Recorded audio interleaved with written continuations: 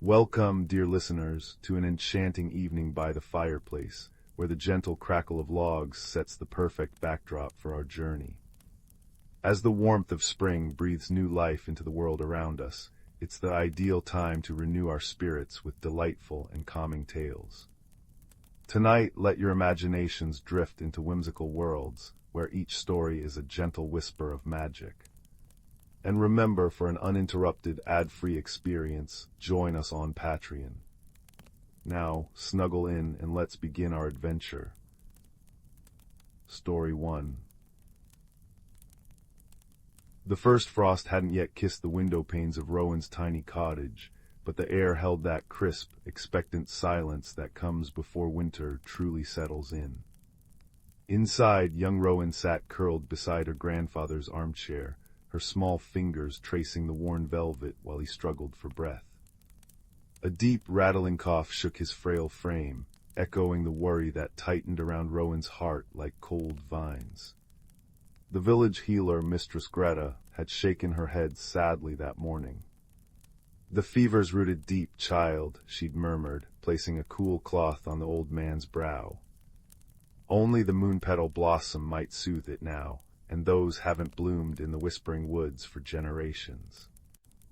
Rowan's gaze drifted to the mantelpiece, where a single, unassuming object rested, a small, smooth stone, milky white as moonlight trapped in river water. It was called the Listening Stone, passed down through her family, whispered to hold a connection to the world's hidden music. Her grandfather had often told her stories of its magic, how it could hum with the song of distant stars, or vibrate with the sigh of ancient trees.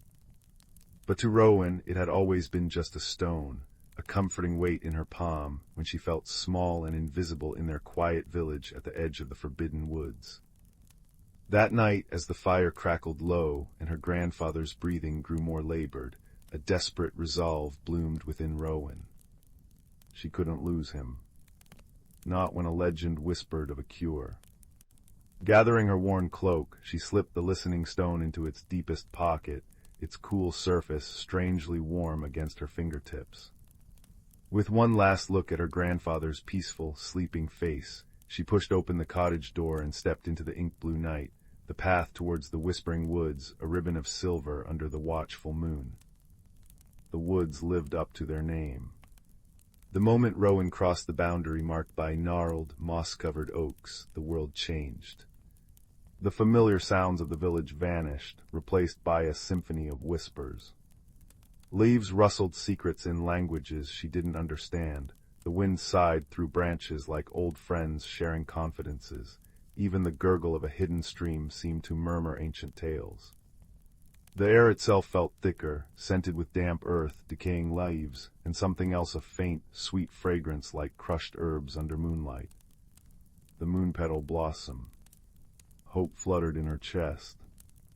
But the woods were not merely whispering, they were alive. Shadows seemed to shift with purpose. Twice, Rowan stumbled over roots that hadn't been there a moment before. Fear prickled her skin, colder than the night air. She clutched the listening stone tighter. As her fear spiked, a soft vibration began in her palm, a gentle hum that resonated up her arm, surprisingly calming. It grew louder, forming a distinct, melodic pattern, a counterpoint to the chaotic whispers. It was the sound of deep roots drinking, of slow, patient growth. Peace seeped into her bones. Following the stone's quiet guidance, Rowan navigated deeper. The trees grew taller, their trunks wide as cottages, draped in luminous silver moss that cast an ethereal glow. She felt watched, but the sensation wasn't hostile. It felt curious, like the woods themselves were assessing the girl who dared enter with the stone. The path vanished, replaced by a carpet of velvet moss that muffled her footsteps. Suddenly, a low growl rumbled from the dense undergrowth. Rowan froze. A massive shape detached itself from the shadows, a creature unlike any she'd ever imagined. It stood taller than a pony, its body covered in thick, shaggy fur the color of moss and bark, tangled with vines and dotted with tiny, glowing mushrooms. Its eyes, large and intelligent, glowed like amber coals beneath heavy brows. It was a wood warden, guardian of the hidden places, and it looked formidable. Terror threatened to swallow Rowan whole. The listening stone flared with warmth, its hum shifting, becoming a series of low, resonant pulses that vibrated through the ground. The wood warden tilted its massive head, its growl softening into a questioning rumble. It took a step closer, sniffing the air. Rowan, heart pounding like a trapped bird, remembered her grandfather's words, "True courage isn't the absence of fear, child. It's speaking kindly when your voice wants to shake, summoning every ounce of bravery." She held out her open palm, revealing the softly humming stone. I mean no harm," she whispered, her voice trembling but clear. "I seek the Moonpetal blossom. My grandfather, he's very ill." The wood warden stared at the stone, then at Rowan.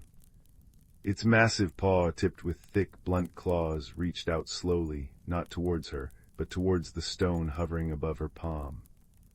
A low, melodic sound emanated from its chest, a deep thrumming that harmonized perfectly with the stone's song. The vibrations merged, creating a wave of pure, resonant sound that washed over Rowan, soothing her fear. The creature's eyes softened. "Thrum," it rumbled, the sound more felt than heard, a name offered. Rowan understood. "I'm Rowan," she replied, a tentative smile touching her lips. An unlikely friendship, born of shared music and shared purpose, was forged in the moon-dappled glade. Thrum became her guide. He moved through the dense woods with surprising grace, his massive form parting ferns and bushes without a sound. He showed her hidden springs where water glowed faintly blue, and groves where luminous butterflies danced like living constellations. The stone continued its gentle hum, a constant companion, its music shifting subtly, sometimes brightening when they neared a hidden path, sometimes deepening into a warning thrum when unseen dangers lurked nearby. Rowan learned to listen with more than her ears. She felt the stone's messages resonate in her bones, a wordless guidebook to the whispering woods. Their journey led them to the edge of a vast, shimmering lake, its surface reflecting the star-strewn sky so perfectly it seemed they stood at the threshold of heaven. Thrum stopped, pointing a claw towards the center of the lake, where a small, mist-shrouded island glimmered faintly. "Moonpetal," he rumbled. But the water wasn't still. Strange, silvery ripples disturbed its surface, forming intricate, fleeting patterns that dissolved as quickly as they appeared. There was no boat, no bridge. Doubt gnawed at Rowan. How could they cross? A tiny spark of light zipped past her ear, then another and another. Fireflies. But these were different, brighter, pulsing with an internal golden light and moving with distinct purpose. They swirled around Rowan and Thrum, their collective light forming a shimmering cloud. One, slightly larger than the rest, hovered directly before Rowan's face. It emitted a series of rapid musical chirps like tiny bells. The listening stone in Rowan's pocket vibrated in response, translating the chirps into a feeling of cheerful curiosity tinged with impatience. They want to help?" Rowan asked Thrum. The wood warden nodded, a low chuckle vibrating in his chest. "Flicker," he indicated the lead sprite. The tiny creature darted forward, bumping gently against the listening stone. As it touched the milky surface, a visible pulse of golden light shot through the stone and into the sprite. Flicker glowed even brighter, its chirps turning into a cascade of clear, high-pitched notes. Understanding bloomed in Rowan's mind. The sprites could weave light into solid form, but they needed the stone's resonance to amplify their power. "They need the stone's song," Rowan guessed. Thrum rumbled affirmation. Rowan focused, pouring her hope, her need to reach the island, into her connection with the stone. She hummed softly, matching the gentle vibration it emitted. Flicker and the other sprites gathered close, their tiny bodies pressed against the stone or Rowan's hands. Their golden light intensified, flowing into the stone and then streaming outwards. Where the light touched the surface of the lake, it solidified, forming shimmering, ephemeral stepping stones of pure, solidified moonlight. The path glowed, fragile and beautiful, across the starlit water. Holding her breath, Rowan stepped onto the first light stone. It held firm, cool, and slightly yielding beneath her foot. Thrum followed, his massive weight causing the stones to ripple slightly but hold. Flicker and the sprite swarm danced around them, their light constantly renewing the path just ahead. It was like walking on captured starlight, the vast silence of the lake broken only by the sprite's musical hum and the soft sigh of their passage. Halfway across, the stone pulsed a sudden, sharp warning thrum. Rowan looked down. Dark shapes like living shadows swirled just beneath the surface, drawn to the light path. Panic flared. The light stones beneath her feet flickered. Flicker's song turned frantic. Remembering the stone's earlier calming resonance, Rowan closed her eyes, pushing aside her fear. She thought of her grandfather's gentle smile, of Thrum's protective presence, of Flicker's cheerful light. She poured that warmth, that sense of connection, into the stone. Its hum deepened, becoming a strong, steady wave of sound that rolled outwards. The dark shapes recoiled, dissolving like smoke in sunlight. The light path solidified, glowing brighter than before. Relief washed over her. They reached the misty island's shore without further incident. Flicker gave a triumphant trill, bumping affectionately against Rowan's cheek before the swarm dispersed, their light fading back to tiny sparks dancing over the water. The island was small, dominated by a single ancient tree with bark like silver scales. At its base, sheltered by roots like gnarled fingers, grew a cluster of flowers unlike any Rowan had ever seen. Their petals were translucent, shimmering with an internal silver light, capturing and reflecting the moonlight like liquid mercury. The air hummed with their delicate, intoxicating fragrance, sweet, clean, and filled with an undeniable sense of potent magic. The moonpetal blossoms. Tears of relief stung Rowan's eyes. As she carefully gathered a few blossoms into a soft cloth from her pocket, the listening stone, resting against the silver bark of the tree, began to vibrate intensely. Not a hum this time, but a deep, resonant thrumming that shook the very ground. Thrum let out a concerned growl. The light of the moonpetals dimmed momentarily. The stone's song wasn't joyful. It was a lament, a sound of deep, aching loss that resonated in Rowan's chest, making her breath catch. She looked at Thrum, her question unspoken. The wood warden's amber eyes were filled with sorrow. He placed a massive paw on the ancient tree. Heartwood, he rumbled, the sound heavy with grief.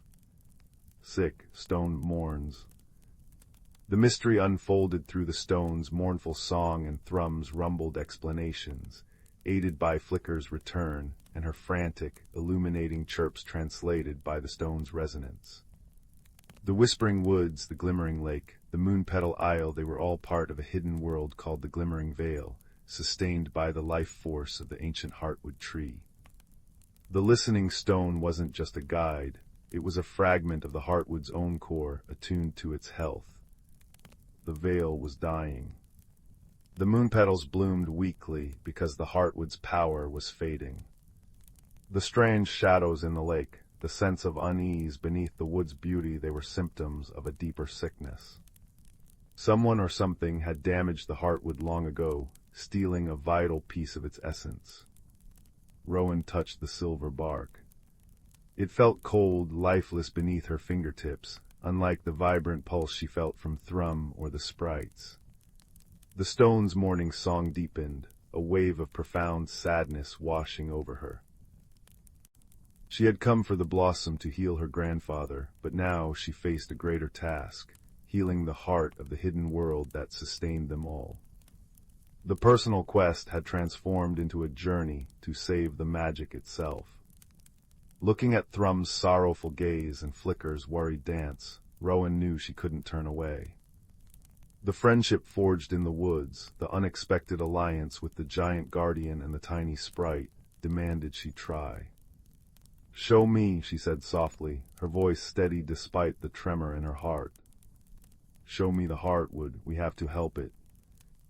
Their journey took them beyond the Moonpetal Isle, deeper into the heart of the Vale than Rowan could have imagined. They traversed valleys carpeted in luminous fungi that pulsed like slow heartbeats, crossed bridges woven from living vines over chasms filled with swirling, bioluminescent mist, and navigated forests of crystal trees that sang when the wind touched them. The stone was their constant guide, its hum now a focused beacon leading towards the source of the Vale's life force. Yet the deeper they went, the more evident the decay became. Patches of the glowing moss turned gray and brittle. The crystal tree's song grew discordant, mournful. The air, once vibrant, felt thin and tired. Flicker's light seemed dimmer, and Thrum moved with a heavy weariness. The stone led them to a hidden cavern entrance, veiled by a waterfall of liquid moonlight. Passing through the shimmering curtain felt like stepping into the chest cavity of the world. Inside, the cavern was vast and cathedral-like, lit by veins of pure, pulsating light that ran through the walls, floor, and ceiling, converging towards the center. There stood the heartwood. It wasn't a tree in the ordinary sense, but a colossal, intricate lattice of living crystal and silver wood, radiating a soft, rhythmic light that should have filled the cavern with warmth. Instead, the light was faint, flickering erratically. At its base, where the pulsing light should have been strongest, there was a jagged, dark hollow, a wound. The air thrummed with a palpable sense of weakness and pain. The listening stone in Rowan's hand vibrated with such intense sorrow it made her bones ache. This was the source of the Vale's sickness. As they approached the wounded heartwood, a figure detached itself from the deep shadows near the cavern wall. It wasn't like Thrum or the sprites. It was woven from shifting darkness and deep violet light, vaguely humanoid but constantly flickering, like a reflection on disturbed water. Its form seemed insubstantial, yet it radiated an aura of profound loneliness and simmering resentment. It hissed as they neared, a sound like wind through dead leaves. Thrum moved protectively in front of Rowan, a warning growl rumbling deep in his chest. Flicker darted behind Rowan's shoulder, her light dimming with fear. The stone vibrated violently, not just with sorrow now, but with recognition and a spark of something else. Understanding flowed into Rowan, clearer than words. This being, this shade, was the thief. It hadn't stolen out of malice, but out of a desperate, aching loneliness. Long ago it had been part of the Heartwood's radiant energy, but something, a cataclysm, a sorrow, had splintered it off, leaving it adrift in shadows, envious of the Vale's vibrant life, unable to truly join it. It had taken a fragment of the Heartwood's core light, hoping to fill its own emptiness, not realizing it was poisoning the source. The shade hissed again, pointing a shadowy limb towards the dark hollow in the heartwood. Mine. The word echoed, hollow and filled with pain. Warmth, life, not alone. Its form flickered violently. Anger warred with pity in Rowan's heart. This creature was the reason for the Vale's fading magic, the reason her grandfather lay ill. But the stone's resonance pulsed with the shade's profound isolation, a mirror to the loneliness Rowan sometimes felt in her village. Thrum tensed, ready to charge. Flicker shivered. Confrontation loomed. Rowan remembered the river of shadows, how the stone's calming resonance had repelled them. She remembered forging the bridge with light and trust. True strength wasn't in force, it was in understanding, in offering connection. She stepped out from behind Thrum, holding the listening stone high. Instead of fear or anger, she poured every ounce of compassion she possessed into it. She thought of Thrum's unexpected friendship, of Flicker's brave light, of her grandfather's unwavering love. She focused on the shared connection they all had to the heartwood, the shared desire for wholeness. The stone responded. Its mournful thrum softened, transforming. It began to emit a low, warm, resonant tone, like a deep bell tolling not in warning, but in invitation. It was a sound of pure empathy, a beacon of shared feeling. The shade flinched, its flickering form recoiling as if struck. It hissed, but the sound was weaker, confused. The warm resonance washed over it. Rowan spoke, her voice clear and gentle in the vast cavern, amplified by the stone's song. You don't have to be alone, you belong here, you are part of this. But taking the light only hurts everyone, even you. Please give it back, come home. The shade shuddered. The violet light within its shadowy form pulsed erratically. The resentment in its posture seemed to waver, replaced by a dawning confusion, a flicker of desperate hope. It looked from the wounded heartwood to the listening stone, humming with warmth, to Rowan's earnest face. The deep, resonant tone emanating from the stone seemed to seep into its very essence. Slowly, hesitantly, the shade extended its shadowy hand. From within its insubstantial chest, a small, intensely bright fragment of pure silver light emerged, pulsing weakly. It floated towards the dark hollow in the heartwood. As the fragment touched the wound, a blinding wave of silver light exploded outwards. Rowan, thrum, and flicker were bathed in its radiance. It wasn't harsh, it was warm, healing, and filled with an overwhelming sense of relief and joy. The cavern walls pulsed with renewed vigor, the veins of light blazing bright and steady. The heartwood itself seemed to sigh, a deep, resonant sound that harmonized perfectly with the listening stone's song. The jagged hollow sealed seamlessly, leaving only smooth, radiant crystal. The shade didn't vanish. As the light washed over it, the clinging shadows dissolved, revealing a being of pure, gentle violet light, shimmering like a captured twilight star. It hovered near the heartwood, no longer flickering with instability, but pulsing softly in time with the great tree's restored rhythm.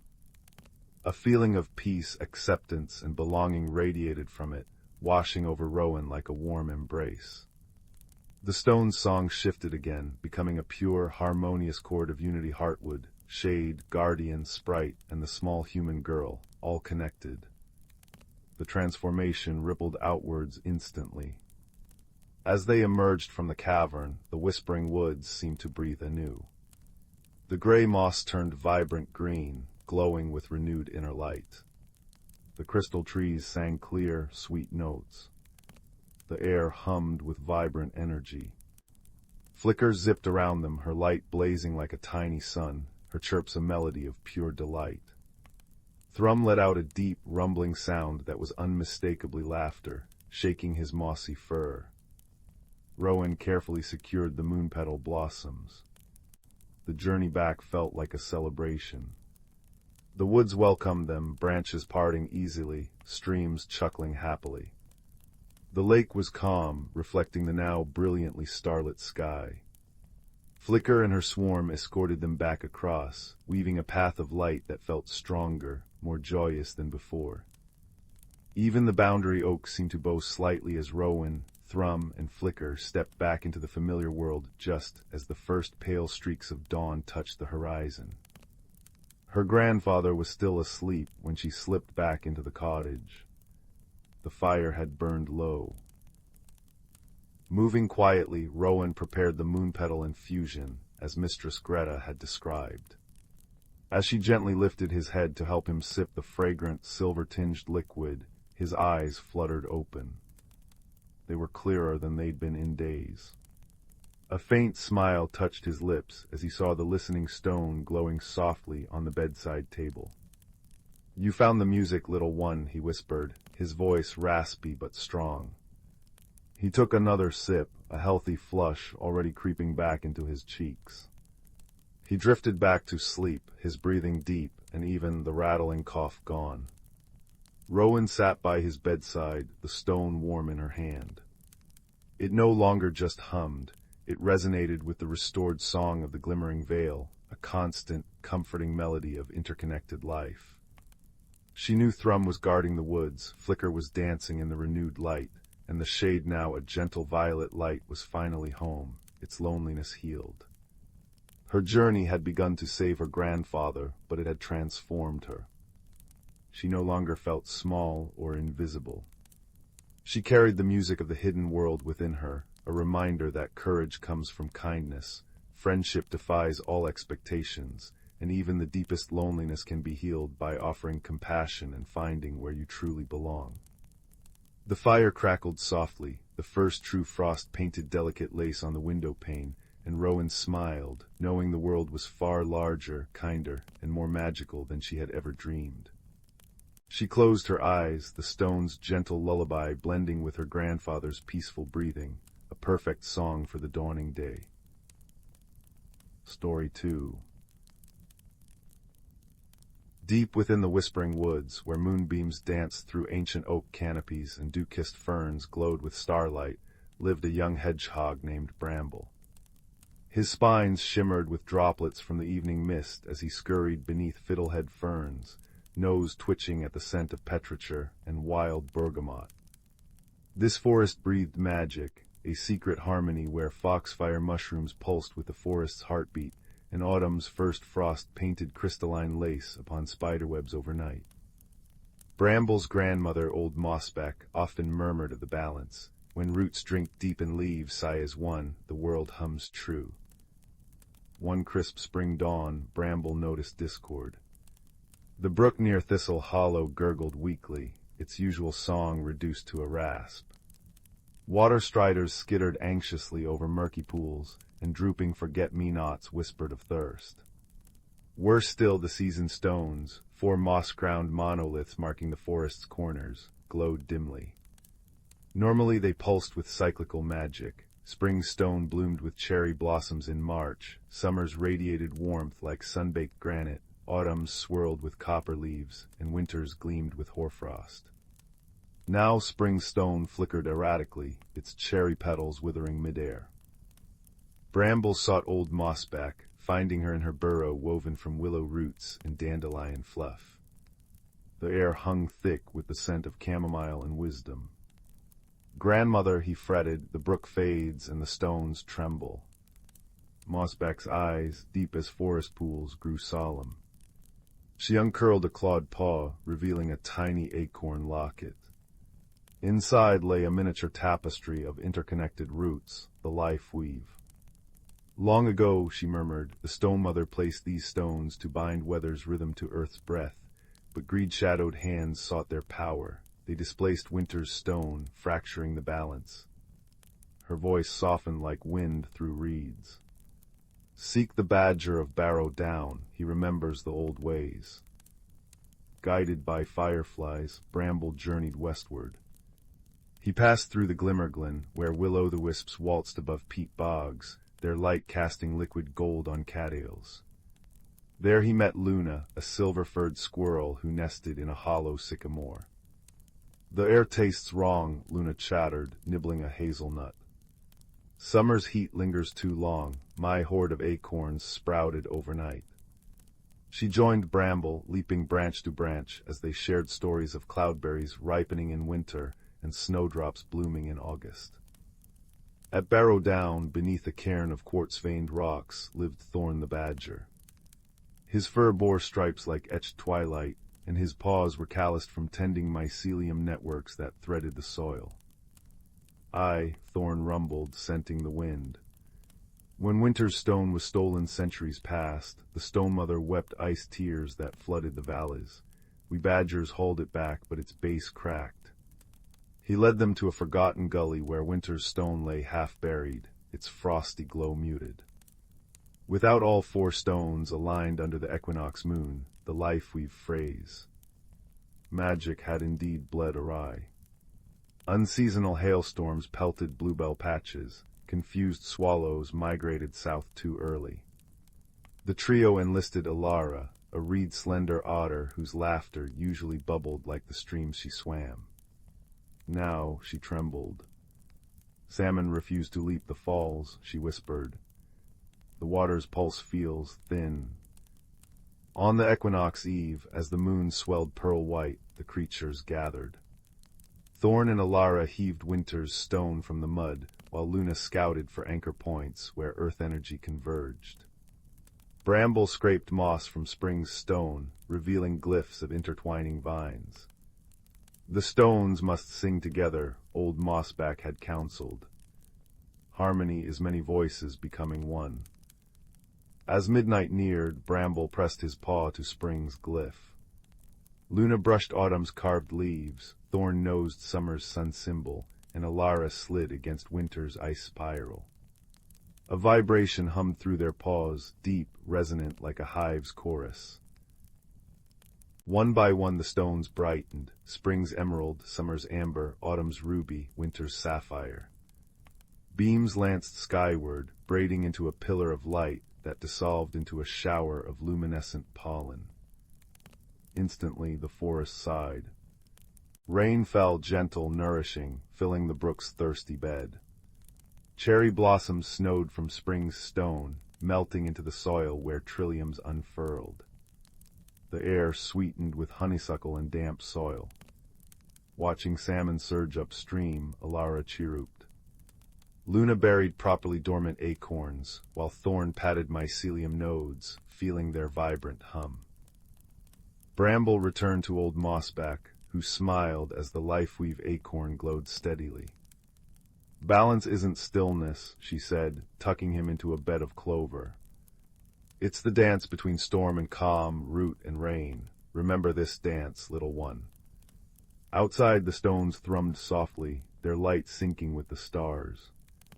Seasons breathed in rhythm once more, cradled by ancient woods where every creature knew, deep in their bones, that wisdom grew from listening, and magic bloomed when hearts tended the world together.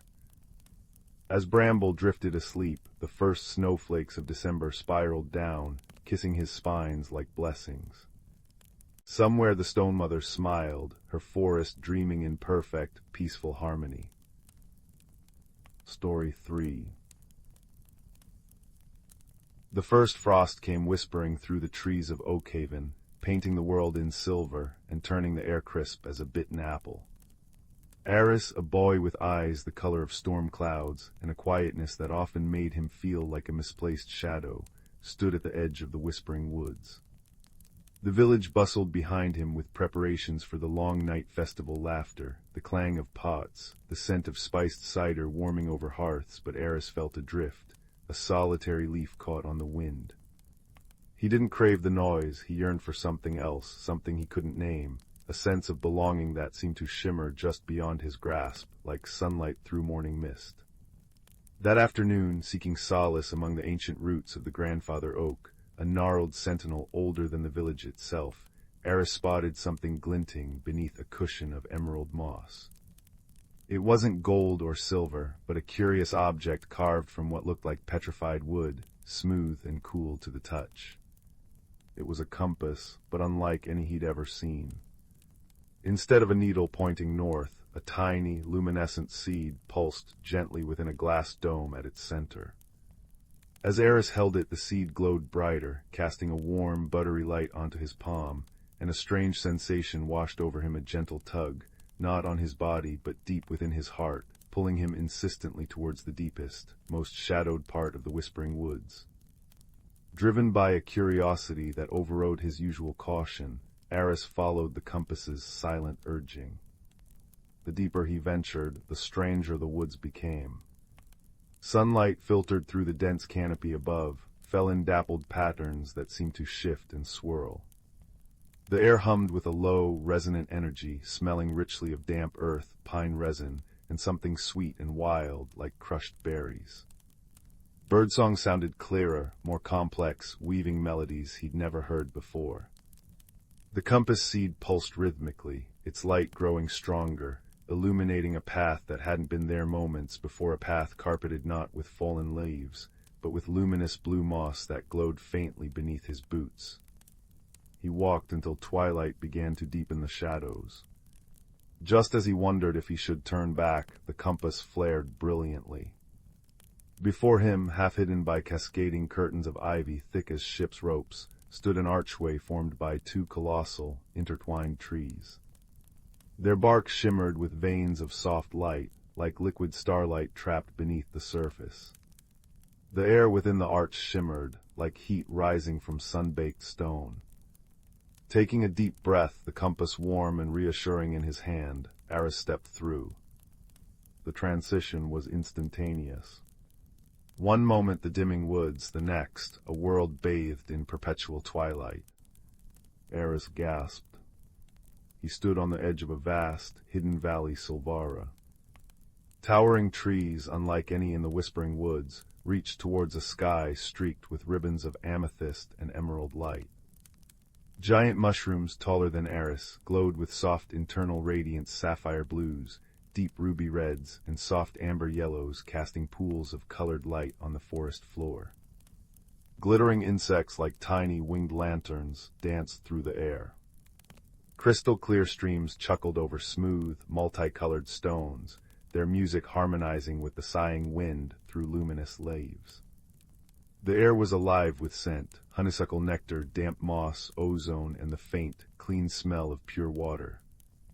Aris felt a profound sense of awe, mixed with a thrilling, unfamiliar sense of rightness. This was the belonging he'd felt tugging at his heart. But the compass seed pulsed again, not with warmth now, but with a sharper, more urgent light.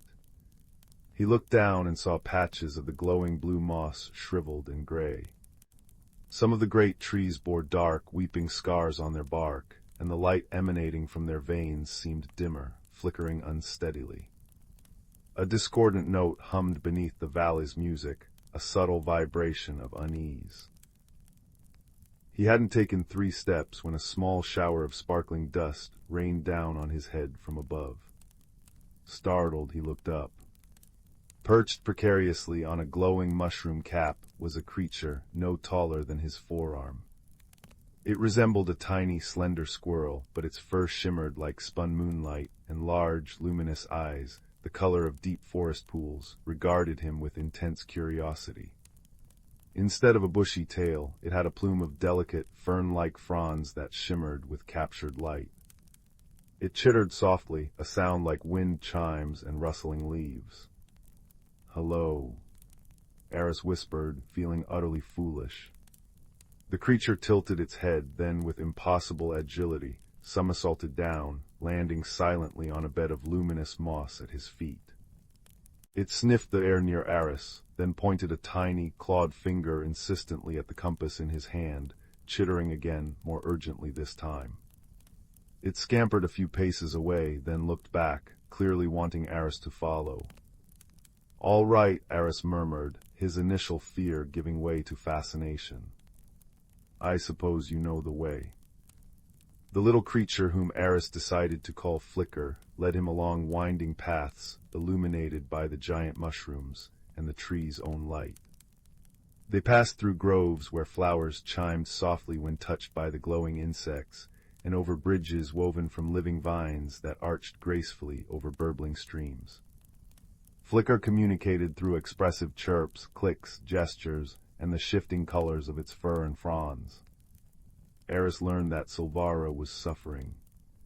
The heartwood tree, the source of the valley's life and light, was weakening. An ancient balance was disrupted, causing the decay Aris had seen.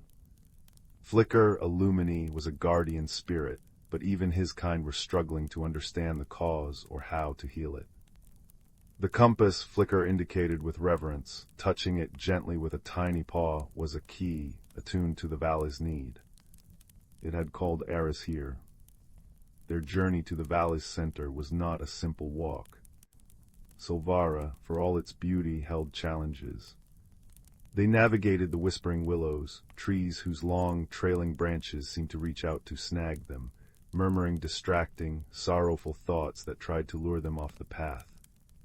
Aris focused on the compass's steady pulse and Flicker's reassuring presence, humming a simple tune his grandmother had taught him to ward off the melancholy whispers. They traversed the crystal caves, a labyrinth of glittering geodes where every sound echoed and distorted, creating confusing illusions. Flicker's knowledge of safe paths and Eris's careful observation of the compass's subtle directional shifts, the seed now glowing towards specific crystal formations, guided them through. Their bond deepened with each obstacle overcome. Eris shared quiet stories of Oakhaven under the soft glow of a giant amber mushroom, while Flicker showed him hidden springs where the water tasted like starlight and taught him the names of luminous flowers in a language of gestures and light. Eris learned that Flicker, though brave, was often dismissed by older Lumini for his small size and restless nature. Eris, in turn, confessed his feeling of being an outsider, too quiet for the boisterous village life. They found a shared language not of words, but of understanding glances, shared silences, and the unspoken trust that grew between them. One evening, as they sheltered under the broad cap of a luminous crimson mushroom during a shower of sparkling rain, Flicker became agitated. He pointed towards the northwest, where the compass seed now pulsed with a deep, troubled crimson light. Through the shimmering curtain of rain, Eris saw it, a section of the forest where the decay was far advanced. The trees stood like skeletal sentinels, their light extinguished. The ground was barren, covered in a thick, gray, choking ash that seemed to absorb the very light around it. The discordant hum was loudest here, a physical vibration that made Eris's teeth ache.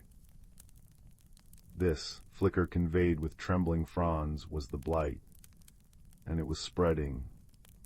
The compass pulled them towards the blight's edge. There, half buried in the gray ash near the roots of a dying tree, lay the source of the disturbance. It wasn't a monster, but a beautiful, tragic object, a large, fractured geode. Once it must have pulsed with pure, harmonious energy, a natural amplifier for the valley's life force. Now a deep crack ran through its center, and dark, viscous energy seeped from the fracture, poisoning the earth and air around it. The crack hummed with that same discordant note, amplified 100-fold. "This is it," Eris breathed, understanding flooding him. The geode's fracture was disrupting the valley's natural resonance. It needed healing, not destruction. But how? He looked at the compass. It pulsed crimson, reflecting the geode's distress, but offered no solution. He looked at Flicker, whose luminous eyes were wide with despair. Then Eris remembered something. Back in Oakhaven, Old Man Hemlock, the village carpenter, had a special way with broken things. He didn't just glue them, he sang to the wood, a low, resonant hum, claiming it helped the fibers remember their wholeness. It had always seemed like nonsense to Eris, but Hemlock's repairs were legendary. Could it work here? Not with wood, but with stone with energy. "It sounds crazy, Flicker," Eris whispered, crouching beside the Lumini. "But what if we try to sing to it, to hum the valley's song, the song it should be singing?" Flicker tilted his head, considering. He looked at the fractured geode, then at Eris, then at the compass pulsing in Eris's hand. Slowly, deliberately, Flicker began to glow brighter, his fur and fronds radiating pure, white light. He opened his tiny mouth, and a single pure, crystalline note rang out, a note that resonated with the memory of clear streams and rustling, healthy leaves. It was the sound of Silvara's heart. Encouraged, Eris closed his eyes. He pushed aside his shyness, his fear of sounding foolish. He thought of the whispering woods at dawn, the sighing wind in the grandfather oak, the comforting crackle of his own hearth fire, the deep, resonant strength of the earth itself. He drew in a breath, and from his chest rose a low, steady hum. It wasn't a tune, but a vibration, a feeling-made sound. He poured into it his newfound connection to Silvara, his gratitude for Flicker's friendship, his desperate hope for healing. At first, nothing happened. The discordant hum from the geode seemed to fight their sound, grating against it. The gray ash swirled angrily. Eris's throat ached, and doubt crept in. But he felt Flicker's light intensify beside him, the Lumini's pure note unwavering, a beacon in the gloom. Aris dug deeper, finding a strength he didn't know he possessed, a resonance born of his quiet nature, his ability to listen deeply. His hum deepened, becoming richer, more grounded, vibrating in his bones and echoing through the poisoned ground. He held the compass tightly. Its crimson light flickered, then began to shift. The pulsing seed softened, turning a deep, soothing indigo. A beam of this gentle light emanated from the compass, joining the combined sound of Eris's hum and Flicker's pure note. The beam touched the fractured geode. Slowly, incredibly, the dark energy seeping from the crack began to recoil. The viscous ooze shimmered, then dissolved like smoke in sunlight. The deep crack in the geode started to glow along its edges, not with the sickly discordant light, but with a warm, golden luminescence. The golden light spread, knitting the fracture together, strand by luminous strand. The discordant hum faltered, sputtered, and faded into silence. The gray ash at their feet shimmered and dissolved, replaced by the soft, glowing blue moss pushing through, vibrant and alive. Their effect was instantaneous. Like a ripple spreading across a pond, vitality surged back into the blighted area. Color flooded the skeletal trees, faint veins of light flickered back to life beneath their bark. The air cleared, filled once more with the sweet, wild scents of Silvara. The hum that remained was the deep, harmonious thrum of a healthy, living world. Exhausted but elated, Aris slumped to his knees. Flicker bounded onto his shoulder, nuzzling his cheek, his fronds shimmering with pure joy. The compass in Aris's hand was warm, its seed pulsing with a calm, steady golden light. They had done it. Together. The journey back to the Heartwood tree, a colossal, ancient tree whose trunk pulsed with soft, rhythmic light deep within its core, was a triumphant procession. Lumini of all sizes and colors emerged from the forest, their forms shimmering like constellations given life. They watched Aris and Flicker pass with expressions of awe and profound gratitude. The Heartwood itself seemed to breathe a sigh of relief as they approached, its light strengthening, bathing the central glade in a warm, golden radiance. Flicker communicated that the key had found the one who could listen, truly listen, to Silvara's need. Aris's quiet nature, his ability to perceive the subtle rhythms others missed, and his courage to act with kindness, had been exactly what the valley required. The Lumini honored him not as a conqueror, but as a friend and a healer. They gifted him a small, perfectly smooth stone from the base of the Heartwood, imbued with the valley's enduring peace. Flicker chittered softly, a question in his luminous eyes. Would Aris stay? Aris looked around at their impossible beauty, felt the deep peace settling into his bones, and then looked at the stone in his hand, feeling the gentle tug of home both homes. He thought of Oakhaven, the scent of spiced cider, the familiar creak of his own bed, the worried face of his mother. He belonged there too, but differently now. He carried Silvara within him. I have to go back, Aris said softly, kneeling to be level with Flicker.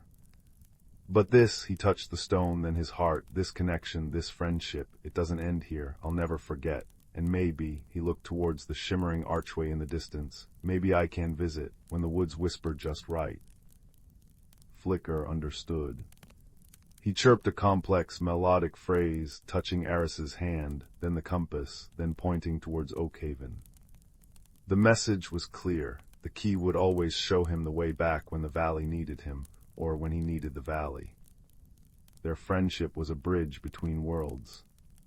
Emerging from the whispering woods into the familiar chill of the Oakhaven evening felt both strange and deeply comforting. The sounds of the long night festival were louder now, joyful and raucous. Aris slipped back into the village, the Heartwood stone warm in his pocket, the compass now cool and dormant against his chest, hidden beneath his tunic. He felt different. The quietness was still there, but it wasn't a shadow anymore. It felt like a deep pool, calm and full of hidden currents. He had faced the blight not with force, but with listening and song. he had found a friend in the most unexpected place. He had discovered a hidden world, and more importantly, he had discovered a hidden strength within himself. He joined the festival, not in the center of the dancing, but near the crackling bonfire. He listened to the stories told by the elders, the laughter of children, the music of pipes and drums. He heard the wind sighing through the pines, a sound he now knew resonated with the deeper song of Silvara. When Old Man Hemlock sat beside him, offering a mug of warm cider, Eris surprised himself. "That humming you do, Mr. Hemlock," Eris said, his voice quiet but clear. "When you fix things, I think I understand it now. It's like helping something remember how to be whole." Hemlock looked at him, his old eyes sharp and kind. He took a slow sip of his cider, the firelight dancing in his spectacles. "Aye, lad," he rumbled, a slow smile spreading across his weathered face. "Aye, that's the heart of it, remembering the wholeness. Seems you've learned a deep truth tonight." He didn't ask where Eris had learned it, but his gaze held a knowing warmth. Later, in his small room under the eaves, the sounds of the festival fading into a contented murmur, Eris took out the heartwood stone. It glowed softly in the moonlight streaming through his window, a gentle, golden pulse that mirrored the rhythm of his own calm heartbeat. He placed the compass beside it on the windowsill. He knew Silvara was safe. He knew Flicker was watching over the heartwood. He knew the path through the shimmering archway would always be there when the call came, or when he needed the deep peace of that hidden valley. As he drifted into sleep, the scent of pine and distant honeysuckle seemed to linger in the air, woven with the familiar comfort of home. He wasn't just Eris of Oakhaven anymore. He was the boy who listened to the woods, the friend of a Lumini, the keeper of a quiet strength. He belonged here and he belonged there, connected by an unbreakable thread of friendship and the gentle, guiding light of a seed that knew the way home. The frost glittered outside, the world hushed and peaceful, holding its secrets and its wonders close. And Eris slept, a small, contented smile on his lips, dreaming of shimmering fronds and the deep, resonant song of a forest world reborn. The quiet within him was no longer emptiness, but a deep wellspring of peace, filled with the echoes of magic and the enduring warmth of an unexpected friend. The night wrapped around Oakhaven like a soft blanket, and all was well. Story 4. The first time the baker's youngest apprentice noticed the path, it was twilight, and the air smelled of cinnamon and damp earth. It wasn't a path marked on any map of Willow Creek. It simply shimmered into existence between the gnarled roots of the ancient oak that guarded the village's edge. Milo, the apprentice, was sweeping flour dust from the bakery steps when a soft, silver light caught his eye. It pulsed gently like a heartbeat made of moonlight, winding away into the deep, shadowed woods where even the bravest woodcutters seldom ventured. Curiosity, a warm ember in his chest, flared brighter than fear. Leaving his broom leaning against the warm brick wall, Milo stepped onto the path. The moment his worn leather boot touched the silvery trail, the ordinary sounds of the village, the clatter of carts, the murmur of voices faded away. Instead, a deep, quiet hum filled the air, like the earth itself was singing a lullaby. The path was soft beneath his feet, covered in moss the color of emeralds and velvet, and it glowed faintly, illuminating strange, luminous flowers that bloomed only in this twilight realm. They unfurled petals like spun starlight, releasing a fragrance that was a blend of vanilla, pine needles, and something utterly indescribable, the scent of pure wonder.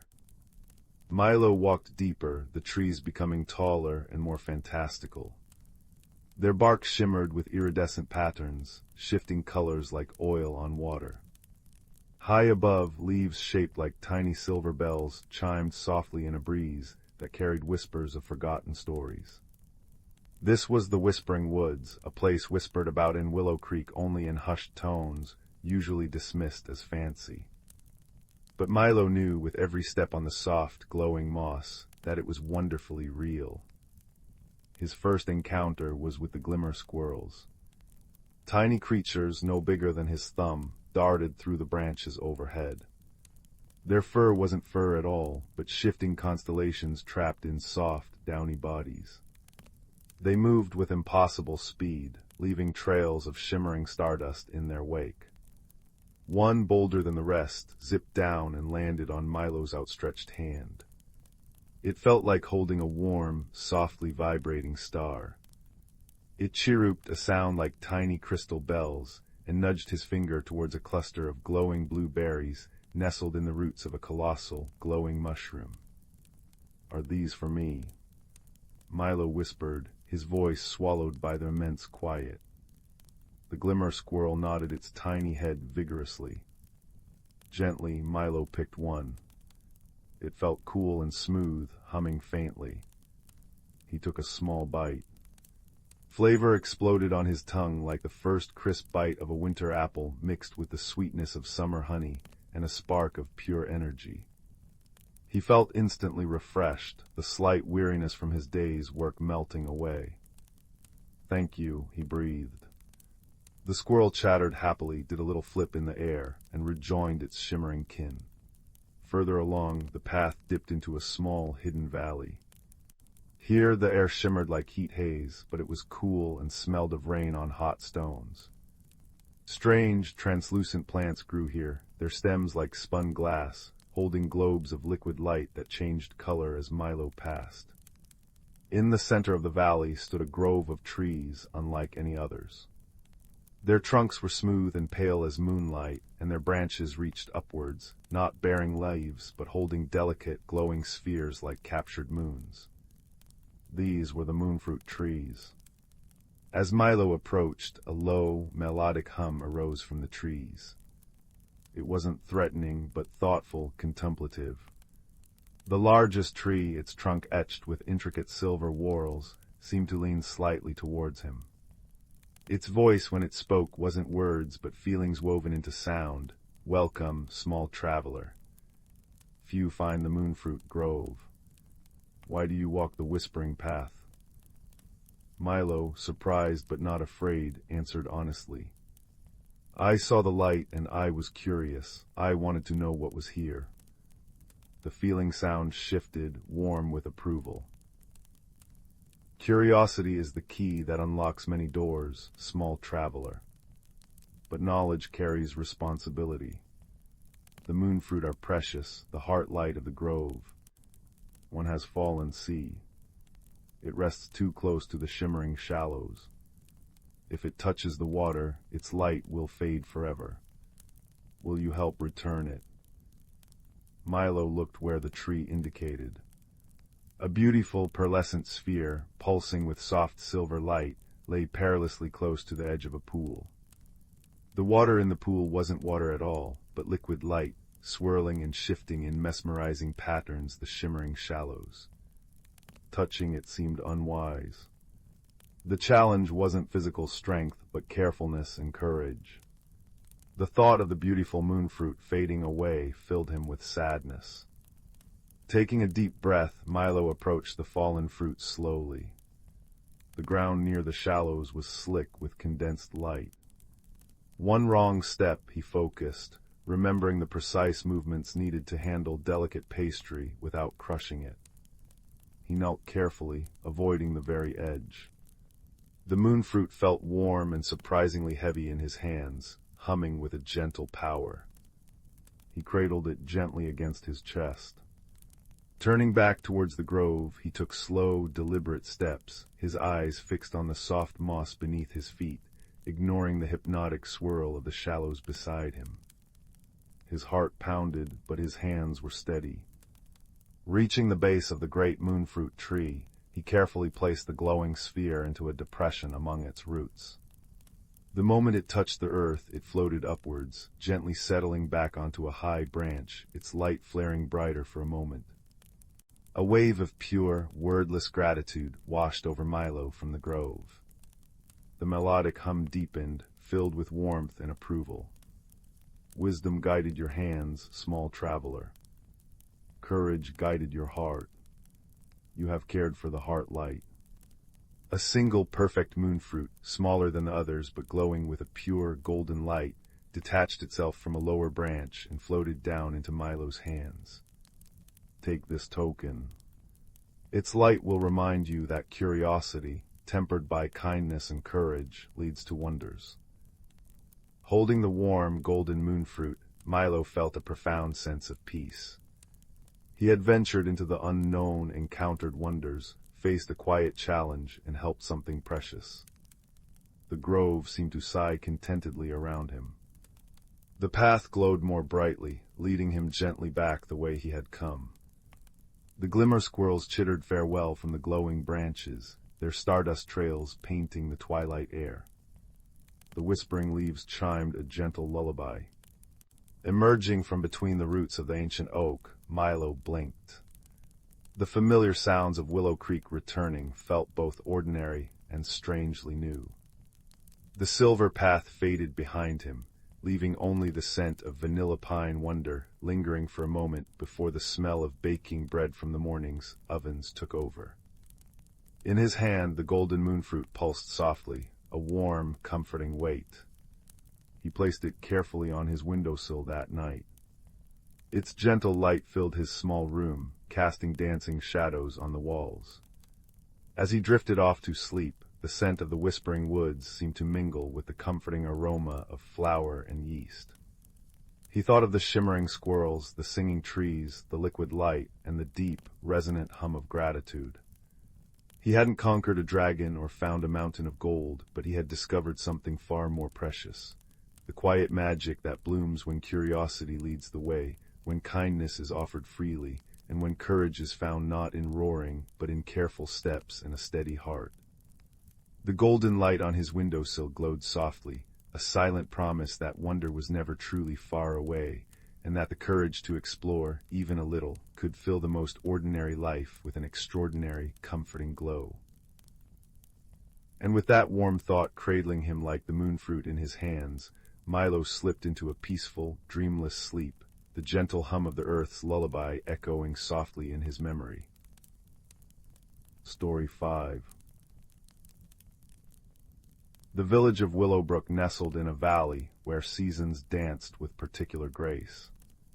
Crisp autumns painted the hills in fiery hues, winters draped everything in silent white, springs burst with wildflower confetti, and summers hummed with drowsy warmth. Yet for young Finn, a boy with thoughtful gray eyes and hair the color of storm clouds, the relentless turning of the world felt less like a dance and more like a dizzying spin. Change unsettled him. The first chill wind whispering of autumn's approach would tighten his chest. The melting snow revealing muddy earth felt like a loss, not a promise. He preferred the steady glow of his grandmother's hearth, the familiar creak of the old willow swing, the unchanging constellations painted across the night sky. One blustery autumn afternoon, while the wind rattled the last stubborn leaves clinging to the oaks, Finn noticed something peculiar about the ancient, gnarled tree at the heart of the village green. Known simply as Grandfather Oak, it usually stood as a steadfast symbol of permanence. But today, nestled deep within a hollow in its massive trunk, pulsed a soft, silvery light. It flickered like captured moonlight, gentle yet undeniable. Drawn by its quiet strangeness, Finn approached. The air around the hollow hummed faintly, tasting of ozone and damp earth. Inside, nestled on a bed of velvety moss, lay a smooth, egg-shaped stone. It wasn't stone, Finn realized upon touching it. It was cool, yielding slightly, and the silvery light emanated from deep within its milky white core. As his fingers brushed its surface, a tiny spark leapt, warm and tingling. That night, tucked under his patchwork quilt, Finn couldn't stop thinking about the glowing object. He'd hidden it in his window seat, its soft light casting shifting patterns on the ceiling. Sleep eluded him as worries swirled. What is it? Will it change? What if it stops glowing? What if it does something else? The familiar fear of the unknown coiled in his stomach. The next morning, Finn found the object had changed. Overnight it had sprouted delicate crystalline filaments, fine as spider silk, shimmering with the same silver light. It looked fragile, alien, and utterly unpredictable. Finn's instinct was to hide it away, to stop whatever transformation had begun. He carefully wrapped it in a soft cloth and tucked it deep into his wardrobe, shutting the door firmly. He avoided the village green, steering clear of Grandfather Oak's knowing presence. But change, once invited, has a way of unfolding. That evening, a low, melodic humming filled Finn's small room. It came from the wardrobe. Peeking inside, he gasped. The cloth bundle pulsed with light, and the crystalline filaments had grown, weaving themselves into intricate, lace-like patterns that glowed with an inner warmth. More startlingly, perched on the edge of the wardrobe shelf, watching him with bright, curious eyes, was Pip. Pip was a sprightly red squirrel, known throughout Willowbrook for his boundless energy and cheerful chattering. He wasn't usually a visitor to Finn's quiet room. Now, he twitched his nose towards the glowing bundle. "Bit bright for hiding, isn't it?" Pip chirped, his voice like rustling leaves. "Grandfather Oak sent me, said something about a spark needing air." Finn, startled by the talking squirrel, though in Willowbrook such things were not entirely unheard of, especially near Grandfather Oak, felt a flush of embarrassment. It was changing," he mumbled. "I didn't know what it would become. It scared me." Pip tilted his head. "Scarier than Mrs. Bramble's prize-winning turnip stew. Now that's unpredictable." He scampered down and nudged the bundle gently with his nose. The humming intensified, a sound like distant wind chimes. "Seems friendly enough. Change isn't always bad, Finn. Look at acorns, tiny hard things, then poof, mighty oaks. Bit of a change, that." He winked. Hesitantly, Finn unwrapped the object. The crystalline structure had grown again, now resembling a tiny, intricate lantern. The light within swirled like liquid silver. Pip chattered excitedly. "Ooh, shiny, come on, Finn. Grandfather Oak reckons it needs, well, you properly not shut away." Reluctantly, heart pounding with the uncertainty of it all, Finn followed Pip out into the crisp autumn evening. Grandfather Oak stood sentinel under a sky deepening to indigo, the first stars pricking through. As Finn approached, holding the glowing lantern object, the ancient tree's leaves rustled in a welcoming sigh. "Welcome back, young sapling," a voice resonated, not in the air, but deep within Finn's mind, slow and rich as old soil. "The seedling felt your fear. It mirrors the spirit of its keeper, you see. When you hit it, its light dimmed, its growth faltered." Finn looked down at the seedling. Its light had seemed less vibrant in the wardrobe. "Mirrors me," he whispered. "Indeed," Grandfather Oak rumbled gently. "Your resistance to change, your fear of the unknown, it feeds stagnation.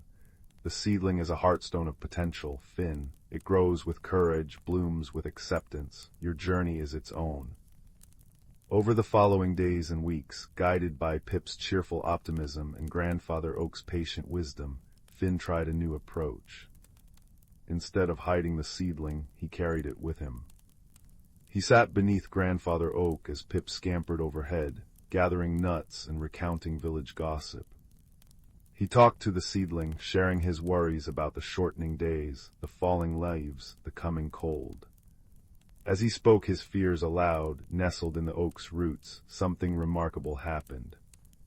The seedling's light would flicker, then grow steadier, warmer. Tiny new crystalline facets would shimmer into existence. He met others touched by the valley's gentle magic. There was Old Man Hemlock, the beekeeper, whose bees hummed lullabies. He showed Finn how the hive changed with the seasons, the frantic gathering of summer, the quiet clustering of winter, each phase vital. "Resist the winter clustering," Hemlock murmured, smoke curling peacefully from his pipe, "and the whole hive perishes. Flow with it, prepare for it, and spring finds them strong." As Finn listened, the seedling in his lap pulsed with a soft, golden light, reflecting the warmth of the beekeeper's wisdom. He helped Bryony, the gardener, with hands always stained with earth, as she tenderly tucked her precious bulbs beneath blankets of mulch for their long winter sleep. "They look like they're dying, don't they?" Bryony smiled, patting the soil. "But deep down they're gathering strength, dreaming of sunshine. Change isn't an ending, Finn. It's often just a different kind of beginning, a hidden gathering." A shower of tiny, emerald-green sparks erupted from the seedling as Bryony spoke, settling on the dark earth like hopeful stars. Finn began to notice the beauty in the transitions he'd feared. The fiery glory of the autumn maples wasn't just a prelude to bareness, it was a breathtaking spectacle. The first snowfall wasn't just a blanket of cold, it was a hush that made the crackle of his grandmother's hearth sound sweeter, the scent of spiced cider richer. He learned to find comfort in the rhythm, the constant, gentle shift. He shared these small discoveries with the seedling, the crunch of frost underfoot, the intricate lace of ice on a pond, the way the winter sun, though weak, felt precious on his face. As Finn's heart opened to acceptance, the seedling transformed. It grew steadily, no longer a simple lantern, but a complex, beautiful sculpture of interwoven light and crystal. It blossomed into a sphere about the size of Finn's head, cradled within a lattice of shimmering filaments that pulsed with soft rainbows: silver, gold, emerald, the deep blue of twilight. It hummed constantly now, a soothing vibration that resonated deep in Finn's bones, a sound of peace and profound potential. The deepest winter arrived, wrapping Willowbrook in a thick, silent quilt of snow. One bitterly cold night, a howling wind descended, fiercer than any Finn could remember. It rattled shutters, moaned down chimneys, and threatened the fragile glass in the greenhouse where Bryony nurtured her winter seedlings. The village lanterns flickered wildly. Fear, cold and sharp, threatened to seize Finn again. He clutched the radiant seedling, now glowing like a captured piece of the aurora, seeking its comfort. "Now, young sapling," Grandfather Oak's voice resonated within him, calm and deep. "The change you feared is here, but you are not the same boy who found the seedling. You carry its light within you now as it carries yours. Share your courage." Finn took a deep breath. He remembered the lessons, the bees clustering for warmth, the bulbs dreaming underground, the necessity of winter's rest. He didn't fight the fear, he acknowledged it, then let it flow through him, focusing instead on the steady warmth of the seedling in his hands and the peaceful strength he'd cultivated. He stepped out into the howling gale, the seed light casting a wide, calm circle of radiant color around him: gold for resilience, silver for acceptance, green for growth, blue for peace. He walked towards the greenhouse. As he approached, holding the seed light high, a remarkable thing happened. The ferocious wind, lashing at the glass, seemed to soften as it touched the sphere of colored light. The howl lessened to a sigh. The frantic flickering of the village lanterns steadied. Within the greenhouse, the terrified shivering of Bryony's seedlings stilled. The seedlight's radiance didn't banish the storm, but it created a pocket of profound calm, a sanctuary woven from Finn's own hard-won acceptance and the seedling's mirrored magic. He stood there, a small figure against the night, holding aloft a beacon not just of light, but of serenity. Villagers peering from their windows felt their own fears ease, soothed by the unexpected island of peace emanating from Finn and his glowing companion. When the storm finally blew itself out at dawn, leaving a world scrubbed clean and sparkling under a pale sun, Willowbrook gathered at the village green.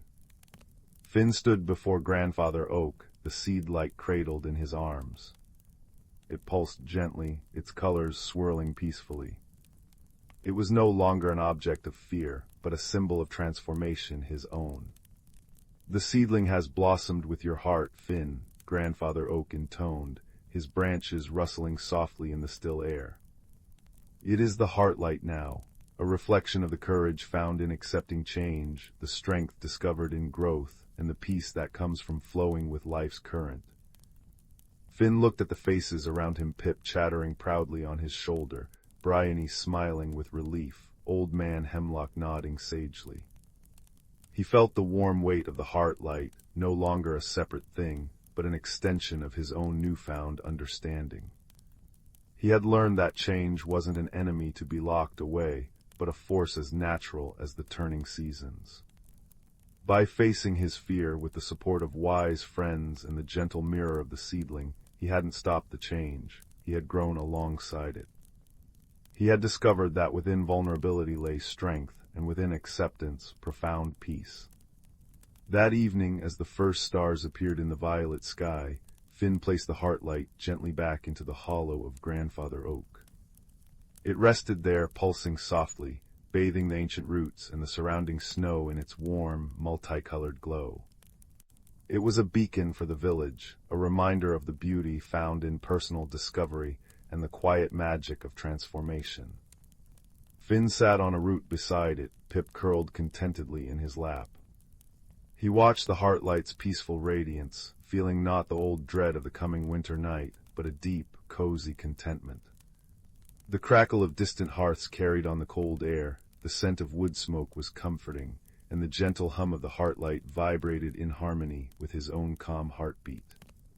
He had grown, and the world, though ever-changing, felt like a welcoming home, softly illuminated from within. Story 6. Deep within the whisperwood, where ancient oaks wore beards of silver moss and moonlight pooled like liquid mercury on fern-carpeted floors, lived creatures whose lives intertwined with the forest's breath. Here the boundary between earth and enchantment thinned like morning mist. Autumn had overstayed its welcome. Crisp amber days lingered weeks beyond their season, while winter's frosty whispers remained trapped behind the mountains. The forest creatures felt this imbalance in their bones. Squirrels twitched restless tails before half-empty nut caches, bees drowsed over frozen blossoms, and badgers paced their dens in confusion. Young Pip, a hedgehog whose quills still held the softness of youth, noticed the forest's unease most keenly. While gathering dew-kissed mushrooms one twilight, he saw elderberry bushes blooming alongside frost-starved holly berries, a sight that prickled his spine. That evening, as Pip nestled in his moss-lined burrow beneath a gnarled hawthorn root, he heard a sound like crumbling parchment. It was old Banyan, the tortoise whose shell bore map-like grooves of centuries, shifting ponderously near Pip's doorway. "The wind chimes are silent," rumbled Banyan, his voice a bass note beneath the rustling leaves. "Winter's breath cannot find its song." He explained how seasonal harmonies flowed through 4 great stones hidden in the forest's heart, spring's budding crystal in the meadow of mists, summer's sun-warmed amber in the firefly glade, autumn's copper disk in the maple hall, and winter's frosted sapphire in the icefall grotto. Each stone sang to elemental spirits, breezes, sunbeams, rain clouds, and frost, guiding their dance through the year. But now the winter stone's chime had faded. Pip's paws tingled with purpose. At dawn he set out toward the northern ridges, where winter's touch should have already silvered the pines. Banyan's wisdom guided him, seek where the river sighs and the ravens nest. Pip journeyed through cathedral-like groves, where shafts of honeyed light illuminated dancing dust motes. He passed badgers patiently teaching cubs to sniff out tardy earthworms, and spider-weavers spinning dew-jeweled tapestries between birch saplings. The air carried layered scents, decaying leaves like spiced tea, icy water over stone, and the sweet rot of fallen crabapples. After 3 sunrises, Pip reached the singing river, its voice now a listless murmur. There, perched on a frost-rimed branch, sat Onyx, a raven whose feathers held blue-black depths. "The grotto weeps," she croaked, gesturing northward with her beak. A great pine fell in the last storm. Together they climbed slopes where the air grew sharp as shattered quartz. Pip's nose twitched at the clean scent of impending snow, somehow trapped beyond reach. They found the iceful grotto choked by the colossal fallen pine. Behind its tangled roots lay the winter stone, a sapphire plinth taller than Pip, its surface etched with glacial fractals. But no chime resonated from it. Instead, a faint, pained hum vibrated through the earth. Pip pressed his ear to the stone and heard Winter's spirit, a crystalline entity named Rhyme, whispering like wind through frozen reeds. The roots bind my song. The seasons unravel. Onyx soared to survey the damage while Pip studied the roots. They weren't merely trapping the stone, they were growing through it, drawn by its dormant magic. Pip remembered the forest's unseen threads, how mycelium networks shared nourishment between trees. We need the root weavers, he murmured. Onyx spread her wings toward the valley, where glowworms lit the dusk like fallen stars. By moonrise, Pip and Onyx returned with shimmering reinforcements, a battalion of glowworms casting soft bioluminescence, and a family of pine voles, tiny, clawed engineers who communed with root systems. The glowworms settled upon the pine's trunk, their gentle light revealing pathways through the wreckage. The voles scrambled into the earth, whispering to the tree's roots in vibrations only plants understood. Pip dug alongside them, his paws dislodging pebbles as the voles coaxed tendrils away from the stone with promises of richer soil westward. For 2 nights they worked. Pip's paws grew raw, Onyx's beak chipped from prying bark, and the voles' noses dusted with soil. Yet as they labored, the forest sustained them. Wood ants delivered sap-sweetened aphid honey, owls shaded them with outspread wings during daylight, and meltwater from hidden ice caves trickled into mossy cups. Even the displaced roots, guided by the voles, began knitting themselves into a new lattice beneath a sapling oak. On the 3rd midnight, as the moon hung like a pearl in a velvet sky, the last root slid free. Pip placed his paw upon the winter stone. Instantly a clear, high note rang out, a sound like icicles shattering in sunlight. Frost spiraled from the stone, weaving patterns in the air. Rhyme emerged, a wisp of mist and starlight, and swept through the grotto. The pine's wood silvered over, frozen lace blossomed on every surface. The change rippled through the whisperwood. At Maple Hall, the autumn stone's copper disk dimmed peacefully. In the meadow of mist, spring's crystal pulsed once, storing its energy. And as Pip trekked homeward, winter arrived, not with a roar, but with a sigh. Snowflakes, each a unique star, drifted onto his back. He passed squirrels now sleeping in snow-draped drays, bees dreaming in ice-embroidered hives, and badgers content in deep, cold dens. Old Banyan awaited him at the hawthorn root, snow crowning his ancient shell. You mended the forest's heartbeat, he murmured. Pip curled beside him, watching his breath plume in the air. The whisperwood hummed with restored balance, the crunch of snow under fox paws, the distant hoot of owls, the wind playing icy chimes in the cedar boughs. Pip understood now, magic wasn't grand spells, but countless small harmonies. The voles whispered treaties with roots, the raven's sky-high perspective, the glowworm's selfless light, and even his own stubborn paws. All were threads in the forest's living tapestry. As he drifted into hibernation, lulled by the creak of frost-touched branches, Pip felt the deep, resonant chime of the winter stone echoing in his bones, a lullaby of resilience sung by the earth itself. And high above, the first true snow began to fall, tucking the mended world into a quiet, sparkling dream. Story 7. The twin moons of Veridia cast silver-blue patterns across Leo's bedroom ceiling.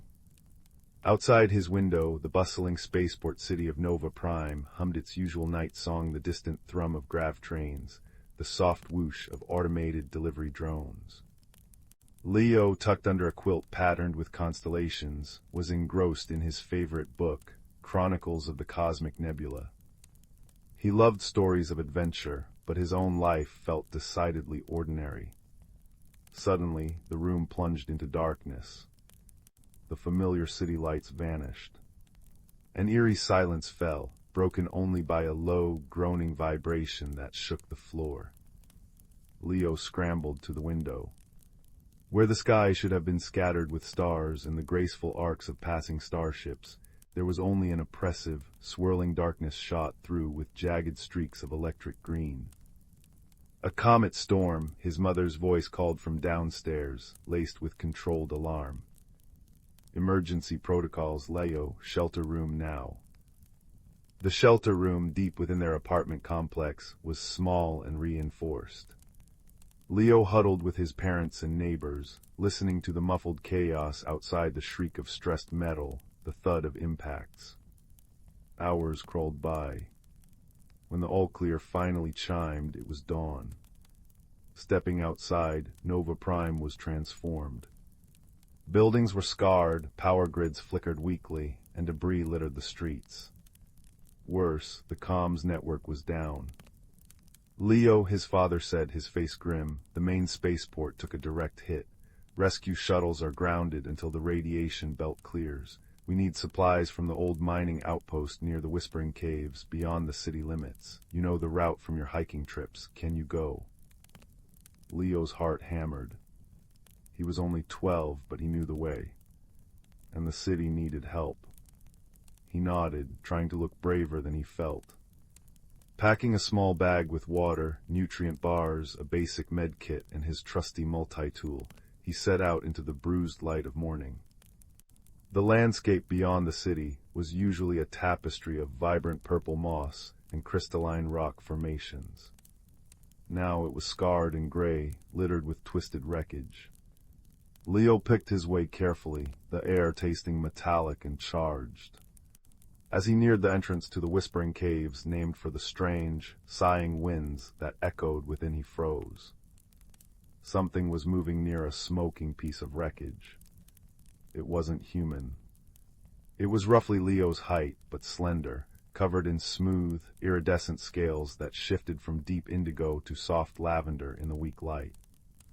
It had 3 long, delicate fingers on each hand, and large, pupil-less eyes the color of molten gold. It seemed injured, clutching one arm close to its body, emitting soft, high-pitched clicks that sounded like distress. Leo's breath caught. An alien. He'd seen holos, of course, but never one so close, especially not alone on Veridia. Fear prickled his skin. What if it was dangerous? What if it blamed humans for the storm? He remembered stories of hostile species. Slowly he backed away, his boot crunching on a loose stone. The alien creature whirled around, its golden eyes wide. It saw Leo and let out a startled warble, staggering back. Its scales flared a sudden, brilliant crimson, a clear warning. It raised its uninjured arm, not aggressively, but defensively, trembling. It was just as scared as he was. Leo stopped. The fear in those golden eyes mirrored his own. This wasn't a monster, it was another being caught in the storm, hurt and alone. Hesitantly, Leo lowered the multi-tool he hadn't realized he'd drawn. He took a slow step forward, holding his empty hands, palms out, a universal gesture he hoped meant peace. "I won't hurt you," he said softly, though he doubted it understood. The alien tilted its head, scales shifting back to a wary indigo. It made a series of softer clicks, pointing a trembling finger towards its injured arm, then towards the dark maw of the Whispering Caves. It gestured again, a sweeping motion towards the sky, then back to the wreckage. Leo understood. Storm. Crash. Hurt. Shelter. He nodded. Shelter, yes, the caves. He pointed towards the entrance. A flicker of understanding passed between them, fragile as a spider web. The alien, whom Leo decided to think of as Indigo for now, cautiously followed him towards the cave entrance. The wind sighed mournfully around them as they stepped inside the cool, echoing darkness. Leo used his multi-tool to activate a small light beam. The cave was vast, its walls glittering with embedded minerals. He found a relatively smooth alcove. "Here," he said, gesturing. Indigo sank down, exhaustion evident in its posture. Leo rummaged in his pack. "Medkit," he explained, holding up the small case. He mimed cleaning a wound. Indigo watched intently, then slowly extended its injured arm. The limb was slender, ending in 3 long, jointed digits. A deep gash marred the smooth scales near the shoulder joint, leaking a viscous, silver fluid. Leo worked gently, cleaning the wound with antiseptic wipes. Indigo flinched but didn't pull away, emitting low, humming sounds that seemed surprised. Grateful. Its scales pulsed a soft, hesitant blue-green. As Leo applied a sterile bandage, hoping it was compatible with alien biology, a deep rumble shook the cave. Dust rained from the ceiling. Outside, the sky darkened again. The comet storm wasn't over, it was circling back. "More storm," Leo whispered, fear returning. The cave entrance offered little protection against a direct hit. He scanned the cavern. "Deeper, we need to go deeper." Indigo understood the urgency. Rising unsteadily, it followed Leo as he probed deeper into the whispering caves with his light beam. The sighing wind grew louder, almost like voices murmuring secrets. They found a narrower passage leading downwards, hopefully offering more solid rock overhead. As they descended, the air grew noticeably colder. Leo shivered, his thin jacket inadequate. He saw Indigo wrapping its long arms around itself, its scales losing their luster, becoming a dull, cold gray. It was freezing. Leo remembered the emergency thermal blanket in his pack. He unfolded it, a thin sheet of reflective material. He hesitated for only a second. Friends share warmth, his grandmother always said. He stepped closer to Indigo, who watched him warily. Carefully, slowly, Leo draped half the blanket around the alien's slender shoulders and kept the other half around himself. They stood close, sharing the thin barrier against the biting cold. Indigo stiffened initially, then relaxed. A profound shiver ran through its frame. Then something extraordinary happened. A soft, warm glow began to emanate from its chest, spreading outwards through its scales. The light was gentle, golden white, like captured sunshine. It wasn't just light, it was warmth. The space under the shared blanket filled with a comforting, radiant heat that chased away the cave's chill. Indigo looked at Leo and made a soft, musical trill, its golden eyes holding an unmistakable expression. "Thank you." Warm. Leo smiled, a genuine smile of relief and wonder. "Thank you," he breathed, basking in the unexpected warmth. "That's amazing." He pointed to the light. "Beautiful." Indigo pulsed the light brighter for a moment, a soft lavender hue tinging the gold. "Happy." The storm raged outside, but huddled together in their shared cocoon of light and warmth, the vast differences between human boy and alien being seemed to melt away. They were just 2 frightened creatures, finding comfort in each other's presence. Leo shared his nutrient bars. Indigo, after cautious sniffing, accepted one, nibbling delicately. It then produced a small, crystalline pod from a pouch on its belt, offering it to Leo. Inside was a sweet, jelly-like substance that tasted like honey and starlight. Leo grinned. "Friends." Indigo tilted its head, processing the word. Then it reached out one long, cool finger and gently touched Leo's hand. Its scales pulsed a deep, steady blue. "Friends." The storm finally passed. Weak daylight filtered into the upper caves. Their immediate challenge was survival, but Leo remembered his mission. "My people," he said, pointing back towards Nova Prime. "Need supplies." He mimed carrying boxes. "In the mining outpost." He pointed deeper into the cave system. knowing the old tunnels connected to the outpost's lower levels. Indigo understood. It pointed towards the deeper tunnels, then to itself, then to Leo. Together, it made a series of complex clicks and gestures, indicating it knew a quicker, safer path through the unstable caves. It remembered the layout from its own ship's scans before the crash. The journey through the deeper tunnels was treacherous. Fallen rocks blocked paths, and deep fissures opened in the floor. Leo's multi-tool proved invaluable for clearing small debris and testing ground stability. Indigo, however, possessed an incredible sense of balance and an innate understanding of rock harmonics. It could tap a wall and listen, sensing weaknesses Leo couldn't perceive. It guided him away from unstable ceilings and across narrow ledges with unerring confidence. When Leo slipped on loose scree, Indigo's surprisingly strong grip shot out, steadying him instantly.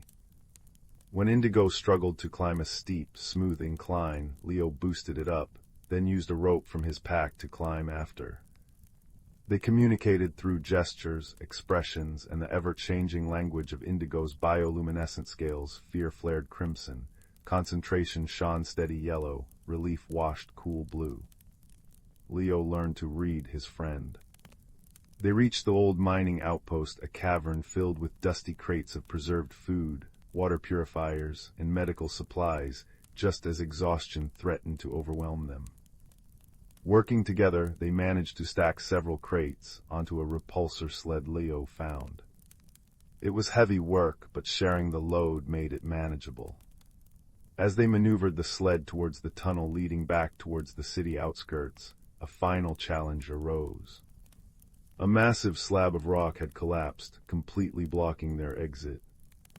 Leo's multi-tool was useless against it.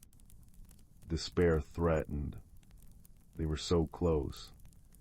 Leo slumped against the rock.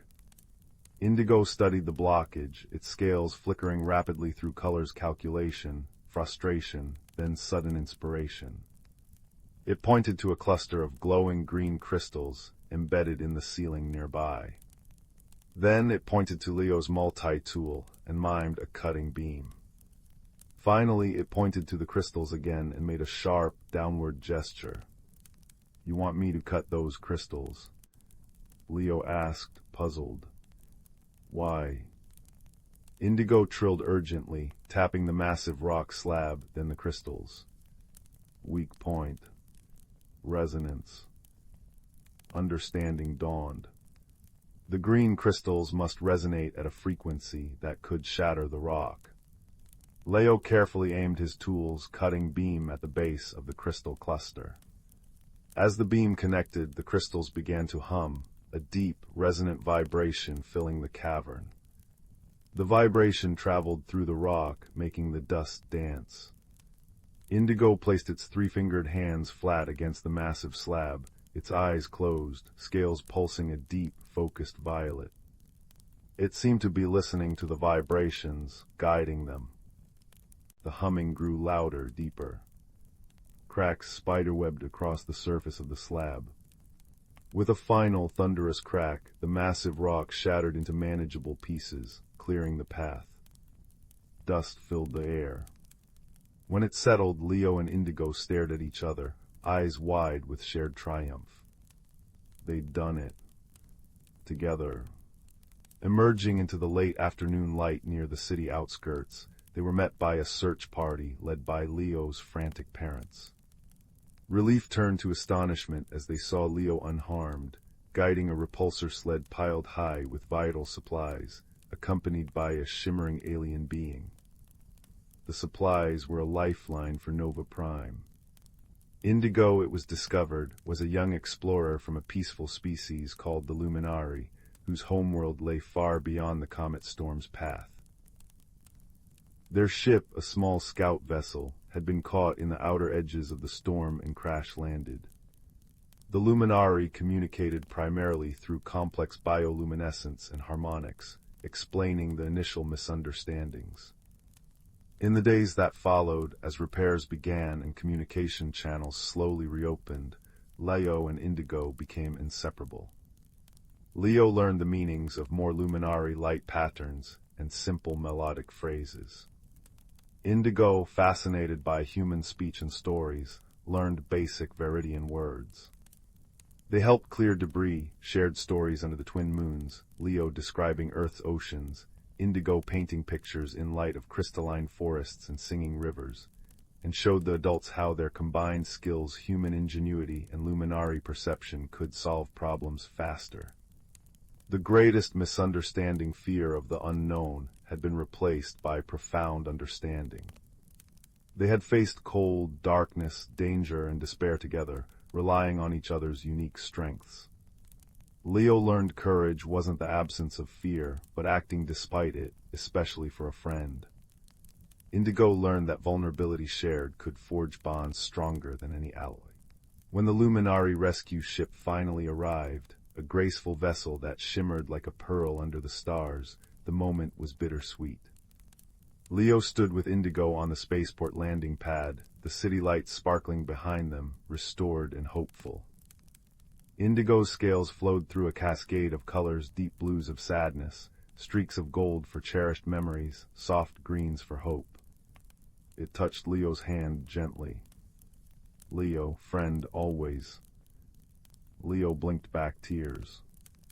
Always, Indigo, across all the stars. He handed Indigo a small, smooth rock he'd picked up in the Whispering Caves. To remember Veridia. Indigo accepted the rock, cradling it carefully. Then it did something extraordinary. It pressed one of its long fingers against its own chest, where its inner light glowed warmest. A tiny, radiant point of pure golden light detached itself, hovering like a captured firefly. With infinite gentleness, Indigo guided the spark of light onto Leo's palm. It settled there, warm and pulsing softly with a familiar, comforting rhythm. "A piece of your light," Leo whispered, awed. Indigo pulsed a brilliant, affirming blue. "My light. Your heart. Connected." The Luminari ship hummed, ready for departure. With a final, lingering look, its golden eyes holding a universe of shared experience and unbreakable friendship, Indigo turned and walked up the ramp. The ship lifted silently, a shimmer against the starfield, and vanished into the cosmos. Leo looked down at the tiny, warm light pulsing in his hand, a piece of his friend's very essence, a beacon against the darkness. He knew, deep in his bones, that distance meant nothing. True friendship, forged in shared challenges and mutual understanding, spanned planets and species. It was a light that no comet storm could extinguish, a warmth that would forever remind him that in the vast, sometimes lonely universe, kindness and courage could build bridges across the stars. He closed his fingers gently around the spark, feeling its steady, comforting pulse, a silent promise whispered on the sighing wind, "You are never alone." And under the watchful gaze of Viridia's twin moons, Leo walked home, the warmth of an unlikely, extraordinary friendship glowing softly in his hand and forever in his heart. Story 8. The evening mist clung to the hills like a silver shawl when Oliver first noticed the path. It wasn't the familiar dirt track leading to the village, nor the winding deer trail through the woods behind his cottage. This path, almost hidden beneath a curtain of weeping willow branches, glowed with a soft, internal light, like moonlight trapped in dewdrops. A strange, sweet scent, like crushed mint and honeycomb, drifted from its entrance. Oliver's heart, usually steady as the old grandfather clock, gave a curious little skip. Where could it lead? Curiosity, that gentle tug on the soul, proved stronger than the lure of his warm hearth. Taking a deep breath, Oliver stepped onto the luminous path. The moment his foot touched the glowing stones, the world shifted. The familiar rustle of oak leaves transformed into a chorus of tiny chimes. The air hummed not with sound, but with a feeling of vibration of pure, quiet wonder. He was in the Glowmoss forest. Trees unlike any Oliver had ever seen arched overhead, their bark shimmering with patterns of sapphire and emerald light that pulsed slowly, like sleepy hearts. The ground was carpeted in velvety moss that radiated a warm, golden glow, illuminating clusters of translucent mushrooms that chimed softly when the breeze touched them. Fireflies, but not ordinary ones, drifted like living sparks. Some were miniature lanterns, others tiny winged cats made of pure light, purring a soft, luminous rumble. Oliver walked, his footsteps silent on the radiant moss, his eyes wide with awe. He felt no fear, only a swelling sense of peaceful enchantment. Soon the path widened into a small clearing dominated by an ancient, twisting tree whose trunk seemed woven from strands of moonlight. Beneath its lowest branch sat a cluster of large, smooth river stones, each one softly humming a different, harmonious note. As Oliver approached, the stones stopped humming. A dozen pairs of large, luminous eyes blinked open on their surfaces, eyes the color of twilight and starlight. They weren't scary eyes, but curious, ancient ones. "Lost little wanderer," a voice chimed, seeming to come from all the stones at once. It sounded like water trickling over smooth pebbles. "Not lost," Oliver replied, his voice hushed with reverence. "Just exploring. This place is beautiful." "Ah, an explorer," the stones chorused, their eyes blinking in sequence. "But explorers need guidance. The whispering falls lie ahead, and they only speak to those who listen truly. Can you hear the music of the forest?" Oliver closed his eyes. Beyond the chime of the mushrooms and the purr of the light cats, he strained his ears. He heard the soft sigh of the glowing leaves, the distant drip of water echoing like a far-off flute, and beneath it all, a deep, resonant hum from the earth itself. He hummed back a low, steady note, trying to match the earth's vibration. The stones chimed in approval. "Good, remember that hum. It is the forest's heartbeat. When the falls whisper, listen not just with your ears, but with the hum inside you. Now walk on, explorer. Mind the stepping stones across the laughing brook." Thanking the watching stones, Oliver continued. The path descended towards the sound of rushing water. He reached the laughing brook, a stream that bubbled and gurgled with genuine mirth, its water sparkling like liquid topaz. Smooth, flat stones dotted its surface, leading to the other side. But as Oliver stepped onto the first stone, it wobbled alarmingly and let out a high-pitched giggle. "Oh dear," chuckled the stone. "Forgot to introduce myself. I'm Wibble, bit ticklish." The next stone, "I'm Wobble, careful, I like to dance," indeed began to jiggle slightly. Oliver smiled. This was a challenge, but a gentle, playful one. He couldn't force his way across, he had to move with the stones. He stepped lightly onto Wibble, letting his foot settle gently before shifting his weight. "Nice to meet you, Wibble," he murmured. The stone steadied. He stepped onto Wobble, bending his knees slightly to absorb its jiggle. "Lovely dance, Wobble," he said kindly. The stone seemed to calm its movements. One by one he met pebbles shimmer and glint, each with their own little quirk, crossing the brook not by force, but by friendship and careful attention. The brook's laughter seemed warmer, more welcoming as he reached the far bank. Beyond the brook, the air grew cool and moist. The glow of the moss deepened to an emerald green, and the sound of falling water grew louder. He entered a cavern draped with curtains of glowing lichen, like jade waterfalls frozen in time. In the center, cascading down smooth, dark rock into a pool of liquid moonlight, were the whispering falls. The water didn't roar, it sighed. It murmured secrets in a language Oliver couldn't understand. He remembered the watching stone's advice. He stood quietly near the pool's edge, closed his eyes, and focused inward. He found the low, steady hum within himself, the one that matched the forest's heartbeat. He let that hum fill his mind, a deep, calming resonance. As he did, the sighing whispers of the falls began to weave themselves into his hum. They weren't words but feelings, a sense of ancient peace, the quiet joy of growth, the gentle strength of roots reaching deep into the earth. They spoke of the courage it takes to grow towards the light, even in the deepest shade. They spoke of connection, the moss to the stone, the brook to the sea, the wanderer to the wonders he finds. Oliver stood there, bathed in the fall's luminous spray and profound quiet, feeling the subtle message seep into his bones. True courage isn't the absence of fear, but the quiet decision to step forward anyway. True exploration begins with an open heart and listening ears. You are part of this vast, beautiful hum. When he opened his eyes, the falls seemed to shimmer brighter. Reflected in the pool of moonlight, he saw not just his own face, but a subtle glow around him, like the soft light of the path. He felt lighter, calmer, filled with a quiet understanding. The journey back felt like a gentle farewell. The stepping stones greeted him by name, their movements steadier now. The watching stones hummed a soft lullaby of approval as he passed. The glowing trees seemed to lean in, their light patterns forming shapes like friendly waves. Even the light cats brushed against his legs, their purrs vibrating with warmth.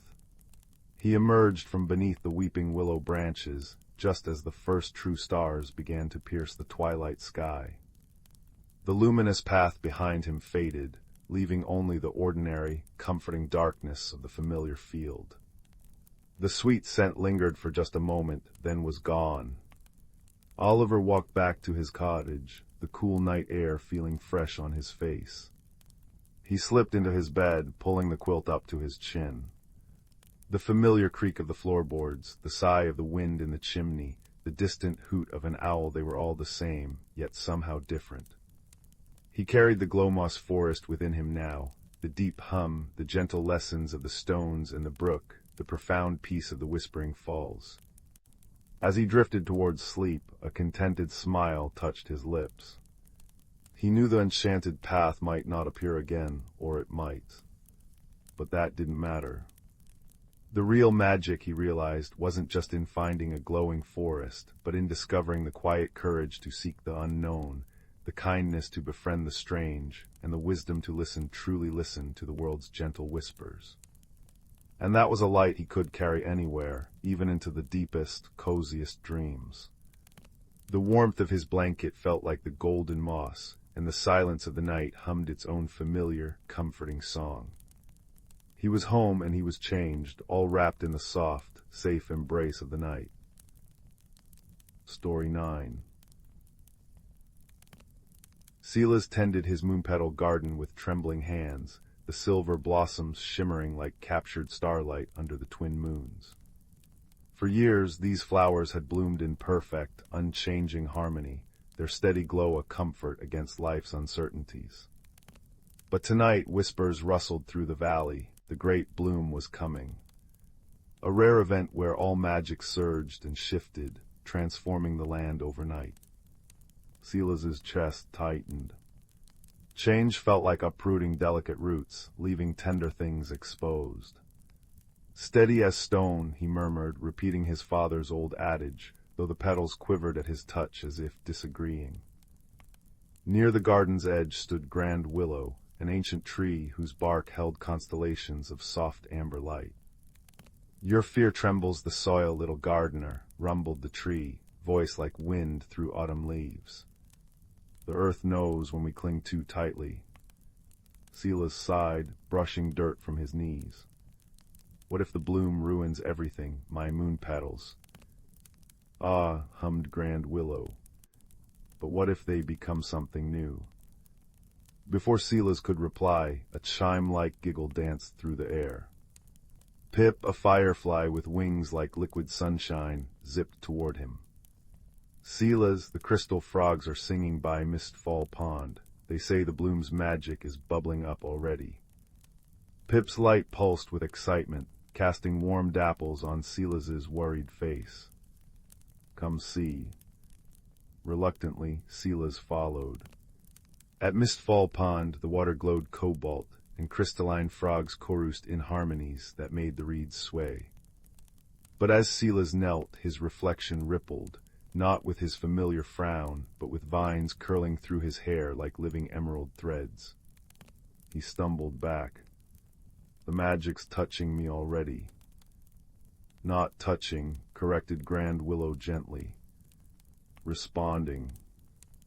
Over the next days, Silas's resistance painted the garden in melancholy hues. Moonpetals drooped, their light dimming. Where he walked, moss grayed beneath his boots. Even Pip's glow flickered when Silas sighed, which was often. Change is a storm, Silas fretted, patting a wilted bloom. It breaks things. Pip landed on his shoulder, light warm as a candle's kiss. Remember when my wings were dull brown? I hated it, but Grand Willow said, be patient. Your light needs time to find its song. The firefly whirled joyfully. Now I weave sunbeams, storms water new beginnings, Silas. That night, the first wave of the great bloom arrived. Not with chaos, but a soft sigh. Moonpetals dissolved into shimmering mist, and from the soil sprang slender stalks crowned with buds like spun opal. Silas cried out, but Pip nudged him toward Grand Willow. Trust, whispered the tree. As Silas hesitantly touched a bud, magic hummed up his fingers. Vines spiraled around his wrists, blooming into tiny star-shaped flowers that pulsed with his heartbeat. Terrified, he tried to shake them off. They're part of you now, Grand Willow murmured. Breathe. Silas closed his eyes. Instead of fighting, he imagined the garden not as loss, but possibility. Slowly, warmth spread through him. The vines glowed brighter, and the opal buds unfurled into luminous bells that chimed in the breeze. Where his feet touched the earth, violets and lavender sprang up, weaving through the silver grass. Pip danced above them, scattering light like golden pollen. You're growing with it, she chimed. By the bloom's peak, Silas stood transformed. Living flowers cascaded from his hair, roots curled lovingly around his ankles, and his hands glowed with gentle bioluminescence. The garden flourished in radiant layers, no longer just moonpetals, but a tapestry of singing irises, floating dandelion clocks, and trees with leaves like stained glass. Where fear had grayed the moss, now emerald pathways shimmered with dewdrop fairies. Grand Willow's branches lowered, brushing Silas's cheek. You tended sameness like a fortress. Now see, you've built a bridge instead. Silas laughed, the sound making nearby petals flutter. I thought change was an ending, but it's a conversation. He cupped a chiming bellflower, its melody harmonizing with Pip's hum. The magic didn't force me. It waited for me to say yes. As the twin moons set, painting the sky in peach and lilac, Silas sat with Pip beneath Grand Willow's luminous canopy. The tree's roots cradled them like old friends sharing stories. Courage isn't fearing the storm, Silas realized aloud, stroking a vine that now curled contentedly around his wrist. It's learning to dance in the rain. Pip nestled in his flower-crowned hair. And what beautiful music your dancing makes. The garden sighed happily, a living symphony of growth and light.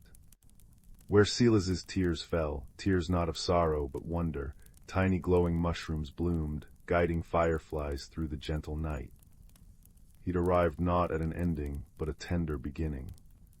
And as sleep beckoned, the magic whispered back, rest now, gardener. Tomorrow's blooms will be even sweeter. Story 10. The village of Willowbrook nestled in a valley where seasons danced with particular grace. Spring painted the hills in wildflower tapestries, summer filled the orchards with the hum of bees, autumn cloaked the trees in fiery hues, and winter draped everything in a silent, sparkling quilt. Most villagers felt the rhythm of this dance deep in their bones, their small magics harmonizing with the turning world, coaxing brighter blooms, sweeter apples, or warmer hearths. But for young Rowan, the constant change felt like a storm he couldn't quiet. Rowan lived in a cottage at the village edge with his grandmother, a woman whose hands could make any seed sprout and any hurt feel smaller. He was a thoughtful boy with eyes the color of storm clouds and a quiet nature. While his friends like Millie, whose laughter bubbled like the brook, could make pastries rise impossibly high, or Jasper, who could whistle tunes that calmed fretful lambs, Rowan felt stuck. He watched the seasons shift outside his window, a silent observer. He longed for a magic of his own, something that felt as natural as breathing, but whenever he tried to mimic others urging a bud to open, whispering to the wind, nothing happened. Only a hollow feeling echoed inside him, a sense of being perpetually out of step. "It feels like everyone else has the music," he confided one crisp autumn afternoon to Old Man Hemlock, who was tending his ancient, wise-looking oak tree near Rowan's cottage. Hemlock, whose beard was as white as winter's first snow and whose eyes held the calm of deep forests, paused his pruning. "Music, lad." Hemlock rumbled, his voice like stones, gently tumbling in a stream. "Perhaps yours is a different melody. Not everyone's magic shouts, some whisper, some grow slow and deep like roots." Rowan sighed, kicking at a fallen acorn. "But what is mine? The seasons keep changing, and I just feel left behind." Grandmother found him later, sitting glumly on the porch swing, watching scarlet and gold leaves drift down. She sat beside him, the scent of cinnamon and earth clinging to her shawl. "The garden needs tending before the frost, Rowan," she said gently, not pushing, simply stating a fact.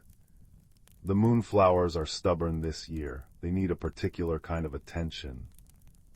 The garden was grandmother's sanctuary and her most potent magic.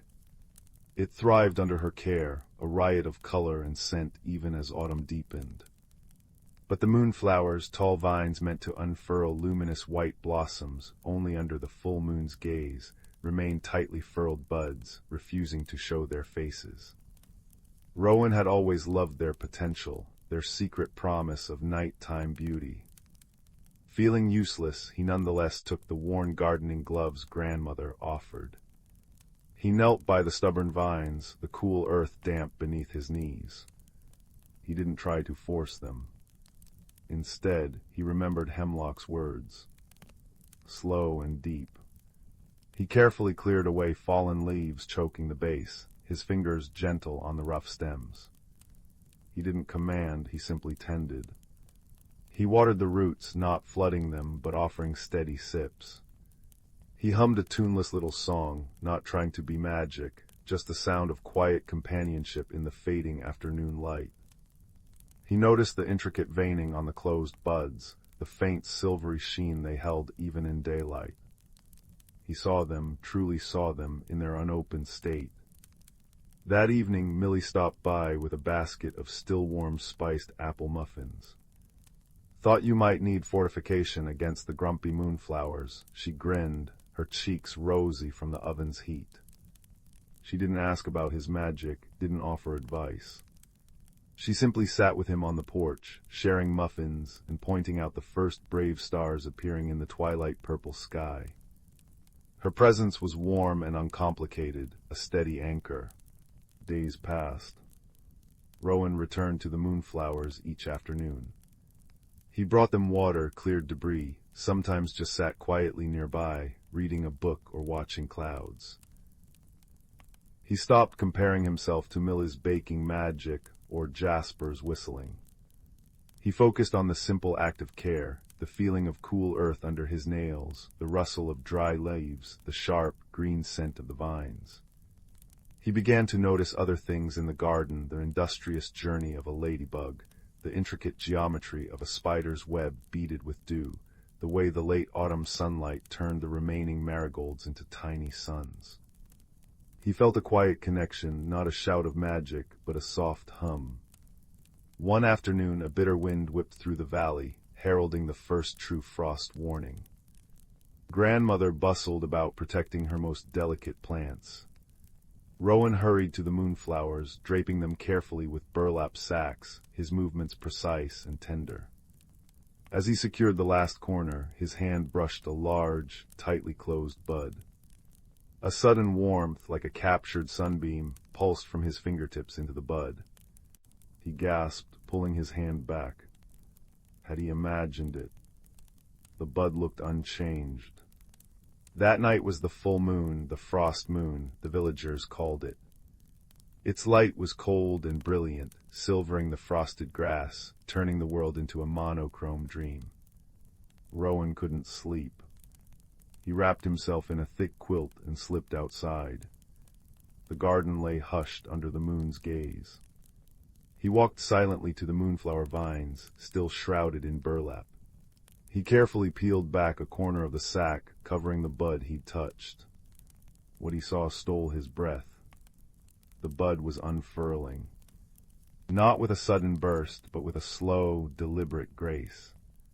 Silken white petals, luminous as the moon itself, peeled back layer by layer, revealing a heart of palest gold. It was breathtakingly beautiful, a captured piece of moonlight given form. And as Rowan watched, utterly still, a soft, pearlescent glow began to emanate from the flower, not blinding but warm and gentle, pushing back the moon's cold silver with its own inner light. It was the bud he had tended, he had touched. He looked around. Other buds, still covered, remained tightly closed. Only this one bloomed. Tears welled in Rowan's eyes, not of sadness, but of profound understanding. His magic wasn't about forcing change or mimicking others. It wasn't loud or fast. It was the magic of patient tending, of deep seeing, of quiet connection. It was the magic of nurturing potential in its own time, of understanding that growth couldn't be rushed, only supported. His inner struggle, the feeling of being left behind by the seasons, mirrored the moonflower's stubborn refusal to bloom, until the exact right moment, under the exact right moon, touched by the exact right kind of care. His own transformation hadn't been about suddenly gaining power, but about discovering the quiet strength that was always there, waiting to be acknowledged. The next morning he showed grandmother and Millie the single, radiant moonflower, still glowing faintly, even in the dawn light. Millie clapped her hands softly. "Oh, Rowan, it's like it holds its own moonlight inside." Grandmother touched the luminous petal, her smile deep and knowing. "It needed a different kind of tending, my dear, a magic of patience and presence. It needed you." Word spread gently through Willowbrook. Jasper came by, whistling a tune so soft and sweet it made the glowing flower seem to pulse in time. Old Man Hemlock simply nodded at Rowan, a world of understanding in his crinkled eyes. "Deep roots," was all he said. As winter settled in, Rowan didn't feel left behind anymore. He felt aligned. He spent time with Hemlock, learning the slow language of trees and the patient wisdom of deep roots. He helped Millie in the bakery, not by making dough rise magically, but by carefully measuring spices, his quiet focus creating a peaceful atmosphere where her own magic flourished. He listened to Jasper's stories, appreciating the rhythm and care woven into each tale. And in the heart of winter, when the garden slept under snow, Rowan found his magic elsewhere. He sat with young Finn, who was frustrated trying to carve a wooden bird. Instead of instructing, Rowan simply sat beside him, sharing the warmth of the hearth, pointing out the natural grain in the wood, encouraging Finn to feel the shape hidden within. Slowly, Finn's frustrated frown softened into concentration. Under Rowan's quiet, supportive presence, the rough wood began, stroke by patient stroke, to reveal the form of a sparrow. It wasn't perfect, but it was Finn's own creation, found through patience. Rowan understood then that his magic wasn't confined to making things bloom. It was the gentle glow of encouragement, the warmth of patient presence that helped others find their own light, their own rhythm, their own unique way to unfurl. His personal growth wasn't a destination reached, but a path discovered, a path of deep connection, quiet observation, and the profound power of nurturing potential, both in the earth and in the hearts around him. He learned that transformation wasn't about becoming something entirely new, but about uncovering the beautiful, unique magic that had always been woven into the very fabric of his being, waiting for the right season of understanding to bloom. And as the snow fell silently outside, wrapping Willowbrook in peaceful stillness, Rowan felt a deep, resonant harmony within himself, as comforting and enduring as the glow of a single moonflower in the winter dark. He was no longer out of step. He had found his own quiet, essential note in the grand, ever-changing song of the world. Story 11. The village of Mosswood Hollow nestled in a valley where twilight lingered like a contented sigh. Crisp autumn air carried the scent of wood smoke and baked apples, and golden leaves pirouetted from ancient oaks onto thatched cottages. Young Finn, with his patchwork scarf trailing, noticed the first oddity near Old Man Hemlock's garden. Overnight, every sunflower had turned to face the west instead of the east, their heavy heads bowing toward the whispering woods as if sharing secrets with the trees. "Peculiar," murmured Granny Nettle, stirring her cinnamon tea when Finn reported it. Her cottage overflowed with dried herbs and chattering wind chimes. Sunflowers hold steadfast to the sun's path, unless... She tapped her chin, eyes twinkling like dew on spiderwebs. Unless something gentle but forgetful stirs in the woods. The next evening, Finn discovered the second mystery. All the cobblestones leading to the village well had been swapped with smooth river stones, cool and blue as a robin's egg. Mrs. Bramble, kneading dough by her hearth, chuckled. "Woke to find my rolling pin perched on the chimney. Whatever's afoot has nimble fingers and a fondness for climbing." Finn scooped a handful of acorns from his pocket, clues he'd gathered, and noticed tiny, silvery scratches on each, like miniature claw marks. That night Finn sat beneath the great hollow oak, its trunk wide enough to shelter 3 children. He'd brought honey cakes wrapped in maple leaves, a peace offering. Moonlight dappled the forest floor when a soft tick-tick-ticking echoed nearby. Peering through ferns, Finn glimpsed a creature no taller than his boot, with fur like moss-covered bark and eyes like liquid amber. It balanced a thimble-sized bucket, struggling to scoop fallen dew from a buttercup. When it stumbled, spilling its precious cargo, Finn gently placed a honey cake beside it. The creature froze, whiskers trembling. "You're not cross," it squeaked, voice like rustling parchment. "I only wish to polish the moon's reflection in your wellstones, and the sunflowers, they looked so weary, facing the same way always." It introduced itself as Thistlecap, a moss sprite newly arrived from the clouded mountains. His family had secretly tidied gardens and mended fences for weeks, hoping to earn Mosswood's welcome. But being small and easily flustered, they'd rearranged things rather haphazardly. "We've never lived near humans before," Thistlecap confessed, wringing tiny hands. "Your ways are bewildering." Finn's heart swelled. He thought of Granny Nettle's advice, seek understanding before suspicion. The next dawn, he gathered villagers at the oak. "The mystery movers mean no mischief," he explained. "They're shy helpers who got a little turned around." To demonstrate, he placed a ladder against Mrs. Bramble's roof. Moments later, 3 moss sprites emerged, dusting chimney bricks with dandelion puff brushes. The villagers gasped, then smiled. Old Man Hemlock even bowed. "A fine job on the sunflowers, though perhaps tomorrow let's point them sunward again." Granny Nettle invited the sprites for hazelnut tea. "Every heart needs a home," she said, leaving saucers of cream and moonbeam sugar on her windowsill. The sprites, touched by the kindness, gifted Finn an acorn cup that never emptied of hot cocoa. Now on misty evenings, if you wander near Whispering Woods, you might spy tiny lanterns bobbing, sprites guiding lost badgers or polishing dewdrops, and Finn's laughter drifting like a lullaby. For the greatest mysteries, they learned, are often just unspoken wishes for belonging, waiting to be found by a patient heart and a shared honey cake. And as stars bloomed above Mosswood Hollow, all was peaceful, all was understood. Sleep well, little listener. The world is full of gentle helpers, seen and unseen. Story 12. The village of Mosswood nestled in a valley where twilight lingered like a contented sigh.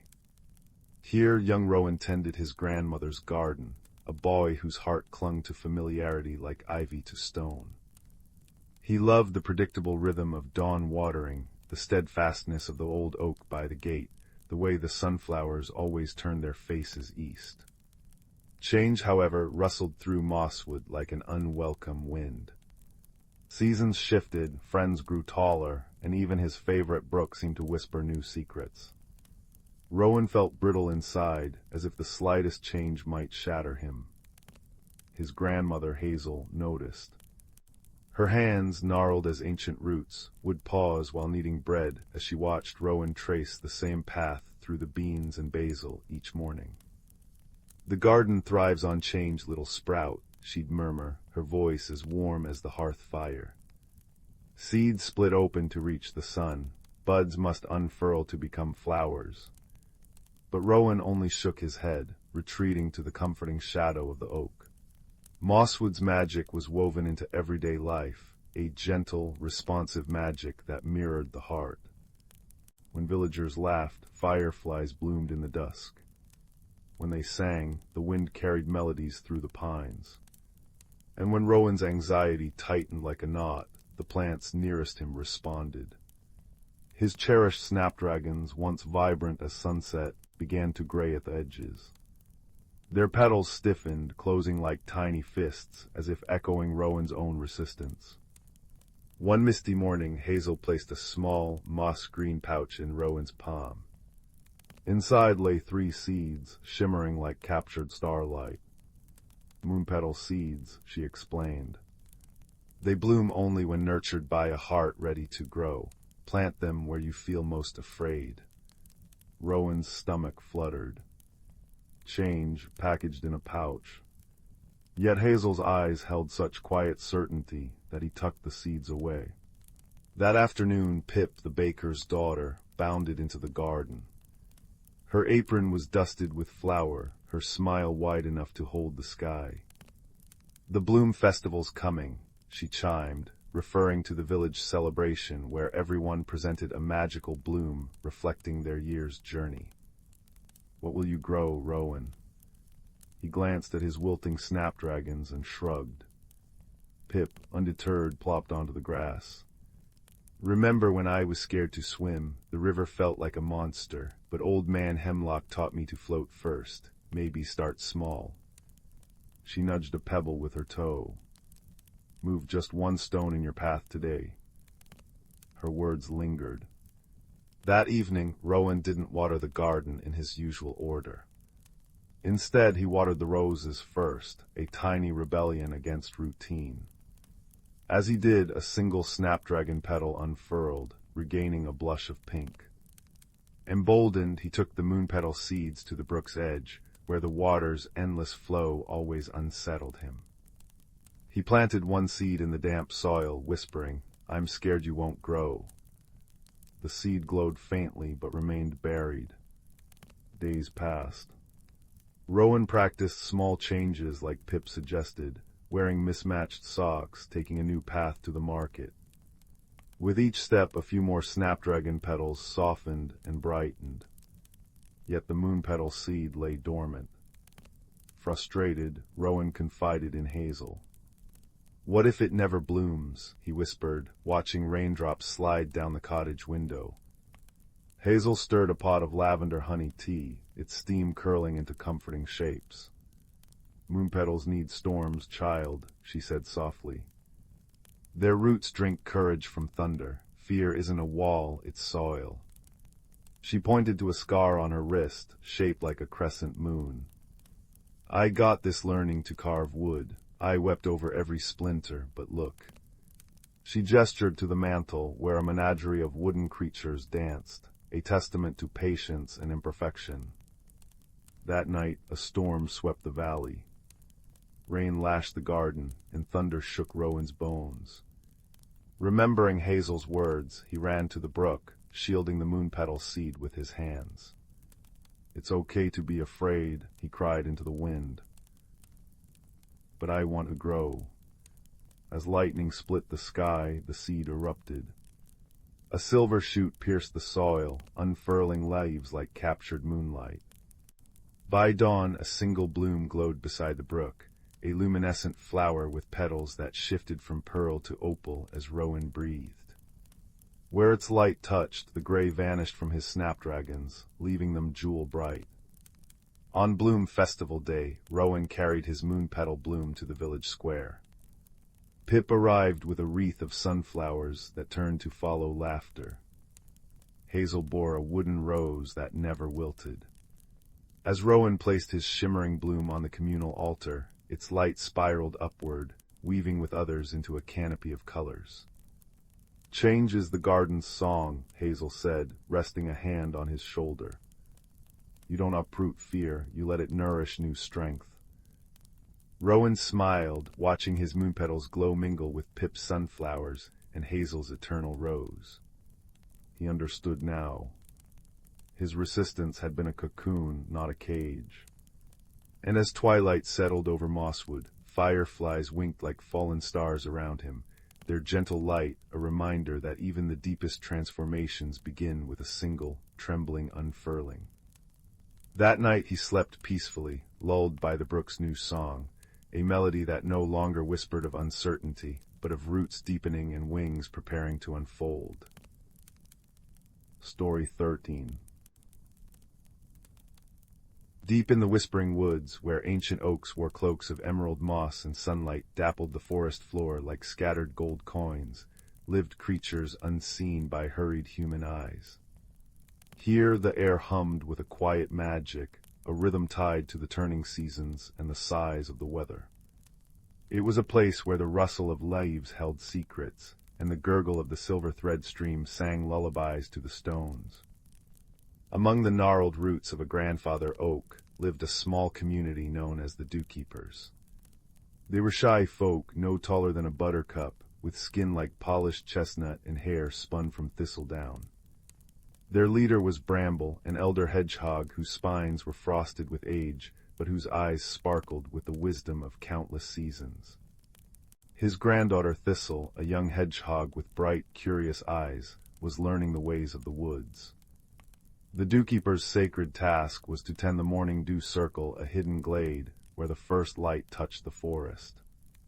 Every dawn they would collect the sparkling dew on silver thistle cups and sprinkle it gently onto the roots of the ancient trees, the petals of the shy wood violets, and the mossy banks of the silver thread. This dew wasn't mere water, it was the forest's first breath, charged with a delicate magic that kept the boundaries between the seen and unseen realms soft and permeable. It nourished the hidden lives, the luminous moss sprites who mended torn spiderwebs, the root gnomes who whispered nutrients through the soil, and the breeze sprites who carried pollen on invisible wings. Thistle, Bramble would murmur as they worked, his voice as soft as rustling parchment. "Feel the pulse beneath your paws. The forest breathes with us. The dew is its lifeblood, and we are its gentle caretakers. Remember, harmony is balance. What we give, we receive tenfold in the song of the birds and the strength of the trees." Thistle loved these lessons. She loved the cool kiss of the dew on her paws, the sweet scent of damp earth and crushed wild mint rising as they walked, the way the sunlight, filtered through the canopy, painted the glade in hues of liquid amber and pearl. She learned to listen to the murmur of the stream, understanding its moods, the cheerful babble of spring, the deep, slow song of summer, the crisp chatter of autumn, and the quiet, icy hush of winter. But one autumn the balance began to falter. The rains grew scarce, arriving in sharp, angry bursts that washed away topsoil instead of soaking gently in. The silver thread stream ran lower, its song becoming a worried whisper. Worst of all, the morning dew grew thin and sparse, lacking its usual luminous sparkle. The leaves on the ancient oaks browned at the edges prematurely, and the wood violets drooped, their vibrant purple fading. a subtle unease prickled through the hidden folk. The moss sprites' glow dimmed, and the breeze sprites moved sluggishly. Bramble called a council beneath the grandfather oak, his face grave in the dappled twilight. "The weather song is out of tune," he rasped, his spines bristling slightly. "The sky weaver is troubled. Without the true dew, the magic that binds us weakens. The boundary grows thin in the wrong way, not soft, but brittle." Thistle felt a chill that had nothing to do with the autumn air.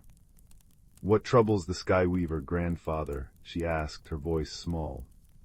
"Storms brew far beyond our woods," Bramble explained, gazing up at the patchy canopy. "Anger in the human realms, fire and smoke carried on the winds. It chokes the clouds, disrupts their gentle dance. The sky weaver cannot spin her rain threads true, nor her dew threads pure." He sighed, a sound like dry leaves skittering. "We must seek the river guardian. She holds the deep water wisdom, the memory of ancient harmonies." The river guardian dwelled where the silver thread met the deep, still waters of the Moonwell pool, a place veiled by cascading ferns and perpetually kissed by mist. It was a journey through parts of the woods Thistle had never explored, deeper and quieter. Guided by Bramble and the faint, guiding hum of the distressed stream, they set off. They navigated carpets of crackling bronze leaves that released the scent of cinnamon and decay. They passed mushrooms glowing with a faint, internal light like tiny lanterns. They heard the worried chitter of squirrels high above, and saw the normally vibrant lichen on the north side of trees looking dull and ashy. The air felt thin, the usual comforting hum of the forest replaced by a watchful silence. Finally, they reached the Moonwell pool. It lay still as dark glass, reflecting the skeletal branches of overhanging willows. Mist curled from its surface like cold breath. At the water's edge, resting on a bed of smooth, water-worn stones, was the river guardian. She was ancient, her form shifting like water itself, sometimes resembling a large, sleek otter, sometimes a woman woven from reeds and moonlight, her eyes deep pools reflecting the star-strewn sky. Bramble of the Dewkeepers, her voice flowed like the stream over pebbles, cool and clear.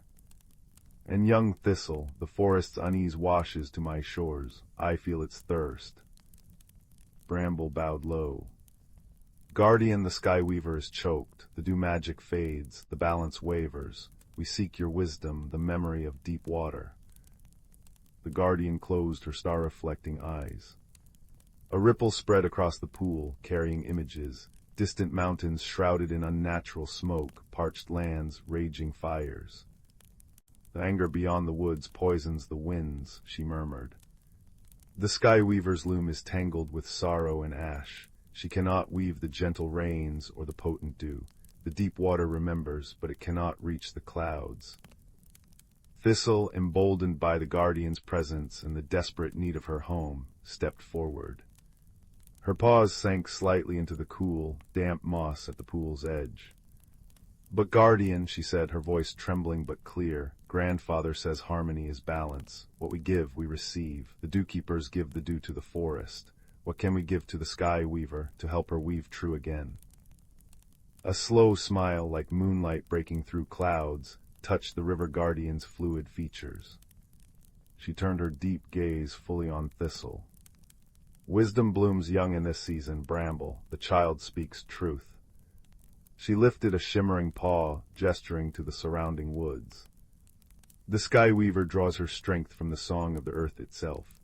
When the forest is strong, its song is pure, the rustle of healthy leaves, the hum of contented bees, the sigh of strong roots in deep soil. This song rises, a counter-melody to the harsh winds. It helps clear her loom." Bramble's eyes widened with understanding. "The forest is weakened because the dew is thin, but its weakness weakens the sky weaver further. It is a circle broken."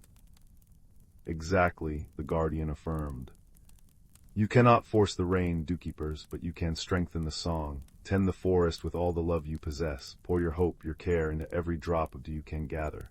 Sing to the trees, comfort the frightened creatures. Make the heart of the whispering woods beat strong and clear. that pure, harmonious pulse that is the gift the sky weaver needs most. It is the thread she can grasp to reweave the pattern. Hope, warm and fragile as a newborn fern frond, unfurled in Thistle's chest. They could help. Returning to the Dew Circle, Bramble and Thistle gathered their community, not just Dewkeepers, but moss sprites, root gnomes, even a family of badgers known for their deep, rumbling songs. They explained the River Guardian's wisdom. And so, a new kind of tending began. Each dawn, despite the thin dew, the Dewkeepers performed their ritual with even greater reverence, whispering words of encouragement to each root and petal. "Grow strong," they murmured. "Hold fast." The moss sprites worked tirelessly, weaving stronger nets to hold moisture and stitching damaged leaves with threads of glowing moss. The root gnomes dug deeper channels, guiding what little water there was to the thirstiest roots. The badgers sang their low, grounding songs at dusk, vibrations traveling through the earth, a steady drumbeat of reassurance. Thistle, remembering the feeling of the forest's pulse, would often press her small paws against the bark of the grandfather oak, closing her eyes and sending waves of pure, determined love into the ancient wood. She imagined it flowing up the trunk, out to the leaves, joining the collective song rising from the whispering woods. It wasn't immediate. The days remained crisp and dry. But slowly, subtly, a change began. The remaining leaves held their color a little longer, their edges less brittle. The wood violets, though still sparse, lifted their heads a little higher. The silver thread's whisper gained a fraction more strength. The air, while still autumn crisp, lost some of its brittle edge, regaining a hint of the wood's sweet, loamy fragrance, pine needles warmed by the weak sun, damp earth, and the faint, honeyed scent of late-blooming asters. Then one frosty morning, as Thistle stood in the Dew Circle holding a thistle cup that shimmered with a faint, renewed inner light, she felt it. A deep, resonant hum beneath her paws, stronger than she'd ever felt. It vibrated up through the roots, through the trees, a chorus of resilience. She looked up. High above, the clouds, which had been ragged and thin, began to gather and soften. They swirled gently, not with the fury of storms, but with the purposeful grace of a weaver preparing her threads. That night, a gentle rain began to fall. Not a deluge, but a soft, steady pattering on the leaves, a soothing lullaby to the forest. It soaked deep into the thirsty earth. When dawn broke clear and cold, Thistle and Bramble hurried to the Dew Circle. The glade was transformed. Every blade of grass, every leaf, every velvety petal of the wood violets was adorned with perfect, glistening dewdrops. But this dew wasn't just water. It sparkled with an inner fire, catching the first rays of the sun and fracturing them into 1,000 tiny rainbows that danced across the glade. It pulsed with the pure, restored magic of the forest, vibrant, harmonious, and strong. Thistle carefully collected a thistle cup full, its surface shimmering like liquid starlight. As she sprinkled it onto the roots of the grandfather oak, she felt the answering thrum of gratitude surge through the ancient tree, warm and powerful. The moss sprites glowed brightly, the breeze sprites zipped with renewed energy, carrying the fresh, clean scent of rain-washed pine and damp earth. Bramble placed a gentle paw on Thistle's shoulder. "You see, little one, the greatest magic isn't command but care, not force but harmony. We strengthened the forest's song, and the sky weaver heard. She wove the rain threads true once more." He looked around at the revitalized glade, the rainbows dancing on the dew. The boundaries are soft again, the hidden lives thrive, balance is restored. As the sun rose higher, warming the whispering woods, Thistle knew the lesson deep in her bones. The forest was a tapestry, woven from countless threads, whether water, earth, and the quiet love of its hidden caretakers. Each thread mattered. Each act of kindness, each whispered encouragement, each drop of dew given with love strengthened the whole. And as long as they tended the song of the earth, the magic would endure, a gentle, resilient light in the ancient, whispering woods. The steady drip of water from the leaves, the cheerful gurgle of the silver-thread stream, and the soft hum of the forest itself settled around her like a cozy blanket, a promise of harmony that would carry them peacefully into the coming winter and all the seasons beyond. Story 14. The first frost hadn't yet kissed the meadow grass when Oliver, a small hedgehog with prickles the color of twilight and eyes like polished river stones, felt a familiar pang of loneliness settle in his chest. Autumn was deepening, painting the world in fiery hues, and while other creatures bustled with preparations or gathered in chattering groups, Oliver often found himself wandering the edges of the whispering woods alone. His burrow beneath the gnarled roots of old man oak was cozy, filled with dried berries and soft moss, but it echoed with silence. One crisp evening, as the setting sun bled orange and purple across the sky, Oliver ambled further than usual. He followed the path of a shy, silver stream that wound like a ribbon through the heart of the woods. The air smelled of damp earth, decaying leaves, and the faint, sweet tang of unseen mushrooms. Fireflies like tiny, scattered stars began to wink awake in the gathering dusk. Drawn by a soft, unfamiliar melody carried on the breeze, a sound like wind chimes woven with birdsong, Oliver pushed aside a curtain of thick, emerald ferns. He gasped.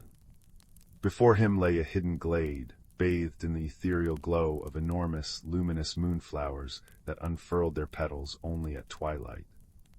Their light cast shimmering pools on the mossy ground and illuminated a sight that made Oliver's heart skip. A miniature, ornate music box, seemingly carved from a single piece of ancient, petrified wood, nestled at the base of a colossal, silver-barked tree whose branches seemed to brush the very stars. The gentle melody he'd heard emanated from it. Cautiously, Oliver approached. The music box was intricate, depicting tiny woodland creatures dancing around its sides. At its center was a small, smooth stone that pulsed with a soft, internal light, like a captured moonbeam. Hesitantly, Oliver touched the stone with a careful claw. Click. The music swelled not just louder, but deeper, resonating through the glade and into the very air. The light from the stone flared, bathing the silver tree's trunk. To Oliver's astonishment, the bark shimmered, dissolved like mist, revealing not solid wood, but an archway swirling with iridescent colors, greens, blues, violets shifting like oil on water. A cool, sweet breeze, smelling of unfamiliar blossoms and damp stone, sighed from the opening. The music seemed to beckon him forward, a siren song of pure, quiet magic. Oliver hesitated only a moment, his loneliness momentarily eclipsed by wonder and a spark of courage he hadn't known he possessed. Taking a deep breath that filled his lungs with the scent of magic and moonflowers, he stepped through the shimmering archway. The transition was instantaneous. The familiar sounds of the whispering woods vanished, replaced by a profound, resonant silence that hummed with hidden life. Oliver found himself standing on a path of soft, glowing moss that stretched into a forest unlike any he'd ever imagined. The trees were colossal, their trunks wide as hills, covered in bark that shimmered like mother of pearl. Leaves the size of blankets drifted slowly down, some glowing with soft internal light like lanterns, others reflecting the colors of the swirling canopy far above. Giant bioluminescent mushrooms cast pools of blue, green, and violet light on the forest floor. The air was thick with the scent of ozone, damp earth, and something sweetly floral. This was the Glimmerwood. "Lost your way, little prickle," a voice chirped, startlingly close. Oliver jumped, curling instinctively. Hovering inches from his nose was a creature he'd never seen before. It looked somewhat like a large firefly, but its body was covered in iridescent scales that shifted color as it moved, and its wings were gossamer thin, catching the strange light like prisms. Its large, multifaceted eyes regarded him with open curiosity, not fear. "Who are you?" Oliver stammered, uncurling slightly. "I'm Pip," the creature announced, doing a cheerful loop-the-loop. Keeper of the glow paths, finder of forgotten things, and official welcomer to the Glimmerwood. Well, welcomer to most newcomers, you smell like outside, and moss, and loneliness. Pip tilted its head. Oliver felt a flush of embarrassment warm his prickles. I'm Oliver from the Whispering Woods. I found a music box. The lullaby stone. Pip zipped excitedly. Oh, it hasn't chosen an opener in ages, usually just hums for the moonflowers. You must be special, or terribly lost, or both. Why are you here, Oliver from outside?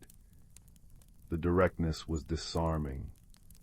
I was lonely, Oliver admitted quietly. The music called me. Pip's glow softened to a gentle, warm amber. Ah, loneliness has its own song, doesn't it? Often a sad, quiet one. But the Glimmerwood sings many songs. Come on, I'll show you. But stick close, the paths shift when you're not looking, and the Whispering Falls can be tricky if you don't listen properly. Thus began Oliver's journey through the Glimmerwood, guided by the iridescent, endlessly chattering Pip. It was a world of impossible beauty and subtle danger. They walked paths paved with glowing quartz, crossed bridges woven from living vines that hummed underfoot, and navigated groves where trees sang soft harmonies when the wind passed through crystalline leaves. Oliver learned that the Glimmerwood existed alongside his own world, unseen, a hidden layer of magic woven into the fabric of nature. Its inhabitants were creatures of light and shadow, sound and silence, shimmering moths the size of birds, shy rock sprites that rolled away like pebbles, and towering, gentle moss giants who moved with the slow patience of mountains. Pip, despite his initial exuberance, proved to be a knowledgeable and surprisingly patient guide. He explained the language of the glowing lichen. Different colors meant different things. How to ask a whisper vine for safe passage, politeness was key, and the importance of respecting the deep roots that anchored the Glimmerwood to the earth below. Oliver, used to navigating by scent and touch, found his senses overwhelmed but enchanted.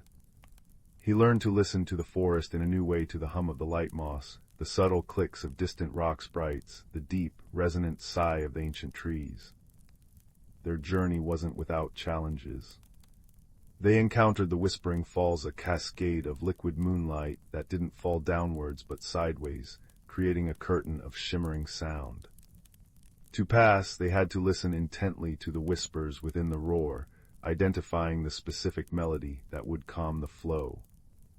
Oliver, with his quiet focus, picked out the soft, sad thread of a lullaby amidst the cacophony, while Pip, with his knowledge of Glimmerwood songs, recognized its origin.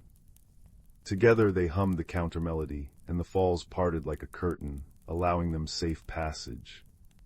Later they got lost in the crystal caverns, a labyrinth beneath the Glimmerwood filled with enormous, naturally formed crystals that refracted light into bewildering patterns. The usual Glimmerwood glow was absent here, replaced by an oppressive darkness pierced only by their own light and the faint gleam of the crystals. Pip's natural glow seemed dimmed, flickering with unease. Oliver, however, discovered his prickles, when brushed gently against certain crystals, caused them to resonate with a soft, clear tone. By carefully touching different points, he could create simple guiding melodies. Pip, listening to the resonance, could then navigate the confusing reflections. Your prickles are like tuning forks. Pip exclaimed in delight, his own glow strengthening with relief. Who knew grumpy-looking spines could sing? Oliver felt a warmth that wasn't embarrassment this time. He had helped. He had a skill Pip didn't. Their differences weren't a barrier, they were tools. The heart of their journey, guided by the faint, persistent pull Oliver felt from the lullaby stone nestled safely in his small pack, led them deeper into the Glimmerwood, towards a place Pip spoke of with hushed reverence, the echoing glade. It was said to be the source of the forest's deepest magic, a place where the world's harmonies were born and where the weeping stone resided. The weeping stone. Oliver asked as they rested beneath a tree whose leaves chimed softly like glass bells. Pip's glow dimmed. A great crystal taller than the tallest moss giant. It used to sing the most beautiful songs, songs that kept the Glimmerwood in perfect balance. But something happened, ages ago. The song faltered, then stopped. Now it only weeps a slow drip of liquid light that falls silently. The Glimmerwood, it's still beautiful, but it's quieter than it used to be. Sadder, like a heart missing a beat. Pip fluttered his wings sadly. The lullaby stone, we think it might be connected. Maybe it holds the key, but no one has been able to wake the weeping stone's song.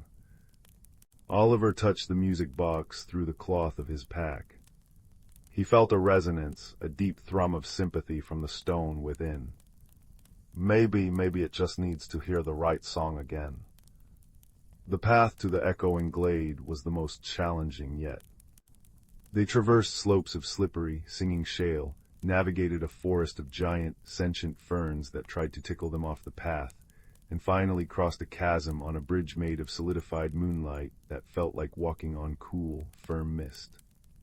The air grew thick with the scent of ozone and an ancient, profound silence. Finally, they emerged into the echoing glade. It was vast, ringed by towering obsidian cliffs that seemed to absorb the light. The ground was covered in a fine, silver dust. And in the center, rising like a frozen tear, stood the weeping stone. It was magnificent, a colossal, multifaceted crystal, perfectly clear, yet holding within it swirling galaxies of captured light. But instead of song, Oliver felt a deep, resonant sorrow emanating from it. At its base, a single slow drop of pure, liquid light formed and fell silently, vanishing into the silver dust without a trace. The silence here wasn't peaceful. It was heavy, expectant, and deeply mournful. Pip landed softly on Oliver's shoulder, his usual chatter silenced, his glow subdued to a somber blue. "There it is," he whispered, the sound barely carrying in the oppressive quiet. "The heart's sorrow." Oliver approached slowly, the weight of the Glimmerwood's sadness pressing on him. He felt the lullaby stone in his pack pulse warmly, insistently. He carefully took out the music box. The moment it touched the silver dust of the glade, the carved figures seemed to stir. The central stone glowed brighter than ever, its light illuminating the facets of the great crystal. Oliver remembered Pip's words about the weeping stone missing its song. He remembered his own loneliness, the quiet ache that had drawn him to the music box. He thought of Pip's kindness, the unexpected friendship that had blossomed in this strange, beautiful place, and how their different strengths had helped them navigate its wonders. The Glimmerwood wasn't just hiding, it was hurting. Like he had been. He didn't know any grand Glimmerwood songs. He only knew the simple melody the box had played in the moonflower glade, a melody of gentle invitation, of quiet hope. Taking a deep breath, feeling utterly small before the immense sorrow of the stone, Oliver wound the tiny key on the music box's side and placed it gently on the silver dust at the base of the weeping stone. The familiar lullaby began to play, its small, clear notes ringing out with impossible clarity in the vast silence of the glade. Ting-ailing, ting-ailing. At first, nothing happened. The weeping stone remained silent, the heavy air unmoved. Oliver's heart sank. Pip gave a soft, disappointed sigh, but Oliver didn't stop. He closed his eyes, pouring his own feelings into the small sound, his loneliness, his wonder at the Glimmerwood, his gratitude for Pip, his hope for the stone's song. He thought of the moonflowers, the whispering falls, the singing crystals, the gentle moss giants. He thought of the world outside, waiting for him, perhaps not so lonely anymore. Ting-ailing, ting-ailing. A single pure note, deep as the roots of the world and clear as starlight, resonated from the weeping stone. It vibrated through the silver dust, up Oliver's legs, filling his chest. The music box's melody faltered for a second, then seamlessly wove itself around the deep note. Ting-ailing, H-U-M-M-M-M, ting-ailing. Another note joined, then another. The weeping stone began to sing. Not a loud, triumphant fanfare, but a slow, rising melody of profound relief and returning joy. It was the sound of dawn breaking after the longest night, of a frozen stream thawing in spring sunshine. The swirling lights within the crystal pulsed and danced. The silent drip of liquid light paused, then transformed into a shimmering cascade that flowed upwards, weaving around the stone like liquid music. The obsidian cliffs began to resonate, humming harmonies that amplified the song. The very air shimmered. Pip shot into the air, his scales blazing with every color imaginable, zipping joyful loops, his own tiny voice adding a high, sparkling counterpoint to the majestic melody. It's singing, Oliver, it's singing. The song grew, filling the echoing glade, pouring out through the paths and groves of the Glimmerwood. Oliver heard answering calls rise from the forest, the chime of the crystal-leaf trees, the hum of the light moss, the deep, resonant calls of the moss giants, the joyful cheer-ups of creatures unseen. The Glimmerwood wasn't just awake, it was rejoicing. The heavy silence shattered, replaced by a symphony of pure, harmonious magic. Oliver stood, tears prickling his eyes, the small music box still playing its gentle lullaby, now part of something vast and beautiful. He felt the sorrow lift, not just from the stone, but from the air, from the ground, from his own heart. He wasn't just Oliver, the lonely hedgehog, anymore. He was Oliver who had listened, who had dared to step through the archway, who had offered his small song to heal a great sorrow. He felt connected to Pip, to the Glimmerwood, to the very magic that pulsed through the hidden veins of the world. The song of the weeping stone gradually softened, settling into a deep, contented hum, a gentle vibration that thrummed through the glade like a heartbeat. The cascade of light slowed to a gentle shimmer around the stone.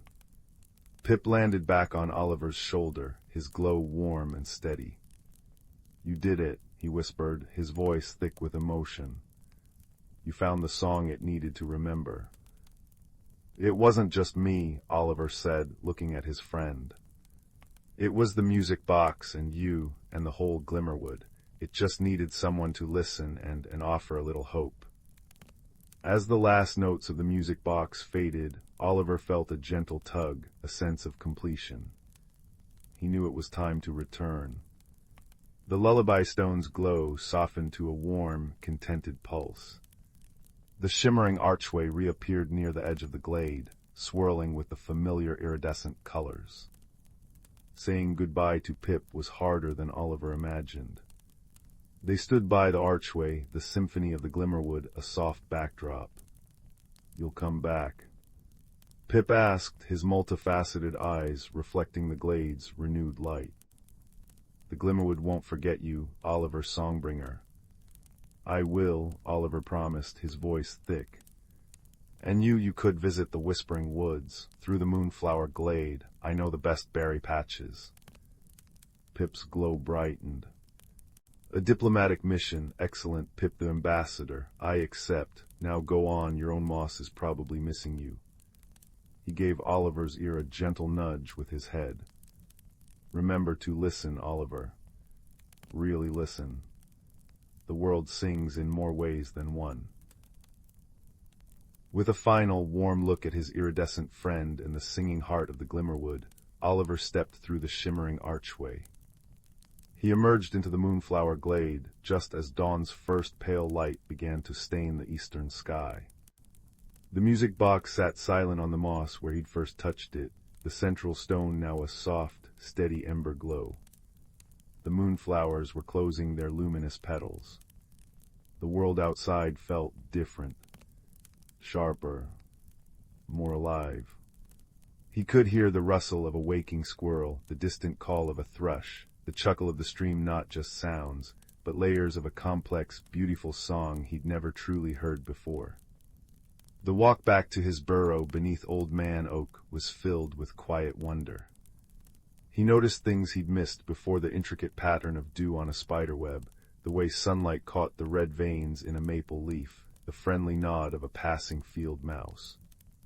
He wasn't lonely. He carried the Glimmerwood within him, its light, its song, its magic, and the warmth of an impossible friendship. days turned into weeks. Autumn deepened, painting the whispering woods in gold and crimson. Oliver tended his burrow, gathered nuts and berries with renewed purpose, and often sat quietly in the moonflower glade as twilight fell, listening. Sometimes he'd hear a faint, familiar chime on the breeze, or catch a glimpse of an unusually bright, colorful spark zipping through the trees. He'd smile, knowing Pip was near. One frosty evening, as Oliver settled into his moss-lined nest, the familiar, comforting scent of earth and dried berries surrounding him, he took out the music box. It no longer played its melody on command, but the central stone still held a soft, warm glow, like a captured piece of starlight. He placed it on a smooth stone beside his bed. He thought of the towering glimmerwood trees, the whispering falls, the crystal caverns, the immense sorrow and profound joy of the weeping stone. He thought of Pip's iridescent wings and endless chatter. He thought of how offering his small song had helped heal a vast silence. As sleep began to pull him under, soft as thistledown, he heard it. Not just the rustle of leaves or the sigh of the wind through old man oak's branches. He heard the deeper song, the hum of the sleeping earth, the quiet pulse of the roots beneath him, the distant harmony of the stars. It was the world's own lullaby, complex and beautiful, a song he now knew how to listen for. The soft glow of the lullaby stone bathed his burrow in gentle light. Oliver the hedgehog, once lonely, curled contentedly in his warm nest, a small smile touching his snout. He was home. He was part of the song. And as he drifted into peaceful dreams, filled with shimmering forests and the cheerful buzz of a familiar friend, the quiet magic of the glimmerwood and the gentle wisdom of his journey settled over him like the softest, warmest blanket, promising wonder in the hidden corners of the world and the enduring power of a small act of kindness offered with an open heart. The night outside was deep and still, but within Oliver, and within the quiet pulse of the stone beside him, a universe of connection and melody softly hummed him to sleep. Story 15. The village of Hearthglen nestled in the crook of the Whisperwood Mountains, a place where chimney smoke curled like friendly ghosts into the twilight air, and the cobblestone streets always seemed warmed by an unseen hearth. Here young Theo, with his earnest brown eyes and a cap perpetually askew, helped his grandmother run the Hearth and Honey Bakery, famous for its cinnamon sunrise buns and lavender dream cakes. Theo loved his deliveries, carrying baskets of warm bread and sweet pastries to every doorstep before the sun fully painted the sky. But one crisp autumn morning, a quiet strangeness settled over Hearthglen. Theo arrived at Benedict the baker's cottage, for even bakers need others' bread sometimes, only to find Benedict scratching his flour-dusted head. "Young Theo," he rumbled, his voice like kneading dough, "did you perchance see my grandmother's silver measuring spoon? It sat right here on the windowsill last night, catching the moonlight, now vanished like smoke." Theo, basket heavy with warm rye loaves, assured Benedict he hadn't seen it. He thought little of it, things get misplaced. But later, delivering honey-laced oatcakes to Lily the florist, he found her peering anxiously under her counter. "Theo dear," she whispered, her voice trembling like a petal in the breeze, "my little brass bell, the one that chimes when the first snowdrop blooms. It was hanging by the door. Now it's gone, silently." A prickle of unease traced Theo's spine. Two vanished objects, both small, both cherished. He finished his rounds, noticing a subtle tension, replacing the usual morning cheer. Old Man Hemlock swore his prize-winning sunflower seed had disappeared from its special dish. Widow Meadowbrook lamented the loss of a tiny, perfectly smooth river stone her late husband had given her. The vanished items were all small, reflective, and held deep personal meaning. No signs of struggle, no broken locks, just quiet absences. That evening, Theo sat by the crackling fire in the bakery kitchen, the comforting scent of yeast and caramelized sugar filling the air. He recounted the strange happenings to his grandmother. She listened, her wise eyes reflecting the flames. Mysteries like dough need time and gentle handling, Theo, she murmured, stirring a pot of spiced apple butter. Look for the pattern, not just the pieces. And remember, the Whisperwood holds many secrets and many friends. Her words sparked an idea. Theo remembered Star Whisper, the ancient silver-feathered starling who nested high in the oldest oak near the village green. Star Whisper was known as a keeper of reflections, observing the world with eyes that saw more than just shapes. Perhaps he had seen something. The next dawn, before his deliveries, Theo took a crust of honeyed bread to the base of the great oak. He whistled a soft, three-note tune his grandmother had taught him.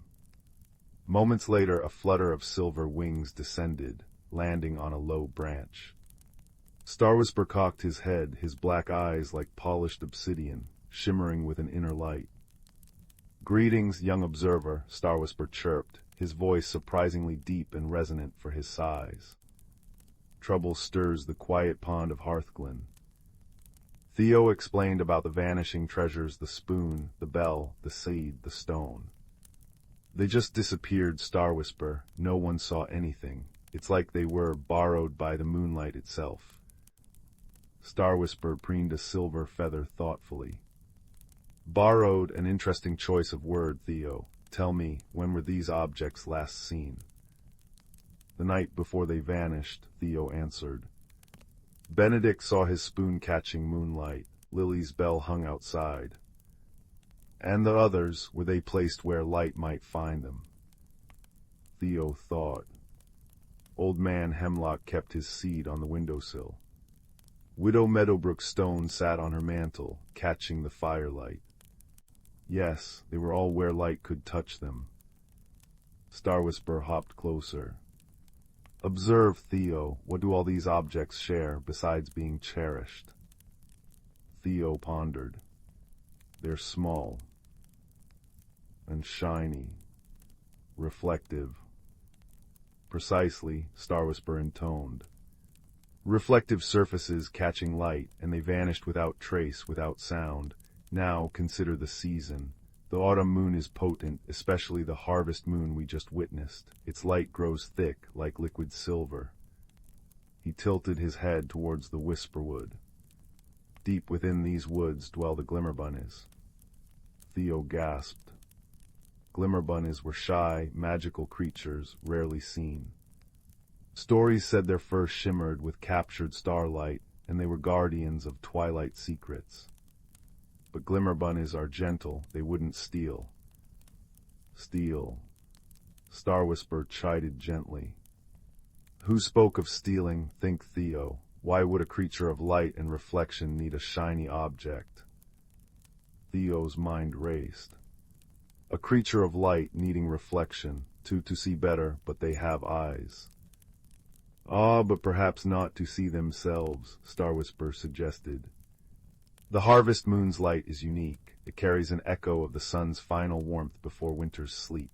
The Glimmerbunnies use this potent moonlight for their most sacred ritual, weaving their winter coats. They gather the thickest moonbeams, but to weave them just right they need guides. Perfect, unwavering reflections to ensure each strand is laid flawlessly, capturing the light's full warmth for the cold months ahead." Understanding dawned on Theo like the sunrise. They borrowed the shiny things to use as mirrors to help them weave their coats. Star Whisper nodded, a soft clinking sound coming from his feathers. "Indeed, they are meticulous weavers. They would return the objects once their task is complete, but they are also terribly shy and move with the silence of falling snow. They didn't mean to cause alarm, only to borrow a reflection for a single night's work." Relief washed over Theo, warm as fresh bread. It wasn't malice, just nature's necessity. "But how do we get the things back, and how do we stop them borrowing again? People are worried." "The Glimmerbunnies are creatures of courtesy," Star Whisper assured him. They intended to return each item before dawn, placing it exactly where they found it. But last night, remember the sudden bank of mist that rolled in just before sunrise? Theo nodded. The mist had been thick and pearly. It lingered, Star Whisper explained. It confused them. They couldn't navigate safely back to the village before daylight threatened. They retreated deep into the woods, treasures carefully hidden, waiting for the next twilight to return them unseen. They are likely as distressed about the delay as your neighbors are about the loss. Theo grinned. The solution was clear and surprisingly simple. We need to show them it's okay, that we understand, and maybe offer them something better than borrowing our treasures. Star Whisper's eyes gleamed. Wisely spoken, young baker. That evening, as the harvest moon began its ascent, casting a thick gold-and-silver light over Hearthglen, Theo gathered the villagers. He explained Star Whisper's revelation about the Glimmerbunnies and their weaving ritual. At first there were murmurs of surprise, then understanding smiles. Led by Theo and guided by Star Whisper's soft chirps from above, they carried small, polished tin plates, simple things from the bakery, the forge, and the florist's shop to the very edge of the Whisperwood.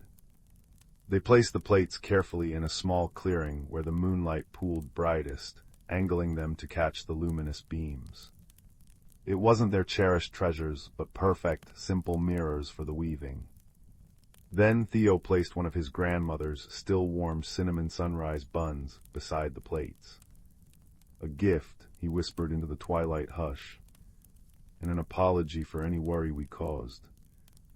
The villagers retreated quietly, watching from their cottage windows. As the moon climbed higher, painting the world in liquid silver, tiny shapes emerged from the ferns. Glimmerbunnies no bigger than Theo's hand, their fur shimmering with trapped moonlight like living constellations. They approached the clearing cautiously, their large, dark eyes wide. Seeing the tin plates perfectly positioned, they let out soft, chiming sounds of delight. They hopped to the plates, their tiny paws weaving the thick moonbeams with astonishing speed and grace, using the reflections to guide their work. And then, one by one, they darted to the edge of the woods. Benedict gasped as his grandmother's silver spoon appeared silently on his windowsill. Lily's bell chimed softly as it rematerialized by her door.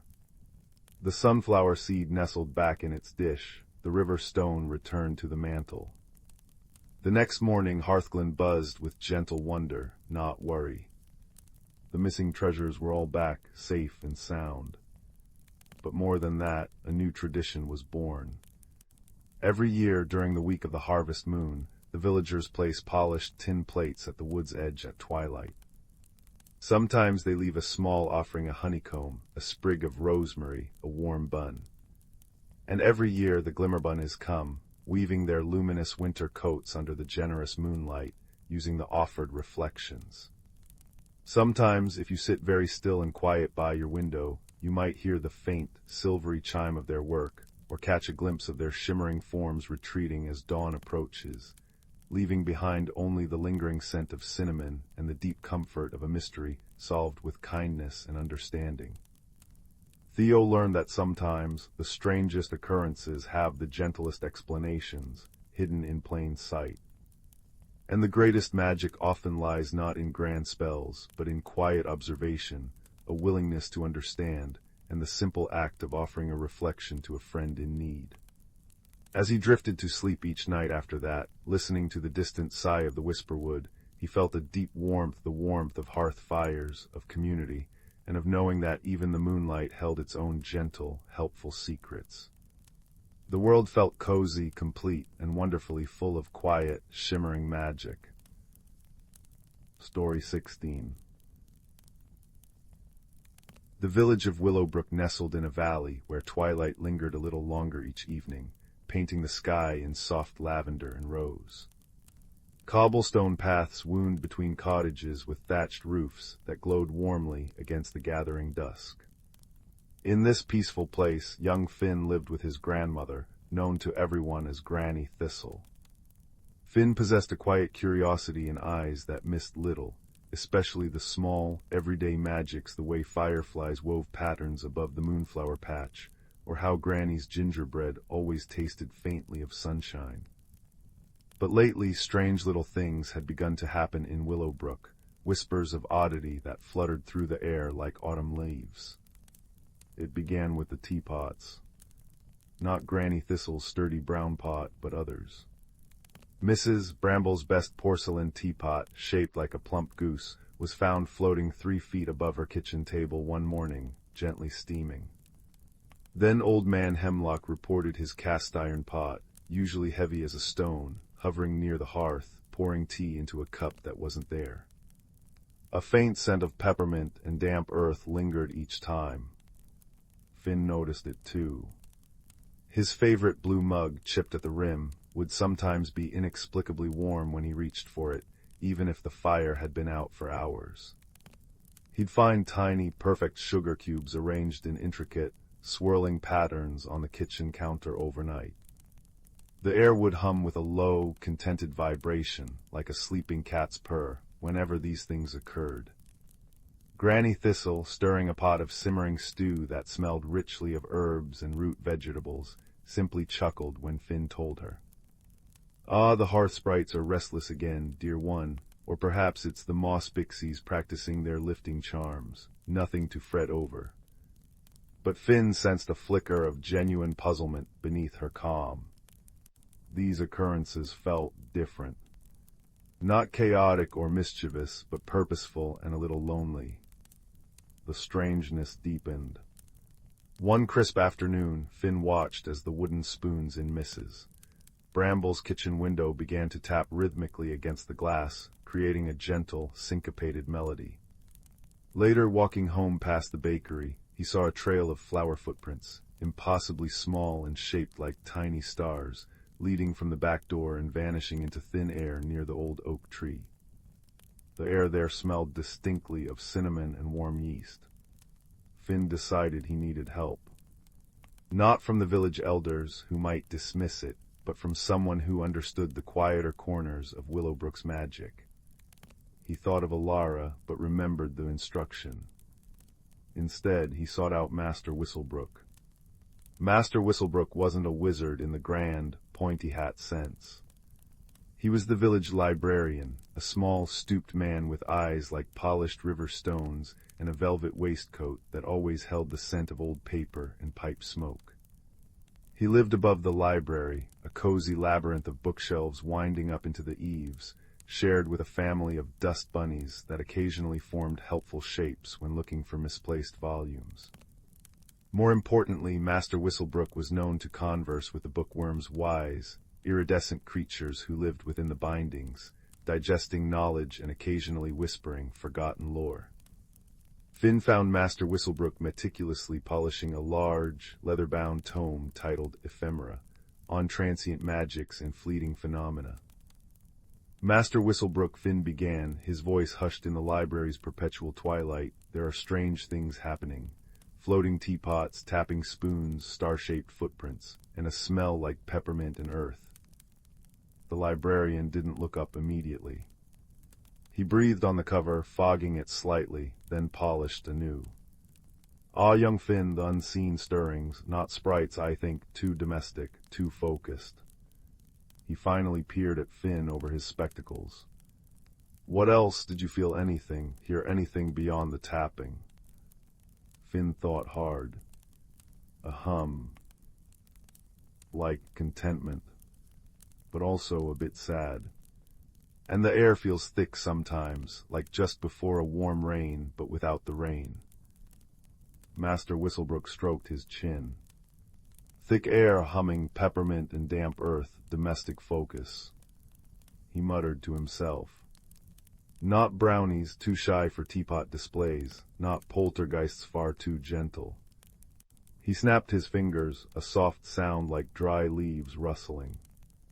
"Bookworm, seek the entry for household resonance and elemental echoes." A faint, shimmering glow emerged from the spine of a thick, green volume on a nearby shelf. A bookworm, looking like a caterpillar spun from moonlight and stardust, wriggled out. It raised its head, tiny antennae quivering, then burrowed back into the book. Moments later, the book slid off the shelf seemingly of its own accord, and landed with a soft thump on the reading table beside Finn. Master Whistlebrook opened it carefully. The pages seemed alive, shifting slightly. He traced a passage with a long, ink-stained finger. Here, manifestations of minor magics tied to strong emotional resonance within a dwelling place, often accompanied by sensory echoes, scents, sounds, textures associated with the originating emotion or memory, particularly potent when linked to a place of comfort or deep attachment. He looked at Finn, his eyes serious but kind. "Young man, I believe Willowbrook isn't being visited by a creature. It's being remembered, or rather something deeply connected to it is trying to reconnect. That humming contentment you feel, that's the echo of profound belonging. The sadness, perhaps a sense of loss or distance. The peppermint and damp earth, that is the key scent signature." "But what is it?" Finn asked, leaning closer, the scent of old paper filling his nose. "That," Master Whistlebrook said, closing the book gently, "requires observation. Watch the patterns. Where do the occurrences happen? When? What specific objects are involved? Trace the echoes back to their source, Finn. Look not for what is seen, but for what feels missing." Armed with this clue, Finn became a quiet detective. He noted everything. The floating teapots always happened near hearths. The tapping spoons were always wooden. The star-shaped flower footprints led away from places of warmth and baking. The humming was strongest near the old communal bake oven in the village square, unused since the new bakery opened years ago, but still radiating a faint, remembered warmth. The scent of peppermint and damp earth was most potent near the roots of the ancient willow tree that gave the village its name, its branches trailing like silver-green hair into the brook. Finn sat beneath it one evening, the air thick and soft as velvet against his skin, the humming a gentle vibration in his bones. He closed his eyes, focusing not on sight, but on the feeling Master Whistlebrook described, belonging, comfort, and a subtle, underlying ache. He imagined the bake oven crackling with heat, the smell of fresh bread filling the square. He thought of Mrs. Bramble's cozy kitchen, the hiss of the kettle. He pictured Granny Thistle's hearth, the heart of their home. And with each warm, comforting image, the humming grew a little stronger, a little sweeter, and the scent of peppermint and damp earth deepened, now mingled with the phantom aroma of baking bread and wood smoke. Suddenly a memory surfaced, clear as a brook stone. Granny Thistle telling him stories about her own grandmother, a renowned baker known for her willowbark tea, infused with wild peppermint, and her legendary star-shaped shortbread cookies. She'd used the old communal oven, and everyone said her kitchen always smelled of warm earth after rain, because she kept pots of fragrant moss near the hearth for luck. She'd passed away long before Finn was born, but her spirit, Granny Thistle always said, was woven into the stones of Willowbrook. Could it be an echo of her? A memory so strong, so full of love for her home and her craft, that it was gently nudging the world, trying to feel that warmth again. The next day, Finn shared his theory with Granny Thistle. Her eyes, usually bright as buttons, grew misty. "My Gran," she whispered, a soft smile touching her lips. She did love her baking, and that peppermint tea, and her lucky moss. She patted Finn's hand. "You might just have something there, my clever boy." Finn knew what to do. It wasn't about stopping the magic, but welcoming it, honoring the echo. He went to the old communal bake oven, its bricks cool. With Granny Thistle's blessing, he gathered some dry wood and lit a small, careful fire inside, just enough to make the stones warm and radiate a gentle heat. He hung a small bundle of dried peppermint and a clump of fresh, damp forest moss near the opening, releasing their familiar scent into the air. Then, with Granny Thistle's help, he mixed a batch of simple shortbread dough. Instead of cutting circles, he carefully pressed star shapes, just like Great-Gran used to do. As the shortbread stars baked in Granny's own oven, the communal one being too unpredictable, filling their cottage with a rich, buttery aroma, Finn carried a few warm cookies and a steaming cup of peppermint tea out to the ancient willow tree. He placed them gently among its roots. "Hello, great-gran," he whispered, not knowing if he was heard, but feeling the thick, warm air wrap around him like a soft shawl. "We remember you." He sat quietly. The humming swelled not loud but deep and resonant, vibrating with pure, sweet contentment. The scent of peppermint, damp earth, baking bread, and wood smoke blended perfectly, no longer strange but comforting and whole. He felt a gentle warmth beside him, like sunlight on a cool day. That evening back home, Finn's blue mug wasn't just warm, it held a perfect, steaming cup of peppermint tea he hadn't poured. On the counter, sugar cubes were arranged into one large, perfect star. Granny Thistle found her best wooden spoon, tapping softly against her mixing bowl in a familiar, lullaby rhythm. The strange occurrences didn't stop entirely, but they changed. They became quieter, softer, woven seamlessly into the fabric of Willowbrook's days. A teapot might steam a little longer than usual. A batch of bread might rise exceptionally high. A lost mitten might be found perfectly dry on a sunny windowsill. The humming was a constant, gentle undercurrent now, felt most strongly near the warm bake oven Finn tended weekly, or beneath the old willow where star-shaped cookies often appeared, slightly warm, as if just taken from an unseen oven. The mystery was solved not by capturing anything, but by understanding. By listening to the quiet hum of memory and belonging. Finn learned that magic isn't always about grand spells. Sometimes it's the echo of deep love, a comforting presence woven into the very stones and hearths of home, reaching out for connection.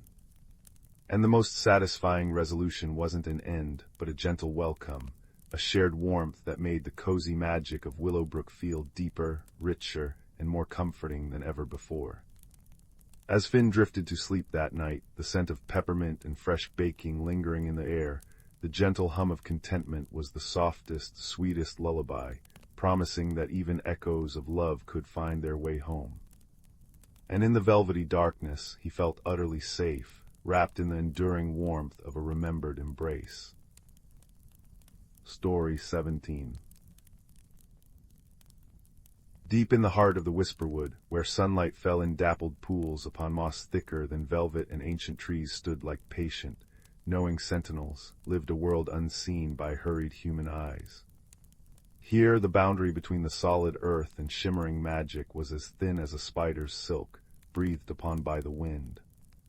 This was the domain of creatures small and wise, who understood the deep, slow song of the world. Among the gnarled roots of a grandfather oak lived Thistle, a hedgehog whose spines held tiny droplets of morning dew long after the sun had climbed high. Thistle wasn't particularly fast or loud, but she possessed an extraordinary gift. She could feel the forest's heartbeat through her paws. The soft thrum of roots drinking deep, the gentle pulse of sap rising, the delicate tremor of a butterfly newly emerged all spoke to her in a language older than words. Her closest friend was Pip, a bright-eyed squirrel whose boundless energy was matched only by his devotion to gathering stories whispered by the wind through the leaves. Their days were woven with simple joys, the crisp crunch of fallen acorns underfoot, the heady perfume of bluebells carpeting a hidden glade in spring, the cool kiss of stream water on a hot summer afternoon, and the rustling symphony of autumn leaves painting the forest floor in fiery hues. They knew the secret paths trodden by shy badgers, the moonlit dances of foxes, and the watchful gaze of owls perched high in the canopy. Everything lived in a delicate, cherished balance, guided by the ancient rhythms of sun and moon, rain and wind. The forest thrived because each creature, from the industrious beetle to the soaring hawk, understood their part in the great green tapestry. Generations of forest dwellers had passed down wisdom. Thistle learned from old Mossback, a venerable tortoise whose shell was etched with patterns resembling ancient maps. "Listen, little one," Mossback would rumble, his voice like stones shifting in a stream. The forest breathes, it sighs in autumn, rests in winter, stirs in spring, and sings in summer. The windweavers stitch the seasons together, unseen spinners of frost and blossom, rain and sunbeam. Respect the stitch, and harmony endures. the Windweavers were the forest's gentle magicians. On crisp autumn mornings, Thistle would sometimes glimpse them not as creatures, but as shimmering disturbances in the air, like heat haze given purpose. They were the ones who painted frost on leaves, coaxed buds from slumbering branches, spun gentle rains from passing clouds, and fanned the summer breezes that cooled the earth. Their magic was the quiet engine of the forest's life, deeply intertwined with the weather and the turning world. One year, as the rich golds and scarlets of autumn were just deepening, Thistle felt a tremor through her paws that was all wrong. It wasn't the comforting thrum of life preparing for rest, but a sharp, discordant shiver. The air, usually crisp and smelling of wood smoke and damp earth, grew unnaturally still and carried a metallic tang like cold iron. Pip scampered down from his lookout branch, his tail twitching nervously. Thistle, the sky, it looks bruised, and the Windweavers, they're swirling too fast, too high, they seem frightened. Looking up, Thistle saw it. A heavy leaden-gray cloud, unlike any autumn sky she knew, pressed down on the canopy. It pulsed with a strange, sickly light. Below it, the usually graceful movements of the Windweavers were frantic, chaotic whirls, unable to settle or weave their patterns. And then it began. Not the gentle, drifting snowflakes of deep winter, but a hard, biting sleet, followed by a frost so sudden and fierce it crackled as it formed, encasing vibrant autumn leaves in glassy prisons, freezing the surface of streams, and turning the soft moss into brittle shards. The forest plunged into an unnatural, icy silence. Birds huddled, feathers fluffed against the unnatural chill. The badger kits, still too young for deep hibernation, whimpered in their set. Flowers that should have been setting seeds for spring were flash-frozen mid-bloom. The deep, resonant song Thistle felt through the earth faltered, replaced by a strained, fearful whine. The balance was broken. This wasn't winter's gentle embrace. It was an icy fist clenching the heart of the whisperwood. Fear, cold and sharp, prickled along Thistle's spine. She scurried to old Mossback's sheltered burrow beneath the grandfather oak. The ancient tortoise stirred slowly, his eyes clouded with concern as he sensed the unnatural freeze. "The stitch is torn," he rasped, his voice thick with worry. "The Windweavers are tangled. Something dark and cold has blown in, something that doesn't belong to the forest's song. It feeds on fear and stillness. If it settles, the deep sleep of winter may never end." Thistle knew they couldn't fight the cold directly. But Mossback's words sparked a memory, a story passed down from her grandmother. "The Heartstone," she whispered, her breath puffing white in the frigid air. "The story says, in the deepest root of the grandfather oak, where the earth is warmest, lies the Heartstone. It holds the forest's oldest warmth, the memory of every summer sun. If we can reach it, remind it. Maybe its warmth can calm the Windweavers, help them mend the stitch." Mossback nodded slowly, a glimmer of hope in his old eyes. "Yes, child," Wisdom remembered, "but the path is perilous now. The frost has made roots treacherous, and the cold seeks to snuff out such warmth. You must be swift and silent. Take Pip. His keen eyes will guide you through the ice-laced shadows." The journey into the root cellar of the grandfather oak was like descending into an ice cavern. Stalactites of frost hung from the ancient roots, gleaming with an eerie blue light. The air grew colder with every step, biting at their noses and making their tiny limbs stiff. Pip scouted ahead, his nimble leaps avoiding patches of black ice that gleamed treacherously on the worn path. Thistle focused on the faint, fading warmth she could still feel through the frozen earth, a thread of hope pulling her deeper. They encountered frozen spiders, their intricate webs turned to crystal lace. A family of field mice huddled together in a desperate ball of warmth, their squeaks faint and frightened. Thistle paused, nudging them gently towards a slightly warmer crevice Pip had found. "Hold on," she whispered, her voice trembling but firm. "Help is coming." Every small act of kindness, she remembered Mossback saying, warmed the world a little. Deeper and deeper they went, the cold becoming a physical weight. Thistle's paws felt numb, and Pip's movements grew sluggish. Just as despair threatened to freeze their hearts, Thistle felt it, a faint, rhythmic pulse, deep and warm like a buried sun. It emanated from a small, unassuming cavity beneath the thickest root. Nestled within, glowing with a soft, golden light that held no heat yet promised it, was a smooth, egg-shaped stone, the Heartstone. It pulsed gently, radiating a sense of profound peace and ancient summers. But guarding the entrance, formed from the very essence of the unnatural frost, was a shifting, shadowy shape, a chill wraith. It had no eyes, only a sense of deep, consuming cold and silence. It flowed towards them, sucking the warmth from the air around it. Pip chittered in terror. Thistle closed her eyes, digging her chilled paws into the frozen earth. She pushed past her fear, reaching not with her body, but with her gift. She focused on the deep thrum of the Heartstone, the memory of sun-warmed earth, the scent of blooming honeysuckle, the sound of bees drowsing in clover. She poured all her love for the Whisperwood, all her trust in its balance, into that feeling and sent it outwards, not as a challenge, but as an invitation, a reminder of what was. The chill wraith hesitated. The pure, resonant warmth of the forest's memory, amplified by Thistle's connection and the Heartstone's power, washed over it. The shadowy form seemed to waver, like mist disturbed by a warm breath. It didn't fight, it simply dissolved. The consuming cold retreated from the cavity, replaced by the gentle, strengthening pulse of the Heartstone. Thistle stumbled forward, Pip right beside her. She placed her small paw against the glowing stone.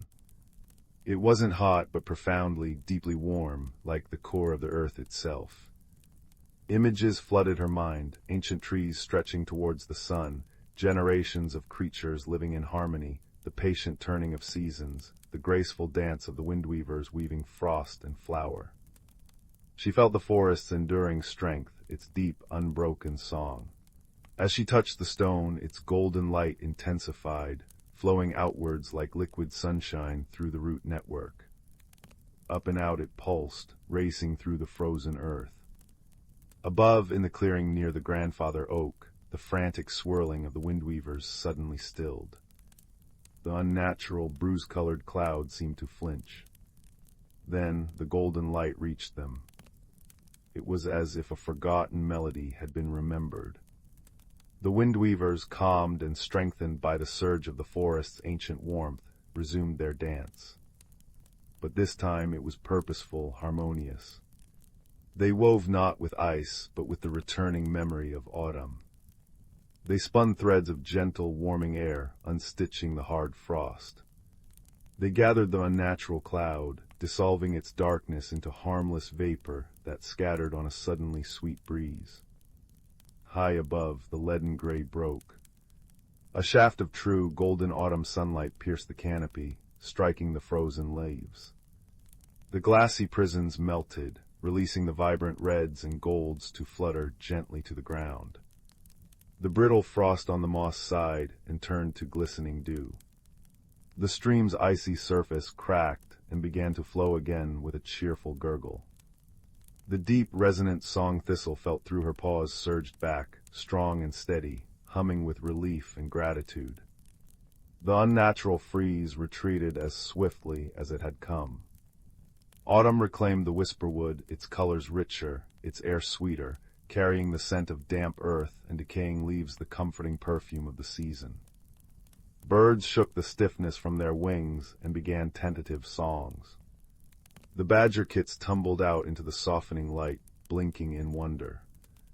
The frozen spiders flexed their legs, their crystal webs now dripping diamonds of meltwater in the sun. Thistle and Pip emerged from the roots, blinking in the warm light. They were met by the grateful faces of the forest folk. Old Mossback slowly made his way towards them, a deep contentment in his gaze. "You remembered the old wisdom, little Thistle," he rumbled, the sound like stones settling comfortably. "You touched the heart and reminded it of its song. the wind weavers remember their purpose, the stitch is mended. As the sun dipped low, painting the sky in hues of apricot and lavender, the creatures gathered near the grandfather oak. The air was filled with the soft chirps of crickets, the gentle rustle of leaves, and the distant hoot of an owl. The wind weavers, visible now only as soft, shimmering ripples in the twilight air, danced a slow, graceful ballet above them, weaving the first gentle tendrils of evening mist. Thistle curled up on a bed of newly softened moss beside Pip. She placed her paw on the earth, feeling the strong, steady pulse of the forest, a rhythm of life, of seasons turning, of deep roots and reaching branches. It spoke of endurance, of the quiet power of memory, and the strength found in harmony and shared warmth. The heartstone's gentle glow, deep within the earth, was a constant, comforting presence. High above, the first stars emerged, clear and bright in the cool autumn sky. They winked down at the whisperwood, bathing the ancient trees, the grateful creatures, and the peacefully sleeping hedgehog in their soft, silver light.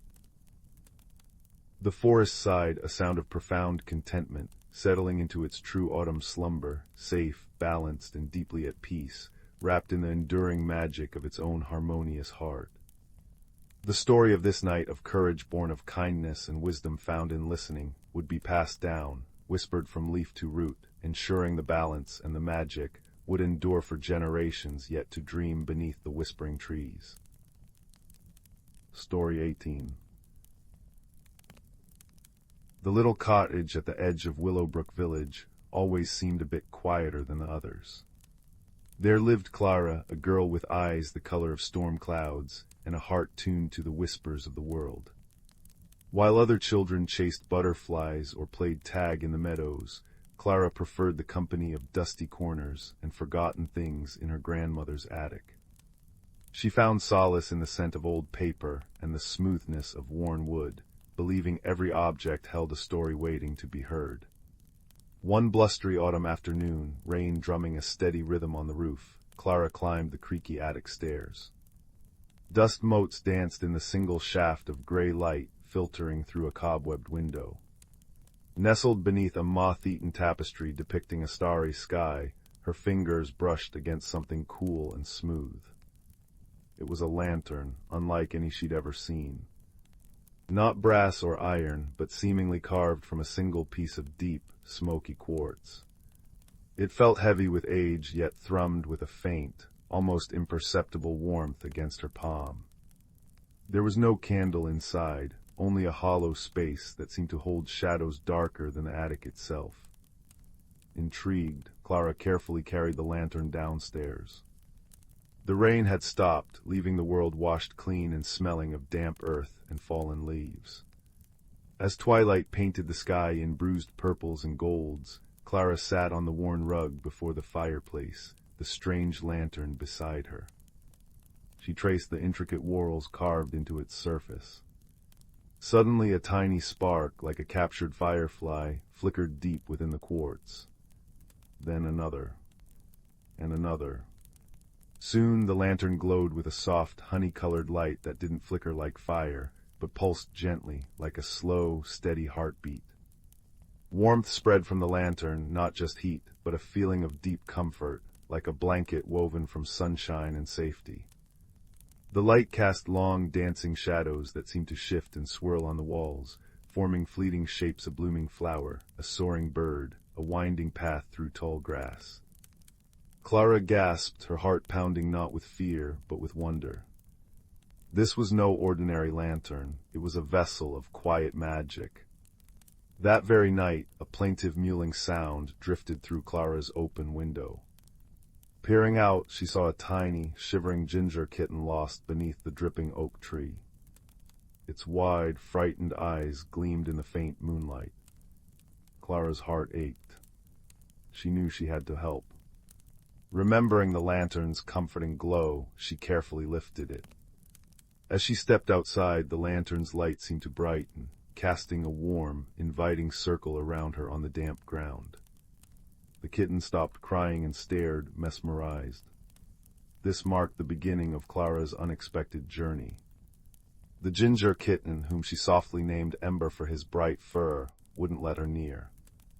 Every time Clara took a step forward, Ember darted away, vanishing into the deepening twilight shadows beyond the lantern's glow. Clara knew she couldn't chase him. Fear would only drive him deeper into the unknown. She needed help, and strangely, the lantern's light seemed to pulse brighter whenever she looked towards the whispering woods that bordered Willowbrook. Holding the lantern high, its warm light pushing back the cool gloom, Clara stepped onto the path leading into the woods. The trees, ancient oaks and whispering willows, seemed to lean in, curious about the unusual light. It wasn't long before her first helper appeared. Perched on a low branch, his feathers ruffled against the evening chill, was Bartholomew, a great horned owl with eyes like polished amber. H-O-O-O-O. Bartholomew blinked, tilting his head. A child with a sun caught in stone, and seeking a lost spark, I see. His voice was a low, resonant rumble, surprisingly gentle. The woods hold many secrets, little keeper. Fear makes prey flee, but understanding can coax them home. Further along the winding path, where the lantern light revealed velvety moss and clusters of glowing mushrooms, Clara met Thistle. She was a stout, practical badger with a stripe of pure white down her snout, busy tidying her burrow entrance with fastidious paws. Lost kitten, you say? Thistle sniffed, her black nose twitching. Saw a flash of ginger near the Moonpetal glade, scared witless by a falling acorn, poor mite. Loud noises startled the small ones. She nudged a smooth pebble towards Clara. Patience, child, walk softly, the woods listen. Thistle offered practical wisdom, teaching Clara to notice the subtle signs of bent blade of grass, a tiny paw print in the mud that Ember had passed by. Deeper still, beneath the gnarled roots of a grandfather oak, lived Pip, a field mouse with fur like thistledown and boundless optimism. He scurried out, drawn by the lantern's comforting radiance. Oh, the warm light bringers, hello, the scared fluff went that way. Pip squeaked, pointing a tiny pink paw towards a thicket of ferns shimmering with dew in the lantern's glow. He's quick but lonely. Loneliness makes the shadows colder, doesn't it? Pip's simple words struck Clara. Ember wasn't just lost, he was alone and frightened. The challenge came at the edge of the Moonpetal glade, a small clearing where luminous white flowers bloomed only at night. Clara saw Ember huddled on a flat rock in the very center, shivering violently, his eyes wide pools of terror.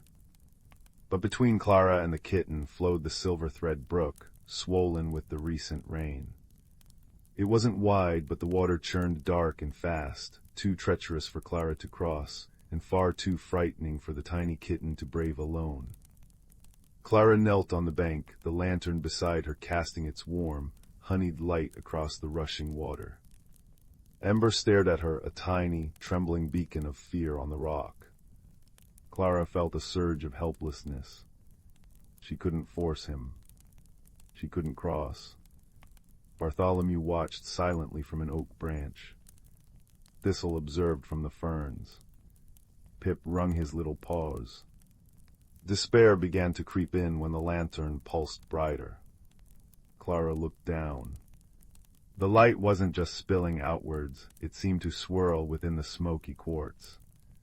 As she focused on Ember, truly focused not just on finding him, but on understanding his fear, the swirling light within the lantern coalesced.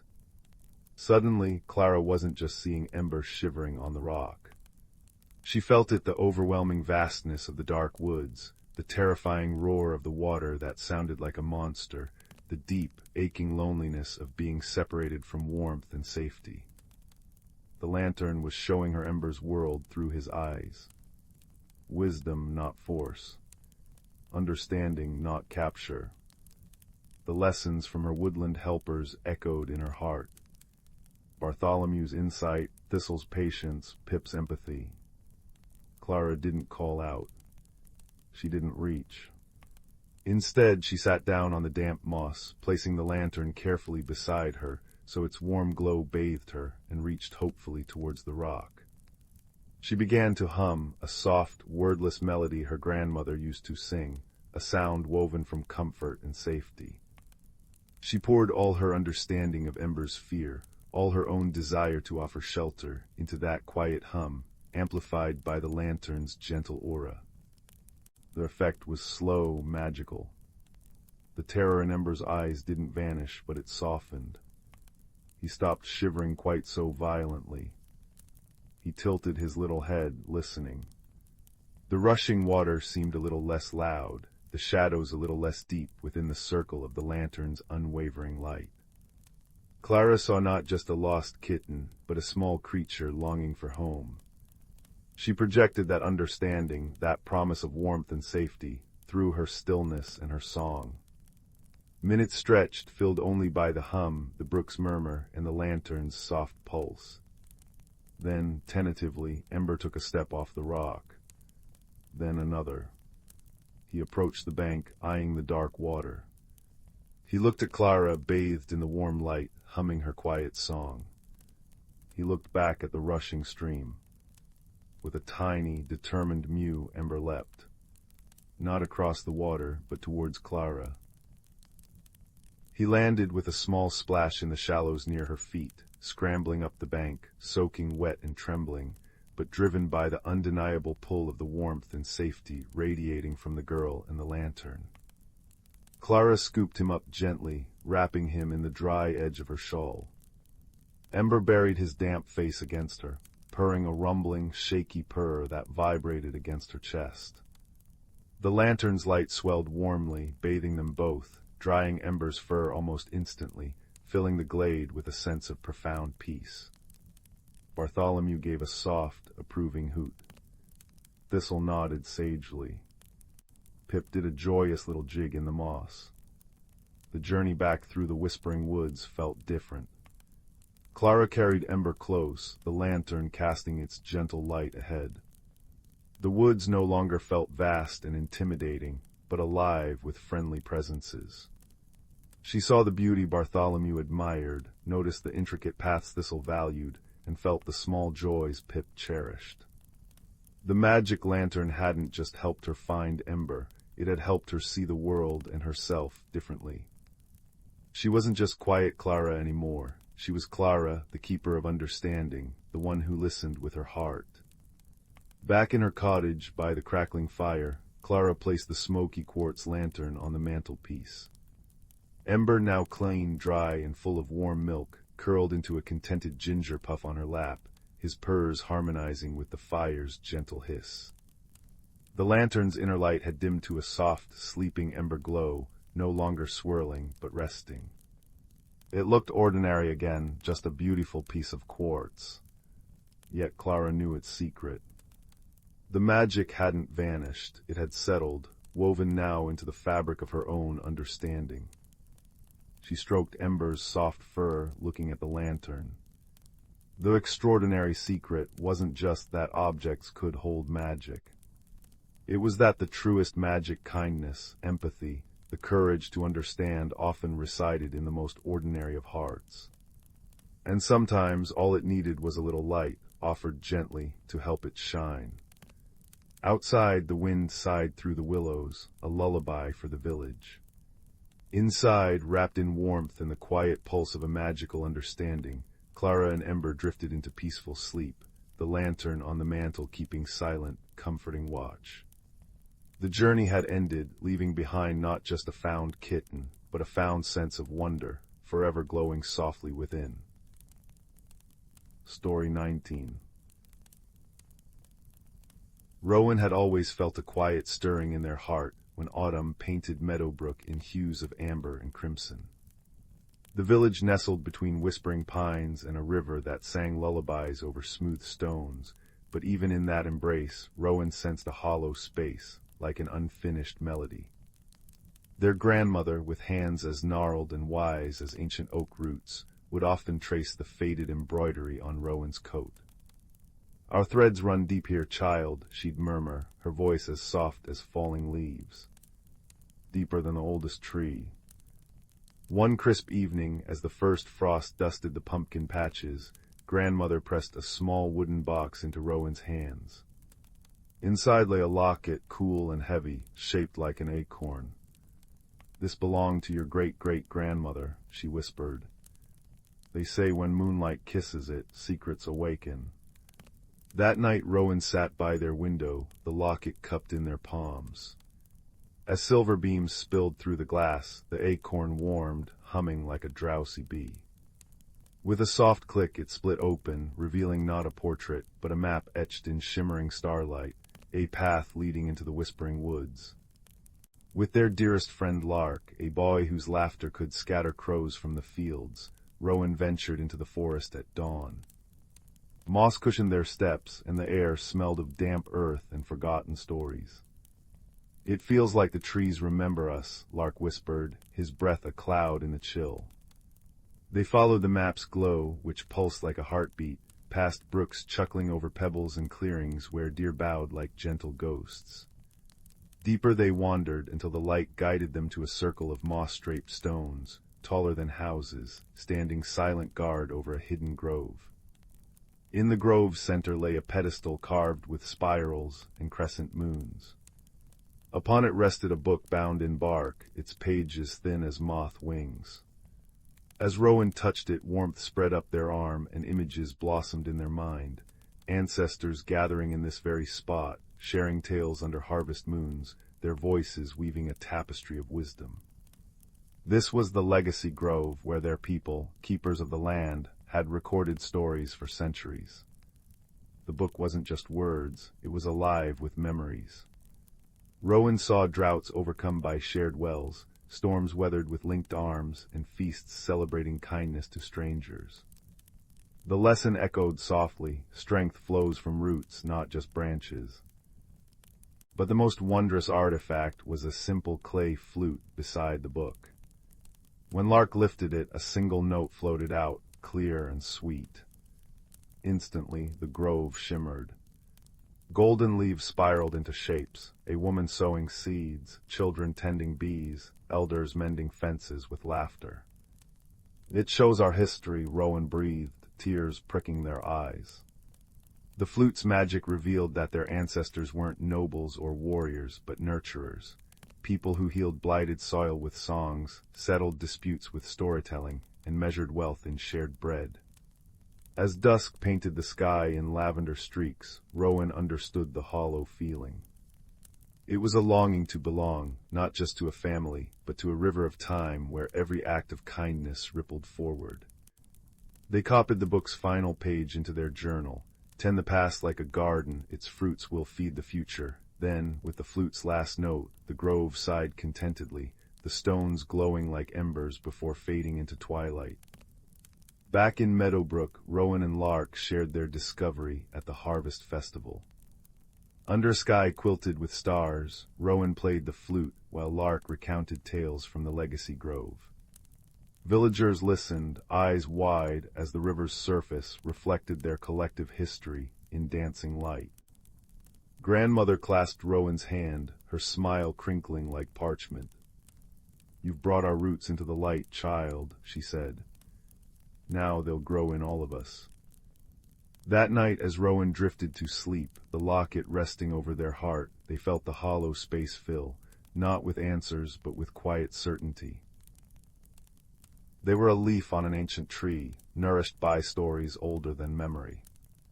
Outside, the wind rustled through the maples, carrying the scent of wood smoke and apples, and it seemed to whisper, "Rest now, little keeper. You are home." And in dreams, Rowan walked the grove again, this time not as a seeker, but as a guardian, their footsteps blending with the timeless rhythm of the earth. Story 20. The village of Willowbrook nestled in a valley where mist clung to the hills like a sleepy cat until midday, and the river sang lullabies over smooth stones. Young Silas lived with his grandmother in a cottage whose walls smelled perpetually of dried lavender and cinnamon. He loved his home, yet sometimes, gazing at the ancient, gnarled oak on the hilltop that villagers called the Watcher, he felt a quiet tug, a sense of something vast and unseen just beyond his reach. One crisp autumn afternoon, while helping his grandmother, Ada, sort through a dusty cedar trunk in the attic, Silas uncovered something unexpected. Beneath layers of embroidered shawls and faded letters tied with ribbon lay a small wooden box, its surface inlaid with mother-of-pearl constellations. It felt cool and surprisingly heavy in his hands. "Grandmother," he whispered, tracing the intricate patterns, "what's this?" Ada's eyes, usually bright with laughter, softened with a deep, reflective warmth. She settled beside him on a worn velvet cushion, the scent of aged wood and memories filling the air. "Ah, Silas, that belonged to your great-great-grandfather, Rowan. It's been waiting." With gentle hands, she opened the box. Inside, nestled on indigo velvet, lay 3 objects: a smooth, river-polished stone etched with a spiral, a small silver locket shaped like a crescent moon, and a delicate, yellowed scroll tied with a silk thread the color of twilight. "This," Ada said, lifting the stone, "is the Heartstone. It comes from the deepest pool in our river, blessed by moonlight generations ago. The spiral reminds us that journeys often lead back to where we began, only wiser." She placed it in Silas's palm. It felt alive, humming faintly with a cool, calming energy. "The locket," she continued, opening it to reveal tiny, intricate engravings of phases of the moon, "holds the light of our ancestors. They believed the moon watched over our family, guiding us through darkness." Finally, she unrolled the fragile scroll. It wasn't writing, but a map drawn in faded ink and starlight dust depicting Willowbrook Valley, with a path leading deep into the Whispering Woods, marked by a symbol matching the spiral on the stone. "The map leads to the Moonbloom tree," Ada murmured, her voice as soft as falling leaves. "It blooms only one night a year under the fullest moon of autumn. Rowan was its last guardian. He hid these treasures when times grew troubled, fearing the old ways would be forgotten. He believed a descendant, when the time was right, would find them and remember." Silas's heart thumped like a drum against his ribs. The Watcher Oak, the moonlit river, the whispers in the woods, suddenly they weren't just parts of his home, but threads in a tapestry woven long before him. "Remember what, grandmother?" "The legacy of listening," Ada replied, her gaze steady and kind. "Listening to the wind in the trees, to the stories the river tells, to the wisdom whispered by the moon, listening to the earth beneath our feet and the history carried in our own hearts. Rowan believed this listening connected us to each other, to the land, and to those who walked it before us. It was how we lived in harmony. But the world grew louder, Silas, and many forgot how to truly listen." Silas felt the weight of the Heartstone, cool and reassuring. The pull he'd felt wasn't just curiosity, it was a calling. He needed to find the Moonbloom tree. On the night of the autumn full moon, bathed in silvery light that turned the world into a dreamscape, Silas set out. He wore the locket around his neck, the Heartstone in his pocket, and clutched the map. The Whispering Woods lived up to its name. Ancient pines sighed overhead, their needles carpeting the path in softness. Crickets chirped a rhythmic chorus, and the scent of damp earth and pine resin filled the cool air. Guided by the map and the gentle pulse of the Heartstone, Silas walked without fear, feeling the land welcoming him home. Deep within the woods, the path ended at a small, moon-drenched clearing. In its center stood a tree unlike any other. Its bark shimmered like pearl, and its branches, bare during the day, were now laden with flowers that glowed with their own soft, silvery light. Petals unfurled like tiny captured moons, releasing a fragrance that was pure peace, a blend of night-blooming jasmine and cool mountain air. This was the Moonbloom tree. As Silas stepped into the clearing, the air hummed. He felt a presence not frightening but ancient and kind, like the warmth of a long-held memory. He sat beneath the luminous branches, the Heartstone cool in his hand, the locket warm against his chest. Closing his eyes, he did what Rowan's legacy asked. He listened. He heard the rustle of leaves telling stories of seasons past. He heard the faint echo of children's laughter from long-ago harvests carried on the breeze. He heard the steady heartbeat of the earth beneath him. He heard the gentle guidance of the moon above, bathing him in its calming light.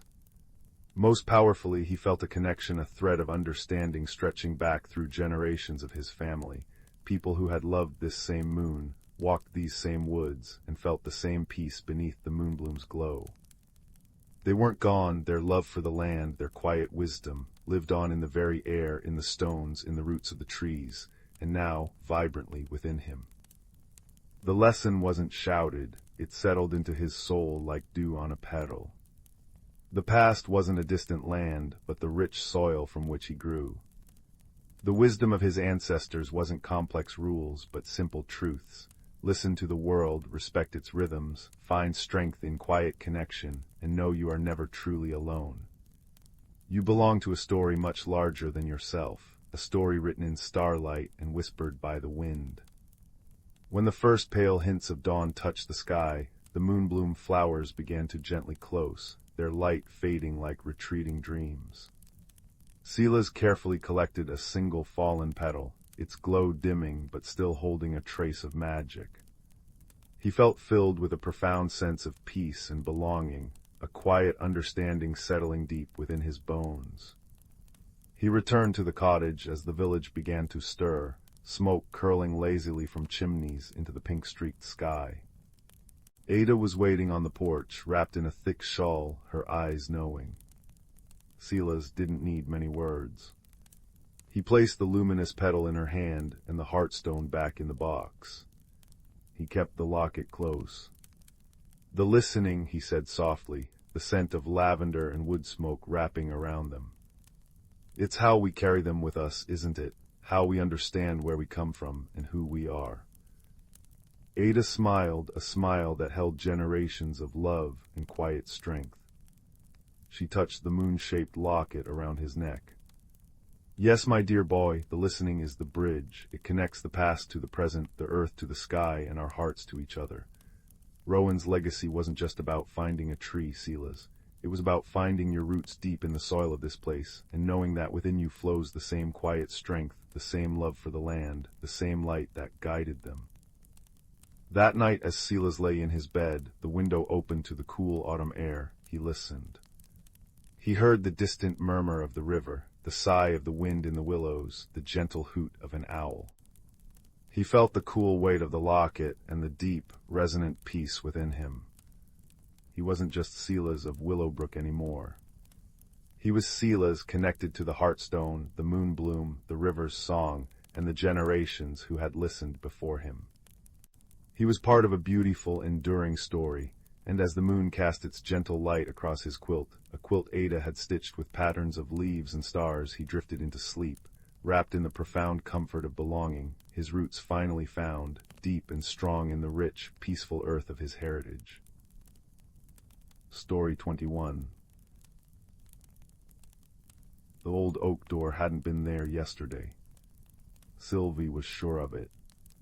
It stood nestled between the tangled roots of the ancient willow tree at the bottom of her garden, where usually only moss and shy ferns grew.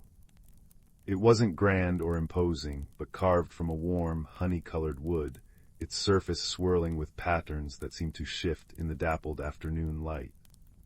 A simple brass knob, cool to the touch, invited her grasp. Curiosity, a familiar flutter in her chest, overcame Sylvie's usual quiet hesitation. With a gentle push that yielded surprisingly little resistance, the door swung open. Instead of the familiar garden wall behind the willow, she saw light. A soft, golden-green light that seemed to breathe. And beyond it, a path paved with smooth, luminous stones wound into a forest unlike any she had ever imagined. This was the Whisperwood. The air hummed with a quiet, musical thrum, like distant wind chimes woven into the breeze. Trees soared like cathedral pillars, their bark shimmering with subtle colors, deep amethyst, soft turquoise, and the rich green of moss agate. Leaves weren't merely green, they glowed from within, casting pools of gentle emerald, sapphire, and topaz light onto the forest floor. Giant velvety ferns unfurled like sleeping dragons, releasing a sweet, earthy perfume with every sway. Above, instead of a sky, a canopy of intertwined branches held a tapestry of shifting, iridescent light, soft as twilight but infinitely warmer. Sylvie stepped through, the oak door clicking softly shut behind her. The air felt alive, tingling against her skin like fizzy water. She took a deep breath, filling her lungs with the scent of damp earth, blooming night-blooming jasmine, and something else, like warm cinnamon and starlight. The luminous stones beneath her bare feet were pleasantly cool and smooth, guiding her deeper into the Whisperwood's embrace. Her first encounter wasn't frightening, but utterly wondrous. As she rounded a bend where two giant roots formed an archway, she saw them. Tiny, furry creatures, no bigger than her hand, with bodies like plump, silvery hedgehogs and large, luminous eyes the color of moonstones. They were gathered around a cluster of glowing blue mushrooms, carefully dusting the caps with pollen that sparkled like diamond dust. They hummed softly to themselves, a sound like tiny bells tinkling underwater. One looked up, its large eyes blinking slowly at Sylvie. It didn't flee. Instead, it tilted its head, gave a soft pip-pip sound, and offered her a single glowing petal it had been holding. Sylvie knelt, accepting it gently. The petal felt like cool silk and pulsed with a soft, blue light. The creature pip-pipped again, seemingly satisfied, before turning back to its work. Sylvie tucked the glowing petal safely into the pocket of her dress, a small, warm comfort against her thigh. The path led her alongside a river that didn't flow with water, but with liquid, shimmering light. It moved slowly, silently, reflecting the glowing leaves above in a mesmerizing dance of color. But crossing it proved Sylvie's first gentle challenge. The stepping stones were far apart and slick with luminous moss. As she hesitated on the bank, the river seemed to notice her. The flowing light began to swirl and chime softly, forming fleeting shapes: butterflies, birds, dancing figures, as if trying to communicate. Sylvie remembered the quiet patience her grandmother always showed when listening. She sat down on a smooth, warm root, closed her eyes, and simply listened to the river's gentle song. It wasn't words, but a feeling, a sense of calm, of deep, slow time.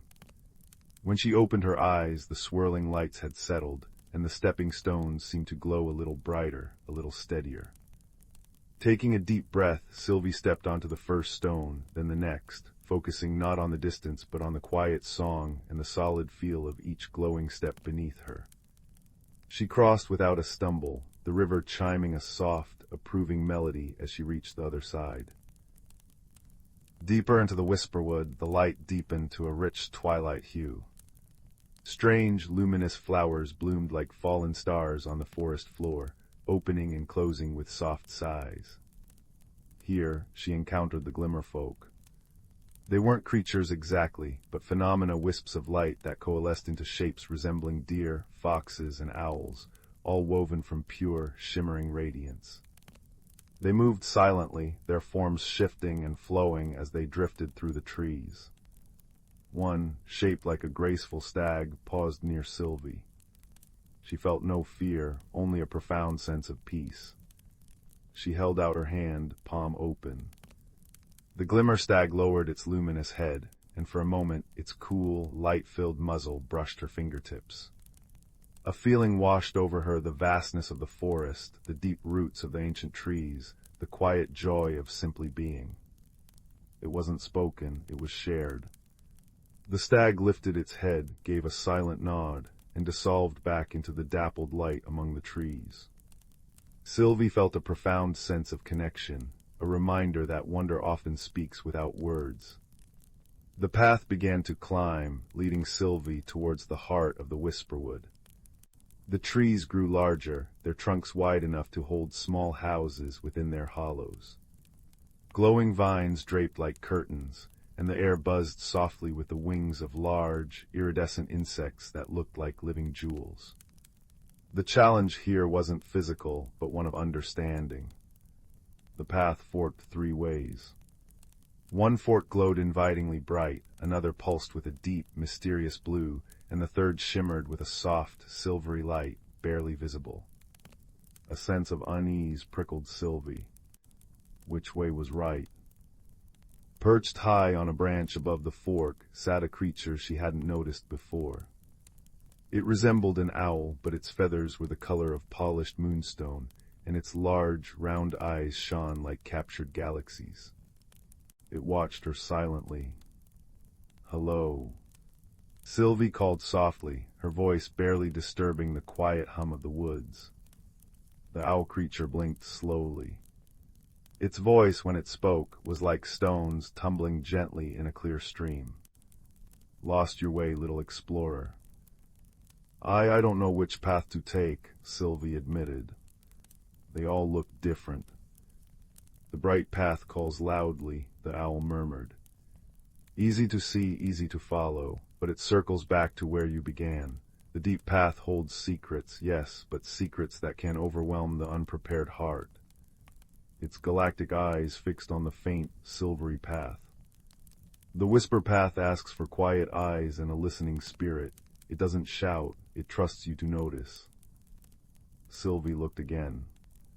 The silvery path wasn't paved with stones, but with fallen leaves that glowed faintly, and it wound gently upwards between two giant, ancient trees whose roots intertwined like clasped hands. It looked less traveled, more intimate. She thought of the patient river, the quiet glimmer stag, the gentle pip-pip of the little pollen dusters. Courage, she realized, wasn't just about facing the unknown. It was also about trusting the quiet voice within, about choosing the path that felt true, even if it wasn't the loudest or easiest. "I choose the whisper path," Sylvie said, her voice firmer now. The moonstone owl gave a soft hoot that sounded like approval. "Wise choice, little listener. Follow the quiet glow." The whisper path led Sylvie to a small clearing bathed in pure, silvery moonlight, though no moon was visible through the luminous canopy. At the center stood a tree unlike any other. Its bark was smooth and pale as pearl, and its branches, devoid of leaves, held thousands of tiny, floating lights like captured fireflies or miniature stars. They drifted gently, casting a soft, ethereal radiance over the clearing. Beneath the tree, nestled in a bed of glowing moss, lay a single, smooth stone. It pulsed with a warm, golden light that seemed to resonate in Sylvie's chest. She approached slowly, drawn by the stone's gentle warmth. As she knelt, the floating light swirled closer, humming a soft, comforting melody. She reached out and touched the stone. It wasn't hot, but wonderfully warm, like sunlight held in her palm. As her fingers made contact, a wave of pure, peaceful understanding washed over her. She saw the interconnectedness of the whisperwood, the pollen dusters nurturing the glowing mushrooms, the river of light feeding the luminous roots, the glimmer folk weaving the forest's spirit, the owl watching over its quiet wisdom. She understood that exploring the unknown wasn't about conquering it, but about listening, learning, and finding her place within its wonder. The courage she had shown was the quiet courage of curiosity, patience, and trust. The warm light from the stone flowed up her arm, filling her with a profound sense of belonging and calm. She knew it was time to return. The stone felt like a gift, a piece of the whisperwood's gentle heart. Carefully, she picked it up. It fit perfectly in her palm, radiating its comforting warmth. The return journey felt different. The whisperwood seemed to guide her, the luminous stones glowing brighter where she needed to step, the path clearer. The river of light chimed a farewell song as she crossed easily. She passed the glimmerfolk again, their light forms bowing slightly in silent acknowledgement. Near the archway of roots, the little pollen dusters were still busy. They looked up as she passed, their moonstone eyes bright. One scurried forward and placed another glowing petal, this one a soft gold, beside her foot. Sylvie picked it up with a smile, adding it to the blue one in her pocket. She reached the oak door, its honey-colored wood warm under her touch. Stepping back into her own garden felt like surfacing from a deep, beautiful dream.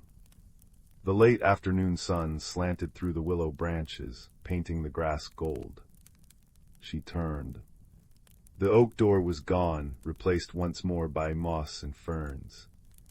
But in her hand the warm, golden stone pulsed gently, and in her pocket 2 glowing petals nestled together. That night Sylvie placed the warm stone on her bedside table. As she lay in bed, its soft, golden light filled her room, casting dancing shadows that felt strangely familiar. She held the blue and gold petals, their cool light mingling with the stone's warmth. She could still smell the sweet earth and starlight scent of the whisperwood, feel the cool smoothness of the luminous stones under her feet, hear the distant chime of the river of light and the soft pip-pip of the tiny creatures. Her adventure hadn't been about grand battles or terrifying monsters. It had been about the quiet courage to open an unexpected door, to listen to a singing river, to choose the faint but true path, and to accept the gentle wisdom of a moonstone owl. She had explored the unknown not with bold strides, but with a listening heart and curious eyes, and the whisperwood had welcomed her, revealing its wonders piece by precious piece. The warm light from the stone seemed to wrap around her like a soft blanket. The glowing petals pulsed gently on her nightstand, tiny beacons of the wonder she now carried within. Sylvie closed her eyes, a smile touching her lips. She knew the door might appear again, or it might not. But the whisperwood was with her now in the warmth of the stone, the memory of the light, and the quiet courage blooming in her own heart.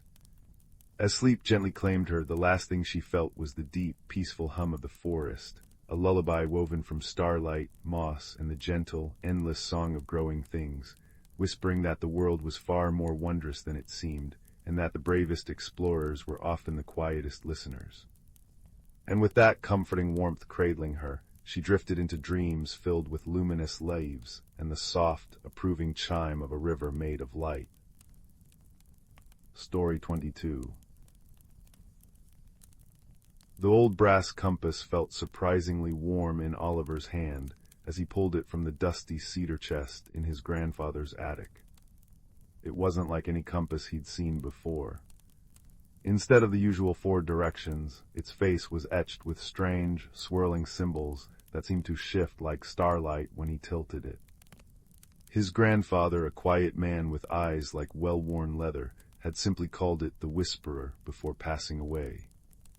"It doesn't point north, lad," he'd murmured once. "It points to what needs finding." Oliver, a boy with a mind full of questions and a heart often feeling a little lost, held it now, feeling a faint vibration hum through the metal. He lived in the small, sleepy village of Bracken Hollow, nestled beside the ancient, whispering woods. Nothing extraordinary ever happened here. Until today. As he brushed off the dust, the compass needle, crafted from a single dark blue stone, suddenly sprang to life. It didn't spin wildly, it quivered, then settled, pointing not towards the attic door, but directly towards the heart of the whispering woods. A low, melodic chime, like a tiny silver bell muffled by velvet, sounded from within the compass. Intrigued and a little apprehensive, Oliver slipped the compass into his pocket. The woods were usually forbidden after dusk, but the pull of the unknown, the warmth of the compass against his leg, and the lingering memory of his grandfather's cryptic words were too strong. He slipped out just as the setting sun painted the sky in shades of lavender and apricot. The moment Oliver stepped beneath the canopy of ancient oaks and sighing pines, the world changed.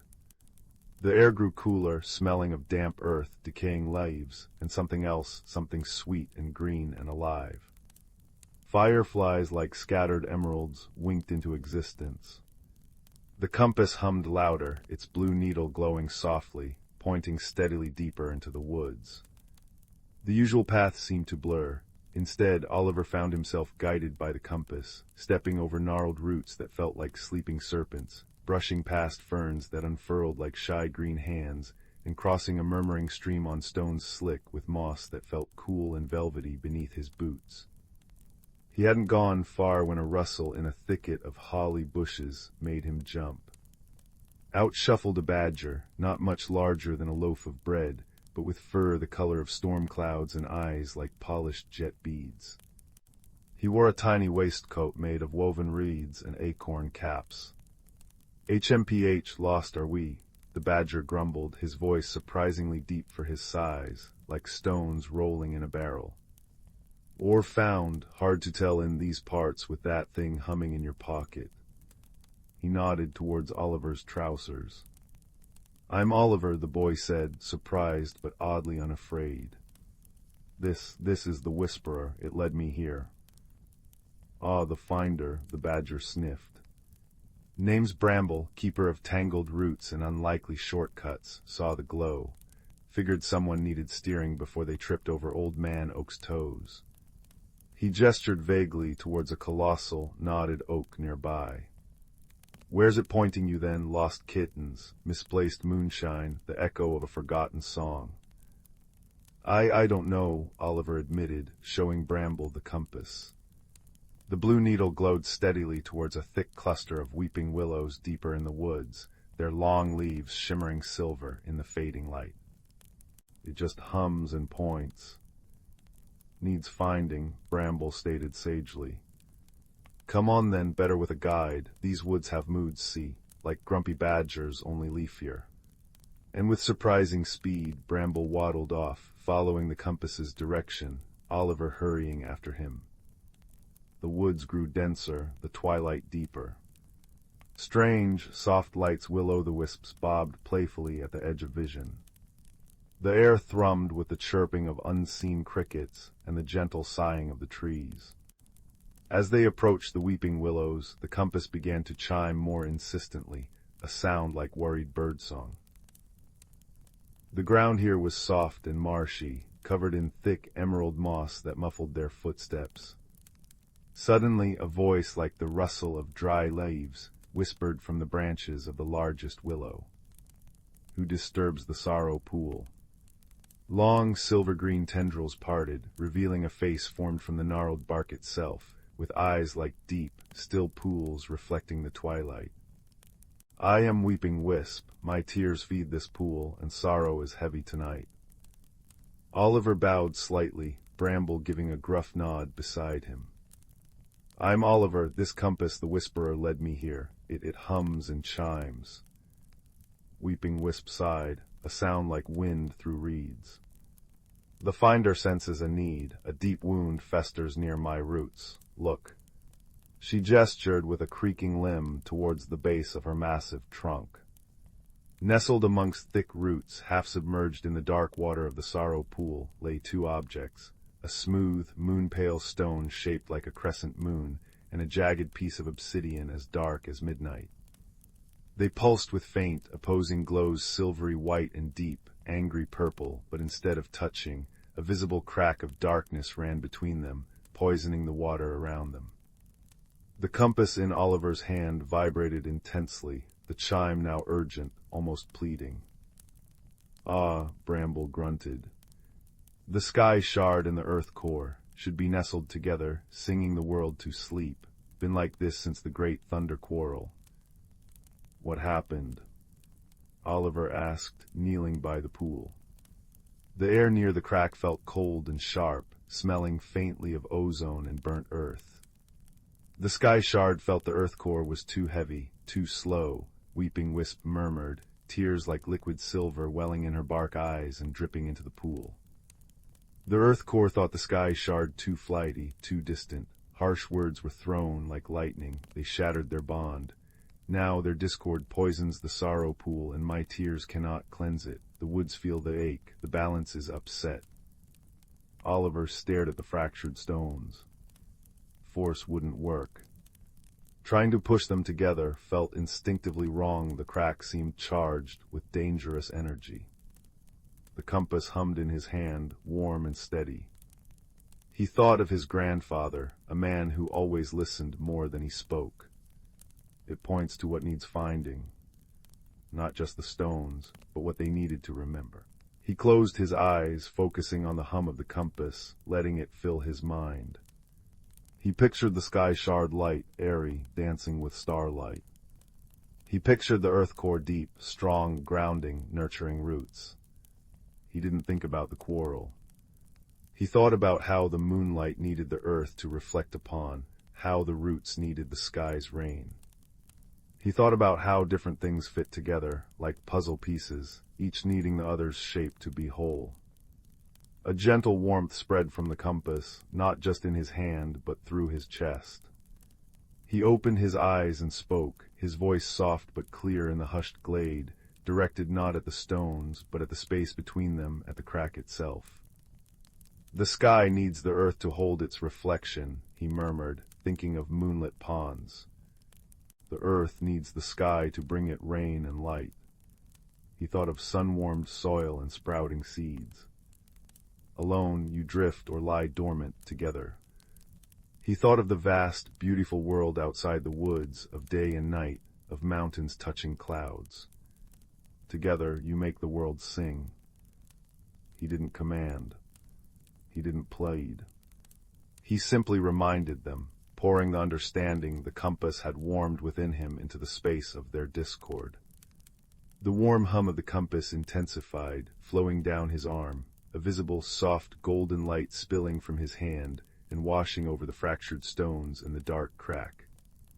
For a moment, nothing happened. Then, the angry purple pulse of the earth core softened. The silvery glow of the sky shard brightened, reaching out like a tendril of mist. The jagged crack of darkness between them began to shimmer, not with anger, but with a strange, iridescent light. Slowly, almost shyly, the moon-pale stone shifted. The dark obsidian shifted in response. They didn't crash together, they flowed like magnets finally released, finding their perfect fit.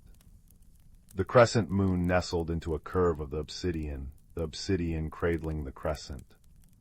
The crack vanished. A pure, harmonious chime, deeper and sweeter than the compass's own, rang out across the sorrow pool. Silvery light and deep, warm earth glow merged, swirling together in a beautiful dance, cleansing the murky water instantly, turning it crystal clear, reflecting the first stars above. Weeping Wisp gasped, a sound like rustling silk. Her tears turned from sorrowful silver to joyful, sparkling diamond droplets that fell like tiny stars into the now pure water. The balance. Bramble breathed, his gruff voice filled with awe.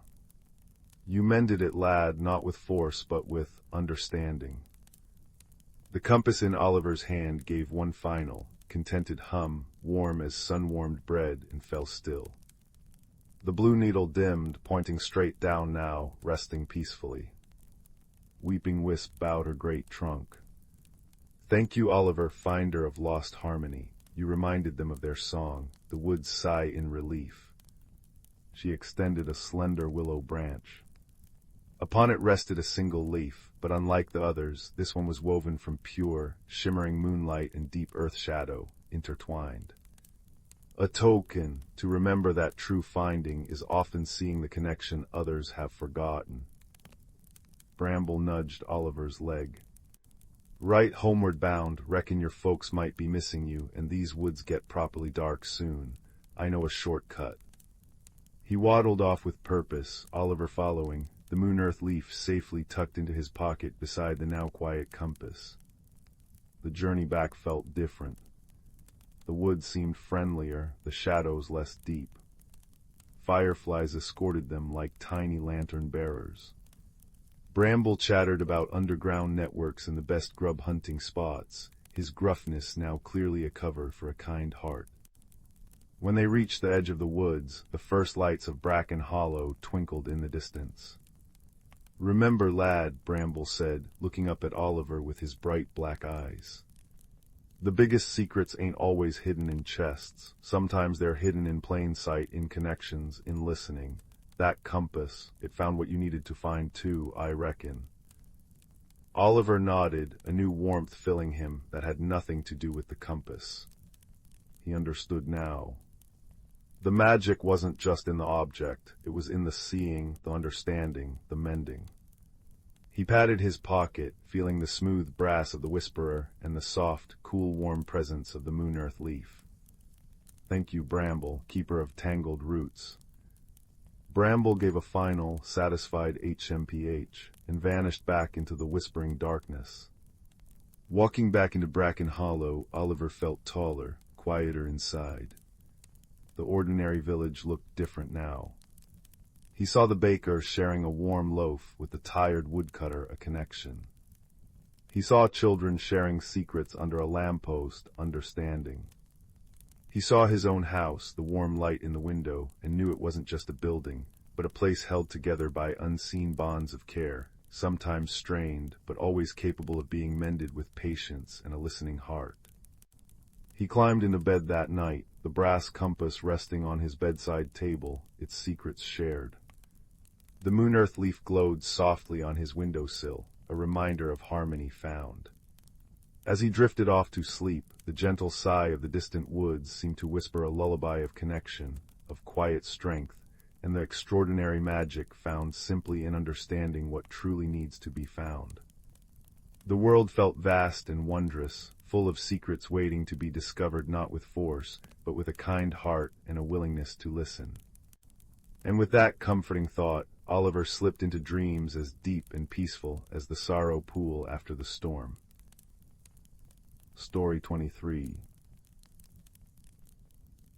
The first time Clara truly felt the ache of not belonging was when she saw the other village children weaving crowns from sun-drenched dandelions. Their laughter rang like clear bells across the meadow, but it was a melody she couldn't join. Quiet by nature, her thoughts often drifted deeper than the sparkling surface of Willow Creek, where she spent hours skipping smooth stones. While others chased butterflies, Clara noticed how the sunlight filtered through dragonfly wings like stained glass, or how the old oak's bark felt like a wise, wrinkled hand beneath her fingertips. She felt a kinship with the silent things, the patient stones, the whispering reeds, the hidden creatures in the mossy banks. One mist-drenched morning, after a night of gentle rain, Clara wandered further upstream than usual. The air hummed with the scent of damp earth and wild mint. As she turned a bend where the water chuckled over moss-slicked rocks, a glimmer caught her eye. Nestled amongst the pebbles was a stone unlike any other. It was small enough to fit snugly in her palm, obsidian black, but threaded with veins of shimmering silver. At its center was a perfect, smooth hole, as if bored by patient water over centuries. When she picked it up, it felt strangely warm, humming faintly against her skin like the purr of a contented cat. She held it to her eye, peering through the hole on a whim. The world didn't just change, it unfolded. Through the stone's lens, the ordinary riverbank shimmered and dissolved. Where tangled roots met the water, a luminous archway of woven moonlight and willow branches now stood. Beyond it lay a forest drenched in impossible colors, leaves shimmered with emerald and sapphire fire, flowers pulsed with soft internal light, and the very air seemed thick with swirling motes of gold and silver dust. It wasn't just a hidden place, it felt like peering into the world's dreaming heart. She named it the Whisperwood. Holding the seeing stone tightly, Clara stepped through the archway. The air shifted instantly, becoming softer, sweeter, carrying the scent of crushed moonpetals and ancient, damp earth. Sounds amplified, the rustle of leaves was a chorus of whispers, the distant gurgle of a stream sounded like liquid laughter. But beneath the beauty, she sensed a tremor of unease. The vibrant colors seemed slightly faded at their edges, the light dimmer than it should be. A mournful sigh seemed woven into the breeze.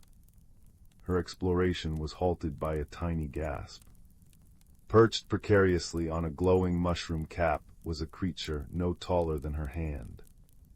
It resembled a squirrel fashioned from living twigs and moss. Its body was woven from supple willow switches, its eyes were two luminous drops of amber sap, and a cloak of tiny, velvety green leaves draped over its shoulders. It trembled, clutching a single glowing acorn like a shield.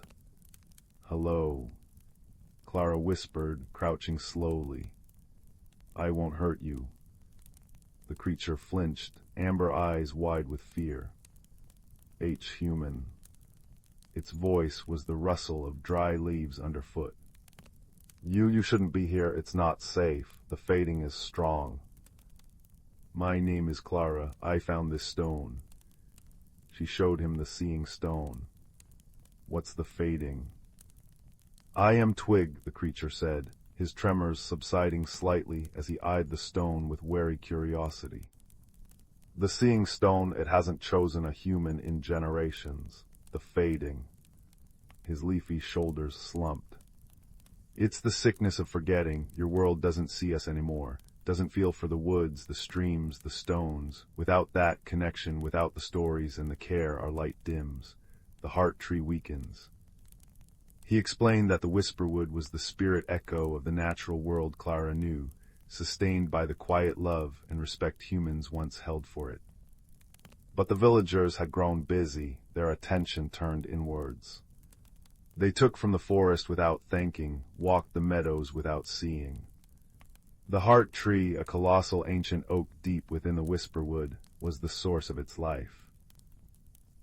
If it failed, the Whisperwood would vanish, taking its delicate magic with it, leaving Clara's own world subtly colder, grayer, less alive.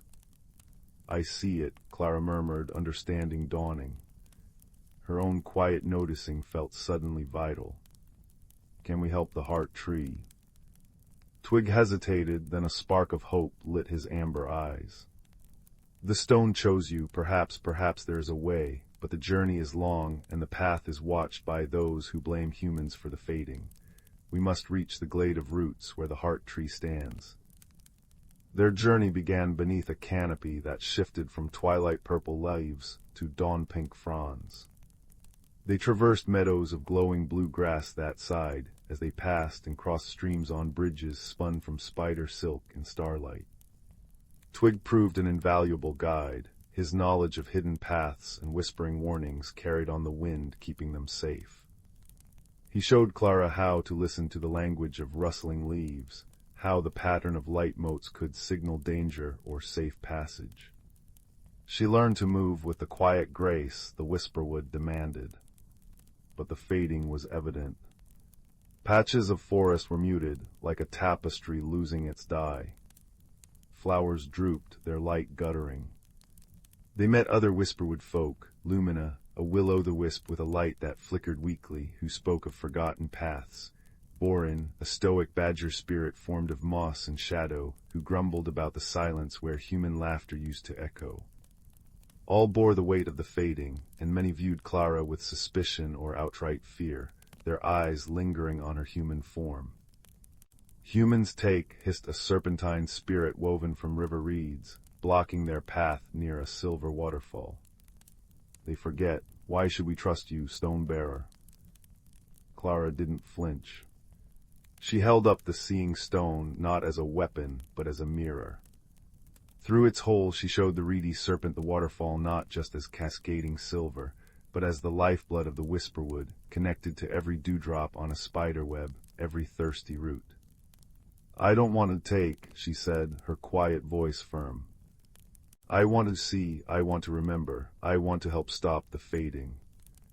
The serpent spirit stared, its hostility softening into wary contemplation, before it slipped silently back into the shimmering water. Days blended into a dreamlike sequence of wonder and worry. They sheltered in hollows lined with luminous moss, sharing stories. Clara spoke of her world, the taste of sun-warmed berries, the sound of rain on a thatched roof, the way frost painted intricate lace on windows. Twig spoke of Whisperwood festivals under bioluminescent moons, of songs sung by wind through crystal caves, of the deep, resonant hum of the heart tree when it was strong. An unlikely friendship blossomed, built on shared purpose and the quiet understanding that both their worlds were intrinsically linked. One evening, as they neared the glade of roots, the fading grew palpable. The air grew thin and cold. Colors leached away, leaving behind shades of weary gray and sickly green. The whispering forest fell silent. A profound sadness hung heavy, a tangible weight that made each step an effort. The vibrant magic Clara first witnessed was now a dim memory. Finally, they emerged into the glade. It was vast, ringed by impossibly tall ancient trees whose roots formed great, arching buttresses that glowed with a faint, dying light. At the center stood the heart tree. It was magnificent even in its decline, a titanic oak whose bark shimmered like fractured moonlight, its leaves once constellations of emerald light, now dull and sparse. But surrounding it, coiled like a suffocating shadow, was the source of the oppressive sorrow. It wasn't a monster, but a guardian. A figure sculpted from gnarled roots and petrified wood, twice Clara's height, slumped at the base of the heart tree. Moss grew thick on its motionless form. Its eyes, deep hollows in the wood, were closed. Its presence radiated an ancient, profound grief that seeped into the very ground. "The root guardian," Twig whispered, his voice barely audible, trembling not with fear now, but shared despair. "He is bound to the heart tree. When the tree suffers, so does he. The sorrow, it's too much. He's fallen into the deep slumber. He cannot awaken to tend the tree, and the tree weakens without his care. It's a circle of fading." Clara approached slowly, the seeing stone warm in her hand. The guardian's sorrow washed over her, a tide of forgotten hopes and broken bonds. She saw flashes in her mind, humans laughing under the heart tree's branches, leaving simple gifts of berries or woven grass, children whispering secrets to the roots, villagers singing songs of gratitude for the harvest. Then the slow shift, the laughter fading, the gifts ceasing, the songs forgotten, replaced by the noise of axes and the indifference of passing feet. The guardian had absorbed it all, the weight of neglect crushing him into silence. She didn't try to shake him awake. She didn't speak grand words. Instead, Clara sat down cross-legged on the moss before the slumbering giant. She placed the seeing stone gently on the ground between them. Then she began to hum. It was a simple tune, one her grandmother used to sing while tending her garden, a song about the earth's kindness and the sun's warm embrace.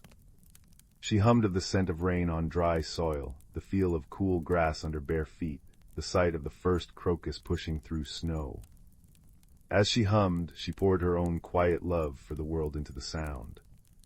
She thought of the cool smoothness of the river stones, the intricate beauty of a spider's web bejeweled with dew, the comforting bulk of the old oak near her village, the vibrant life she'd witnessed in the whisperwood through the stone. She remembered the villagers not with blame, but with a longing for them to see again. Slowly, softly, she began to weave words into the melody. She sang of the whisperwood's beauty, the sapphire leaves, the laughing streams, the brave spirit of little Twig.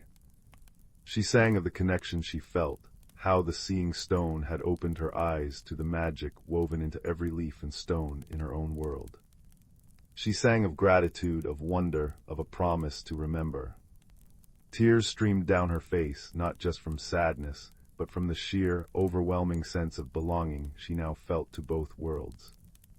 Her voice, usually so quiet, filled the silent glade, a fragile but persistent thread of light in the gloom. Twig crept closer, adding his own soft rustling song, a counterpoint of hope. A tremor ran through the moss beneath her. Then another. With a sound like ancient stones grinding, the root guardian stirred. A shower of gray lichen fell from his form. Slowly, painfully, the deep hollows that were his eyes opened. They weren't angry. They were filled with an ocean of sorrow, but also a dawning, fragile recognition. He looked down at the small human singing with such earnest love, at the tiny forest spirit beside her, and then at the seeing stone glowing softly on the moss. A deep, resonant sound began, not from the guardian's mouth, but from the heart tree itself. A low, thrumming pulse, weak but steady. It vibrated up through the roots, into the guardian, and out into the glade. The guardian lifted a massive, root-like hand, thick fingers trembling. With infinite gentleness, he reached not for Clara, but for the seeing stone. His fingertip, rough as mountain bark, touched its smooth surface. A wave of pure, silver light exploded from the stone, not blinding, but illuminating. It washed over the guardian, over the heart tree, and rippled out through the whisperwood. Where it touched, color blazed back to life. Gray leaves burst into vibrant jade, and ruby, faded flowers pulsed with renewed luminescence. The air thickened with swirling gold dust. The heart tree shuddered, and with a sound like 1,000 sighs of relief, its remaining leaves flared with brilliant emerald fire, new buds swelling along its branches. The root guardian straightened, the crushing weight of sorrow lifting from his posture. He looked at Clara, and in his ancient eyes she saw gratitude deeper than words. He placed a hand over his heartroot, then slowly, deliberately, pointed a gnarled finger back the way she had come. The message was clear: go. Bridge the worlds. The journey back felt different. The whisperwood sang. Birds with feathers of spun light chorused from branches dripping with renewed vitality. The streams laughed louder, clearer. The fading had not just halted, it was reversing, fueled by the awakened heart tree and the renewed connection sparked by Clara's song. Twig danced alongside her, his leafy cloak shimmering, his amber eyes bright with joy. Your song woke him, Clara. Twig chirped. You reminded him of the bond the heart tree remembers. As they reached the luminous archway, Twig stopped. You must go back, he said, his voice soft but firm. The stone showed you the way in. Now you must show your world the way back to seeing. Clara knelt, her heart full. Will I see you again, Twig? He placed a tiny twig hand on her finger. Look through the stone by the old oak in your village. Whisper my name. I'll be listening, and remember. He gestured around at the vibrant, singing forest. This is always here, just beneath the surface, waiting to be seen. Clara stepped back through the archway, the seeing stone warm against her chest. The ordinary riverbank seemed both familiar and utterly transformed. She saw the potential magic shimmering just out of sight, the hidden life in the moss, the quiet song of the water over stones, the ancient wisdom in the old oak's bark. She felt different, not just an observer, but a participant, a guardian of the unseen connection. Back in the village, the change started small. She didn't shout or demand. Instead, she began by the old oak tree near the village green. She spent hours there, sketching its intricate bark, pressing particularly beautiful fallen leaves into a book, simply sitting with her back against its trunk, humming her grandmother's song. She started leaving small, simple gifts at its roots, a perfectly round river stone she'd polished, a handful of wild strawberries, a tiny braid of sweetgrass. Children, curious at first, gathered. "What are you doing, Clara?" asked a boy who usually raced past without a glance. "I'm listening," Clara said softly, holding up the seeing stone. "Want to see?" She let them peer through the hole. None saw the whisperwood archway, but through Clara's quiet guidance, they began to see the oak differently, the intricate patterns in its bark like a map, the way its leaves danced in the wind, the busy life in the crevices. Clara shared stories not of a hidden forest, but of the oak's strength, how it sheltered birds, how its roots held the earth, how it had witnessed generations of villagers. She showed them how the river stones, when wet, revealed hidden colors and patterns. She taught them the names of wildflowers, not just as weeds, but as tiny bursts of color and life. She organized quiet noticing walks where they'd move slowly, listening for bird calls, feeling different textures of bark, smelling the air after rain. Her quiet passion was infectious.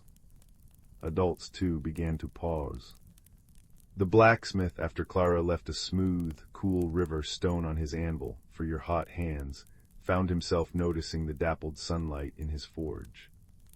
The baker started leaving crumbs by her back door for the birds Clara had pointed out, listening to their morning songs. A subtle shift washed over Willow Creek. Laughter returned to the meadows, but it was softer, more aware. Gardens bloomed with greater care. The old oak became a gathering place for storytelling, not grand tales, but simple ones of the day's small wonders. A butterfly newly emerged, the first frost patterns, the sound of geese returning. People began to speak of the woods and the stream with a hint of reverence, a sense of gratitude. They started leaving small offerings again, not out of superstition, but out of simple respect and connection. Every evening Clara would sit by her window, the seeing stone held to her eye, peering towards the river bank. Through the stone, the luminous archway glowed strong and steady. Sometimes she'd see a tiny, familiar figure of twigs and moss perched on a glowing mushroom on the other side, waving a leafy hand. She'd whisper "Goodnight, twig," and hear, carried on a breeze that smelled faintly of moon petals, the softest rustle in reply, like leaves brushing together in affection. She no longer felt like she didn't belong. She had found her place not just in the village, but as a keeper of the threshold, a quiet guardian of the delicate, vital bond between the seen and the unseen, the ordinary and the magical. The whisperwood thrived, a vibrant echo nourished by the rekindled love from Clara's world. And Clara, holding the warm seeing stone, knew that the greatest magic wasn't just in hidden forests, but in the simple, profound act of seeing, truly seeing, the wonder woven into every leaf, every stone, and every quiet, hopeful heart. The gentle rhythm of the village settling for the night, the distant murmur of the creek, and the soft rustle of the old oak's leaves outside her window blended into a lullaby of belonging, a promise that magic and friendship were always closer than they seemed, waiting patiently to be found. And as sleep began to claim her, a final, contented sigh escaped her lips, carrying with it the warmth of the stone and the quiet joy of a bridge beautifully rebuilt, one whispered song, one noticed leaf, one shared moment of wonder at a time. Story 24. Deep within the whisperwood, where ancient oaks stretched moss-draped limbs towards a sky perpetually dappled with twilight, lived a community unseen by most. Here, beneath the velvet canopy where sunbeams pierced like liquid gold, the mosskin made their home. Tiny, no taller than a dandelion clock, their skins shimmered with the subtle greens and browns of the forest floor, and their eyes held the quiet depth of old, still pools. They were the keepers of the veil, the delicate boundary where the forest's tangible breath met its secret, singing heart. Their elder, Thistlebeard, whose long beard was woven with lichen and spider silk, spent his days perched high on the knotted root of Grandfather Oak. From there he listened.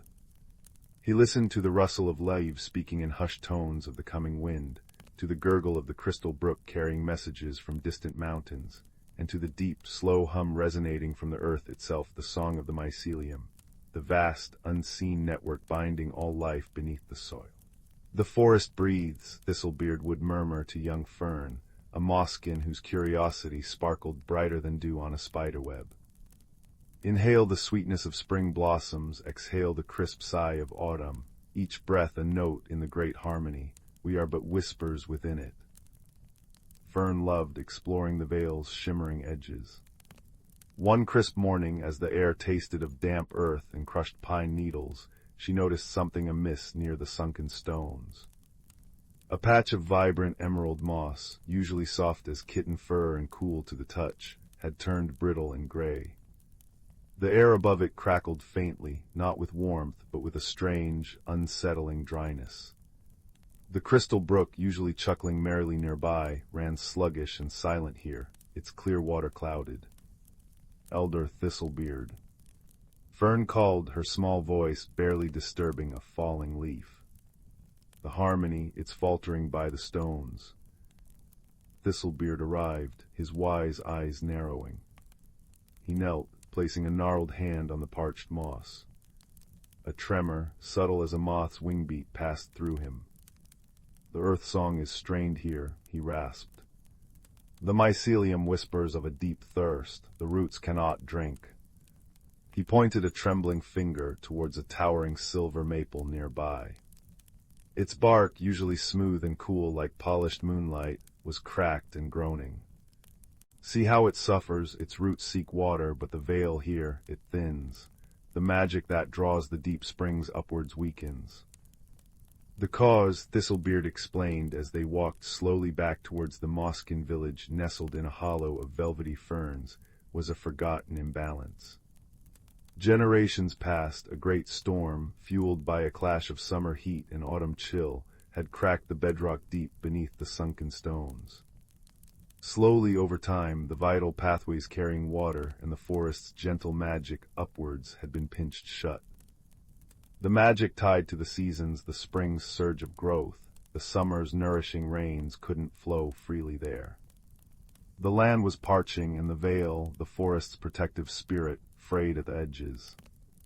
But how do we mend it? Fern asked, her heart heavy as she watched a weary ladybird crawl across a wilting violet. The crack is so deep. Deep cracks, Thistlebeard said, his voice softening like twilight, are healed not by force, but by patience and connection. Remember the story of the sleeping acorn. Fern nodded. It was a tale told to every young Moskin. A mighty oak struck by lightning had fallen long ago. But from its heart a single acorn, nurtured by the tears of rain and the warmth of decaying wood, had sprouted. It grew slowly, its roots seeking the strength of the surrounding trees, its leaves sharing sunlight with the ferns below. Over centuries it became the grandfather oak, the heart of their home, its roots intertwined with the entire grove. The mycelium is our connection, Thistlebeard said, his eyes gleaming. It remembers the old pathways. We cannot force the rock to move, but we can remind the magic where to flow. We must sing the water song, Fern. We must remind the deep springs of their purpose and the veil of its strength. But we cannot do it alone. We need the harmony of all who dwell here. So began the gathering. Fern, guided by Thistlebeard's wisdom, scurried through the undergrowth. She spoke to the quickfoot rabbits, whose soft paws knew every hidden trail. She hummed to the patient earthworms, churning the life-giving soil. She chirruped to the azure butterflies, whose delicate wings fanned the air with gentle breezes. She even whispered to the grumpy badger Brock, whose deep digging sometimes disturbed the roots, but whose strength was unmatched. To each she explained the thirst at the stones, the groaning maple, the fading vale. She spoke not of commands, but of shared breath, of the forest's great song needing every voice.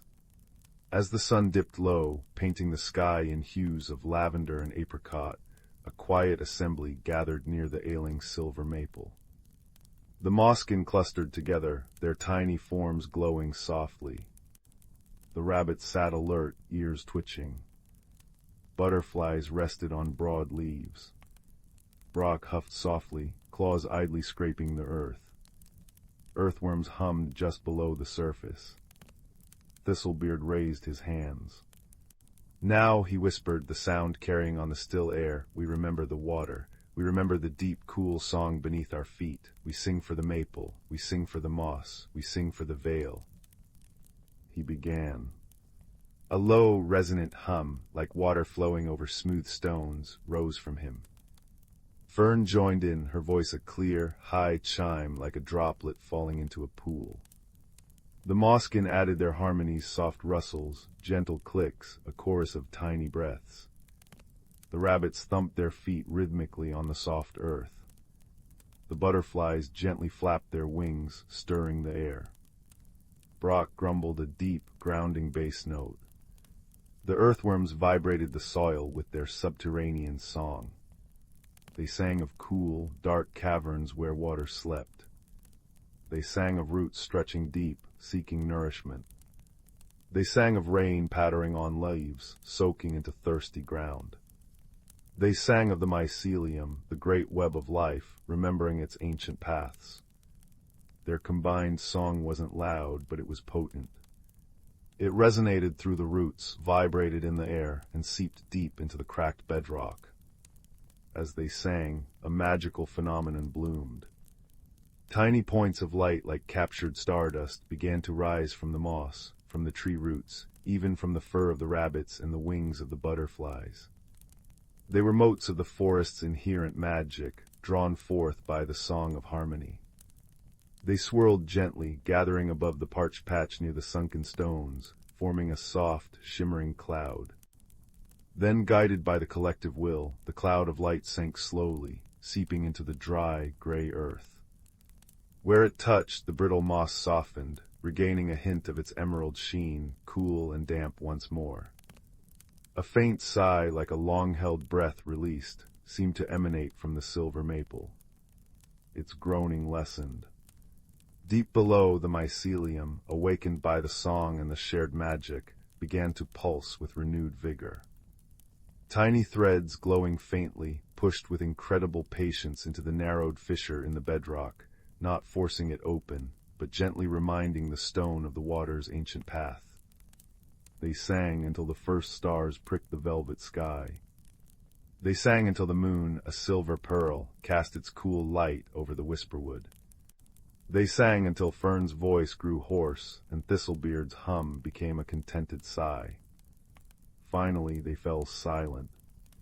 The shimmering cloud had vanished, absorbed into the earth.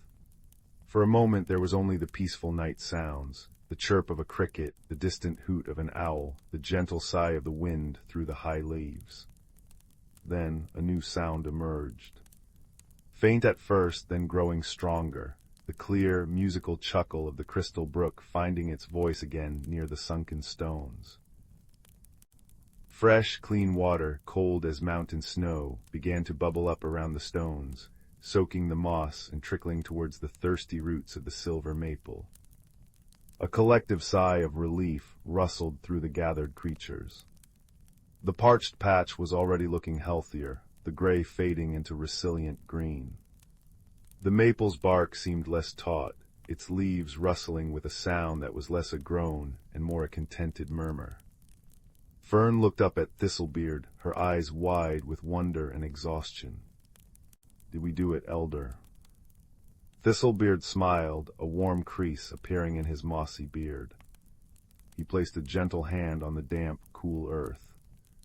"We reminded the forest of its own strength, little Fern. We sang the song of connection, and the magic remembered its course. The crack may not vanish overnight, but the water flows again. The mycelium strengthens. The veil, feel it." He closed his eyes. Fern closed hers too. She felt it. The air around the sunken stones, which had crackled with dryness, now felt soft and cool, humming with a deep, peaceful resonance. The boundary between reality and magic felt whole again, strong and protective, like the embrace of Grandfather Oak's roots. The scent of damp earth and renewed life filled her senses. "The harmony is restored," Thistlebeard whispered. "Not by one mighty deed, but by many small voices raised together, remembering what the earth and the seasons have always known. Balance is a dance, Fern. It requires listening, patience, and trust in the shared breath of all living things."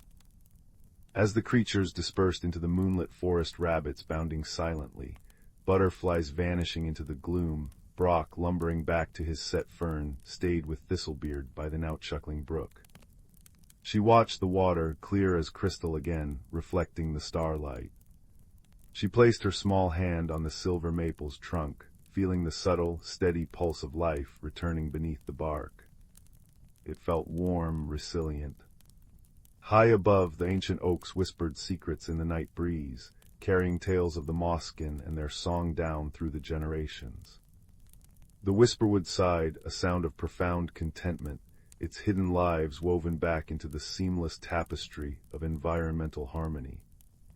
The magic of the seasons flowed freely once more, the promise of spring growth, the fullness of summer, the wisdom of autumn's release, and the restorative quiet of winter, all held safe within the veil, guarded by the quiet courage of tiny guardians who understood that the greatest magic was simply listening and singing together.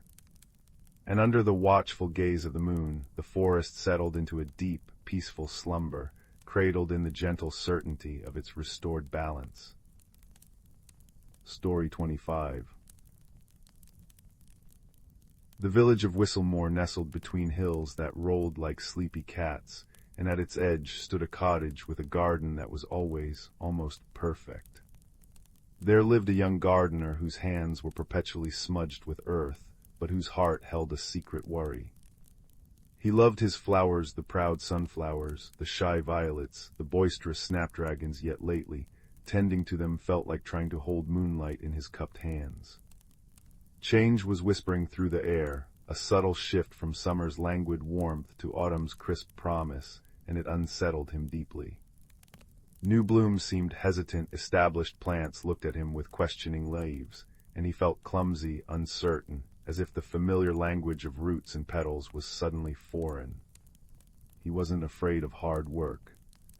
Dawn often found him kneeling in the dew-drenched soil, humming a tuneless song to the waking buds. But the thought of things changing the garden, preparing for its winter sleep, new varieties he longed to try but feared would fail, even the way the light slanted differently across the path filled him with a quiet dread. He wanted everything to stay beautifully, comfortably known. Why must things shift? He murmured to his favorite rose bush, its velvety crimson blooms nodding as if in sympathy, yet offering no answer. One misty morning, while searching for a misplaced trowel near the ancient oak tree that marked the garden's boundary, his fingers brushed against something cool and smooth, half buried in the moss. It was a seed pod unlike any he'd ever seen, shimmering with an opalescent sheen, shaped like a teardrop, and humming faintly with a warmth that pulsed against his palm. Intrigued, he carefully planted it in a small, sun-dappled corner, whispering a hopeful greeting. That very night, under a silver sliver of moon, a shoot emerged, glowing with a soft, internal light. The gardener watched, awestruck, as the plant grew with astonishing speed. By dawn it stood knee-high, its stem like polished jade. By noon, buds like captured starlight had formed. And as twilight painted the sky in lavender and peach, the buds unfurled into breathtaking flowers. They weren't simply blossoms, they were living mirrors. Each petal shimmered, reflecting not the garden around them, but the inner world of whoever looked upon them, their feelings, their hidden thoughts, their deepest hopes and fears, rendered in shifting colors and light. The gardener gasped. Looking into the nearest bloom, he saw swirling grays and blues, the colors of his own anxiety about change. It showed him clinging tightly to a wilting sunflower, resisting the gentle tug of a breeze trying to carry its seeds away. The image wasn't cruel but starkly honest, revealing the tension that knotted his shoulders. He felt exposed, yet strangely seen. His neighbor, Alara, a woman whose laughter was as warm as fresh bread and whose eyes held the wisdom of countless seasons, noticed the unusual light emanating from his garden. She found him staring into the luminous petals, his expression troubled. "Well now," she said softly, settling onto the bench beside him, the scent of lavender from her shawl mingling with the cool evening air. "That's a rare visitor you've welcomed, a heart's bloom they're called, fiercely honest things." He showed her the swirling grays and blues in the petal. "It shows my worry," he confessed, his voice thick. "I feel like I'm failing the garden, failing myself because I don't want things to change. Everything feels fragile." Alara patted his hand, her touch as comforting as sun-warmed stone. "Change isn't failure, young sapling, it's the rhythm of life. Look." She leaned towards another bloom. Its petals swirled with deep, nurturing greens and soft golds, the colors of patience and quiet strength. "It shows me the joy of watching things unfold in their own time. See that little sprout?" She pointed to a faint image within the light. "That's my granddaughter learning to walk. Wobbly, uncertain, but finding her way. Change is simply growth wearing a different cloak." Her words were a gentle rain on parched earth. The gardener began to spend more time with the heart's bloom, not just gazing at his own reflection, but observing how others interacted with it. His friend Finn, a cheerful potter whose hands shaped clay with joyful abandon, looked into a petal and saw vibrant oranges and yellows, the colors of boundless energy and creativity. Yet swirling within them were thin threads of anxious purple. "Ah," Finn chuckled, rubbing the back of his neck. "Shows me buzzing about like a bee, scattering ideas everywhere but forgetting to finish the vase. Maybe I need a little more of your quiet focus, friend." He clapped the gardener on the back, his presence a solid comfort. A young girl from the village, timid as a field mouse, approached the shimmering plant. In her petals, soft pinks and timid blues swirled, revealing a hidden wish, a tiny image of herself standing tall, singing before the village. The gardener, remembering his own fears, knelt beside her. "That voice inside you," he said gently, pointing to the image, "it wants to be heard. Maybe you could sing to the flowers first, they're wonderful listeners." A small, hopeful smile bloomed on her face, brighter than any reflected light. The magical plant became a silent teacher. The gardener saw his resistance reflected back the grays and blues deepening when he hesitated to prune a beloved, overgrown shrub, or when he refused to plant the exotic moonflower seeds he'd been gifted, fearing they wouldn't thrive. But he also began to see subtle shifts. One afternoon, after carefully transplanting some seedlings to a sunnier spot, a daring streak of sunny yellow appeared amidst his worry colors. Another time, when he gathered the courage to trim the old shrub, creating space for new growth beneath, a wash of calm, clear green momentarily replaced the swirling gray. The heart's bloom itself was changing too. As autumn deepened, painting the maple trees in fiery hues, the plant began to glow with warmer, deeper light ambers, russets, and rich violets. It seemed to resonate with the season's own transformation. The gardener realized his own inner landscape was shifting. He wasn't suddenly fearless, but he was learning to walk alongside his fear, to listen to its whispers without letting it dictate his steps. Then came the first hard frost. A sudden biting cold swept through Whistlemore one night, crisping the edges of leaves and silencing the crickets. The gardener rushed out at dawn, heart pounding. His beloved garden looked fragile, jeweled with frost but vulnerable. The snapdragons drooped, the late roses seemed shocked. His gaze flew to the heart's bloom. Its luminous petals were tightly furled, coated in a delicate rime of ice, their inner light dimmed but not extinguished. A deep, protective blue pulsed weakly within the color of concern, but also of fierce guardianship. He felt a surge of protectiveness, not just panic. Remembering Alara's advice about mulch and Finn's offer of woven reed covers, he sprang into action. He didn't work alone. Finn arrived with armfuls of reeds, his usual exuberance tempered into focused energy. Alara brought thick blankets of straw and her calm instructions. Even the timid girl came, carrying steaming mugs of spiced cider. Together, they gently covered the tender plants, creating little protective cocoons against the cold. The gardener worked with a new kind of purpose, not frantic resistance, but wise adaptation. He saw his reflection in a partially unfurled heart's bloom petal. The swirling anxiety was still there, but woven through with strands of determined amber and the warm, collaborative gold of friendship. The frost passed. As the weak winter sun gained strength, the covers were carefully removed. Some plants showed damage, brown edges on once-green leaves. The gardener's heart clenched, but the old, panicked gray didn't surge. Instead, he felt a quiet sadness mixed with resolve. He knelt beside a frost-nipped lavender bush, gently pruning the damaged parts. "It's okay," he whispered. "We'll help you grow strong again." He looked at the heart's bloom. Its ice had melted, and the petals were slowly unfurling. The light within was different now. No longer just reflecting his inner state, it seemed to glow with him.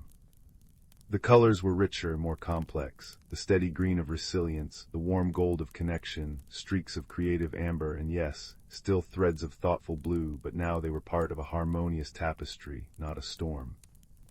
The image within showed him not clinging, but gently guiding, nurturing, accepting both the vibrant blooms and the necessary sleep of the earth. The magical plant didn't last forever. As true winter settled in, blanketing Whistlemore in soft snow, the heart's bloom slowly faded, its light dimming, its petals becoming translucent, then dissolving like mist into the cold air. Where it had stood, only a small patch of unusually rich, dark earth remained. The gardener felt a pang of loss, but it was gentle, like the sigh of a falling leaf. He understood now. The magical transformation wasn't just the plant's display, it had been a catalyst for his own. He had struggled with change, feared it, resisted it. But through the honest reflection, the patient wisdom of Alara, the steadfast support of Finn, and even the quiet courage of the little singer, he had learned that growth wasn't about erasing fear or stopping time. It was about tending the inner garden with the same care he gave his flowers, acknowledging the weeds of doubt, nurturing the seeds of courage, and understanding that even the frost served a purpose, making space for stronger roots and sweeter blooms come spring. He didn't need the magical mirror anymore. He could feel his own growth in the way he planned the winter garden beds with anticipation, not dread, in the calm acceptance when a seedling failed, in the quiet confidence when he finally planted those moonflower seeds near his window, imagining their luminous faces greeting the night.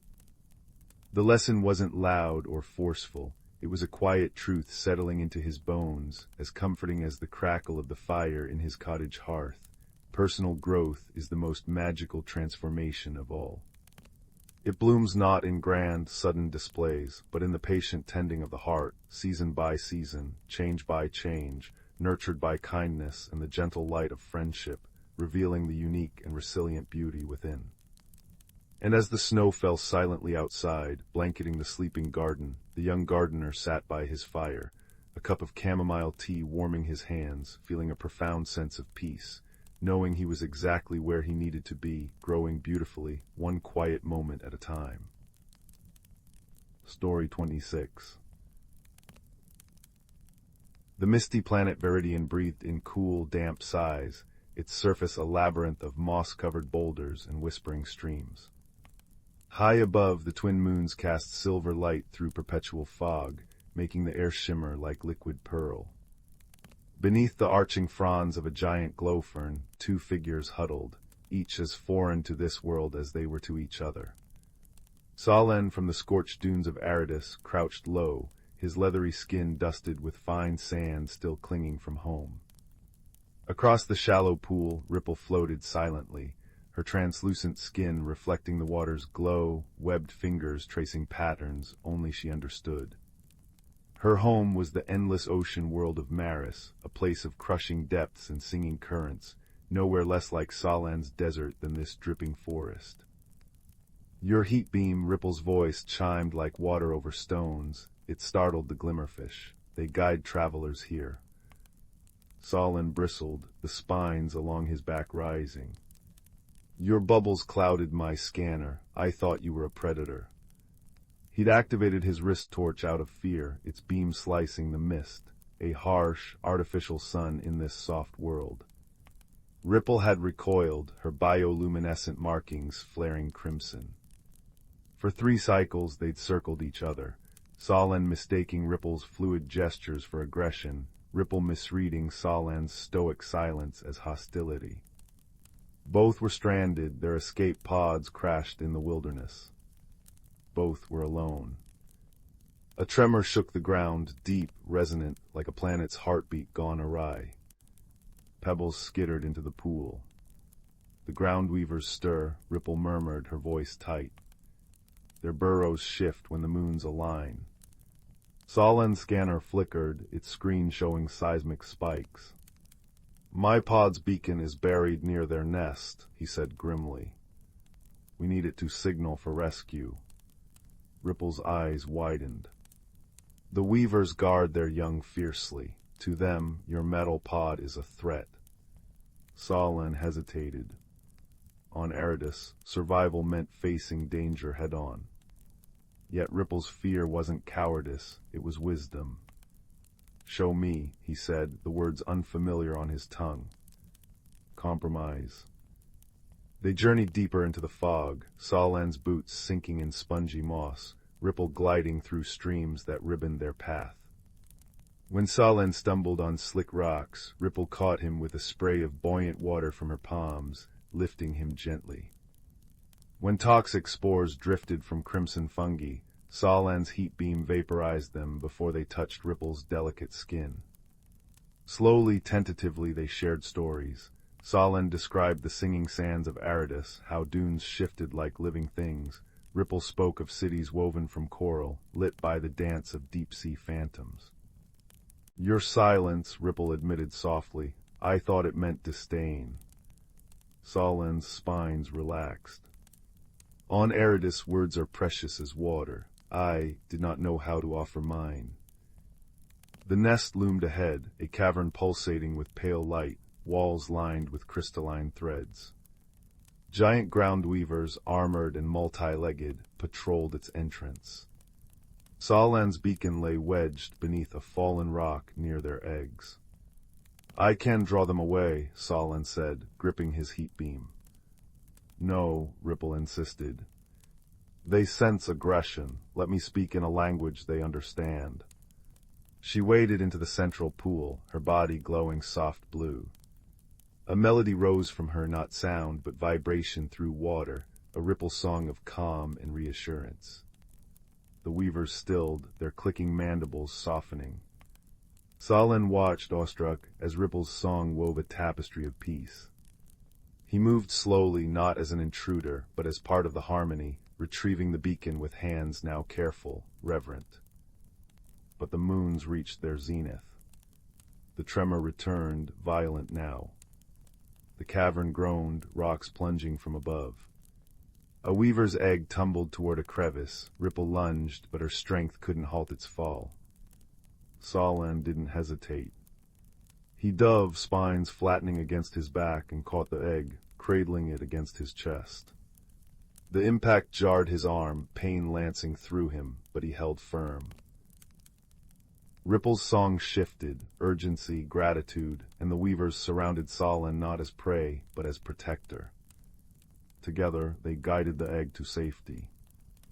Outside, beneath the moons, Solan activated the beacon. Its pulse soared skyward, a golden thread in the mist. Rescue would come. But neither looked to the stars just yet. Ripple pressed her palm to Solan's injured arm, cool water soothing the ache. "You saved their future," she whispered.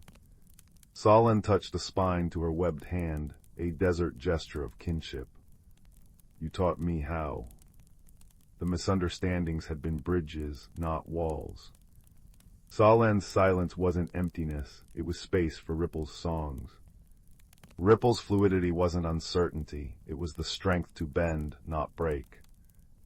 When the rescue ship descended, its lights painting rainbows in the fog, the captain marveled at the pair, desert and ocean, standing shoulder to shoulder.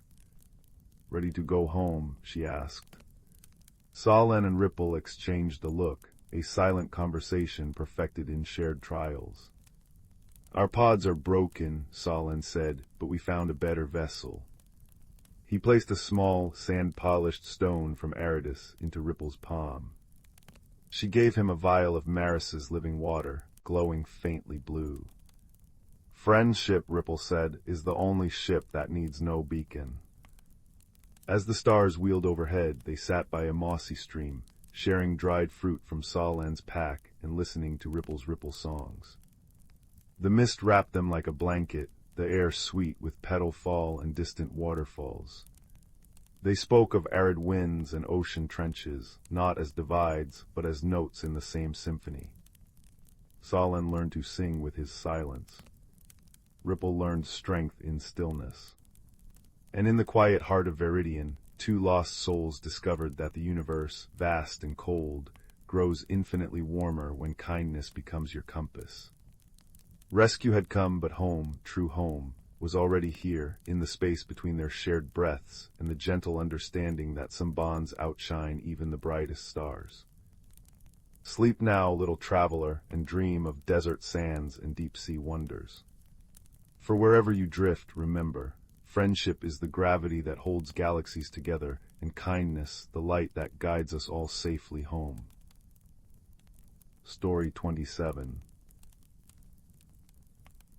The moon hung heavy and silver over the sleepy village of Willow Creek, casting long, inkai shadows that stretched across the cobbled lanes and nestled snugly against the thatched roofs.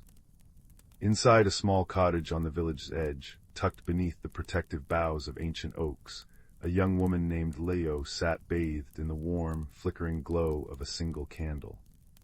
Rain tapped a gentle, persistent rhythm against the leaded window pane, a comforting counterpoint to the crackling fire in the hearth.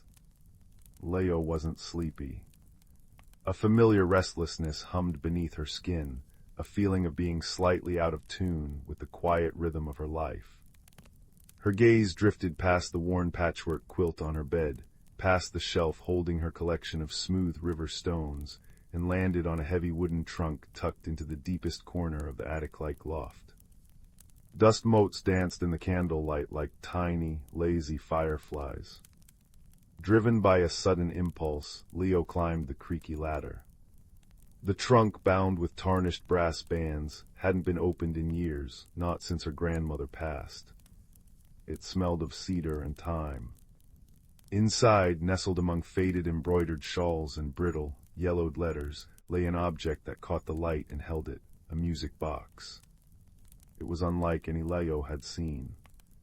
Crafted from wood so dark it seemed to drink the candlelight, its surface was inlaid with intricate patterns of mother-of-pearl, shimmering like captured moonlight on water. At its center was a small, circular window of flawless crystal. Leo lifted it gently, its weight cool and substantial in her hands. There was no visible keyhole, no winding mechanism she could discern. Yet as her fingers brushed the cool crystal, a single pure note resonated in the quiet air, a sound like a distant, clear bell ringing underwater. It vibrated through her bones, silencing the restless hum within, replacing it with a profound, curious stillness. That night Leo dreamed not of images, but of sound. A melody wove through her sleep, complex and hauntingly beautiful, yet strangely incomplete, like a half-remembered song. It seemed to call from beyond the village, deep within the heart of the Whispering Woods, the ancient forest that bordered Willow Creek. The woods were generally avoided, stories told of confusing paths, strange lights, and a feeling of being watched. But the melody in her dream felt like an answer, a promise. The next morning, the restlessness had transformed into a quiet, insistent pull.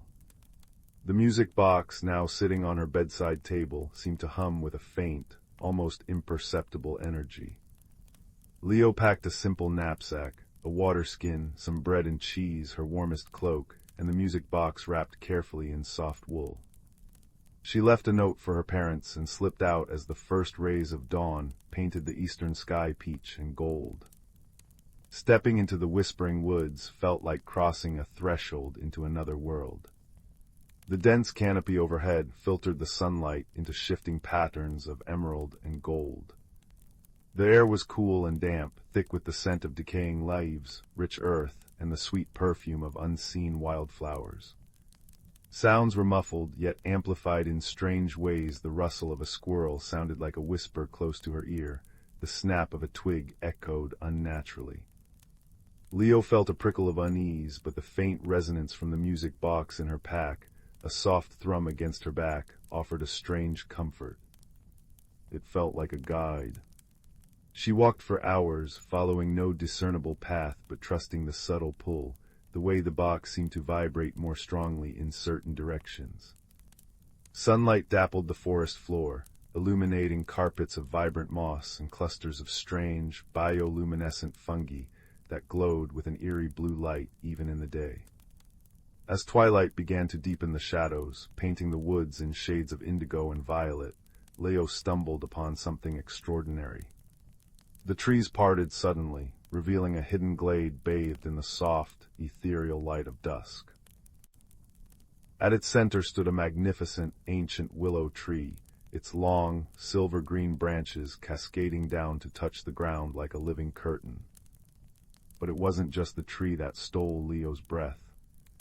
The air within the glade shimmered, not with insects, but with thousands of tiny, winged lights like miniature stars, dipped in hues of sapphire, emerald, and amethyst. They danced in intricate patterns, weaving ribbons of light through the air. The very ground pulsed with a gentle, golden luminescence emanating from the moss and the roots of the great willow. It was breathtaking, a pocket of pure magic hidden within the world. Leo stepped into the glade, the air tingling against her skin. The music box in her pack pulsed warmly. As she unwrapped it, the crystal window flared with a soft, internal light. The melody from her dream surged louder in her mind, clearer now, yet still achingly incomplete. It yearned for resolution. Suddenly, a figure detached itself from the shimmering curtain of willow branches. Leo gasped. It was unlike anything she'd ever imagined. Tall and slender, it seemed woven from living light and shadow. Its form was vaguely humanoid but fluid, shifting subtly like smoke caught in moonlight. Its skin held the pearlescent sheen of the glade's moss, and its eyes, large and luminous, were the deep, fathomless green of forest pools at midnight. Long strands of what looked like solidified moonlight trailed from its head, shifting and flowing with its movements. It radiated an aura of immense age and profound sadness. The creature tilted its head, regarding Leo with an unreadable expression. It made no sound, yet Leo felt a wave of pure emotion wash over her confusion, sorrow, and a deep, resonating loneliness that mirrored the incomplete melody. Instinctively, Leo held out the music box. I think this belongs here," she whispered, her voice barely audible above the gentle hum of the glade. The creature Solas, the name drifted into Leo's mind like a falling leaf drifted closer. Its long, graceful fingers, seemingly made of intertwined vines and starlight, reached out but didn't touch the box.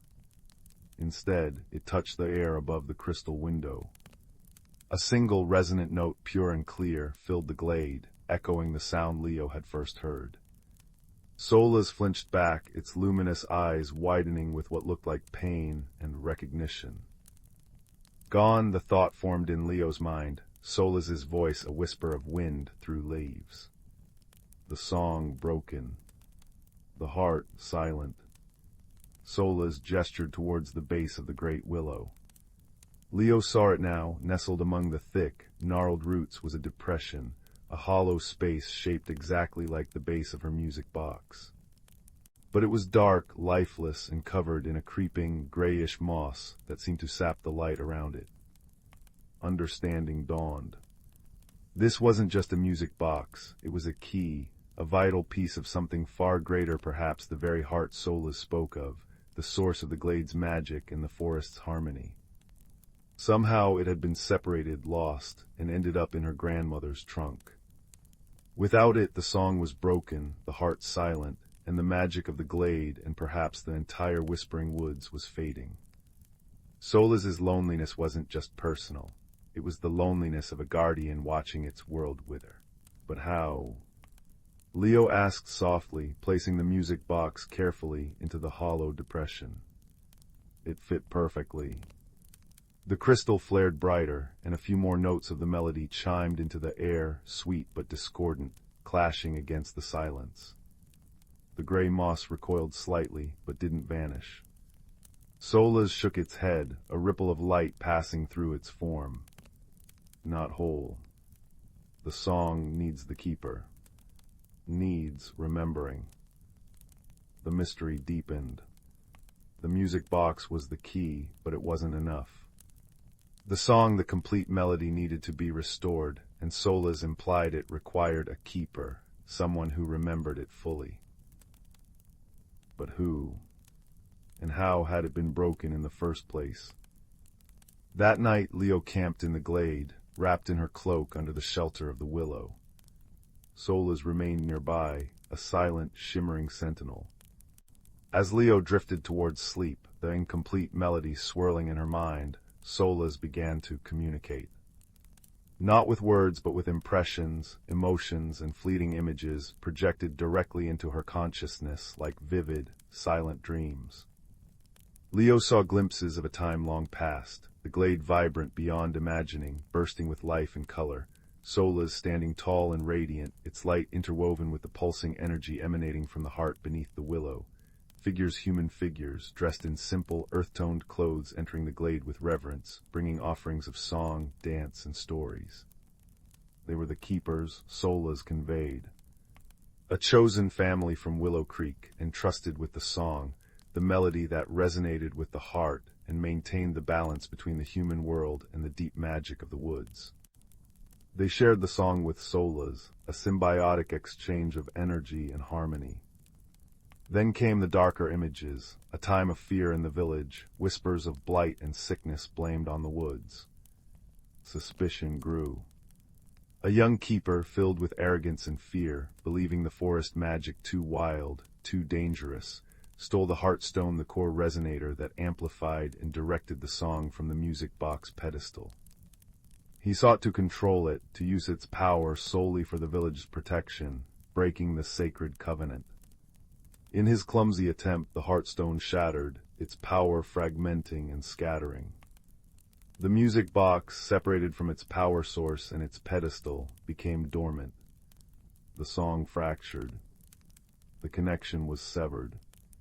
The keeper lineage, shamed and broken by the act, faded into obscurity, the true knowledge lost to time, replaced by superstition and fear. Solas, bound to the glade in the silent heart, was left alone, unable to repair the damage without the song and the missing fragments. Leo awoke with the dawn, the fragments of the song and the tragic story swirling in her mind. Solas watched her, its luminous eyes holding a question. Leo understood the journey wasn't over. The music box was back in place, but the heartstone was shattered, its pieces lost, and the complete song forgotten. Harmony couldn't be restored without both. She also realized Solas's loneliness wasn't just about isolation. It was the pain of a broken bond, a severed friendship spanning generations, defied by fear and misunderstanding. "I have to find the pieces," Leo stated, determination solidifying within her. "And I have to learn the song, the whole song." Solas shimmered, a ripple of something like hope passing through its light form. Scattered. Hidden. Danger. The silence grows. It gestured towards the edges of the glade. The creeping gray moss seemed thicker, and the dancing lights moved sluggishly. The discordant notes from the music box pulsed weakly against a growing, oppressive quiet. Leo knew she couldn't do it alone. She needed knowledge Solas couldn't provide in words. She needed to understand the keeper lineage, her own lineage. Her grandmother had possessed the box. Was there a connection? With Solas's silent blessing, Leo retraced her steps towards Willow Creek, the music box left safe within its hollow. The forest felt different on the return journey, the shadows deeper, the whispers more ominous, the sense of being watched more intense. The silence Solas feared was palpable, a heaviness in the air that stifled the birdsong and made the leaves hang limply. Back in the village, Leo went straight to the oldest inhabitant, Old Man Hemlock, who was known for his endless stories, often dismissed as ramblings. Sitting with him by his fire, Leo described the music box and cautiously mentioned the keepers. Hemlock's milky eyes widened. "Ah, the songweavers," he murmured, his voice like dry leaves. "Gone now. Bad business long ago." Young fool, Thorn was his name, thought he knew better than the old ways. Stole the forest heart, he did. Wanted to make the village walls sing with protection. Broke it instead. Magic went sour. Woods turned strange. The songweavers, they couldn't bear the shame. Stopped the singing. Knowledge faded. He pointed a gnarled finger towards the overgrown ruins of a cottage on the very edge of the woods, near Leo's home. Thorn's place. Cursed, they say. No one goes there. Leo knew she had to. Thorn's ruined cottage was a skeleton of stone and rotting timbers, choked with ivy and brambles that seemed unnaturally thick and thorny. An air of melancholy and decay hung heavy. Inside, amidst the debris, Leo found a hidden compartment beneath a collapsed hearthstone. Inside lay not treasure but fragments, shards of crystal that hummed with a familiar, though weak, resonance when she touched them.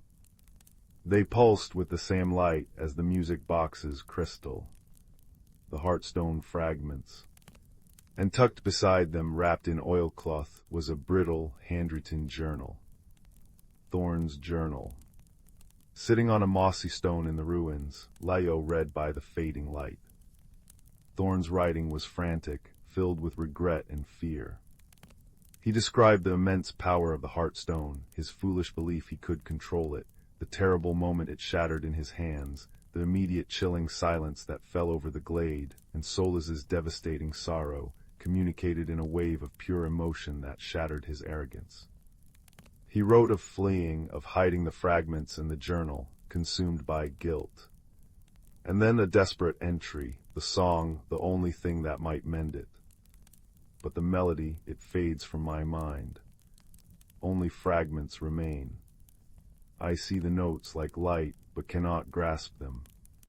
Scribbled on the final pages were strange, shimmering notations, unlike any musical script. Leo knew diagrams of light patterns, sequences of colors, and abstract symbols that seemed to vibrate on the page. Thorn had tried and failed to transcribe the song visually as it faded from his memory. Leo carefully gathered the crystal shards and the journal. Back home, she spread the shards on her table. They glowed faintly, responding to the memory of the music box miles away. The journal's notations were cryptic, a puzzle. How could light patterns and colors be a song? She needed Solas. Returning to the glade felt like coming home to a friend. Solas drifted anxiously near the silent heart pedestal. Leo showed the crystal shards and the journal. Solas reached out, its light tendrils brushing the shards. They flared brighter, humming in harmony with the music box. Hope, warm and bright, flowed from Solas. Then Leo opened the journal to Thorn's notations. Solas stilled. Its luminous eyes scanned the pages. A complex wave of emotions hit Leo's sorrow for Thorn's folly and suffering, understanding, and finally, dawning comprehension. The song not just sound, Solas conveyed, a sense of awe in its mental touch. It is light, motion, feeling. Thorn saw truly, but only pieces. Solas pointed a shimmering finger at the notations. This, the opening sequence. It gestured, and the tiny winged lights nearby responded, arranging themselves into the first pattern. Thorn had drawn a swirling helix of blue and silver light. As they moved, a sequence of notes, pure and clear, resonated in Leo's mind, matching the opening fragment she knew. This, the bridge, another gesture, another light formation, a starburst of gold and green, another sequence of notes, new to Leo, fitting perfectly into the growing melody. Solas couldn't sing, but it could conduct the light sprites, translating Thorn's visual patterns into the living essence of the song. Leo watched, mesmerized, as the glade became a living instrument. Solas moved with a newfound grace, its form flowing like liquid light, directing the choreography of the luminous sprites. Each formation Thorn had desperately scribbled was brought to life, each one releasing a segment of the melody into Leo's consciousness. She closed her eyes, focusing intensely, letting the music wash over her, feeling its structure, its emotional cadence, joy, reverence, connection, sorrow, hope. It was a symphony of the forest itself.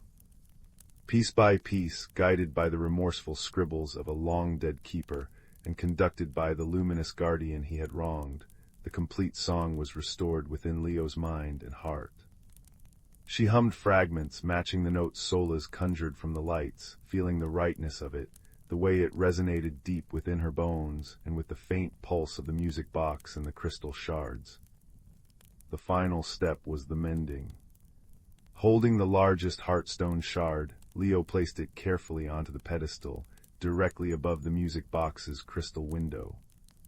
The other shards she arranged around it, guided by solas, who indicated points where the energy flow needed reconnection. The air crackled. The gray moss recoiled violently, withering where the light from the assembled fragments touched it. The music box glowed fiercely. Leo took a deep breath. She looked at Solas, the ancient forest spirit, her unlikely friend born from broken trust and loneliness. Solas met her gaze, its luminous eyes filled with centuries of waiting. Leo nodded. She closed her eyes, centered herself, and began to sing. Her voice, untrained but clear and filled with the profound understanding of the song's meaning, rose in the glade.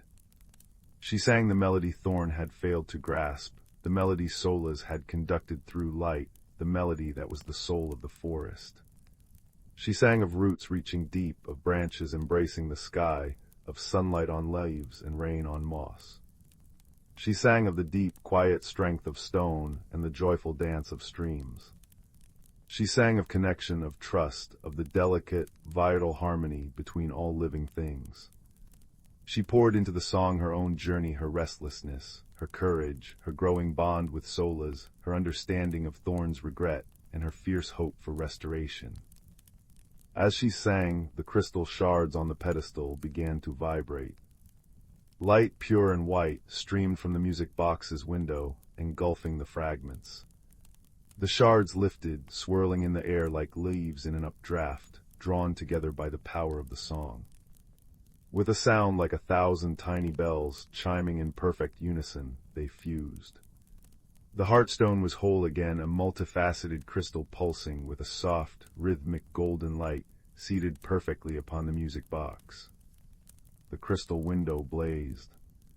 The effect was instantaneous and profound. The completed song, amplified by the restored heart, exploded outwards in a visible wave of harmonious light and sound. The oppressive silence shattered like glass. The creeping gray moss vanished, consumed by the radiance. The great willow tree itself seemed to sigh, its leaves rustling with newfound vigor, glowing with a soft internal light. The tiny winged lights erupted into a frenzied, joyful dance, their colors brighter, their movements more vibrant than ever. The entire glade pulsed with restored life, energy thrumming through the air, the ground, the very trees. The whispering woods sighed, a collective release of tension Leo felt deep in her soul. The confusing path seemed to straighten, the ominous whispers transformed into the friendly rustle of leaves, the feeling of being watched became a sense of benevolent presence. Leo finished the song, her voice trembling with emotion. The last note hung in the air, pure and sweet, before fading into a profound, peaceful silence, a silence brimming with life, not devoid of it. Solas stood before her, transformed. Its form was brighter, more solid, radiating a warmth that was palpable. The deep sorrow in its eyes was replaced by a luminous joy and profound gratitude. It reached out not with its hand, but with a wave of pure, golden light that enveloped Leo. It felt like sunlight on her skin, like the deepest acceptance, like coming home. "Thank you, Keeper," the thought resonated, filled with love and respect. Leo understood. The title wasn't inherited, it was earned. She was the Keeper now, the bridge reborn. She smiled, tears of joy tracing warm paths down her cheeks. "Thank you, Solas, for trusting me." The bond between them, forged in mystery, loneliness, and shared purpose, felt unbreakable. Leo returned to Willow Creek, forever changed. The restlessness was gone, replaced by a deep sense of peace and purpose. She visited the glade often, sometimes just to sit in quiet companionship with Solas, sometimes to sing the song of harmony, strengthening the bond between the village and the woods. She shared carefully chosen stories, slowly helping the villagers understand the whispering woods weren't to be feared, but respected and cherished. Old Man Hemlock's ramblings about songweavers were listened to with new interest. The music box remained in its sacred hollow beneath the willow, the restored heartstone pulsing softly atop it, a beacon of the restored harmony. Leo didn't need to possess it. She carried the true magic within her, the song, the friendship, and the profound understanding that the greatest transformations often begin with a single note of courage, a step into the unknown, and the willingness to listen to a different kind of heart. As she walked back through the woods towards her village one starlit evening, the forest whispered around her, not with secrets, but with a melody, the song of harmony, softly echoing her own peaceful heart, a lullaby for the world, promising that even the deepest silence can be healed by the courage to sing. And high above, a single luminous figure watched from the edge of the glade, a silent guardian content, its long loneliness finally soothed by the enduring power of an unexpected friendship and a song rediscovered. The path home, lit by fireflies and starlight, felt clear and welcoming, leading not just to a cottage, but to a life forever intertwined with the magic she had helped restore, a comforting resonance that would guide her always. Story 28. Story 29. Story 30. Story 31. Story 32. Story 33. Story 34. Story 35. Story 36. 37. Story 38. Story 39. Story 40. Story 41. Story 42. Story 43. Story 44. In a village nestled between whispering pines and a brook that sang lullabies over smooth stones, there lived a young bookbinder named Sylvie, whose hands could mend torn pages, but whose heart feared torn routines. Each morning she traced the same path through the cobblestone square, past the baker's cinnamon-scented chimney, under the clock tower's bronze chimes, into her workshop where leather-bound volumes sighed like old friends. Change came softly that autumn, not with a storm but with a single maple leaf that fluttered persistently against her window pane, its edges glowing like molten copper even in moonlight. The leaf led her eyes to what she tried not to see, the ivy on her workshop walls curling inward protectively, the inkwells drying up overnight, the faint tremor in her fingers when she tried to glue a spine. "It's just the season shifting," insisted her neighbor, a retired cartographer named Rowan, who now grew luminous mushrooms in teacups. But Sylvie noticed how the village children's laughter now carried a silvery echo, how shadows pooled differently under the willow trees, how the world seemed to hold its breath between one moment and the next. One twilight, as Sylvie organized her dwindling stock of parchment, a book fell from her highest shelf, a volume she didn't recognize, bound in cloth that shifted from moss green to dawn pink depending on the angle. Its pages unfolded into a map of their valley, but not as it was. Here, the river branched into spirals, the forest formed concentric circles, and where her workshop stood bloomed a great tree with roots like woven thread. A pressed maple leaf marked the northern woods, its veins pulsing faintly. "Ah," said Rowan the next morning, tracing the map's contours with a mushroom-stained finger. "The veil of unspooling, they say whatever you carry too tightly, regrets, fears, even talents, gets unraveled there so you can weave it back wiser." He poured her mint-steeped tea that swirled itself into constellations. "But you'd need a guide who remembers both tangling and untangling." The guide arrived at sundown, a fox with fur like ember smoke, one ear tipped with white. It pawed gently at her bootlace until she followed, past the last lantern's glow into woods, where ferns unfurled guidance in bioluminescent curls. The air tasted of elderflower and possibility. Yet with each step, Sylvie's worries crystallized, her father's unfinished manuscripts gathering dust in her attic, the way customers increasingly sought printed books over hand-bound ones, the terrifying freedom of blank pages. In a clearing where trees formed a cathedral arch, the fox halted. Moonlight pooled in a stone basin filled with liquid starlight, or perhaps it was the other way around. "Drink," came a voice neither male nor female, older than the hills and as fresh as new sap. Sylvie realized the fox's shadow now held the shape of a woman spinning thread. "Taste what you've been afraid to swallow." The starlight water carried shocking warmth, not burning, but like sunlight held tenderly in palms. Visions flickered, her father laughing as she inked her first clumsy letters, the comforting weight of a bone folder smoothing paper, the hidden thrill she'd felt at 12 when rebinding a water-damaged novel into something wholly new. But layered beneath were darker threads, sleepless nights fearing irrelevance, resentment toward bustling printers, grief for pages no longer touched with reverence. When Sylvie opened tear-damp eyes, the clearing had transformed. The stone basin now overflowed with ribbons of every hue. No, not ribbons, but book bindings, silk, leather, even woven strands of dandelion fluff. The foxwoman gestured to a loom made of birch branches. What will you make from the unraveled? Her first weave was clumsy, all tight knots and clashing colors. The loom rejected it, the threads snapped, falling as autumn leaves. The second attempt tried too hard to recreate what she'd lost, a perfect mirror of her old workshop. It crumbled like overcooked gingerbread. The fox watched patiently as twilight deepened into a velvety purple, fireflies blinking like scattered punctuation marks. On the third try, Sylvie let her hands remember instead of her mind.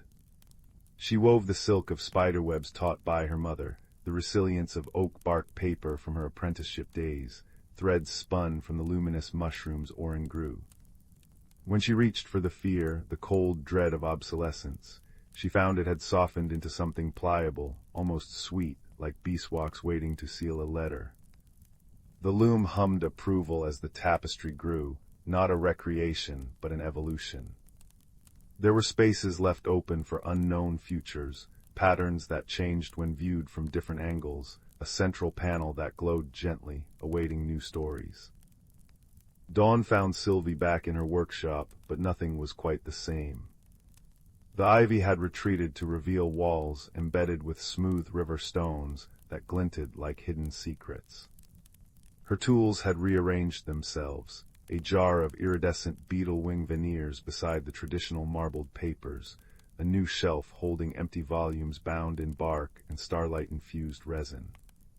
Outside, Oren stood admiring a mushroom spiral that perfectly mimicked the map's concentric forest. He offered her a steaming cup. Chaga and lavender, for boldness softened by grace, I think. As weeks passed, the village discovered subtle shifts. Children found storybooks where the endings changed to match their hopes. Gardeners traded vegetables for handcrafted journals to document sprouting miracles. And Sylvie's workshop became a crossroads, for elders wanting their memories bound in scented cedar, for artists experimenting with animated pop-up pages, even for the maple tree that shed leaves inscribed with gentle riddles. On the first snowfall, the fox returned, accompanied by a young apprentice printer nervous about his craft's soulless reputation. Sylvie served him rosehip tea and spoke of how press type could dance with hand-drawn illuminations. Outside, their mingled laughter sent up a puff of breath that crystallized into temporary constellations, a fleeting masterpiece like all living stories. The brook continued its lullaby, the pines their whispering. But now, when the wind turned, you could hear the rustle of pages being tenderly turned, and the soft, contented sigh of a world learning to hold its stories both loosely and lovingly. Story 45. Story 46. Title: The Whisper of the Willow. In a quaint village nestled between rolling hills and the edge of a vast, whispering forest, lived a gentle young girl named Leora. Her days were filled with the hum of bees in the meadow, the scent of wildflowers on the breeze, and the comforting embrace of her grandmother's stories by nightfall. Leora's world was one of serene beauty, yet she harbored a yearning for something more, a spark of magic to ignite her heart's deepest dreams. The village was surrounded by legends of the enchanted forest, a place where the old trees told tales to those who would listen, and the streams sang lullabies to the moon. But the heart of these stories was the ancient Willow of Whispers, a tree said to hold the power to reveal one's true path in life. Many sought its wisdom, but few returned unchanged. for the forest had a way of showing each visitor not only who they were, but who they could become. Leora often wandered to the forest's edge, her fingers brushing the soft moss that clung to the trunks of the trees. Her grandmother's stories painted images in her mind, of brave explorers and wise creatures, but the Willow of Whispers remained an enigma, a mystery she longed to unravel. It was on one such day, with the sun dappling through the leaves and a gentle breeze rustling the branches, that Leora felt the forest calling to her more strongly than ever before. With a heart full of anticipation and a small satchel packed with essentials, bread, cheese, and her grandmother's knitted shawl, Leora stepped into the forest. The air was cool and filled with the earthy scent of pine and damp earth. As she ventured deeper, the trees seemed to lean closer, their boughs whispering secrets that only the forest knew. Leora felt a tingling at the back of her neck, a sensation both thrilling and comforting, as if the forest was welcoming her into its embrace. As the path wound deeper into the forest, Leora met a curious friend, a small, bright-eyed squirrel named Pip. His fur was a tawny gold, and he chittered merrily as he bounded from branch to branch beside her. "Where are you headed, young traveler?" Pip asked, his voice a soft, musical note in the forest symphony. Leora smiled, her heart lightened by the squirrel's friendly demeanor. "I'm seeking the Willow of Whispers," she replied, her eyes alight with determination. Pip twitched his whiskers thoughtfully. "Ah, the willow," he said, nodding. "Many have sought its wisdom, but it is not easily found. The forest has a way of testing those who desire its secrets." "I am ready," Leora declared, her voice steady with resolve. "I believe the willow will guide me." With Pip scampering alongside her, Leora continued her journey. The forest was a tapestry of colors and sounds, each step revealing new wonders. Birds sang sweetly in the canopy above, their songs weaving through the leaves like a gentle lullaby. The sunlight danced across the forest floor, painting patterns of light and shadow that seemed to shift with every breath of wind. As they walked, Pip told Leora tales of the forest's inhabitants. A wise old owl who knew the stars by heart, a family of foxes who danced under the moon, and a mischievous sprite who played tricks on unwary travelers. Leora listened with delight, her imagination painting vivid pictures of these magical creatures. Yet, as the day wore on, the path grew more tangled and overgrown. Vines draped like curtains across their way, and the underbrush thickened, whispering against Leora's legs as she pushed forward. The air grew cooler, and the forest seemed to hold its breath, waiting. "Do not be discouraged," Pip chirped, sensing her unease. "Every journey worth taking has its trials." Leora nodded, brushing aside a strand of ivy. Her determination was unwavering, her heart guided by the stories her grandmother had woven, a tapestry of courage, kindness, and the endless potential within. At last, as the sun began to dip below the horizon, casting the forest in hues of gold and amber, they arrived at a clearing. In its center stood the Willow of Whispers, its trunk wide and gnarled with age, its branches sweeping gracefully to the ground like a curtain of leaves. The air around the tree shimmered softly, as if infused with magic. Leora approached the willow with reverence, her steps slow and deliberate. She felt the weight of the forest's silence, a sacred hush that enveloped the clearing. Pip perched on a nearby rock, watching with bright, curious eyes. With a deep breath, Leora reached out to touch the willow's bark, her fingers brushing against its rough, ancient surface. As her hand made contact, a gentle warmth spread through her, and she closed her eyes, allowing the magic to wash over her. In the stillness, Leora heard the whisper of the willow, a soft, melodic voice that seemed to come from the very heart of the tree. It spoke not in words, but in feelings and images, a tapestry of memories and dreams. She saw herself as she was, a young girl filled with wonder and longing. But she also saw glimpses of what could be, a future shaped by choices and courage, by kindness and discovery. The willow showed her paths that twisted and turned, each leading to a different version of herself. As the visions faded, Leora opened her eyes, her heart brimming with understanding. The willow had not given her clear answers, but it had shown her the possibilities, the power of choice, and the strength within her to forge her own path. Pip hopped to her side, his eyes gleaming with approval. "You have the heart of a true adventurer," he said, his voice full of warmth. Leora smiled, her heart light with newfound clarity. I see now, she said softly. The journey is as important as the destination. It's not just about finding answers, but about discovering who you are along the way. With the willow's wisdom nestled in her heart, Leora and Pip began their journey back through the forest. The path seemed brighter now, the forest's secrets a little less mysterious. As they walked, Leora felt a deep sense of peace, knowing that she was not alone, that the forest, with its whispers and wonders, would always be there to guide her. As they emerged from the trees, the village lay before them, bathed in the soft glow of dusk.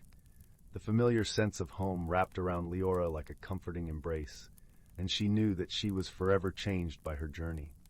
Her grandmother greeted her with a knowing smile, her eyes twinkling with the wisdom of 1,000 stories. Leora embraced her, feeling the warmth of love and belonging. That night, as she lay beneath the stars, Leora closed her eyes and listened to the forest's lullaby, her heart full of gratitude and dreams yet to be realized. The willow of whispers had shown her the way, but it was her journey to walk, her story to write. And so, with the gentle rustle of leaves and the soft murmur of the night, Leora drifted into a peaceful sleep, her dreams filled with the magic of the forest and the endless possibilities of tomorrow. Story 47. Story 48. Story 49. Story 50. Story 51. Story 52. Story 53. Story 54. Story 55.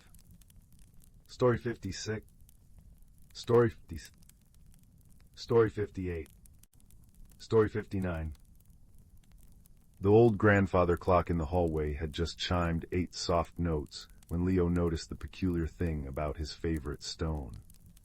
Nestled in his palm, the smooth, oval stone, found years ago near Whisper Creek, usually held the cool, calming weight of river-polished granite. Tonight, however, it pulsed with a warmth like a tiny captured sunbeam. Leo traced the silvery veins running through its deep blue surface, his breath fogging the chilly window pane as he peered into the moonlit woods beyond his cottage garden. The forest always felt like a sleeping giant, ancient and mysterious, but tonight the shadows between the oaks seemed to breathe, beckoning with a silent call that resonated in the stone's gentle thrum against his skin. Strange, Leo murmured, tucking the stone into his pocket. Its warmth seeped through the fabric, a comforting anchor against the crisp autumn air. He pulled on his worn boots and thick woolen scarf, the one his grandmother had knitted the color of moss after rain. A sense of quiet urgency propelled him out the back door, across the dew-silvered grass, and toward the tree line where fireflies winked like stray stars. The moment Leo stepped beneath the canopy, the world shifted. The familiar crunch of fallen leaves softened into a whisper, and the moonlight, instead of dappling through branches, pooled in liquid silver on the forest floor. The air hummed with the scent of damp earth and something else, something wild and sweet, like crushed juniper berries and starlight. He followed an almost invisible path, guided by the stone's increasing warmth. It tugged gently, insistently, pulling him deeper than he'd ever ventured. After what felt like both minutes and hours, Leo emerged into a clearing that shouldn't have existed. Moonlit Meadow, his grandfather called it, a place of tall, whispering grasses and a single, ancient hawthorn tree. But this was different. The grasses here shimmered with their own soft, internal light, blues and violets rippling like water. The hawthorn tree, usually gnarled and sleepy, now stood tall and radiant, its branches heavy not with berries, but with glowing, pearlescent orbs that cast shifting patterns on the ground. On the air it sang. A low, harmonious thrumming vibrated through Leo's boots, a song without words that spoke of deep roots and patient time. He stood transfixed until a rustle in the luminous grass startled him. A shadow detached itself from the base of the hawthorn, large, hunched, and moving with a slow, deliberate grace. Leo's heart hammered against his ribs. The figure resolved into something immense, a creature woven from shadows and bark, with limbs like knotted roots, eyes like chips of obsidian reflecting the meadow's glow, and antlers that branched like the hawthorn itself, twined with glowing vines. It stopped a few paces away, its massive head tilted, observing him. Fear, cold and sharp, prickled Leo's skin. He fumbled for the stone in his pocket, its heat flaring against his fingers. The creature made a sound, a deep, resonant rumble like stones shifting in a riverbed. It wasn't hostile. It sounded curious. Slowly it extended a hand that was more like a gnarled branch, palm upturned. Nestled within the rough bark was a small, glowing orb identical to those on the hawthorn tree, but its light was faint, flickering weakly. Leo understood. The stone in his pocket was burning now, a beacon. He pulled it out. The silvery veins blazed, casting a circle of warm light around him. The creature's obsidian eyes fixed on the stone, and a low, sorrowful note vibrated from its chest. It gestured again to the dying orb in its hand, then pointed one thick, root-like finger toward the heart of the meadow where the light seemed dimmest. "My name is Leo," he whispered, his voice swallowed by the meadow's hum. "And this is my heart stone." He held it up. "It led me here. Are you hurt? Is this place fading?" The creature rumbled again, a sound layered with meaning Leo felt rather than heard. Loss, fading, connection broken. It tapped its chest with a thick finger, then pointed to the stone in Leo's hand. "Mine. Yours. Ours." It gestured emphatically toward the fading core of the meadow. "Help." Grimbark, Leo said suddenly, the name blooming in his mind like a shy flower. "Can I call you Grimbark?" The creature tilted its head again, then gave a slow, ponderous nod. A spark of understanding, fragile but bright, ignited between the small boy and the giant guardian of the hidden world.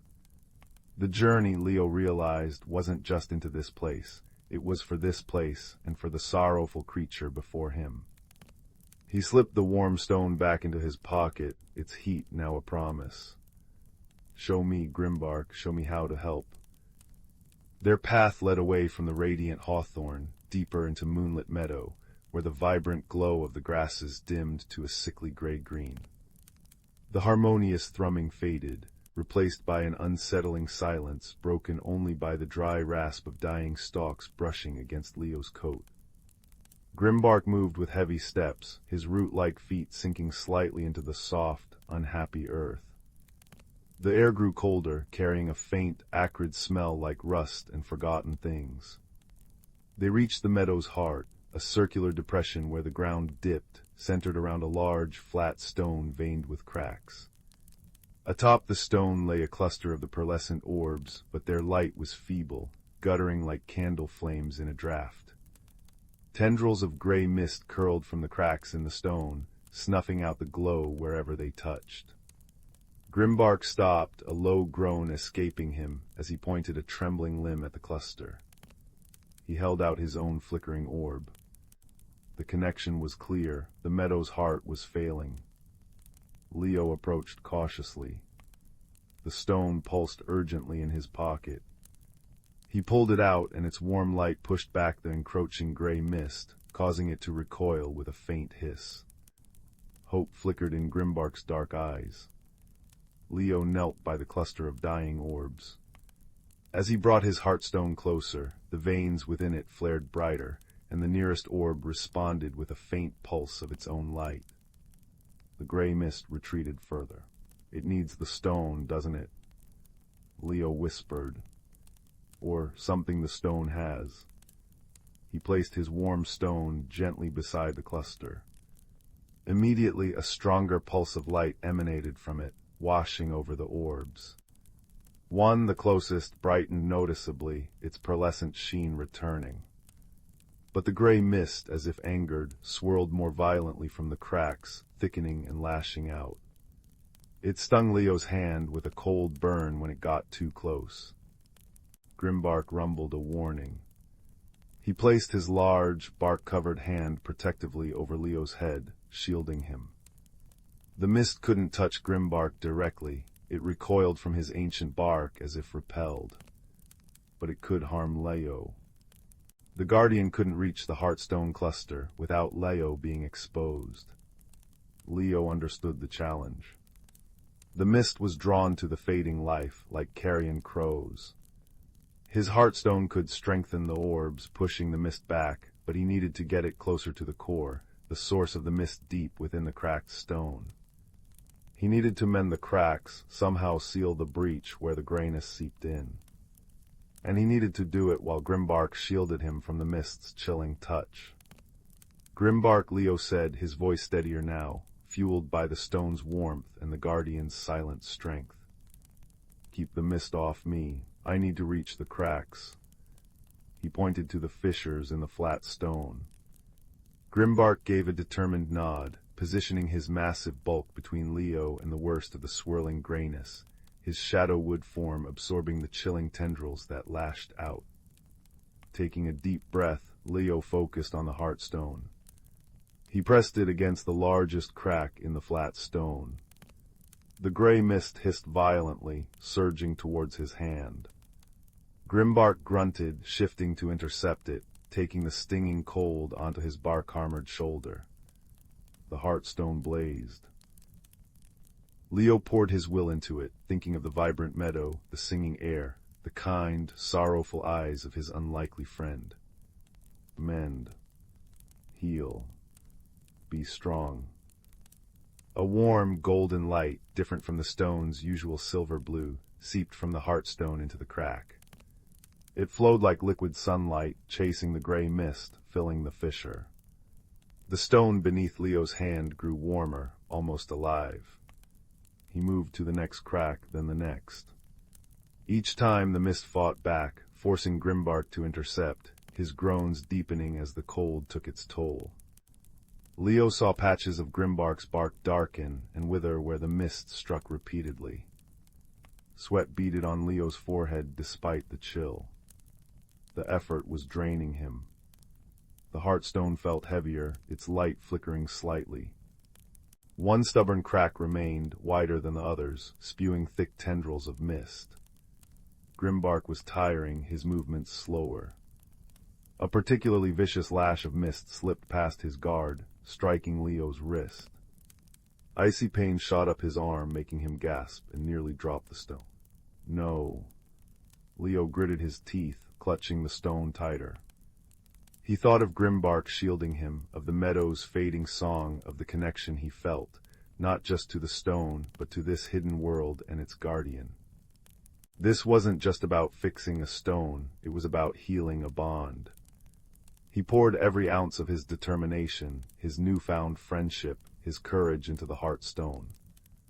Be whole. He slammed the stone down onto the final crack. A silent explosion of pure, golden light erupted from the point of contact. It flooded the depression, washing over the cluster of orbs, surging through the veins of the flat stone, and blasting the gray mist into nothingness. The light surged upwards, a radiant column piercing the hidden canopy. The harmonious thrumming returned, stronger and sweeter than before, vibrating through the earth and air. The grasses around them blazed back to life, their blues and violets deeper, richer, shimmering with renewed vigor. The pearlescent orbs on the cluster pulsed with steady, brilliant light. Grimbark staggered back, not in pain, but in awe. The dark patches on his bark faded, replaced by a healthy, deep brown sheen. The vines twined around his antlers glowed brightly. He looked down at Leo, his obsidian eyes filled with profound gratitude and relief. He rumbled, a sound like deep, contented thunder, and gently nudged Leo's shoulder with his massive head. Thank you. Leo slumped, exhausted but exhilarated. The Heartstone lay on the mended flat stone, its light now soft and steady, intertwined with the glow of the meadow's heart. He reached for it, but as his fingers touched the warm surface, he felt a shift. The stone wasn't just his anymore. It was part of this place, part of the pulse thrumming beneath his feet. He understood the final choice. Keeping it would dim this light again. This world needed its heart whole. He looked up at Grimbark. "It belongs here," Leo said softly, his voice thick with emotion but clear. "With you, with the meadow." Grimbark rumbled softly, a question in the sound. "You are sure?" Leo nodded. He gently pushed the heartstone deeper into the cluster of orbs, nestling it among them. As he did, the combined light flared once, warmly, then settled into a harmonious, unified glow. The meadow felt complete, vibrant, and deeply peaceful. The connection Leo felt didn't vanish. It deepened, becoming a gentle awareness in his own chest, a quiet warmth that had nothing to do with holding a stone. Grimbark lowered himself, offering his broad, bark-covered back. Leo climbed on, holding onto the thick vines around the guardian's neck. They moved back through the meadow, now radiantly alive. The hawthorn tree shone like a beacon, its orbs pulsing in time with the meadow's heart. Fireflies danced in joyous spirals. At the edge of the hidden clearing, where the ordinary forest began, Grimbark stopped. He carefully lowered Leo to the ground. The air shimmered faintly, marking the boundary between worlds.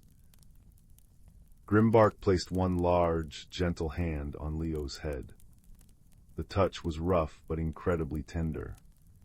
He rumbled a farewell layered with promises. "Remember, you are welcome, friend." Then he turned and melted back into the luminous embrace of moonlit meadow, his form blending with the shadows and light until only the vibrant glow of the hidden world remained. Leo stepped back into the familiar forest. The air was crisp autumn again, smelling of damp leaves and pine.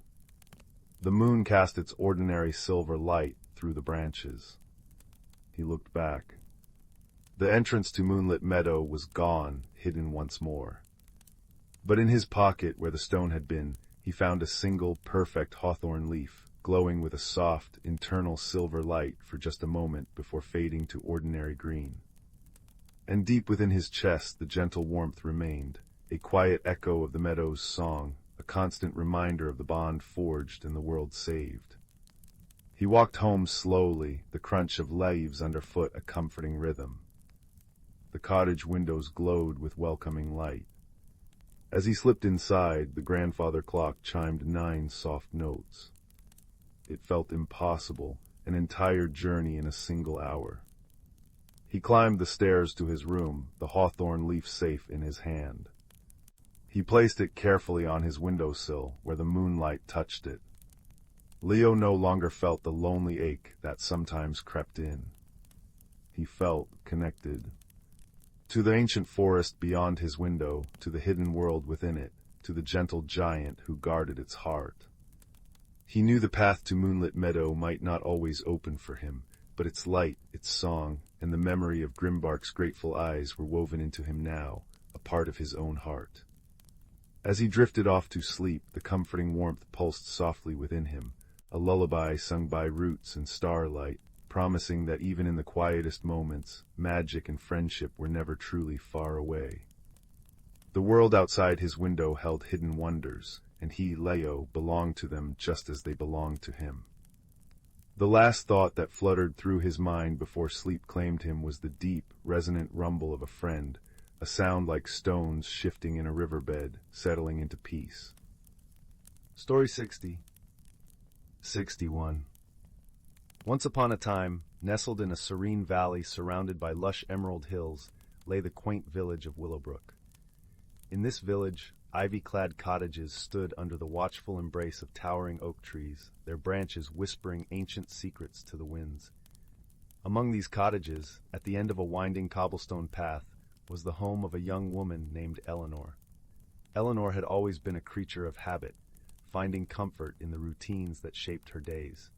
She knew every stone in the path she walked, every note of the birdsong that greeted her at dawn.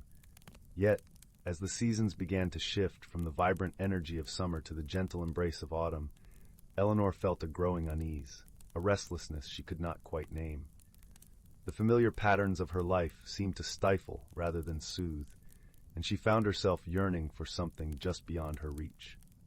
One crisp morning, As the first golden leaves tumbled from the trees like coins from a treasure chest, Eleanor set out for a walk in the nearby forest, seeking solace in the rustling leaves and soft earth. The forest was a tapestry of colors, the air rich with the scent of pine and the earthy perfume of fallen leaves. As she wandered deeper into the woods, she came upon a sight that made her heart pause. A small, glistening pond, its surface a mirror reflecting the world above. Drawn to its tranquil beauty, Eleanor knelt at the water's edge. As she gazed into the pond, a gentle ripple disturbed its surface, and from its depths emerged a curious creature. It was a small, luminous fish with scales that shimmered like 1,000 rainbows. The fish spoke, its voice a soft melody that seemed to echo in Eleanor's mind. "Greetings, Eleanor," the fish said with a gentle nod.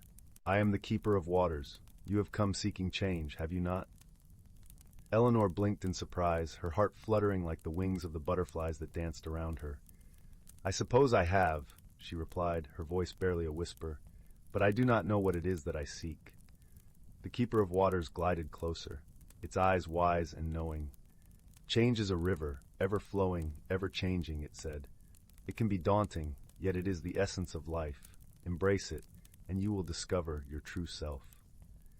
As these words settled in her heart, the pond began to shimmer with a warm, golden light.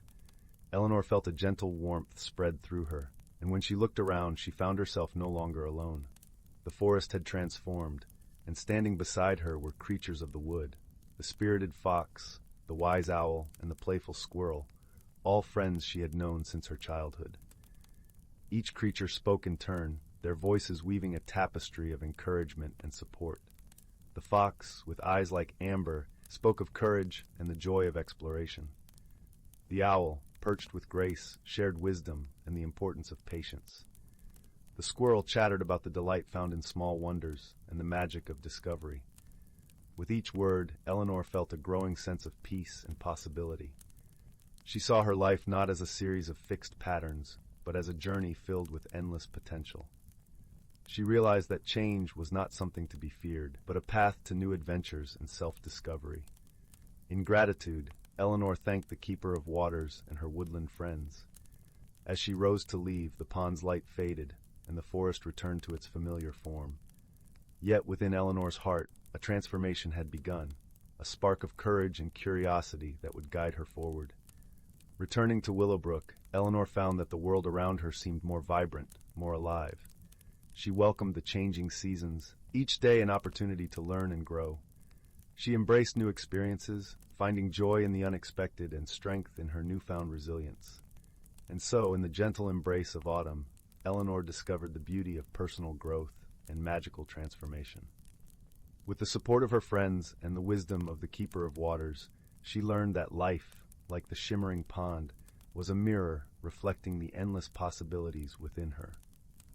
In time, Eleanor became a beacon of inspiration for others in Willowbrook, her story a reminder that change, though challenging, can lead to the most wondrous discoveries. And as the stars twinkled above the village each night, the gentle hum of the forest sang a lullaby of hope and transformation, a song that carried the promise of new beginnings for all who dared to dream. Story 62. Story 63. Story 64. Story 65. Story 66. Story 67. In a village hugged by hills that turned violet at dusk, there lived a girl named Leela with a map drawn in starlight ink on her palms. Not the kind you could see, mind you, the kind that tingled when the wind carried secrets from the east. It was this invisible compass that led her one twilight to the edge of the Crystal Vale woods, where trees grew in spirals and the air smelled of burnt sugar and forgotten lullabies. The rules here were simple, whispered the rustling leaves. Wonder softly, listen deeply, and never hurry the shadows. Layla's first step sank into moss so plush it seemed to sigh beneath her boots. Above, branches wove a canopy of living stained glass, leaves of amber and tourmaline filtering the moonlight into pools of liquid gold. She paused when a flicker of movement caught her eye. A fox with fur the color of autumn's last flame sat primly on a root, tail curled around a tiny lantern made of dandelion fluff. Lost little wanderer, it asked, its voice like the creak of a rocking chair. When Leela shook her head, the fox chuckled, a sound like falling acorns. Ah, found then, follow the liken's laughter, it's having a particularly giggly night. The lichen, it turned out, did indeed giggle, a sound like chimes submerged in honey. It glowed faintly along a path strewn with petals that dissolved into mist when touched. Deeper into the woods, Leela encountered a brook where the water flowed upward, defying gravity with the enthusiasm of a child's soap bubble. Its surface rippled with half-formed shapes, a crown of feathers here, a dancing teapot there. Kneeling to drink, she found the water tasted of questions she'd never thought to ask. What's north of north? It burbled. Before she could answer, a hedgehog made of moss and twigs trundled up, balancing 3 starberries on its spiky back. Trade you, it squeaked, nodding at the hair ribbon Leela had tied around her wrist. She hesitated, the ribbon was her last gift from Gran, but placed it in the hedgehog's twig claw. The starberries burst on her tongue, each a different flavor, courage, curiosity, and the exact warmth of a hug held too long. The woods thickened, trees now arching like the ribs of some slumbering giant.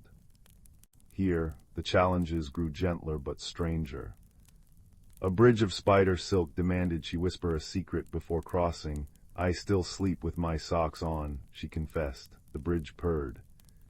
A glade of clockwork butterflies tested her patience, landing on her nose until she stood statue still for 7 full minutes. Time isn't a river here, chimed the largest butterfly, its wings ticking. It's a puddle, splashable. Leela's laughter startled a cloud of bioluminescent moths into swirling around her, their wings painting temporary constellations on the dark.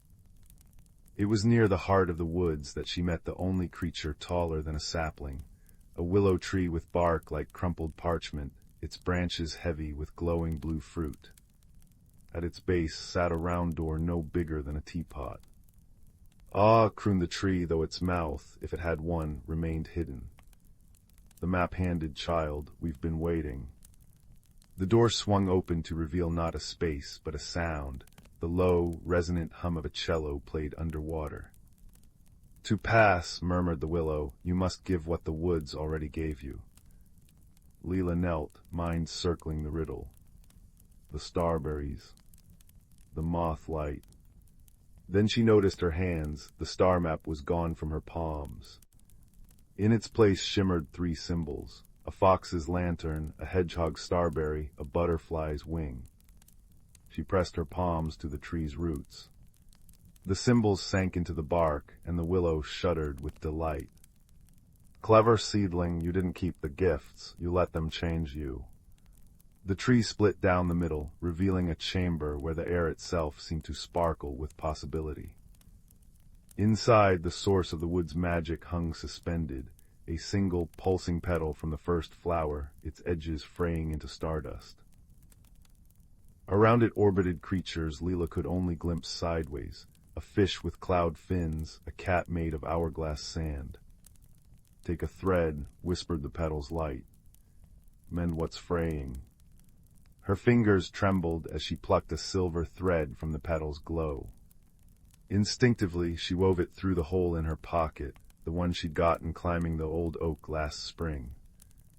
The thread dissolved and the pocket sang. A soft, contented hum, as if grateful to be whole. When Leela stepped back into the woods, dawn hovered like a held breath. The fox waited, lantern dimmed. Well, it asked. She opened her mended pocket. Out fluttered all she'd gathered, a lichen chuckle, a sip of upward-flowing brook, the memory of starberry courage. The fox nodded. Good, now you know, the real magic isn't in keeping, but in letting the wonder through. The journey home was shorter, though no less wondrous. Gravity remembered itself, the brook flowed downstream, and the hedgehog waved with a twig now tied with Leela's ribbon. As she crossed the tree line, the Crystal Vale woods sighed behind her, not in farewell, but in patient waiting. In her pocket the mended thread hummed, and when she finally curled into bed, she dreamed not of adventures, but of a willow tree whispering to new seeds. And then the girl understood. Courage isn't a flame to clutch, but a lantern to share. Pass it on, little rootlings, pass it on. Years later, villagers would swear they sometimes saw a grown woman with starlight in her braid, leaving starberries on windowsills, or mending torn kite strings with invisible thread. But that's a story for another twilight. For now, dear listener, imagine Leela asleep, her palm resting open on the quilt, and in its center, a single crystal petal glowing softly, a nightlight for dreams yet to come. Story 68. Story 69. Story 70. Story 71. Story 72. Story 73. Story 74. Once upon a time, in the heart of a sprawling, ancient forest, where the trees whispered secrets only the wind could understand, there lived a community of creatures unlike any other. Nestled beneath the emerald canopy, the forest was a symphony of life, each creature playing its part in a delicate, harmonious tune. The forest was alive with the gentle rustle of leaves, their surfaces glistening with morning dew like tiny jewels scattered across a vibrant green carpet. Rays of sunlight filtered through the dense branches, casting dappled patterns on the forest floor where wildflowers blossomed in a riot of colors, violet, gold, and crimson. In this enchanted place, the animals lived in a world of balance, each one understanding its role in the grand tapestry of life. Among them was a wise old fox named Fendrel, whose fur was the color of autumn leaves, fiery and warm. Fendrel was known far and wide for his wisdom, passed down through countless generations. He was the keeper of the forest's stories and the guardian of its ancient magic. One crisp morning, as the scent of pine mingled with the earthy aroma of damp soil, Fendrel gathered the younger creatures of the forest for a tale. They gathered around him, eyes wide with anticipation, their breaths forming delicate clouds in the cool air. There was Bramble, the curious rabbit with ears as long as the day, and Tilly, the little hedgehog with a coat as soft as the velvet night. Today, Fendrel began, his voice as soft as the rustling leaves, I will tell you the story of the season's dance, a magical phenomenon that binds our forest in harmony. The creatures leaned in closer, their hearts beating in time with the gentle rhythm of the forest. Long ago, Fendrel continued, the forest was a place of chaos, with each season vying for power, causing the world to swing from bitter cold to scorching heat in the blink of an eye. The trees would crack under the pressure of snow one day, only to be scorched by the relentless sun the next. The creatures were confused and frightened, unable to find their place in such turmoil. The forest seemed to hold its breath, listening to Fendrel's tale. Then came a time when the elders of the forest, wise and ancient as the stars, convened to bring peace to the land. They decided that each season would have its time to reign, ensuring a balance that would allow all life to flourish. Thus the season's dance was born. Fendrel's eyes sparkled like the dew-kissed leaves as he spoke of the dance. Spring would awaken first, painting the world with fresh blooms and gentle rains. Summer followed, with its golden warmth and long, lazy days. Autumn arrived next, wrapping the forest in a tapestry of fiery colors and crisp air. Finally, winter would blanket the world in a soft, white silence, allowing the earth to rest and renew. The young creatures sighed in wonder, imagining the dance of the seasons as a gentle, flowing ballet across their beloved home. But, Fendrel cautioned, this balance is delicate. Each being in the forest must respect and contribute to it, for the dance to continue. Our actions, however small, ripple through the forest like a stone tossed into a still pond. Tilly, the hedgehog, spoke up, her voice as soft as a whisper. How can we help, Fendrel? What can we do to keep the balance? Fendrel smiled, his gaze warm and reassuring. By understanding our place and helping one another, when you share the fruits of the earth, you honor the bounty of summer. When you gather leaves and twigs for the winter, you respect the gifts of autumn. Each act of kindness, each moment of sharing, keeps the dance alive. Bramble the rabbit nodded thoughtfully. So, by living in harmony with each other and the seasons, we ensure the magic continues. Exactly, Fendrel replied, his voice like a gentle caress. And remember, the forest always listens. It sees the kindness in your hearts and rewards it with its own gifts. As Fendrel's tale came to an end, the sun began its slow descent, casting a golden glow over the forest. The creatures lingered, absorbing the serenity of the moment, feeling the interconnectedness of their world more deeply than ever before. The days turned to weeks, and the lessons of the season's dance wove themselves into the fabric of their lives. Each creature took to heart the wisdom of Fendrel's story, nurturing the balance of their world through simple acts of care and camaraderie.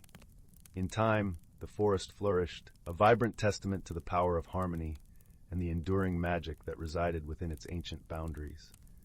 The creatures thrived, their lives an intricate tapestry of friendship and wisdom, woven together by the timeless dance of the seasons. And under the watchful gaze of the old fox, they knew that as long as they remembered the story of the season's dance, their beloved forest would always remain a haven of peace and enchantment. And so, as the moon rose high to sprinkle silver light over the tranquil landscape, the creatures nestled into their cozy dens, lulled to sleep by the soft whispers of the wind, carrying the promise of another beautiful day.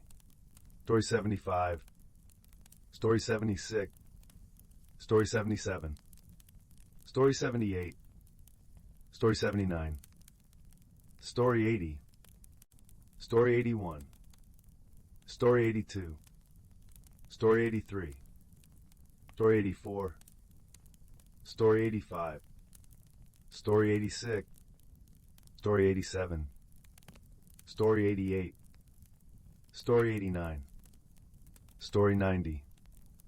In the soft twilight of a universe filled with countless stars, there existed a peculiar planet known as Lumina, a place aglow with a warm, perpetual twilight. The sky was a tapestry of swirling purples and golds, and the air carried a gentle, sweet aroma akin to blooming lilacs. Lumina was known for its luminous flora and gentle creatures, but it was also a world where paths often crossed in unexpected ways. On one such evening, when the sky shimmered with the brilliance of 1,000 tiny moons, two travelers found themselves in a serendipitous meeting. The first was a young being named Zephyr, hailing from the airy plains of Arion, a planet where the winds sang songs of old and every creature was gifted with wings.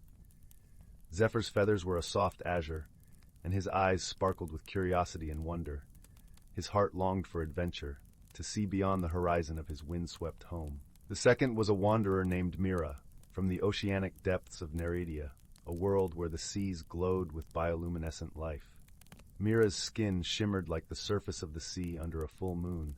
Her hair danced like seaweed in a gentle current, and her eyes held the depths of the ocean's mysteries. She had ventured beyond her watery domain in search of stories and the secrets of the stars. Their meeting was not a planned one. Zephyr had been gliding through the skies of Lumina, entranced by its beauty, when a sudden gust of unfamiliar wind threw him off course. He landed, rather ungracefully, in a clearing where Mira was setting up camp for the night. Startled by the sound, Mira turned, her eyes widening at the sight of the winged newcomer tangled in a thicket of luminous vines. "Oh dear," Mira exclaimed softly, her voice like the gentle lapping of waves. "Are you all right?" Zephyr, flustered and a little embarrassed, untangled himself with a sheepish grin. "I'm fine, just a bit wind-blown," he chuckled, brushing off his feathers. "I didn't mean to intrude." "Nonsense," Mira replied with a kind smile. "Any friend of the stars is welcome here." And so, under the canopy of twinkling lights, a friendship began to blossom. They spent the evening exchanging tales of their homelands, their voices mingling with the soft rustle of leaves and the distant calls of Lumina's nocturnal creatures.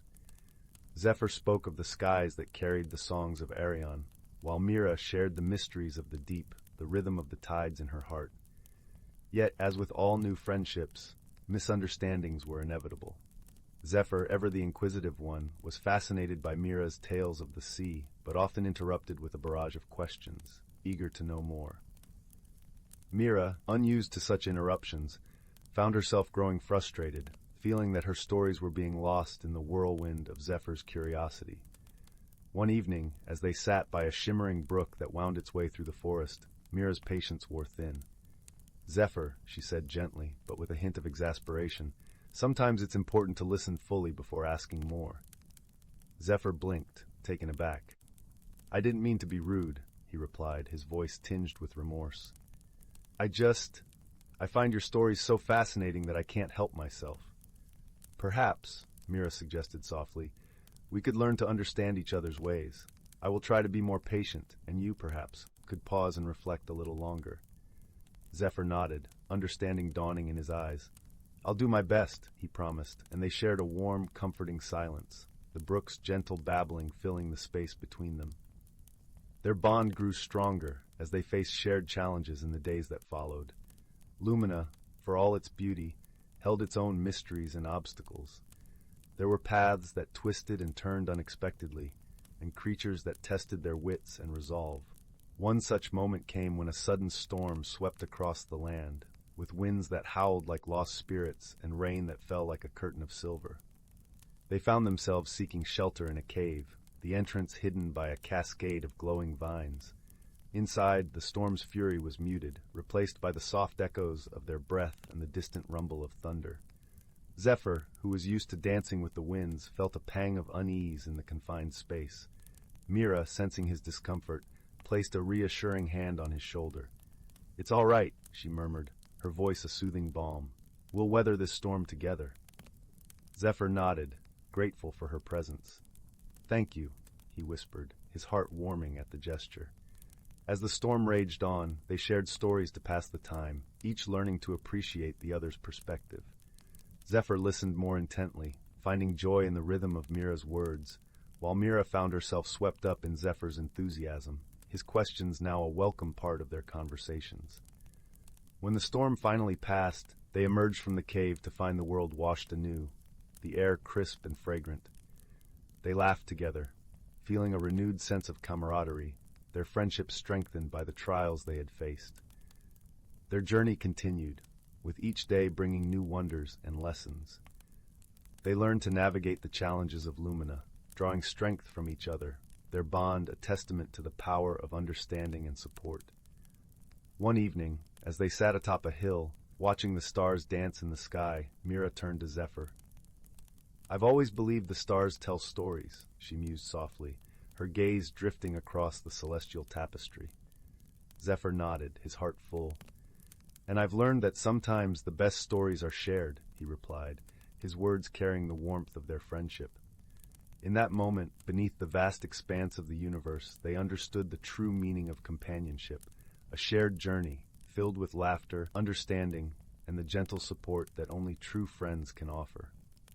As the night deepened, they wrapped themselves in the comforting embrace of their newfound friendship, knowing that, no matter where their paths might lead, they would always carry the light of this connection within their hearts. And so, in the gentle glow of Lumina, under a sky that held the promise of infinite adventures, Zephyr and Mira drifted into a peaceful sleep, their dreams intertwined with the stars. Story 91. Story 92. Story 93. Story 94. Story 95. Deep within the whispering woods, where ancient oaks wore cloaks of moss thicker than velvet and sunlight dappled the forest floor like scattered gold coins, the boundaries between what is and what could be shimmered like heat haze on a summer afternoon. Here, beneath the watchful gaze of stars, seen only through the leafy canopy, lived creatures who understood the forest's quiet heartbeat. Among them was Pip, a young squirrel with fur the warm brown of freshly turned earth and eyes that held the sparkle of dew-kissed cobwebs. Pip loved the turning seasons. He thrilled to the crisp crackle of autumn leaves underfoot, the sleepy hush of winter snows muffling the world, the vibrant explosion of green and blossom in spring, and the drowsy, sun-drenched hum of high summer. Each shift was marked by subtle magics known only to the forest's inhabitants. Spring arrived on the breath of the zephyr sprites, tiny beings woven from wind and pollen, who danced through the branches, coaxing buds to unfurl with their laughter. Summer was ushered in by the sunfire beetles, whose glowing carapaces cast warm, shifting patterns on the forest floor at dusk, encouraging berries to plump and sweeten. Autumn belonged to the amber weavers, spider-like creatures spinning threads of pure golden light that painted the leaves in fiery hues and guided them gently earthward. And winter was the domain of the frost whisperers, gentle spirits who breathed intricate frost patterns on frozen streams and tucked seeds safely beneath a blanket of white. This delicate balance, this intricate dance of magic and nature, was the forest's lifeblood. It was wisdom passed down through generations, from the oldest, gnarled badger in her deep-set burrow to the newest hatchling in a robin's nest. Pip learned it from Bramble, a wise old hedgehog whose spines held fragments of forgotten moonlight and whose voice was as comforting as the rustle of dry ferns. "The forest breathes, little Pip," Bramble would murmur, her dark eyes kind. "Each season is an inhalation and exhalation. The magic is the rhythm, the creatures the steady beat. Disturb one and the song falters." One unusually warm autumn, Pip noticed something amiss. The air, usually crisp and smelling of wood smoke and ripe apples, felt thick and sluggish, tasting faintly of dust. The vibrant tapestry woven by the amber weavers seemed muted, patches of leaves turning a sickly brown instead of gold and crimson. The streams, normally chuckling over stones smoothed by centuries, ran low and silent. Most worrying, the zephyr sprites were nowhere to be seen, and the sunfire beetle's glow was dim, casting long, melancholy shadows instead of warm light. The forest felt tired. Perched high in his oak tree home, Pip felt a prickle of unease. He remembered Bramble's words about the rhythm faltering. Gathering his courage, he scampered down to the mossy clearing where Bramble often rested near the great heartstone, a smooth, moss-covered boulder that pulsed with a faint, warm light, said to be the forest's anchor. Bramble was already there, her snout twitching as she sampled the heavy air. "The song is off-key, Pip," she sighed, her voice thick with concern. "The amber weavers grow weak, the pools of seasonal essence they are not filling as they should. The connection is blocked." Pip knew of the pools.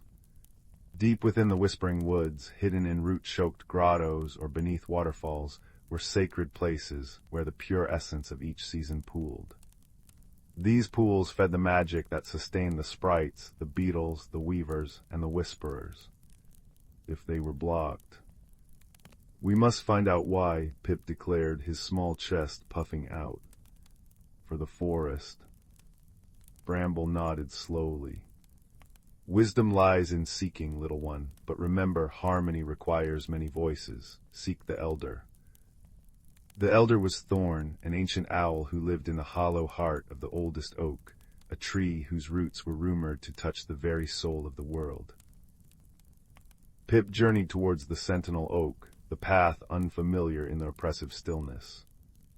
The usual symphony of bird calls was muted. The rustle in the undergrowth sounded hesitant. The scent of decay hung heavier than the scent of fallen leaves. Reaching the sentinel oak felt like stepping into a cool, green cathedral. Moonbeams, even in daylight, seemed to filter through the dense canopy, illuminating the intricate carvings of lichen on the bark. Pip chirruped a soft greeting. Slowly, with immense dignity, Thorn emerged from the shadowed hollow. His feathers were the color of storm clouds in ancient silver, and his eyes, large and luminous, held the depth of star-strewn skies. "Little Pip," Thorn hooted, his voice a soft rumble like distant thunder. "The forest whispers of imbalance. You feel it too in the heavy air, the fading colors." "Yes, Elder Thorn." Pip chattered urgently. "Bramble says the seasonal pools are blocked, the amber weavers are weak, autumn isn't singing right." Thorn closed his great eyes for a moment, as if listening to a voice only he could hear. "The spring pool," he intoned. "Deep within the fern grotto, where the zephyr sprites draw their first breath, a great stone, shaken loose by the grumbling earth in the deep places, has fallen across its mouth. The essence cannot flow. Spring's renewal is stifled, weakening the chain that follows. Summer cannot fully wane, and autumn cannot fully awaken." "But how can we move a great stone?" Pip asked, his heart sinking.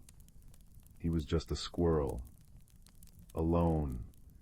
Thorn opened his eyes, a spark of gentle wisdom within them. No creature of the whispering woods stands truly alone. Strength lies in the root, not just the branch. Seek the diggers, seek the lifters, seek the clearers. Remember the harmony. Pip understood. He raced back through the unnervingly quiet woods, his small heart pounding not just with fear, but with purpose. He found Badger Clan near their set. Brock, the sturdy leader, listened gravely to Pip's tale, the scent of disturbed earth clinging to his fur. A blockage. Brock grunted. Badgers know the ways of earth and stone. We will dig for the forest. Next, Pip sought the mighty stags. Orion, the herd leader, stood tall and proud, his antlers like a crown of polished wood catching the weak sunlight. The stone is large. Orion mused, his voice deep and calm. Strength we have, we will lift for the forest. Finally, Pip scurried to the banks of the silver thread stream, where the water voles lived. Their matriarch Willow, sleek and quick-eyed, listened intently. Debris clogs the path, she chittered. Water voles know the flow we will clear for the forest. Guided by Thorn's silent wisdom carried on the wind, the unlikely procession made its way to the fern grotto. It was a hidden sanctuary, usually vibrant with maidenhair ferns and the sound of trickling water. Now it felt choked. The air was stale. At its heart, where crystal-clear water should have bubbled from a cleft in the rock, a massive, moss-slicked boulder lay lodged, completely blocking the entrance. Behind it, a faint, struggling blue-green light pulsed weakly the trapped essence of spring. Without a word, the Badger clan set to work. Powerful claws, used to digging deep burrows, scraped and pulled at the earth around the base of the boulder, loosening its grip. The scent of damp soil filled the grotto. Orion and the strongest stags lowered their magnificent heads. With a collective grunt of effort that echoed softly off the stone walls, they pressed their broad foreheads and mighty shoulders against the boulder. Muscles strained, tendons stood out like ropes. The stone groaned, shifted infinitesimally. But it was not enough. Soil and smaller rocks, dislodged by the badger's digging, threatened to tumble back and block the path further. This is where Willow and her water voles sprang into action. With incredible agility and teamwork, they darted in, their small, strong paws swiftly pushing aside loose earth and pebbles, clearing channels for the water that would eventually flow, ensuring the path remained open. Pip, feeling a surge of determination, joined them. He might not move mountains, but he could carry small stones, clear tiny paths, chirp encouragement to the straining stags. It was hard, slow work. The air grew thick with effort and the smell of damp fur and earth. Moonlight began to filter into the grotto, painting the struggling creatures in silver. Pip's paws ached, his fur was matted with mud, but he looked around at the badgers digging tirelessly, the stags straining with noble effort, the voles darting with precise purpose, and felt a profound sense of belonging. This was the forest harmony, different strengths, different skills, working together for the whole. Finally, with a deep, grating rumble that vibrated through Pip's small bones, the boulder yielded. It rolled ponderously aside, crashing onto the soft earth the badgers had prepared. A gasp seemed to go through the grotto. Then, with a sound like 1,000 tiny sighs of relief, the trapped spring essence surged forth. It wasn't water, but pure, liquid light, cool, blue-green, smelling of snow-melt and crocuses and the very first breath of dawn. It flowed over the stones, soaking the earth, revitalizing the drooping ferns instantly. They unfurled, glowing with renewed life. The effect was immediate and magical. Outside the grotto, the oppressive warmth began to lift, replaced by the true, crisp kiss of autumn air. A gentle breeze, carrying the faintest giggle, rustled the leaves the zephyr sprites, revived, darting through the canopy. High above, the dim glow of the sunfire beetles flickered, then brightened steadily, casting warm, dancing patterns once more. And most gloriously, Pip saw the amber weavers emerge from hidden crevices. they moved with renewed energy, their spinnerets glowing. Where their threads touched the leaves, the sickly brown vanished, replaced by vibrant golds, fiery oranges, and deep, regal reds. Autumn's true colors began to blaze across the whispering woods. Exhausted but elated, the creatures gathered near the now freely flowing spring pool. The blue-green light pulsed healthily, reflecting in their weary but happy eyes. Orion dipped his great head to drink the cool, magical essence. Brock nodded solemnly. Willow chittered softly with her kin. Pip scampered up onto Bramble's back, who had arrived silently to witness the restoration. "See, Pip," Bramble murmured, her voice thick with emotion, as she watched the amber weavers paint a nearby maple in brilliant crimson. No single root holds up the tree, no single note makes the song. It is the harmony, the digging, the lifting, the clearing, the caring that keeps the forest breathing. The wisdom passed down is not just knowledge, but the understanding of connection. High in his sentinel oak, Elder Thorn watched the transformed woods. The air hummed with the restored magic, clean and sharp. The leaves rustled a joyful chorus in the proper autumn breeze. The silver thread stream chuckled over its stones, reflecting the brighter glow of the sunfire beetles and the newly vibrant canopy. He gave a soft, satisfied hoot that echoed like a benediction through the trees. Pip snuggled into his nest later that night, woven from soft moss and lined with thistledown. The air drifting in was properly cool, carrying the rich, comforting scent of damp earth and wood smoke. Through his little window in the oak, he saw the forest bathed in moonlight. The leaves, now ablaze with the amber weaver's artistry, shimmered like stained glass. The gentle chirp of crickets, the distant hoot of thorn, the rustle of a badger settling into its set—it was the sound of balance restored, a deep, peaceful sigh from the ancient woods. He thought of the straining stags, the digging badgers, the darting voles, the wise guidance of bramble and thorn. The lesson wasn't loud or preaky. It was woven into the very fabric of the night, as tangible as the moonlight on his fur. True strength wasn't about size or power alone. It was about knowing your part in the great, interconnected web of life and acting with kindness and cooperation to preserve its delicate, beautiful harmony. The forest breathed evenly once more, its magical rhythm steady and sure. And as Pip drifted into a deep, contented sleep, the whispering woods cradled him in its timeless, peaceful embrace, whispering its ancient secrets of balance on the gentle autumn wind. The story of the blocked pool and the creatures who mended it would become another thread in the tapestry of wisdom passed down, a quiet reminder that even the smallest paw, guided by a kind heart and joined with others, could help heal the world. Story 96. Story 97. Story 98. Story 99. Once upon a time, in a far-flung corner of the galaxy where stars twinkled like tiny diamonds scattered across a velvet sky, there existed a peculiar planet known as Luminara. Luminara glowed with a gentle, ethereal light, its surface a shimmering tapestry of luminescent forests and crystalline lakes. The air was sweet with the scent of blooming stardust flowers, and the gentle hum of life resonated through every leaf and stone. On this planet, a young being named Nyx lived.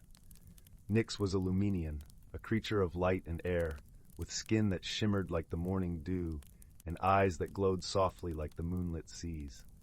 Nyx was as curious as they were kind, always eager to explore and learn about the universe beyond their radiant home.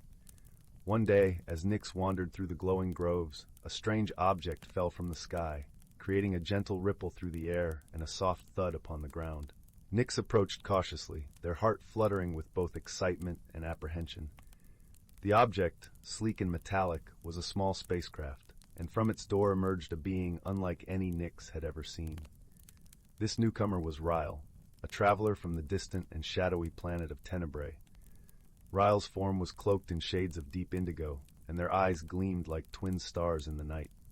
They were a Tenebran, beings known for their wisdom and their connection to the shadows that cradled their world. Nyx and Ryle stared at each other, each a mystery to the other. The Luminarian saw the Tenebran as a figure of dark mystery, while Ryle viewed Nyx as a dazzling apparition of light. For a moment, they stood in silence, the air between them buzzing with the potential of new beginnings. Their first attempts at communication were fraught with misunderstandings. Nyx's bright gestures and melodic voice seemed incomprehensible to Ryle, who was used to the quiet, subtle language of shadows. Likewise, Ryle's whispered words and gentle, flowing movements were a puzzle to Nyx, accustomed to the vibrant expressions of their own kind. Despite these challenges, a shared determination to understand each other slowly began to build a bridge between them. With patience and creativity, they found common ground in the universal language of kindness and curiosity. Nyx showed Ryle the wonders of Luminara, the way the stardust flowers opened to the moonlight, the soft glow of the firefly-like creatures that danced through the night. Ryle, in turn, shared stories of Tenebrae, tales of shadowed valleys and skies filled with swirling nebulae. As they explored the planet together, they encountered many challenges. In the deep woods, where the light was dim and the path uncertain, they relied on each other. Nyx's glowing presence illuminated the way, while Ryle's keen senses guided them through the hidden dangers of the forest floor. One evening, as they sat by a gentle stream that sparkled under the twin moons, Nyx asked Ryle about their journey. Ryle explained that they had been seeking a place where light and shadow could coexist, a world where differences were celebrated rather than feared. Nyx listened intently, their heart warmed by the Tenebran's dream. It was then that Ryle shared a secret, a device they carried that could harness light and shadow, a tool meant to bring balance and harmony. However, it had been damaged during their landing. Without hesitation, Nyx offered to help repair it, using the luminescent energy that flowed through everything on Luminara. Together, they worked through the night, their efforts illuminated by the gentle glow of stardust. As dawn broke, the device flickered to life, casting a harmonious blend of light and shadow across the clearing. In that moment, they realized the true strength of their friendship, the ability to embrace their differences and create something beautiful together. As the sun rose, painting the sky in hues of pink and gold, Nyx and Ryle stood side by side, their bonds stronger than ever. They had discovered that friendship was not about being the same, but about appreciating and supporting each other despite their differences. With a renewed sense of purpose, Ryle prepared to continue their journey, but not without a promise to return. Nyx watched as the Tenebran spacecraft lifted into the sky, a trail of light and shadow intertwined in its wake. And so, under the vast, starlit expanse of the universe, two unlikely companions discovered the true meaning of friendship, proving that even in the most unexpected of places, light and shadow could dance together in perfect harmony. In the heart of an ancient forest, where the canopy of towering oaks whispered secrets in the language of rustling leaves, there lay a world unseen by hurried eyes. Here the boundary between the earthly and the enchanted was as thin as a spider's silk, shimmering with the dew of dawn and the gold of setting sun. This was a realm where the natural creatures lived hidden lives, weaving tales of harmony and balance in concert with the rhythm of the seasons. As the first blush of spring unfurled across the forest, a gentle awakening stirred among its denizens. The air was laced with the sweet scent of blooming wildflowers, and the babble of brooks was a lullaby for all who dwelled within. Among them was a wise old tortoise named Berwin, whose shell was etched with the stories of centuries. Berwin moved slowly, but his mind was sharp as the breeze that danced through the budding branches. Berwin had a special bond with a young squirrel named Leora. Her fur was the color of autumn leaves, and her eyes sparkled with curiosity. Leora loved to scamper through the treetops, her heart beating in time with the flutter of new leaves. She was always eager to learn, and Berwin, with his ancient wisdom, was her favorite teacher.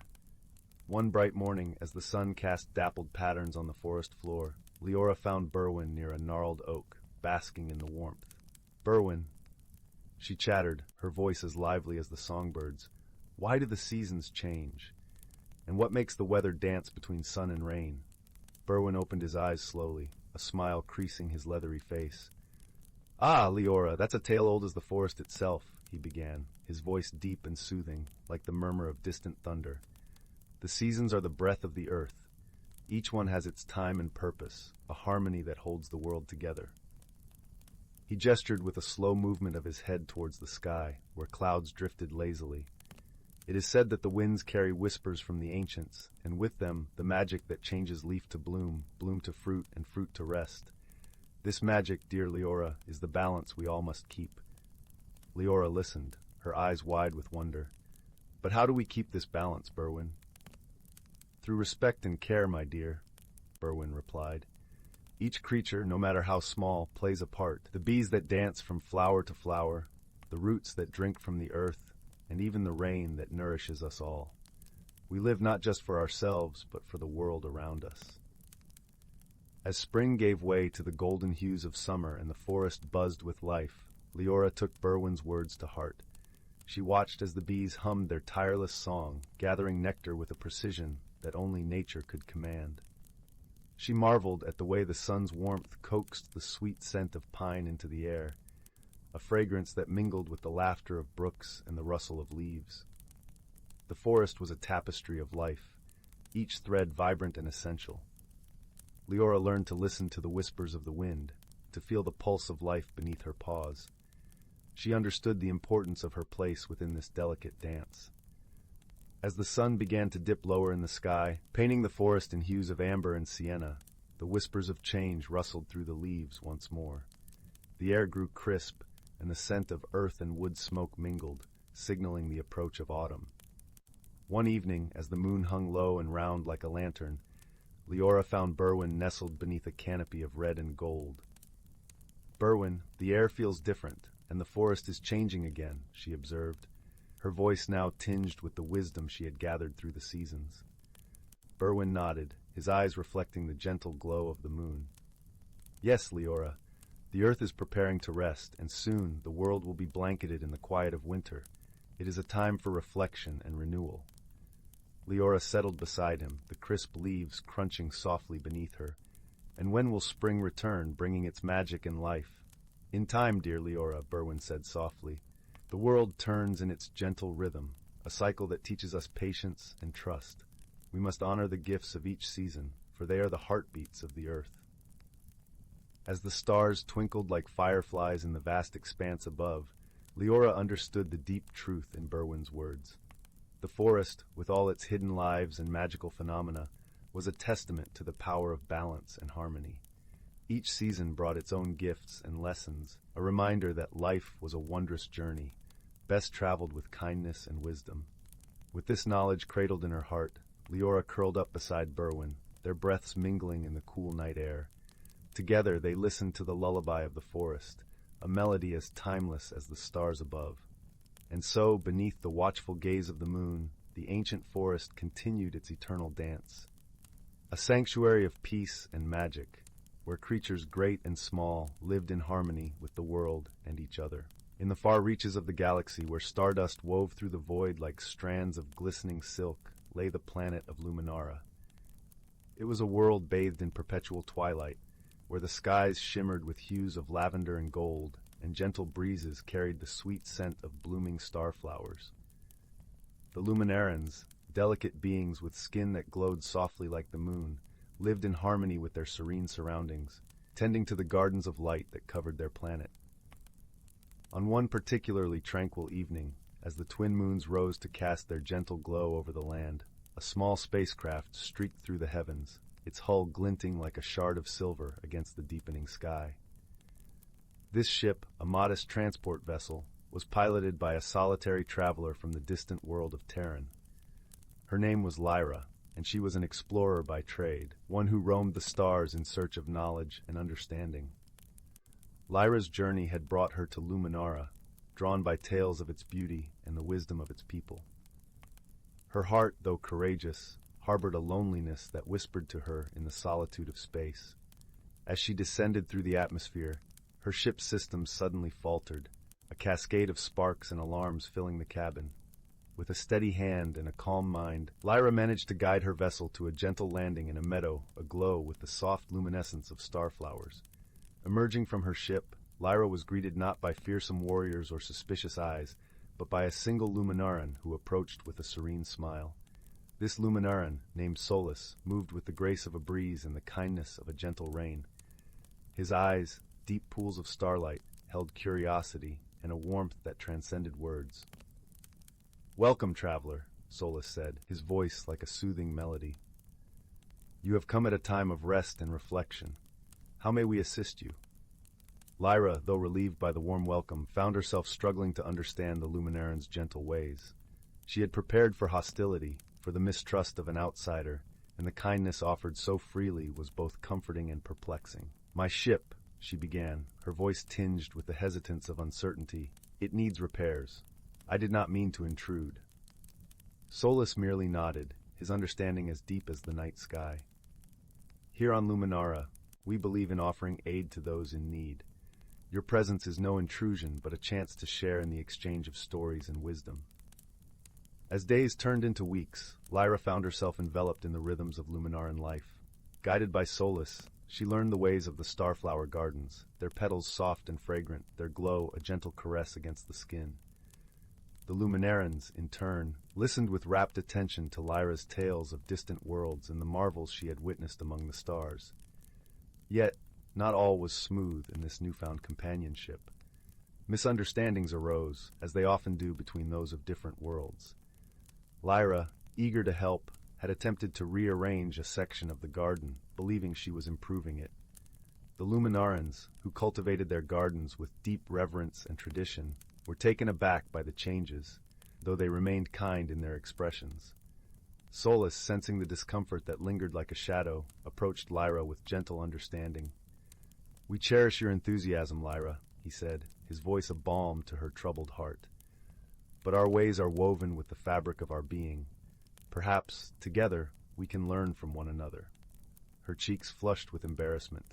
Lyra nodded, her voice a whisper of contrition.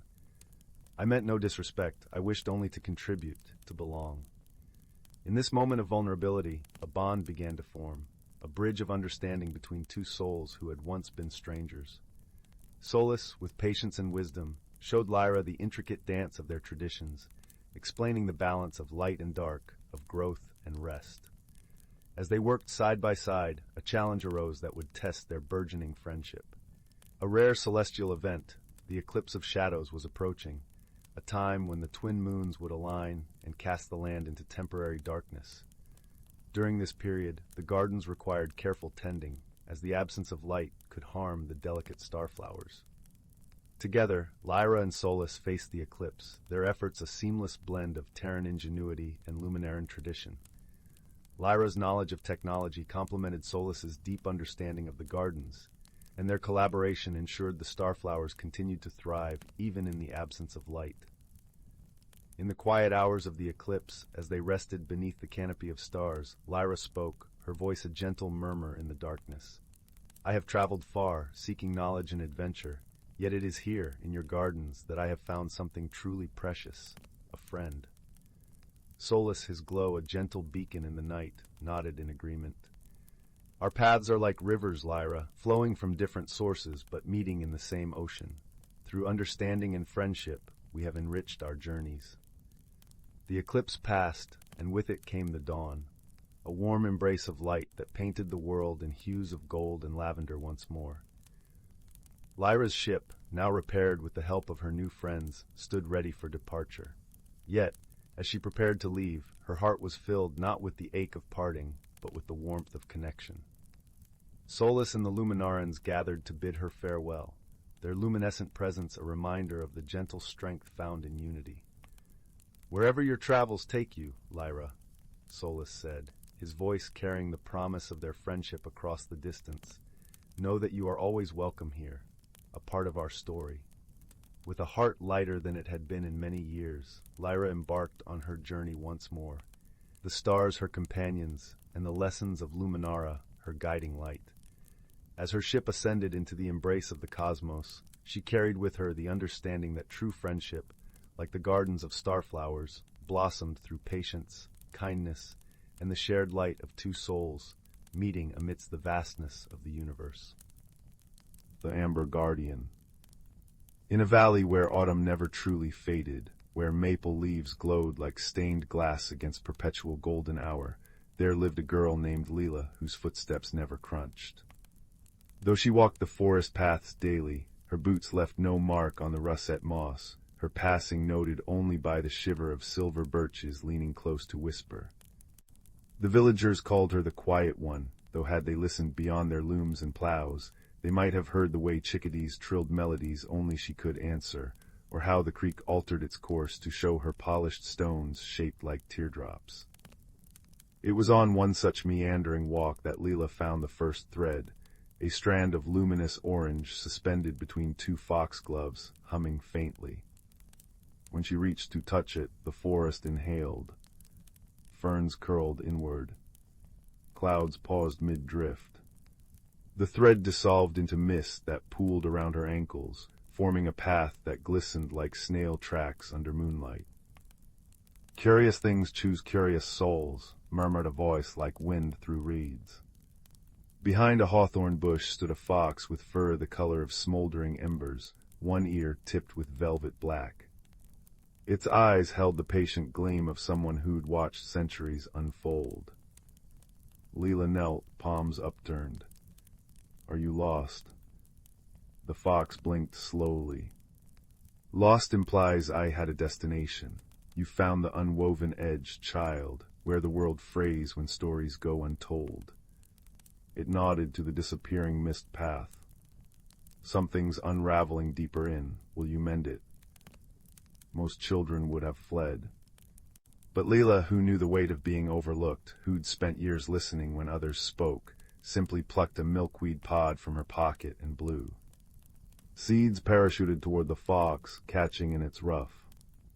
"Show me." The mist led them through a thicket where brambles unknotted themselves to let them pass, into a clearing dominated by an ancient oak. Its trunk bore a vertical slit glowing amber, wide enough to step through. Beyond pulsed a warmth that smelled of cinnamon and safety. "Ah," said the fox, tail twitching. "The Heartwood Gate, it's been some time." Leela pressed her palm to the tree. Bark rippled outward in concentric circles. "Who are you really?" "A keeper of neglected tales. You may call me Ember." The fox brushed against her leg, surprisingly solid. "What we seek is a spindle stolen from this tree long ago, a sliver of its core that spins starlight into seasons. Without it, the forest's magic dwindles. Yours does too, though you haven't noticed yet." Leela frowned. Her hands had been colder lately, her shadow less distinct at noon. "Who took it?" "Fear." Ember's ears flattened. "A creature born from loneliness who thought hoarding light might cure its ache. It dwells in the clockwork hollow now, where time pools stagnant." The tree's aperture brightened, beckoning. Leela stepped through, and into a world where trees grew upside down, roots fanning like chandeliers dripping with bioluminescent moss. The air thrummed with the lazy drone of giant bees, carrying pollen that sparkled like crushed diamonds. But beneath the beauty lurked wrongness, patches of gray void where colors drained away, leaves crumbling to dust mid-sway. Ember nudged a decaying bluebell with his nose. "The hollow's corruption spreads. We must reach the spindle before the equinox, when the gate seals for another century." Their journey wove through surreal landscapes, a meadow where flowers chimed when touched, requiring Leela to compose a melody to open a path. A river of liquid shadow that demanded she surrender a memory to cross. She gave the recollection of her mother's lullabies, voice growing hoarser each year, and wept silent tears as it flowed away. A bridge guarded by stone owls who posed riddles. "Tilda, I slip through fingers yet anchor kingdoms. I'm sung by brooks and mourned by flames. What am I, Tilda?" "Time," Leela answered, though the word tasted bittersweet. The owls crumbled to gravel, revealing a staircase spiraling into mist. Ember observed her with newfound respect. "You hesitate to claim your cleverness. Why?" Leela traced the owl's remaining plinth, still warm from sunlight it no longer felt. Solutions found alone are just answers, solutions found together. She met the fox's gaze. Those become stories. Something shifted in Ember's posture, a loosening of guard. The creature we seek, it wasn't always monstrous. Once it wove dawn's first light into tapestries so vivid, birds mistook them for true skies, but mortals stopped looking up, their indifference starved it. Leela pocketed a pebble from the bridge, a habit from home, where her windowsill held a mosaic of found treasures.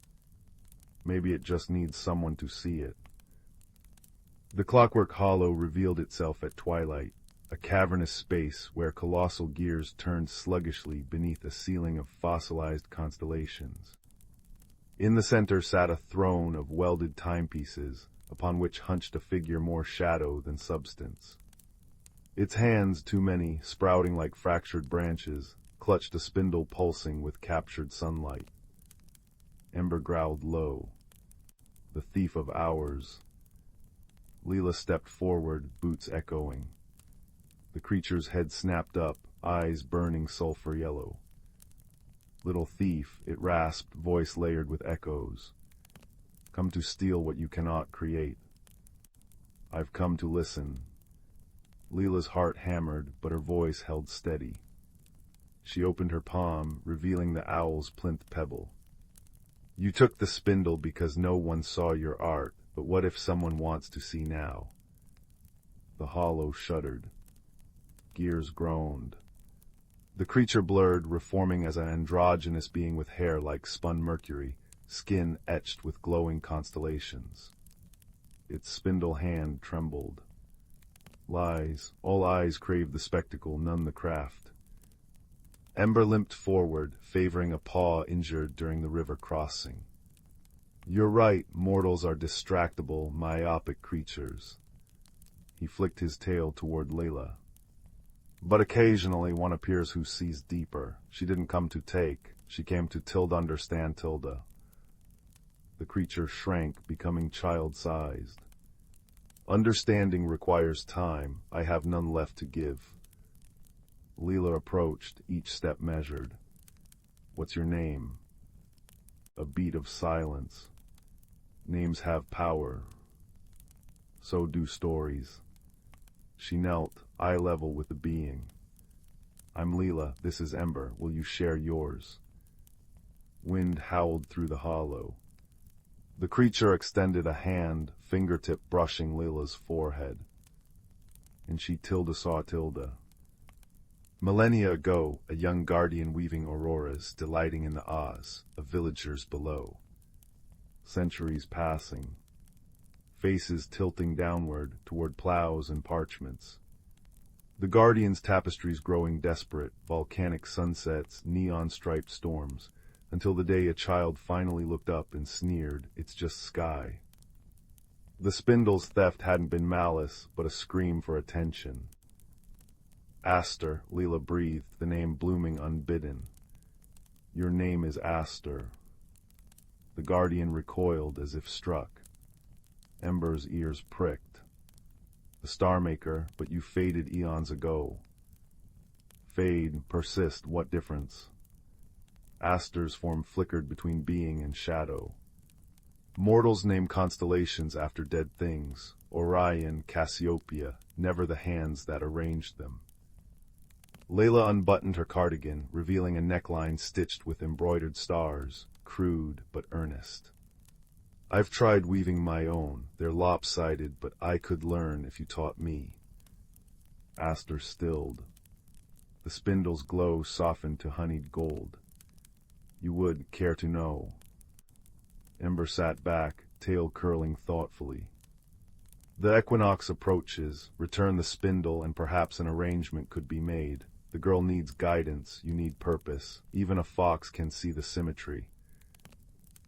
Dawn found them at the Heartwood Gate, spindle restored.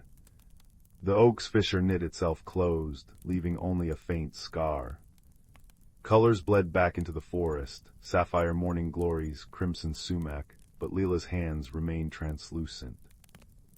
Ember sighed.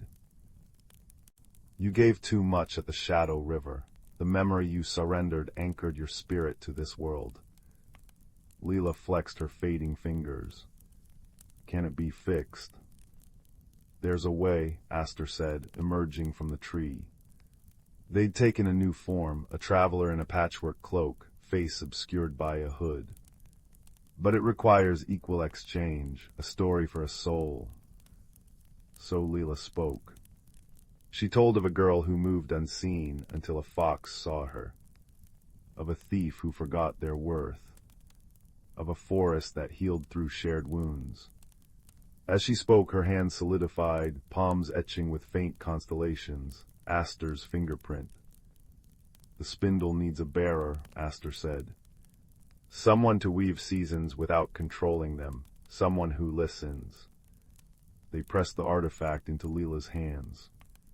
It melted into her skin, warmth spreading through her veins. Ember chuckled. Seems you've inherited a celestial heirloom, little listener.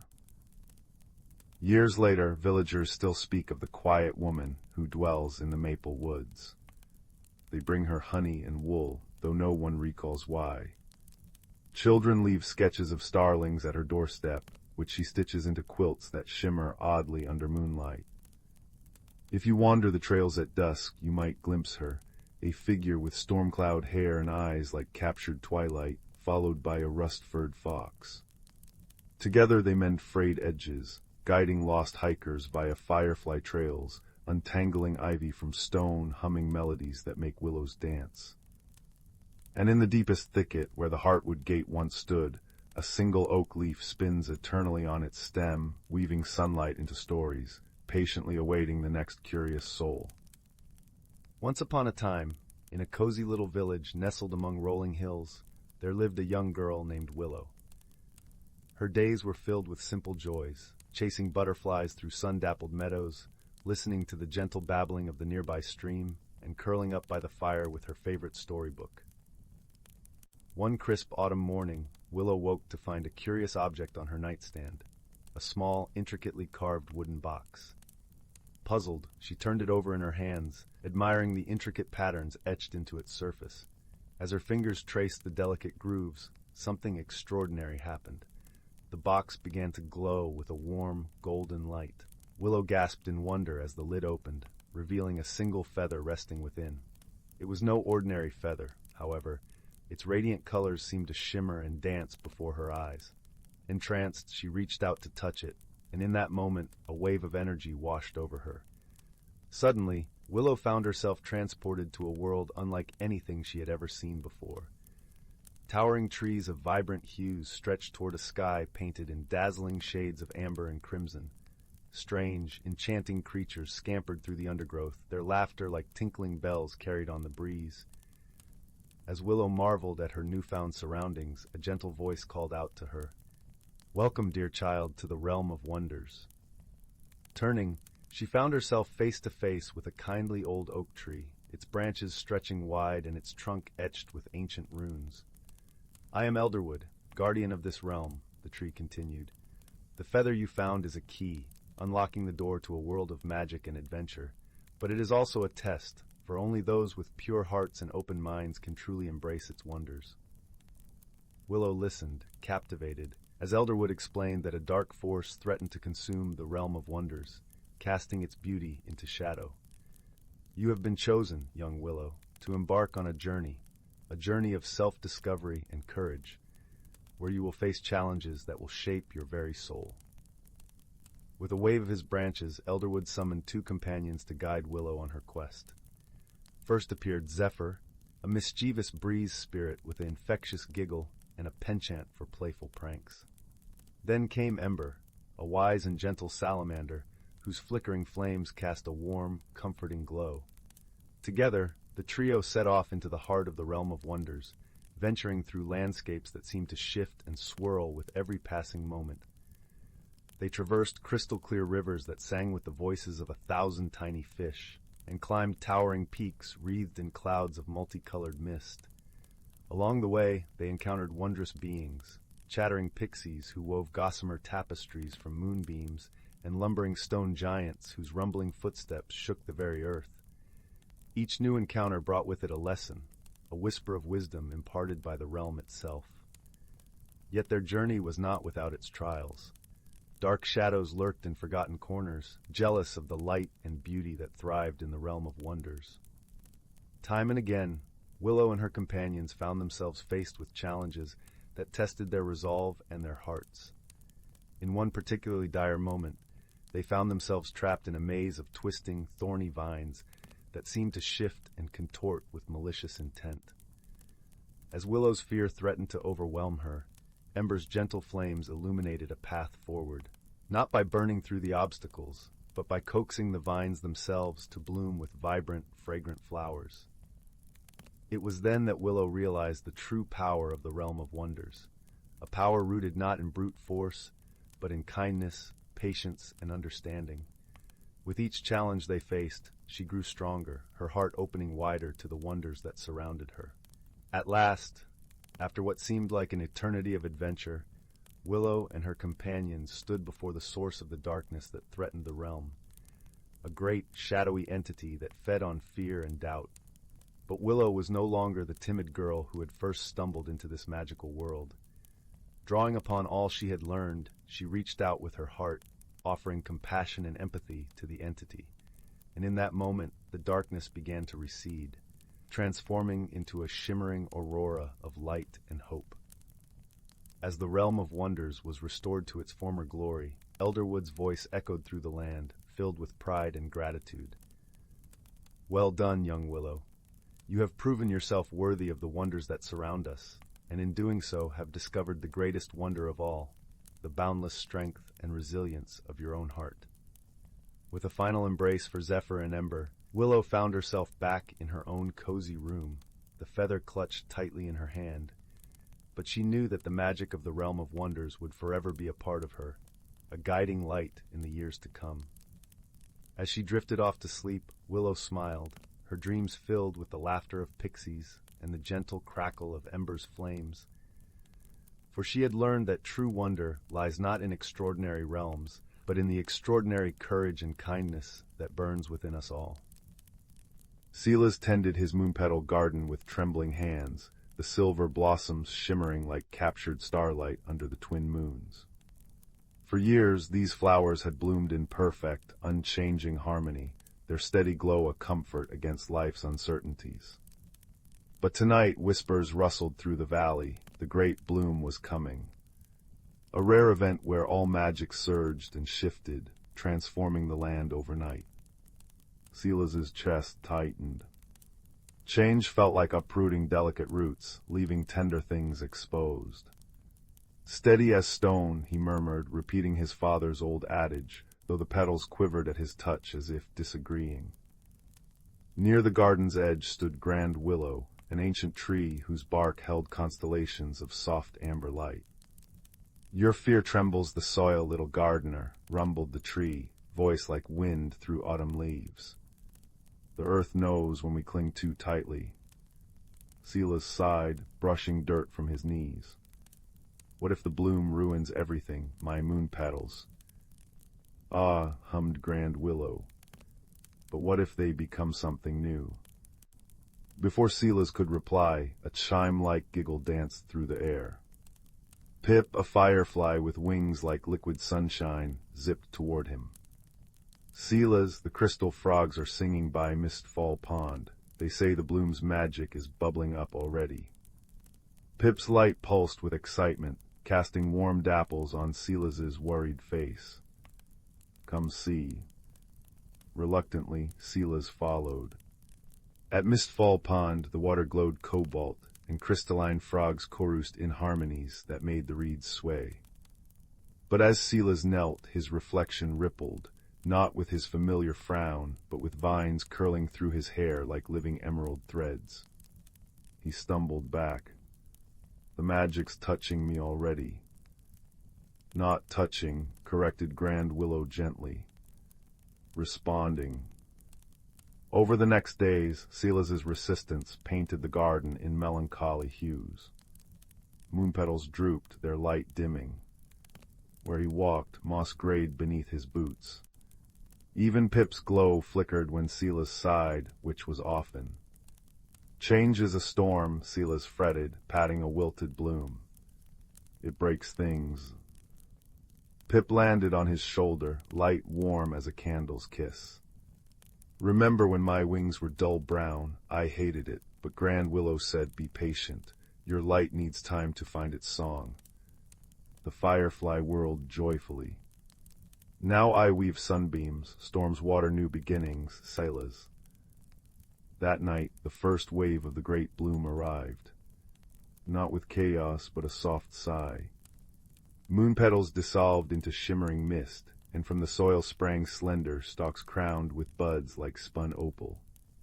Silas cried out, but Pip nudged him toward Grand Willow. Trust, whispered the tree. As Silas hesitantly touched a bud, magic hummed up his fingers. Vines spiraled around his wrists, blooming into tiny star-shaped flowers that pulsed with his heartbeat. Terrified, he tried to shake them off. They're part of you now, Grand Willow murmured. Breathe. Silas closed his eyes. Instead of fighting, he imagined the garden not as loss, but possibility. Slowly, warmth spread through him. The vines glowed brighter, and the opal buds unfurled into luminous bells that chimed in the breeze. Where his feet touched the earth, violets and lavender sprang up, weaving through the silver grass. Pip danced above them, scattering light like golden pollen. You're growing with it, she chimed. By the bloom's peak, Silas stood transformed. Living flowers cascaded from his hair, roots curled lovingly around his ankles, and his hands glowed with gentle bioluminescence. The garden flourished in radiant layers, no longer just moonpetals, but a tapestry of singing irises, floating dandelion clocks, and trees with leaves like stained glass. Where fear had grayed the moss, now emerald pathways shimmered with dewdrop fairies. Grand Willow's branches lowered, brushing Silas's cheek. You tended sameness like a fortress. Now see, you've built a bridge instead. Silas laughed, the sound making nearby petals flutter. I thought change was an ending, but it's a conversation. He cupped a chiming bellflower, its melody harmonizing with Pip's hum. The magic didn't force me. It waited for me to say yes. As the twin moons set, painting the sky in peach and lilac, Silas sat with Pip beneath Grand Willow's luminous canopy. The tree's roots cradled them like old friends sharing stories. Courage isn't fearing the storm, Silas realized aloud, stroking a vine that now curled contentedly around his wrist. It's learning to dance in the rain. Pip nestled in his flower-crowned hair. And what beautiful music your dancing makes. The garden sighed happily, a living symphony of growth and light. Where Silas's tears fell, tears not of sorrow but wonder, tiny glowing mushrooms bloomed, guiding fireflies through the gentle night. He'd arrived not at an ending, but a tender beginning. And as sleep beckoned, the magic whispered back, rest now, gardener. Tomorrow's blooms will be even sweeter. In a small village cradled between velvet green hills, there lived a quiet girl named Sylvie, who collected lost buttons. Her pockets jingled with pearlescent shirt fasteners, wooden toggle buttons shaped like acorns, and one singular sapphire coat button that glimmered like captured starlight. She'd find them nestled in cobblestone cracks, dangling from hedgerows, or resting in bird baths, each one whispering tales of where they'd been. But Sylvie never imagined that her humble collection would lead her to the greatest discovery of all, hidden in the last place anyone might look, her grandmother's dusty attic. One drizzly afternoon, while sorting buttons into egg cartons, Sylvie noticed something peculiar. The sapphire button, the crown jewel of her collection, had begun to hum. It vibrated gently against her palm, casting liquid blue shadows that danced across her bedroom wall. When she held it to her ear, she heard not the expected ticking of a clock or buzzing of bees, but a soft, melodic whisper, "Find the thread, follow the thread." Curiosity fluttering in her chest like moth wings, Sylvie tiptoed up the creaking attic stairs. Dust motes swirled in slanting amber light as she pushed open the door. There, beneath a sheet yellowed with age, sat an enormous loom. Its wooden frame was carved with vines and creatures, owls with wise, unblinking eyes, foxes mid-leap, rabbits peeking through leaves. But what truly stole Sylvie's breath was the half-woven tapestry still stretched across it. The threads shimmered faintly, though no sunlight touched them, depicting a forest where trees bore silver leaves and rivers flowed upward into the sky. The sapphire button's hum grew louder. As Sylvie stepped closer, the loom's shuttle, a smooth piece of rowan wood shaped like a crescent moon, levitated and nudged her hand. The moment her fingers closed around it, the attic dissolved. She stood in the tapestry's world. Silver leaves chimed like wind chimes above her, and the air smelled of crushed pine needles and honey. Before her wound a path of glowing blue thread, the exact hue of her sapphire button. But the thread was frayed, its light flickering. A mournful sound echoed through the trees, making the ground tremble. "That," said a voice like rustling parchment, "is the sound." Sylvie turned to find a great horned owl perched on a branch, his feathers the color of storm clouds. "I'm Oren," he said, blinking amber eyes. "You've come to mend the thread song, I presume." The thread song. Sylvie clutched the shuttle, now warm in her hand. The melody that weaves this world together. Oren nodded toward the fraying path. When the thread song weakens, colors fade, rivers forget their courses, even memories unravel. He sighed. The loom guardian disappeared seasons ago, without their care. A sudden giggle interrupted him. From a bush burst a creature no taller than Sylvie's knee, a hedgehog with quills like frosted ferns and a cloak of woven moss. "Uo, a new weaver," she trilled, twirling on tiny boots. "I'm Pippet, let's fix the glowy string." Oren hooted in exasperation. "This isn't a game, Pippet. The sound grows hungrier by the hour." "What's the sound?" Sylvie asked. Pippet's cheer faltered. "A sadness that wasn't loved enough. It eats beauty." She pointed to a distant hill where the trees twisted into skeletal shapes. Dark mist coiled there, pulsing with that same mournful wail. Oren spread his wings. "To repair the thread song you must gather 3 things, starlight spun to silk, a tear wept without sorrow, and the true name of the sound. But be swift, little weaver." Their journey began in the Valley of Spiders, where orb weavers the size of teacups spun constellations between juniper branches. "They'll trade starlight silk for stories," Oren advised. Sylvie hesitated, then offered her sapphire button. This once held a captain's coat as he sailed through a storm. He lost it while saving his crew from a wave. The spiders clicked approvingly. One gifted her a skein of silk that hummed with distant galaxies. Next they trekked to the Pool of Echoes, a spring where reflections showed not faces, but hearts. "Tears without sorrow come from joy remembered in grief," said Pippet, patting Sylvie's hand. Sylvie gazed into the water. She saw her grandmother teaching her to sew, laughing as Sylvie tangled her thread. The memory ached sweetly. A single tear fell, crystallizing into a dewdrop as it touched the pool. But the final task loomed darkly. As they neared the hill, the sound's wail pierced Sylvie's bones. The mist solidified into a shapeless creature with hollow eyes. "Leave," it groaned. "No name remains for me." Sylvie stepped forward, shuttle glowing. "Wait," she whispered. "Will you tell me your story?" The sound recoiled. "Stories are for things that matter." "Everything matters," Sylvie said firmly.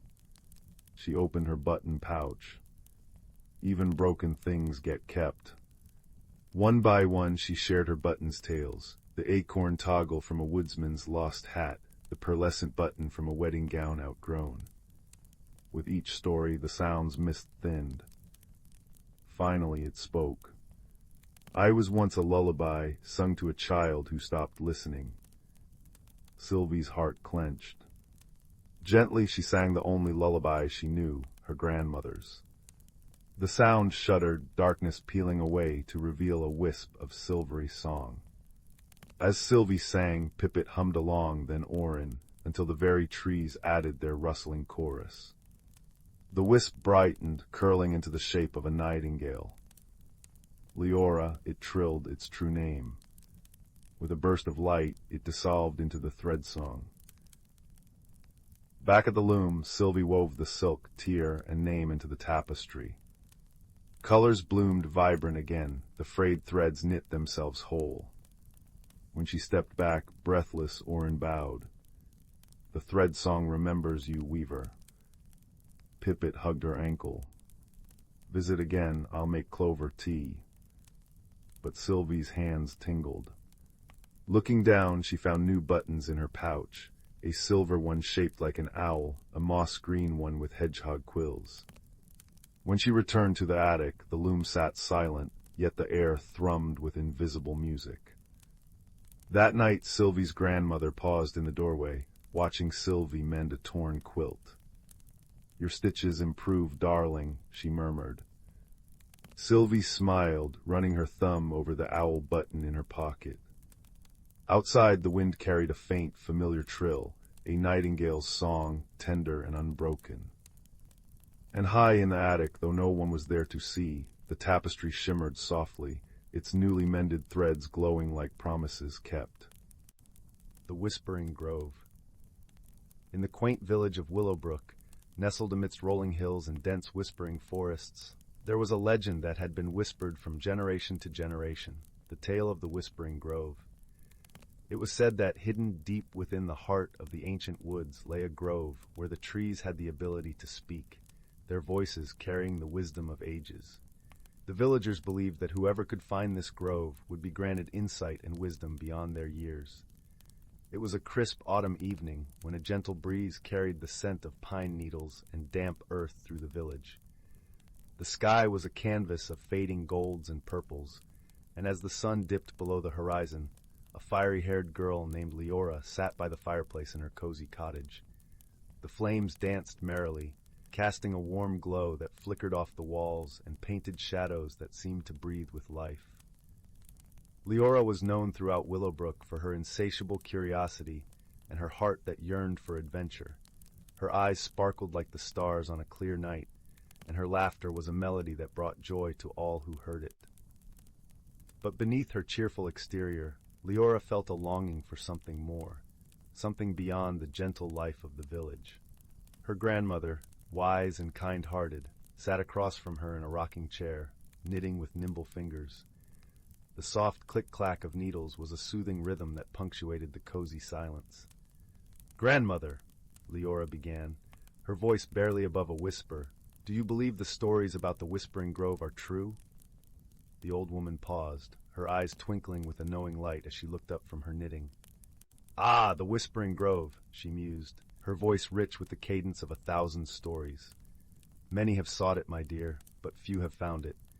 The grove reveals itself only to those who seek wisdom, not for themselves, but for the world." Leora pondered her grandmother's words, feeling a spark of determination ignite within her chest. "I want to find it," she declared softly, her voice tinged with a mix of excitement and resolve. Her grandmother chuckled, a sound like the gentle rustle of leaves in the wind. "Then you must listen to the whispers of the forest, Leora. Follow them with an open heart." The next morning, Leora set off at dawn, the air crisp and invigorating against her face. She dressed warmly in a cloak the color of autumn leaves and carried a small satchel filled with provisions. As she stepped into the forest, the world seemed to hold its breath. The only sound, the gentle crunch of leaves beneath her boots. The forest was a tapestry of vibrant colors, leaves painted in shades of amber, crimson, and gold. The air was thick with the scent of pine and earth, and shafts of sunlight pierced through the canopy, casting dappled patterns on the forest floor. Leora walked deeper into the woods, her heart guiding her as much as her feet. As the hours passed, the forest seemed to come alive around her. Birds flitted from branch to branch, their songs weaving melodies that danced through the air. Squirrels scampered along the ground, their bushy tails flicking as they collected acorns for the coming winter. Leora paused to rest by a babbling brook, the water clear and cold as it meandered over smooth stones. She sipped from her flask, the water refreshing her spirit as much as her body. As she sat, she closed her eyes, letting the sounds of the forest envelop her. It was then she heard it, a soft, gentle whisper, like the rustling of leaves in the breeze. At first, the sound was indistinct, but gradually it grew clearer, forming words that seemed to weave through her mind. "Seek the light that guides, the heart that listens," the whisper said, a voice both ancient and familiar. Leora's heart quickened, a thrill of excitement coursing through her veins. She rose to her feet, her senses attuned to the whispers that seemed to guide her deeper into the forest. She followed the sound, her footsteps light and sure. The day turned to dusk, the forest bathed in the soft glow of twilight. Leora's path led her to a clearing, and there, standing tall and majestic, was the entrance to the Whispering Grove. The trees here were ancient, their trunks wide and gnarled, their branches reaching skyward like outstretched arms. As she stepped into the grove, a feeling of peace and wonder enveloped her. The air was alive with the soft murmur of voices, a chorus of whispers that seemed to sing in harmony with the rustling leaves. Leora closed her eyes, letting the grove's magic wash over her. "Welcome, seeker of wisdom," the grove seemed to say, its voice a gentle caress. "You have come with an open heart, and for that you shall be get a gift." Leora felt a warmth spread through her chest, a sense of understanding and clarity that was both comforting and profound. The grove's whispers spoke of the interconnectedness of all things, the importance of kindness and compassion, and the beauty of the world that lay beyond the surface. As the last light of day faded, Leora knew it was time to return home. She left the grove, her heart filled with gratitude and a newfound sense of purpose. The journey back through the forest was a journey of reflection, the whispers of the grove echoing in her mind. When she returned to Willowbrook, Leora found that the world seemed both familiar and new. The village was the same, yet her perception had changed. She noticed the small acts of kindness that wove through daily life, the strength in the bonds of friendship and the beauty in simplicity. Her grandmother greeted her with a knowing smile, her eyes filled with pride. "You have found the grove," she said, her voice a gentle embrace. Leora nodded, her heart full of gratitude. "Yes, and I understand now that wisdom is not just knowledge, but the love and compassion we share with others." The days in Willowbrook passed gently, each one filled with the warmth of community and the joy of simple pleasures. Leora's journey had transformed her, and in turn she shared the wisdom of the grove with those around her, weaving a tapestry of kindness and understanding that enriched the lives of all who heard it. And so, the legend of the Whispering Grove continued to be whispered through the village, a story of wonder and transformation, a reminder that the greatest journeys are those that lead us back to ourselves, with hearts open and spirits renewed. As the years passed, Leora grew older, her hair silvered with wisdom, her spirit as vibrant as ever. The village of Willowbrook thrived, a place where the whispers of the grove lived on in the actions and hearts of its people. On quiet evenings, as the sun set and the stars began to twinkle in the night sky, Leora would sit by the fire with the village children gathered around her. With a voice as soothing as the forest breeze, she would tell them the story of the Whispering Grove, her eyes sparkling with the light of countless adventures. The children listened with rapt attention, their imaginations painting vivid pictures of the magical grove and the ancient trees that whispered secrets of the universe. Leora's tales kindled a spark of curiosity and wonder in their young hearts, a spark that would guide them on their own journeys of discovery and growth.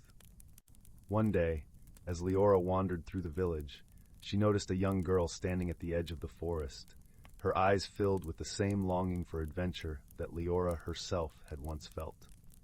The girl's name was Arya, and she was known for her gentle spirit and her love of stories. Leora approached her with a warm smile, her heart full of understanding. Are you thinking of seeking the Whispering Grove? She asked softly. Arya nodded, her eyes wide with excitement and a hint of trepidation. I want to hear the whispers for myself, she admitted. Leora placed a reassuring hand on Arya's shoulder, her touch a gentle promise of guidance and support.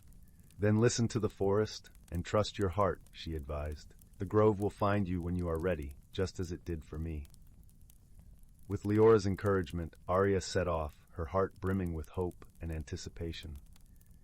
As she disappeared into the forest, Leora watched her go with a sense of peace, knowing that the cycle of discovery and transformation would continue with each new generation. The seasons turned, painting the world with the vibrant hues of spring, the golden warmth of summer, the rich tapestry of autumn, and the quiet beauty of winter. The village of Willowbrook remained a haven of harmony and kindness, its people bound together by the wisdom of the grove. As Leora sat by the fire, her heart full of contentment, she realized that the greatest gift the grove had given her was not just the knowledge of the forest's whispers, but the understanding that true wisdom was found in the love and connections she shared with others. With a heart as light as the gentle breeze that rustled through the trees, Leora closed her eyes, the whispers of the grove a soothing lullaby that carried her into a peaceful slumber. And so the story of the Whispering Grove lived on, a tale of wonder and wisdom that continued to inspire and enchant all who heard it, a reminder that the magic of life lay not in the destination, but in the journey and the love that guided us along the way. In a cozy cottage tucked away in a woodland glade, there lived a young rabbit named Hazel. She had always been content hopping amongst the ferns and wildflowers, her soft brown fur blending seamlessly with the earthy surroundings. Yet, deep within her heart, a flicker of curiosity burned, a yearning for something more. One dewy morning, as Hazel nibbled on a crisp dandelion leaf, a glimmering light caught her eye. She followed the ethereal glow to a clearing where a magnificent butterfly floated before her. Its wings were a kaleidoscope of vibrant hues, shimmering with an otherworldly radiance. "Greetings, young Hazel," the butterfly spoke in a melodious voice. "I am Zephyr, a guardian of transformation." Hazel's eyes widened in wonder. "A talking butterfly? This must be a dream." Zephyr fluttered closer, trailing stardust in her wake. "Dreams are the seeds of change, my dear. You have a great journey ahead, one that will test your courage and reshape your very being." Uncertainty flickered across Hazel's features. Change was a daunting concept, and she had always found solace in the familiar. "But I'm just a simple rabbit," she protested. "What journey could possibly await me?" With a warm chuckle, Zephyr replied, "The most wondrous transformations often begin with the smallest of seeds. Look within, and you will find a spark waiting to be fanned into a brilliant flame." Before Hazel could respond, a rustling came from the undergrowth, and two of her dearest friends emerged, Oakley the wise old oak tree, and Flutter the hummingbird. "Do not fear, little one," Oakley rumbled, his bark rough yet comforting. "We will be with you every step of the way." Flutter zipped excitedly around Hazel's head. "Oh, this is going to be such an adventure. You'll see. It will be simply dazzling." Reassured by her friend's presence, Hazel turned to Zephyr. "What must I do?" The butterfly's wings shimmered with magic. "Seek the enchanted grove, where the veil between worlds grows thin. There, you will undergo a transformation that will reveal your true self." With a deep breath, Hazel nodded.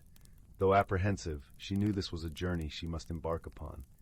And so, with Oakley and Flutter by her side, Hazel set off into the unknown, her paws treading paths she had never dared explore before.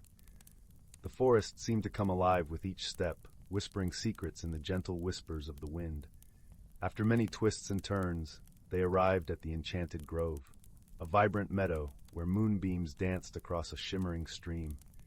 Hazel gazed in awe at the ethereal beauty surrounding her.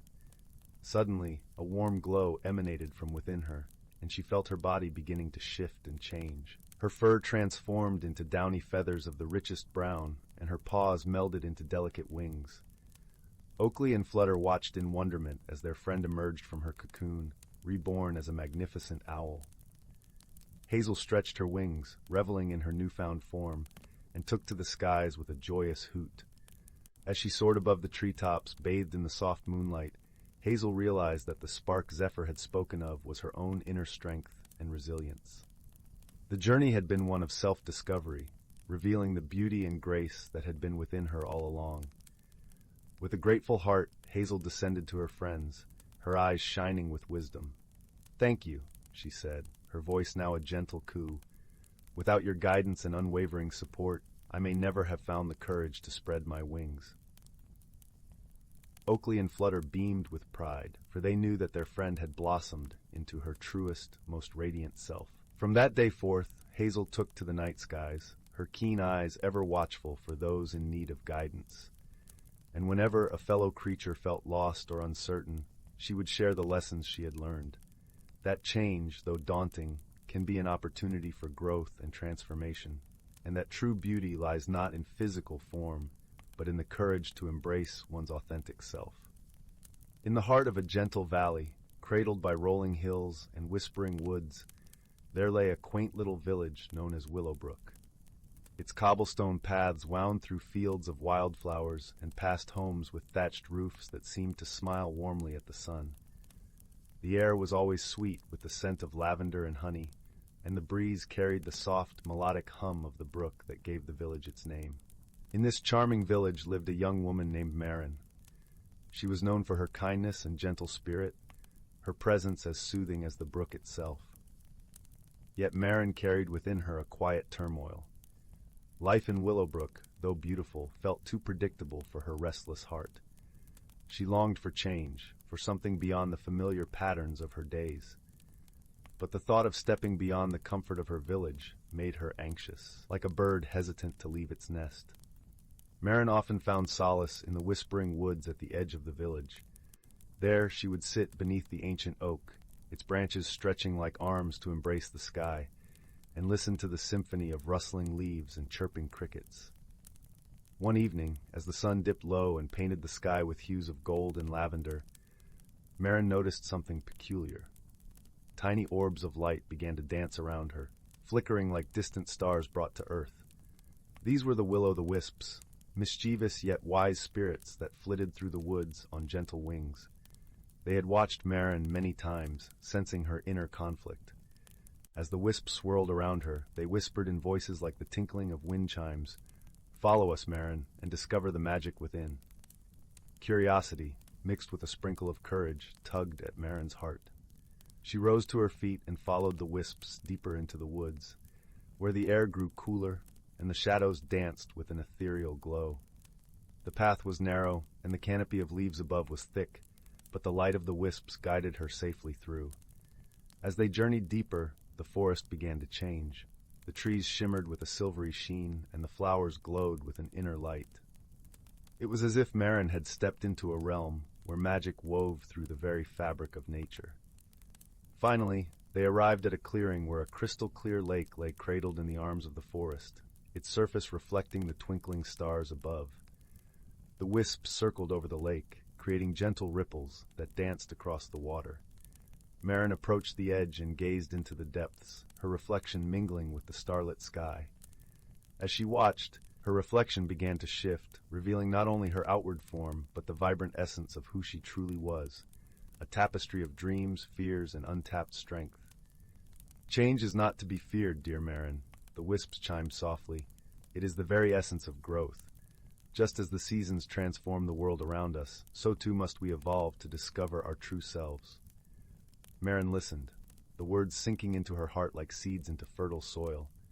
In that moment, she understood that change, though daunting, was a part of life's natural rhythm. It was the key to unlocking her potential and embracing the wonders beyond the horizon of her familiarity. With newfound clarity, Marin thanked the wisps, her voice a gentle breeze through the trees. "I see now that change is not my enemy, but my guide. I will embrace it with an open heart." The wisps twinkled with joy, their light brighter than ever. "Remember, Marin, you are never alone. We, and all of Willowbrook, are here to support you." With that, the wisps began to drift away, their light fading softly into the night. Marin lingered by the lake, breathing in the cool, fragrant air, her heart beating with the rhythm of the world around her. She felt a sense of peace, as if the forest itself had enveloped her in a loving embrace. When she returned to Willowbrook, the village seemed to glow with a new light, as if seen through eyes that had awakened to its hidden beauty. The cobblestones beneath her feet felt familiar yet inviting, like an old friend encouraging her onward. In the days that followed, Marin began to explore new paths within her life. She took up painting, capturing the vibrant colors of the valley and the magic of the woods on her canvas. She joined the village's evening gatherings more often, sharing stories and laughter beneath the stars. And with each new experience, she felt herself blossoming, like a flower opening to the morning sun. The villagers noticed the change in Marin, and they welcomed it with open arms.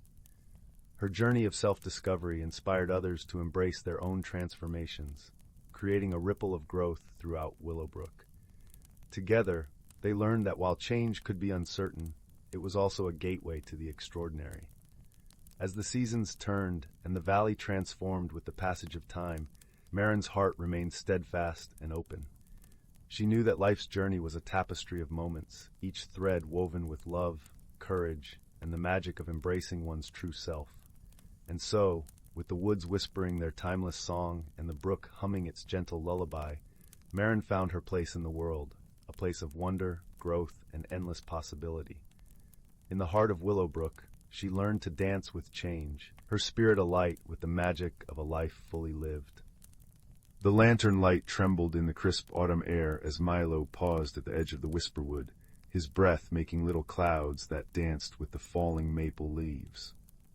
He'd followed the peculiar map etched into the old library desk, the one that only appeared when moonlight struck the wood at precisely 8:03 p.m., and now stood before a path paved not with stones, but with luminous mushrooms arranged in spiral patterns. Their caps glowed softly in hues of periwinkle and primrose, casting long shadows that seemed to beckon with wiggling fingers of light. The forest exhaled a melody as he stepped onto the mushroom path.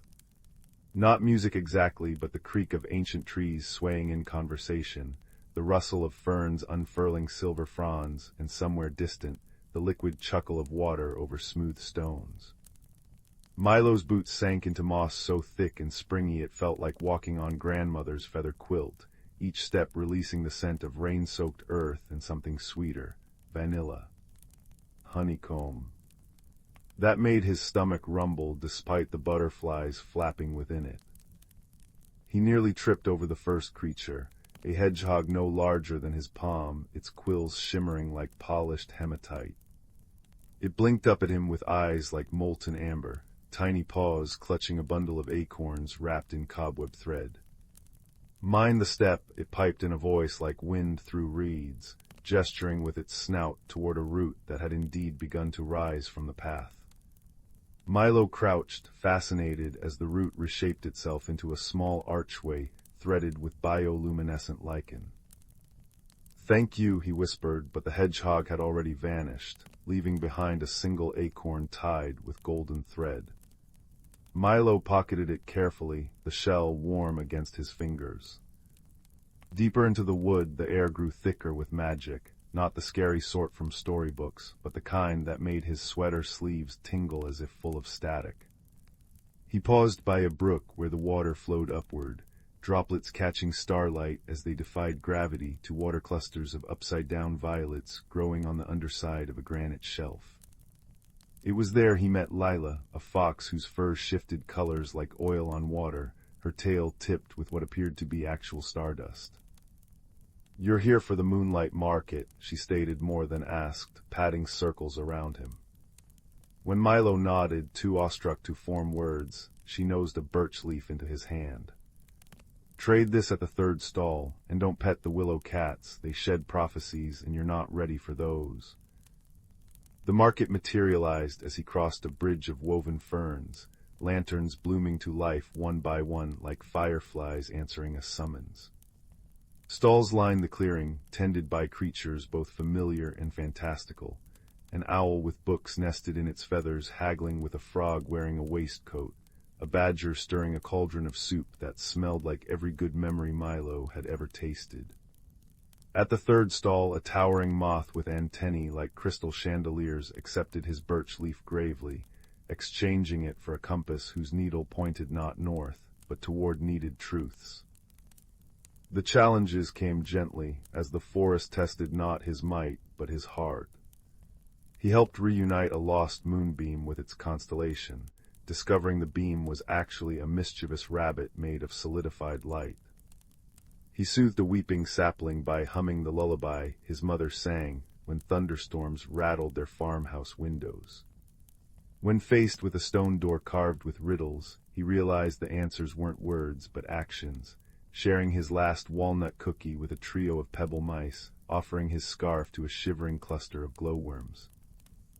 In the grove at the wood's heart, Milo found the source of the map's promise, a tree older than time, its bark etched with stories that shifted as he tilted his head. The roots cradled a pool where the water showed not reflections but possibilities, himself teaching the hedgehog to knit with spider silk, reading poetry to the upside-down violets, learning the language of rain from Leela. As he gazed, the compass grew warm in his hand, its needle spinning wildly before settling on his own chest. "You've always known the way home," murmured the tree, though its leaves didn't move. Adventure isn't about finding new places, but seeing with new eyes.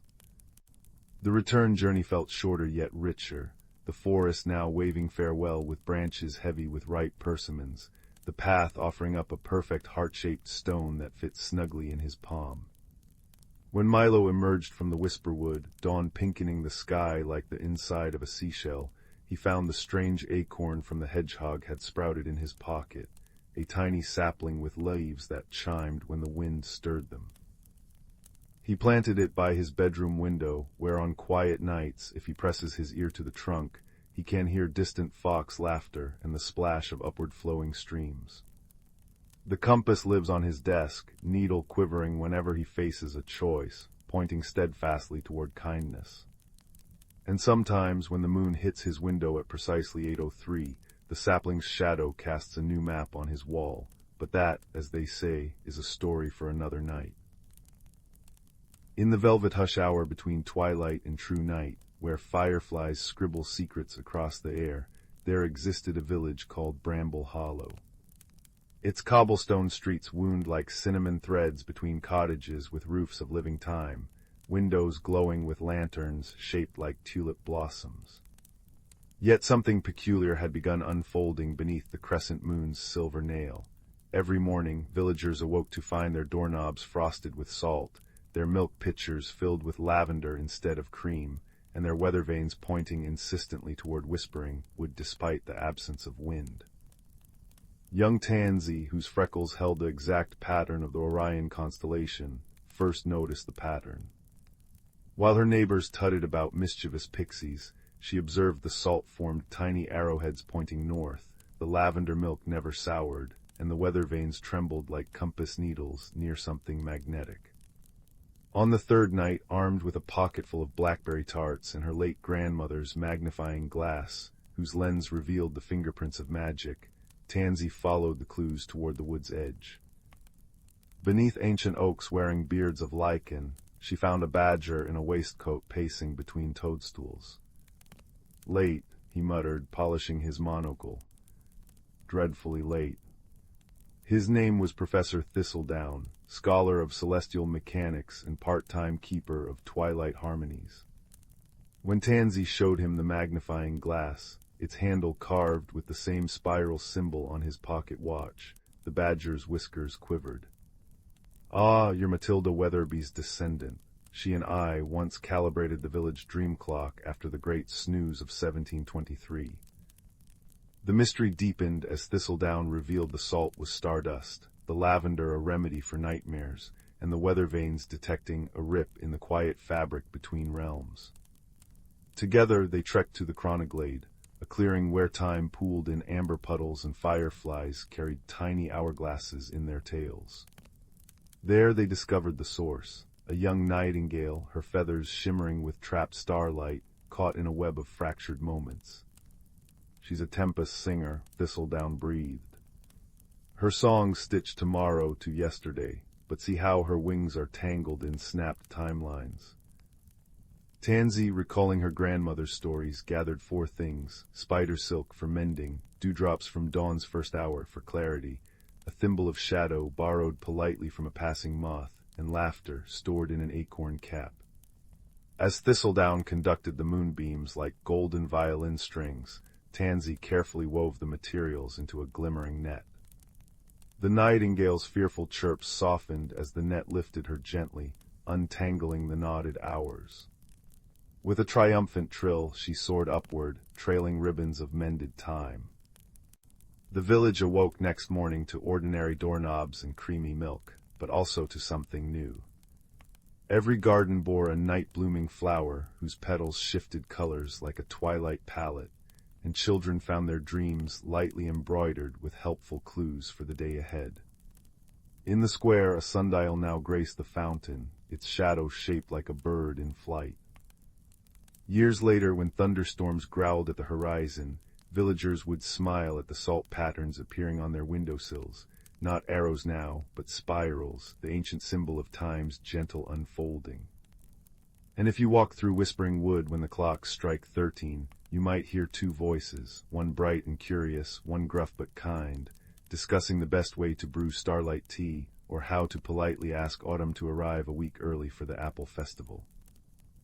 But that, my dear listener, is a story woven from tomorrow's threads, and tonight's tale is complete. Let the scent of time and the hum of mended time carry you to dreams where badgers quote poetry and cookies never crumble. All is well in Bramble Hollow. Title: The Whispering Wood's Secret. In the tranquil village of Elderglow, nestled within the embrace of a lush, ancient forest, there lived a young girl named Mabel. Elderglow was a place where the air was always sweet with the scent of blooming lilacs, and the gentle rustle of leaves in the whispering wood seemed to carry secrets from times long past. The village was small, with stone cottages dotting the landscape like scattered pebbles, each one warmed by the glow of hearth fires that never seemed to fade. Mabel, with her curious hazel eyes and a heart full of wonder, was no ordinary child.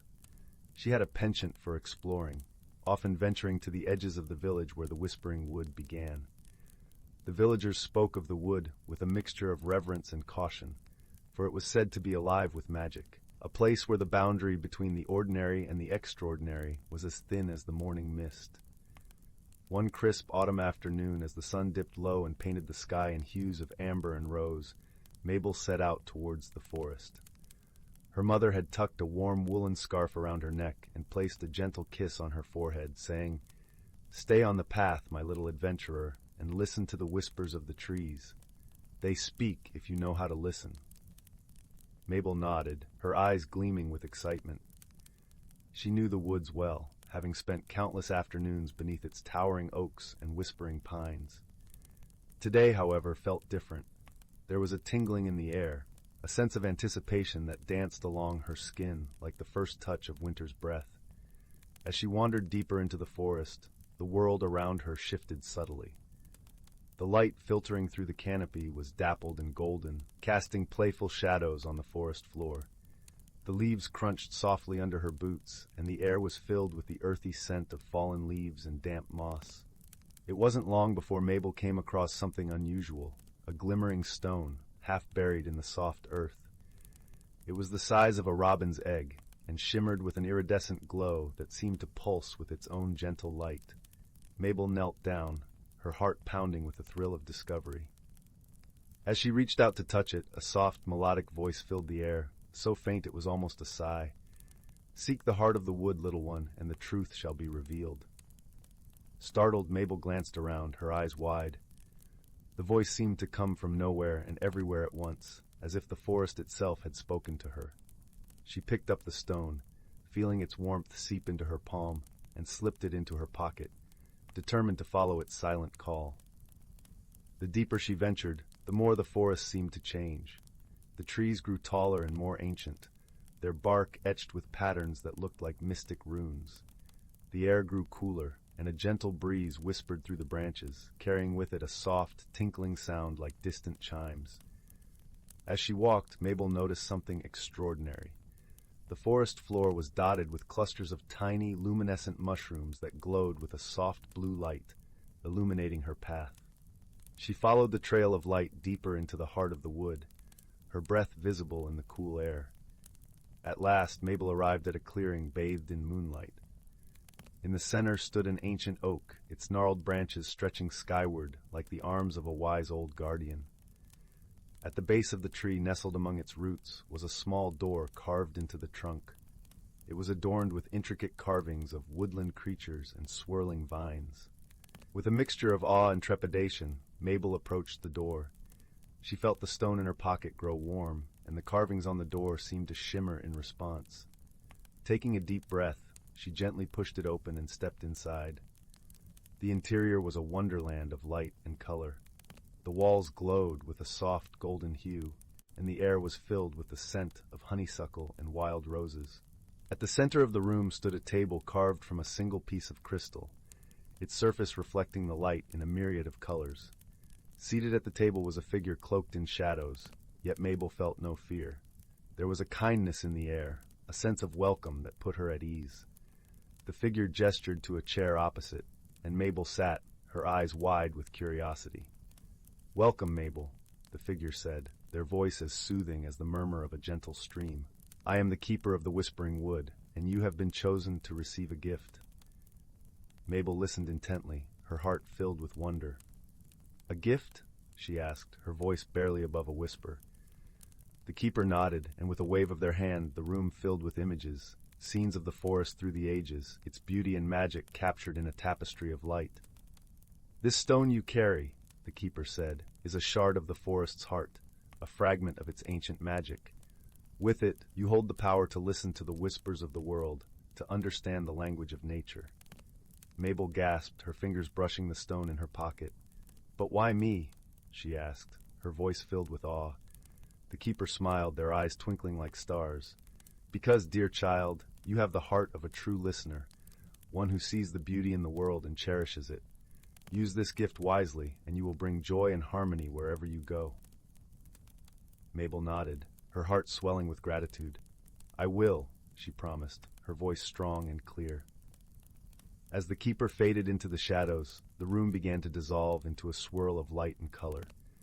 Mabel felt herself being gently lifted, the world spinning around her until she found herself back in the clearing, the ancient oak standing silent sentinel under the moonlit sky. The journey back through the forest was a blur of wonder and joy. The stone in her pocket pulsed with warmth, and the forest seemed to hum with life around her. As she emerged from the woods, the village of Elderglow lay ahead, its lights twinkling like stars in the gathering dusk. Mabel returned home, her heart filled with the magic of the Whispering Wood. She knew that her life would never be the same, that she had been forever changed by the gift she had received. And as she lay in bed that night, the stone glowing softly on her bedside table, she listened to the whispers of the world, her heart open to its secrets. In the days that followed, Mabel discovered that her new gift allowed her to communicate with the natural world in ways she had never imagined. She could hear the songs of the birds, the gentle murmur of the brook, and even the soft sighs of the wind as it danced through the trees. The village of Elderglow seemed to come alive with magic, its beauty magnified by Mabel's newfound ability to listen and understand. Word of Mabel's gift spread quickly through the village, and soon people began to seek her out, eager to hear the stories she could tell and the wisdom she had gained. Mabel, ever kind and generous, shared what she had learned, helping those around her see the world with new eyes. One day, a young boy named Oliver approached Mabel with a look of worry etched on his face. Oliver was known for his mischievous spirit, often getting into trouble with his playful antics. He was well liked, but his restlessness sometimes got the better of him. "Mabel," Oliver said hesitantly, "there's something strange happening in the meadow near my house. The flowers have stopped blooming, and the bees are nowhere to be found. Can you help?" Mabel nodded, her heart filled with determination. "Of course, Oliver. Let's go see what we can do." Together, they made their way to the meadow, the soft grass whispering beneath their feet. As they arrived, Mabel noticed the silence that hung heavy in the air, the absence of the usual buzz of life that filled the summer days. Closing her eyes, Mabel reached out with her senses, listening to the whispers of the earth beneath her feet. She felt the pulse of the meadow, its energy dampened and subdued. Slowly the truth revealed itself. A patch of tangled brambles had grown unchecked, their thorny vines choking the life from the flowers and blocking the bees' path. "We need to clear the brambles," Mabel said, her voice filled with certainty. "Once the flowers can breathe again, the bees will return."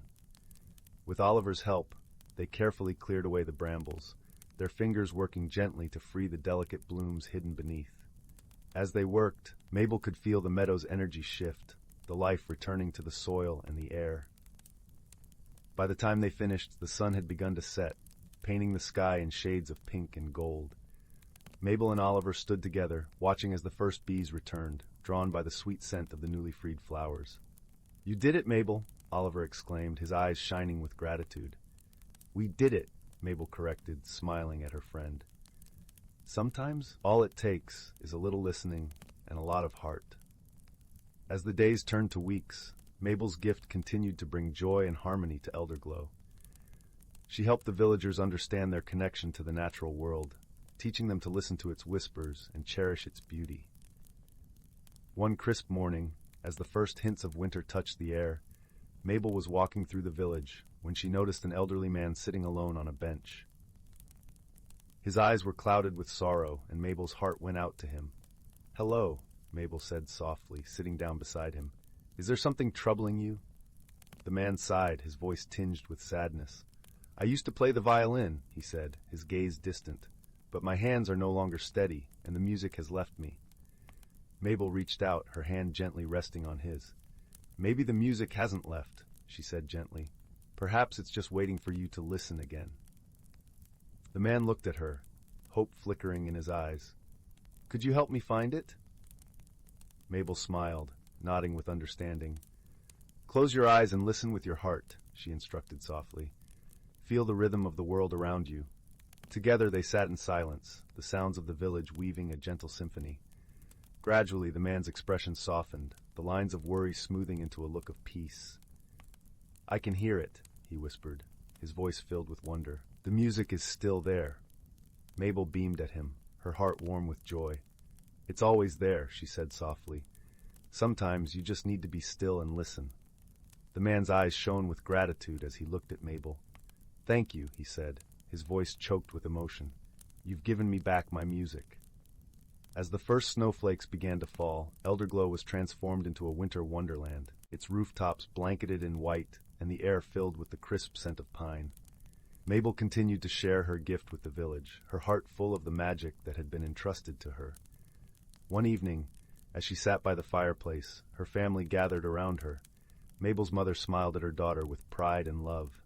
"You've brought so much light to our village, Mabel," she said softly. "The forest chose well." Mabel looked around at her family, her heart swelling with happiness. "The forest taught me to listen," she replied, her voice gentle and warm, "and in listening, I found a world full of wonder and friends." As the fire crackled and the wind whispered outside, Mabel knew that her journey had only just begun. With each new day, she would continue to listen, to learn, and to share the magic of the Whispering Wood with those around her. And as she drifted into a peaceful sleep, she dreamed of the endless possibilities that lay ahead, her heart open to the whispers of the world and the promise of tomorrow. And so, in the village of Elderglow, where the air was always sweet and the forest alive with magic, Mabel's story became a cherished tale of friendship and wisdom, a reminder that sometimes all it takes to change the world is a little listening and a lot of heart. The Moonlight Lantern. Beneath a sky quilted with stars, where the ancient pines whispered secrets to the night wind, there lay a village cradled by mountains. In this village lived a girl named Sylvie, whose curiosity was as boundless as the constellations. Her hands were always stained with berry juice from exploring the woods, and her pockets bulged with peculiar stones and feathers. But her most treasured possession was a story, a tale her grandmother had spun about a lantern that held moonlight captive in its glass, its glow capable of revealing hidden worlds. One crisp autumn evening, as Sylvie wandered beyond the village's firelit borders, she noticed a flicker of silver through the trees. It danced like a will-o'-the-wisp, drawing her deeper into the forest, until she stumbled upon a clearing bathed in ethereal light. There, suspended from a gnarled oak branch, hung a lantern. Its surface was etched with constellations, and within it swirled a liquid radiance that pulsed like a heartbeat. Sylvie's breath caught. The moonlight lantern. As her fingers brushed the handle, the forest seemed to inhale sharply. The trees leaned closer, their leaves rustling in anticipation. Suddenly, a small voice piped up from the shadows. Best not ignite it yet, unless you're ready for what follows. Sylvie turned to find a hedgehog peering at her from beneath a toadstool. But this was no ordinary creature. His quills shimmered like opals, and tiny spectacles balanced on his snout. "I'm Thistle," he said, straightening his wire-rimmed glasses. "Keeper of forgotten glimmers, and you've just found the key to the Twilight Vale." Thus began their adventure. Thistle explained that the lantern's light had dimmed over centuries, causing the hidden world it protected to fade. Without its glow, the delicate balance between realms would crumble. But reigniting it, the hedgehog warned, smoothing his waistcoat nervously, requires starlight gathered from 3 sacred places, and courage enough to face what dwells in the dark. Their first journey took them to the cavern of echoing tides, where underground rivers sang lullabies in voices of drowned sailors. The walls glittered with bioluminescent moss, casting aquamarine shadows that lapped at their feet. Sylvie's boots sloshed through shallows teeming with fish whose scales mirrored the night sky. There, Thistle pointed to a crevice where stalactites dripped liquid starlight into a stone basin. Sylvie cupped her hands beneath the celestial syrup, its warmth seeping into her bones. But as the first light was captured, the cavern groaned. The water darkened, and from the depths emerged a sorrowful creature, a naiad with hair of kelp and eyes like abyssal voids. "Why steal our stars?" she wailed, her voice making the water tremble. Sylvie knelt, showing the naiad the faltering lantern. "We mean to restore what was lost," she said gently. The naiad studied her, then pressed a pearlescent shell into Sylvie's palm. "When darkness comes, listen," she murmured before dissolving into foam.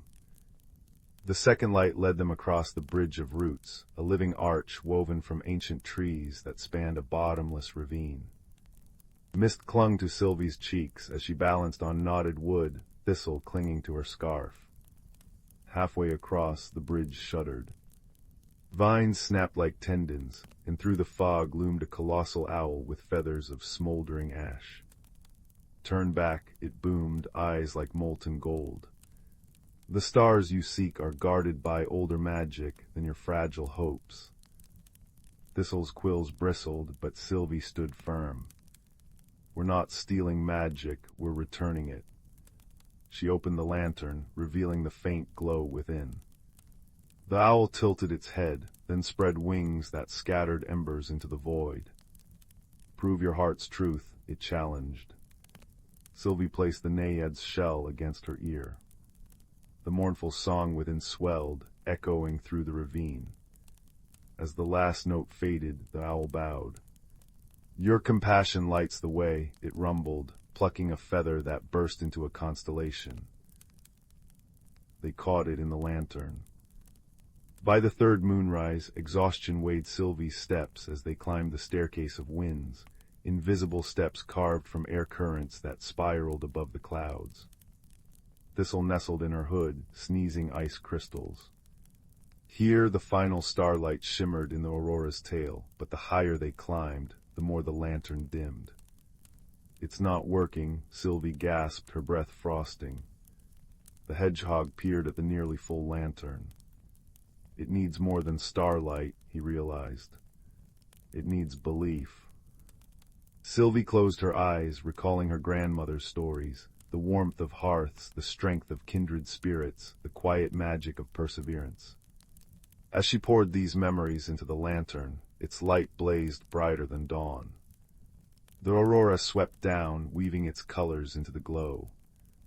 When they returned to the clearing, the forest held its breath. Sylvie raised the reignited lantern, and its beam pierced the veil between worlds.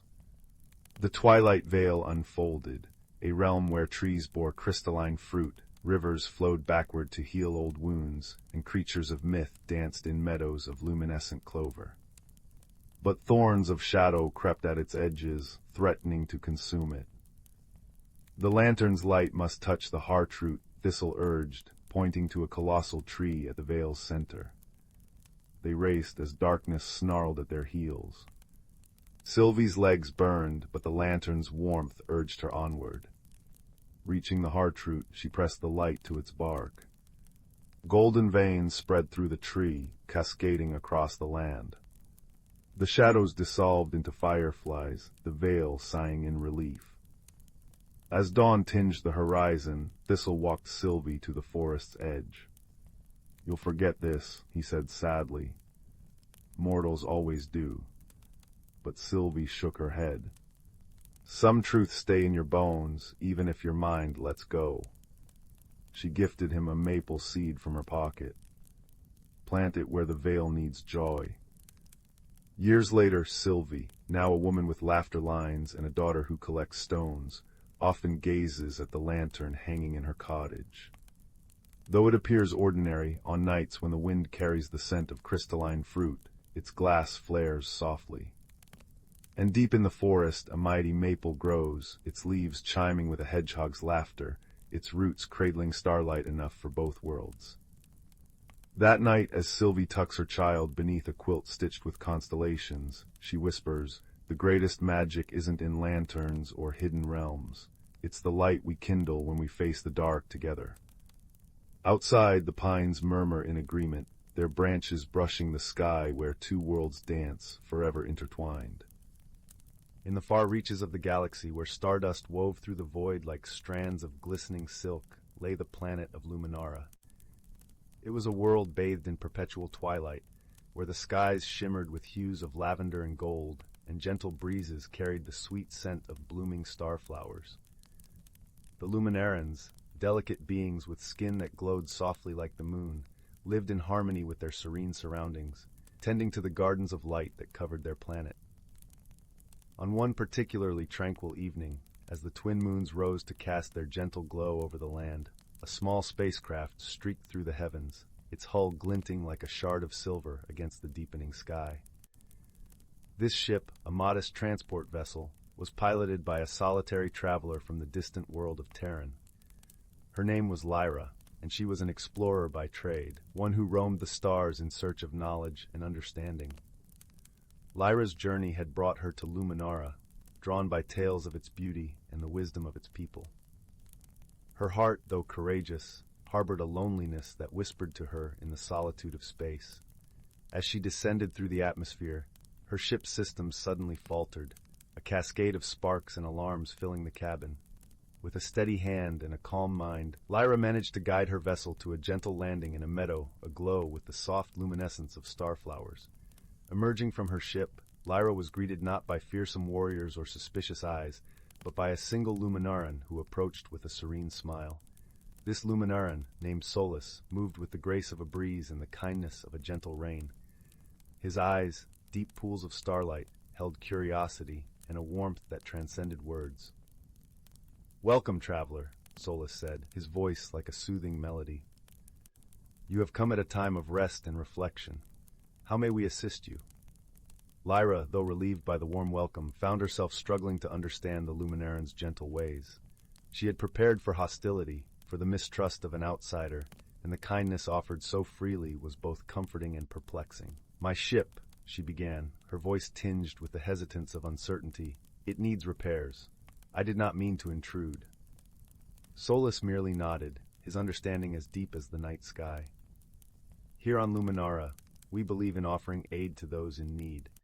Your presence is no intrusion, but a chance to share in the exchange of stories and wisdom." As days turned into weeks, Lyra found herself enveloped in the rhythms of Luminaran life. Guided by Solus, she learned the ways of the starflower gardens, their petals soft and fragrant, their glow a gentle caress against the skin. The Luminarans, in turn, listened with rapt attention to Lyra's tales of distant worlds and the marvels she had witnessed among the stars. Yet, not all was smooth in this newfound companionship. Misunderstandings arose, as they often do between those of different worlds. Lyra, eager to help, had attempted to rearrange a section of the garden, believing she was improving it.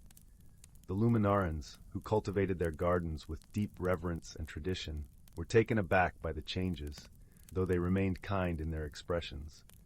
Solus, sensing the discomfort that lingered like a shadow, approached Lyra with gentle understanding.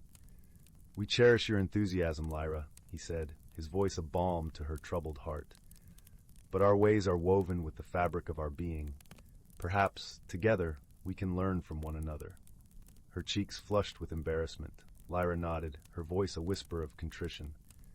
"I meant no disrespect. I wished only to contribute, to belong." In this moment of vulnerability, a bond began to form, a bridge of understanding between two souls who had once been strangers.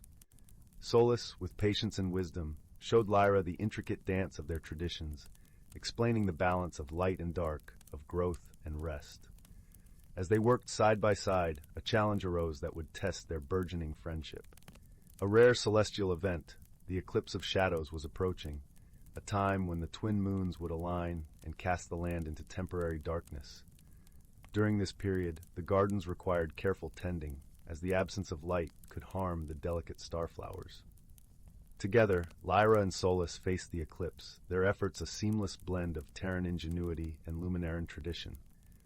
Lyra's knowledge of technology complemented Solus's deep understanding of the gardens, and their collaboration ensured the starflowers continued to thrive even in the absence of light. In the quiet hours of the eclipse, as they rested beneath the canopy of stars, Lyra spoke, her voice a gentle murmur in the darkness. "I have traveled far, seeking knowledge and adventure, yet it is here, in your gardens, that I have found something truly precious, a friend." Solus, his glow a gentle beacon in the night, nodded in agreement. "Our paths are like rivers, Lyra, flowing from different sources but meeting in the same ocean. Through understanding and friendship, we have enriched our journeys." The eclipse passed, and with it came the dawn, a warm embrace of light that painted the world in hues of gold and lavender once more. Lyra's ship, now repaired with the help of her new friends, stood ready for departure. Yet, as she prepared to leave, her heart was filled not with the ache of parting, but with the warmth of connection. Solus and the Luminarans gathered to bid her farewell, their luminescent presence a reminder of the gentle strength found in unity. "Wherever your travels take you, Lyra," Solus said, his voice carrying the promise of their friendship across the distance, "know that you are always welcome here, a part of our story." With a heart lighter than it had been in many years, Lyra embarked on her journey once more, the stars her companions, and the lessons of Luminara her guiding light. As her ship ascended into the embrace of the cosmos, she carried with her the understanding that true friendship, like the gardens of starflowers, blossomed through patience, kindness, and the shared light of two souls, meeting amidst the vastness of the universe. Title: Whispering Pines and the Song of the Stars. In a quaint village nestled between emerald hills and sapphire streams, the air always carried the scent of pine and the distant whisper of the sea. Here, in a small cottage with ivy-clad walls and a garden that bloomed with wildflowers, lived a young girl named Lila. Her hair was the color of chestnut leaves in autumn, and her eyes shimmered like the morning dew on a spider's web. Lila was known throughout the village for her kindness and the gentle way she could coax a smile from even the grumpiest of villagers. But what truly set Lila apart was her voice. When she sang, it was as if the world paused to listen. Her melodies floated through windows, slipped into dreams, and wrapped around hearts like a warm embrace. One evening, as the sun dipped below the horizon and painted the sky in hues of lavender and gold, Lila sat by her window, humming softly. The garden outside was alive with the chorus of crickets and the occasional rustle of leaves as a gentle breeze wove through the branches. Her melody twined with the night, a lullaby to the stars that began to twinkle above. Lila's grandmother, a wise woman with silver hair and eyes that sparkled with stories untold, joined her by the window. "Do you hear them, Lila?" she asked, her voice a soft echo of the wind. "Hear what, grandmother?" Lila replied, tilting her head and listening with all her heart. "The stars, my dear. They sing too in their own way. It's a song that only those who truly listen can hear." Lila closed her eyes, letting the world fade away until all that remained was the gentle hum of the night. And then she heard it, a faint melodious whisper, like the tinkling of distant bells. Her eyes flew open, wonder lighting them from within. "I hear it!" she exclaimed, her voice a breathless whisper. Her grandmother smiled, brushing a strand of hair from Lila's face. "There's magic in you, child, a gift, and with it, a journey you must one day take." Lila's heart fluttered with excitement and a hint of trepidation. She had always felt a pull towards something beyond her village, a calling that whispered through her dreams. As the days passed, Lila found herself drawn to the forest that bordered the village, a place both feared and revered by the villagers. It was said that the forest was alive with magic, that it held secrets as ancient as the stars themselves. Lila longed to explore its depths, to uncover the mysteries that lay hidden within. One crisp autumn morning, with the sun casting dappled shadows through the trees, Lila set out on her journey. The path into the forest was winding and narrow, flanked by towering pines that seemed to sway and murmur in greeting. The air was cool and fresh, filled with the earthy scent of moss and the sweet fragrance of fallen leaves. As Lila ventured deeper, the forest around her seemed to come alive. Birds flitted from branch to branch, their songs weaving a tapestry of sound that wrapped around her like a comforting shawl. Squirrels chattered and scurried, their bushy tails flicking playfully as they watched her with curious eyes. Lila walked for what felt like hours, guided by an unseen hand, until she reached a clearing bathed in golden sunlight. At its center stood an ancient oak with branches that reached skyward, its bark etched with intricate patterns that seemed to dance in the shifting light. Drawn to the tree, Lila approached and placed a hand on its trunk. The moment her fingers touched the rough bark, a warmth spread through her, and she felt a presence, a gentle, wise spirit that resided within the tree. "Welcome, Lila," a voice echoed in her mind, soft and resonant like a distant melody carried on the wind. "Who are you?" Lila asked, her voice barely a whisper. "I am the guardian of this forest, keeper of its secrets and its stories. You have been chosen, Lila, to carry the song of the stars and share it with the world." Lila's heart swelled with a sense of purpose, but with it came a wave of uncertainty. "But how? I'm just a girl from a small village." "You are more than you know, Lila. The magic within you is strong. Trust in yourself, and you will find your way."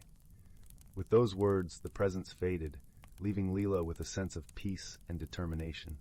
She knew she had a path to follow, a song to share, but how and where she was yet to discover. As she turned to leave, a shimmer of light caught her eye from beneath the roots of the oak. Kneeling down, she discovered a small, intricately carved wooden box. It was cool to the touch, and when she opened it, she found a pendant in the shape of a star, its surface gleaming with an ethereal light. Slipping the pendant around her neck, Lila felt its warmth seep into her, a comforting reminder of her purpose. With renewed resolve, she began her journey back, each step taking her closer to fulfilling the destiny whispered to her by the stars. Over the following weeks, Lila's life took on a new rhythm. She spent her days tending to her garden, her evenings singing to the stars, and her nights dreaming of the journey that lay ahead. The villagers noticed the change in her, drawn to the light that seemed to radiate from within.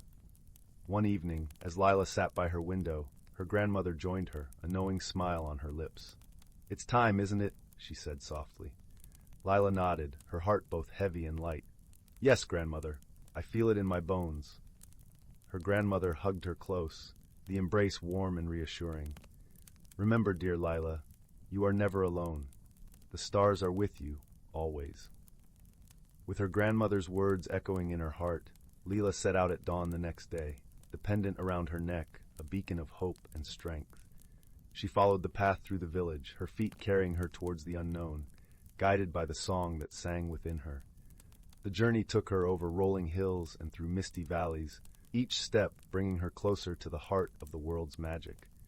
Along the way, she met others who, like her, were drawn to the music of the stars. There was Finn, a kind-hearted boy with hair like spun gold and eyes that twinkled with mischief. He had a way with animals, and wherever he went, creatures great and small followed in his wake.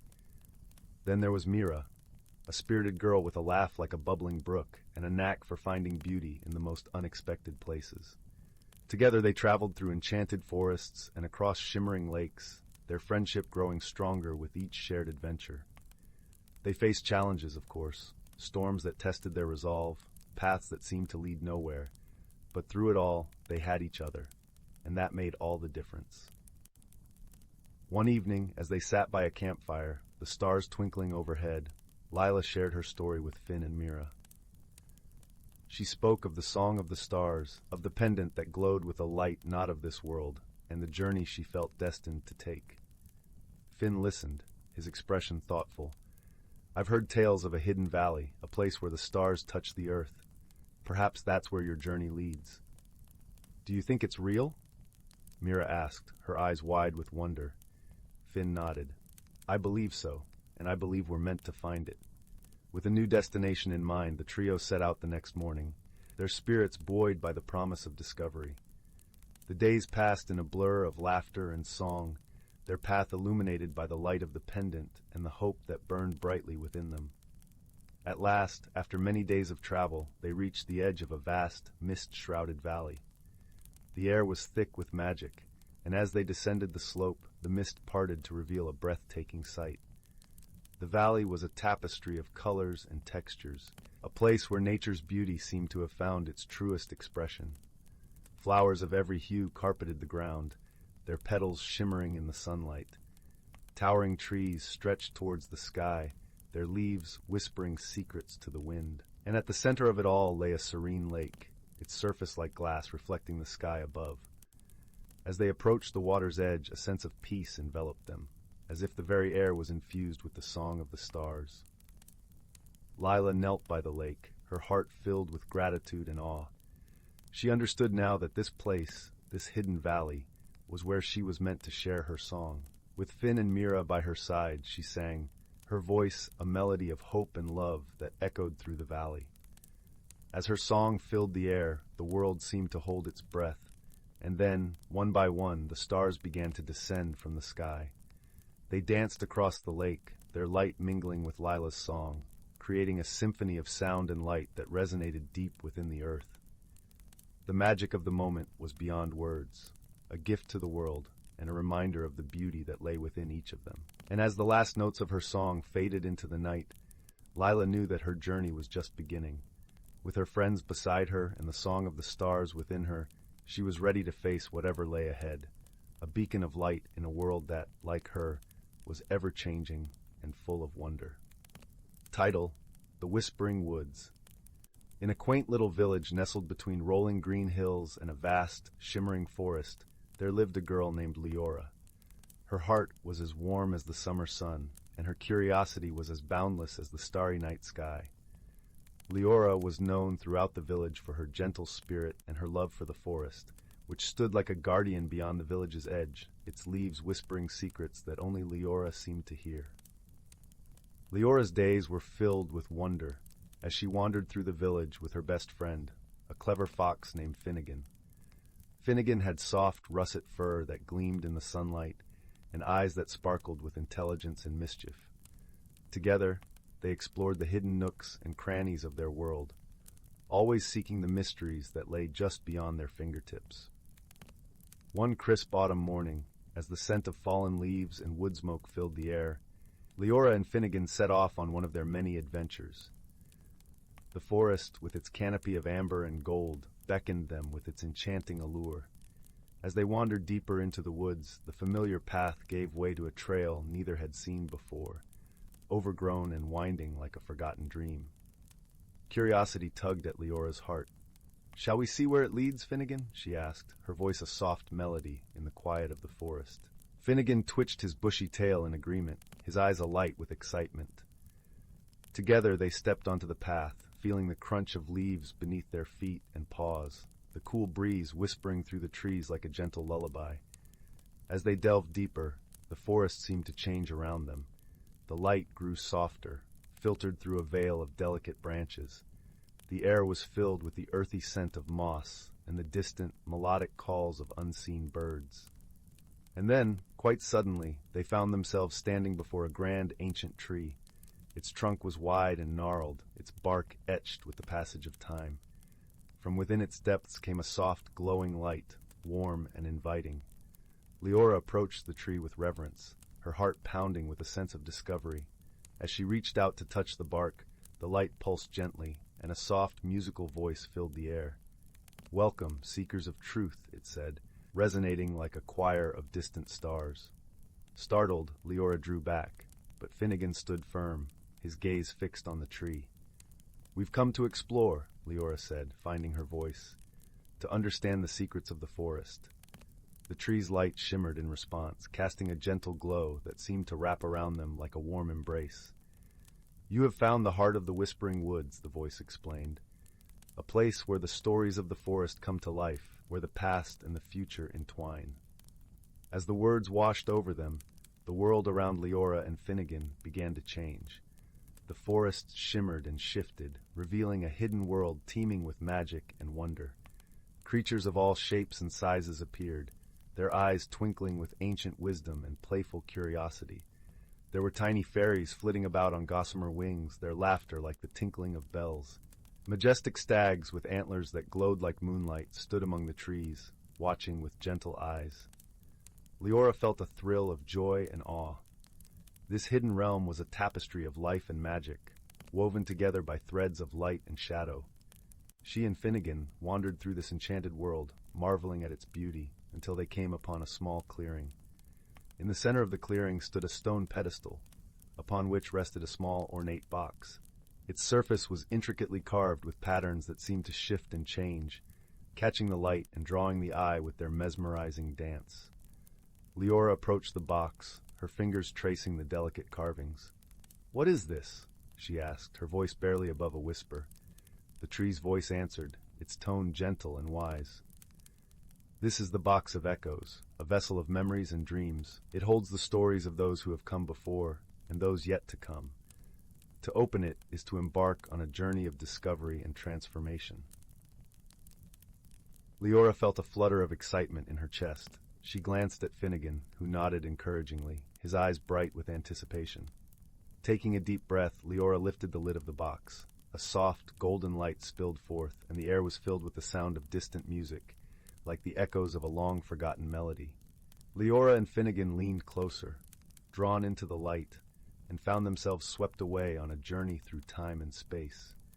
They drifted through scenes of wonder and mystery, witnessing the lives of those who had walked the forest paths before them.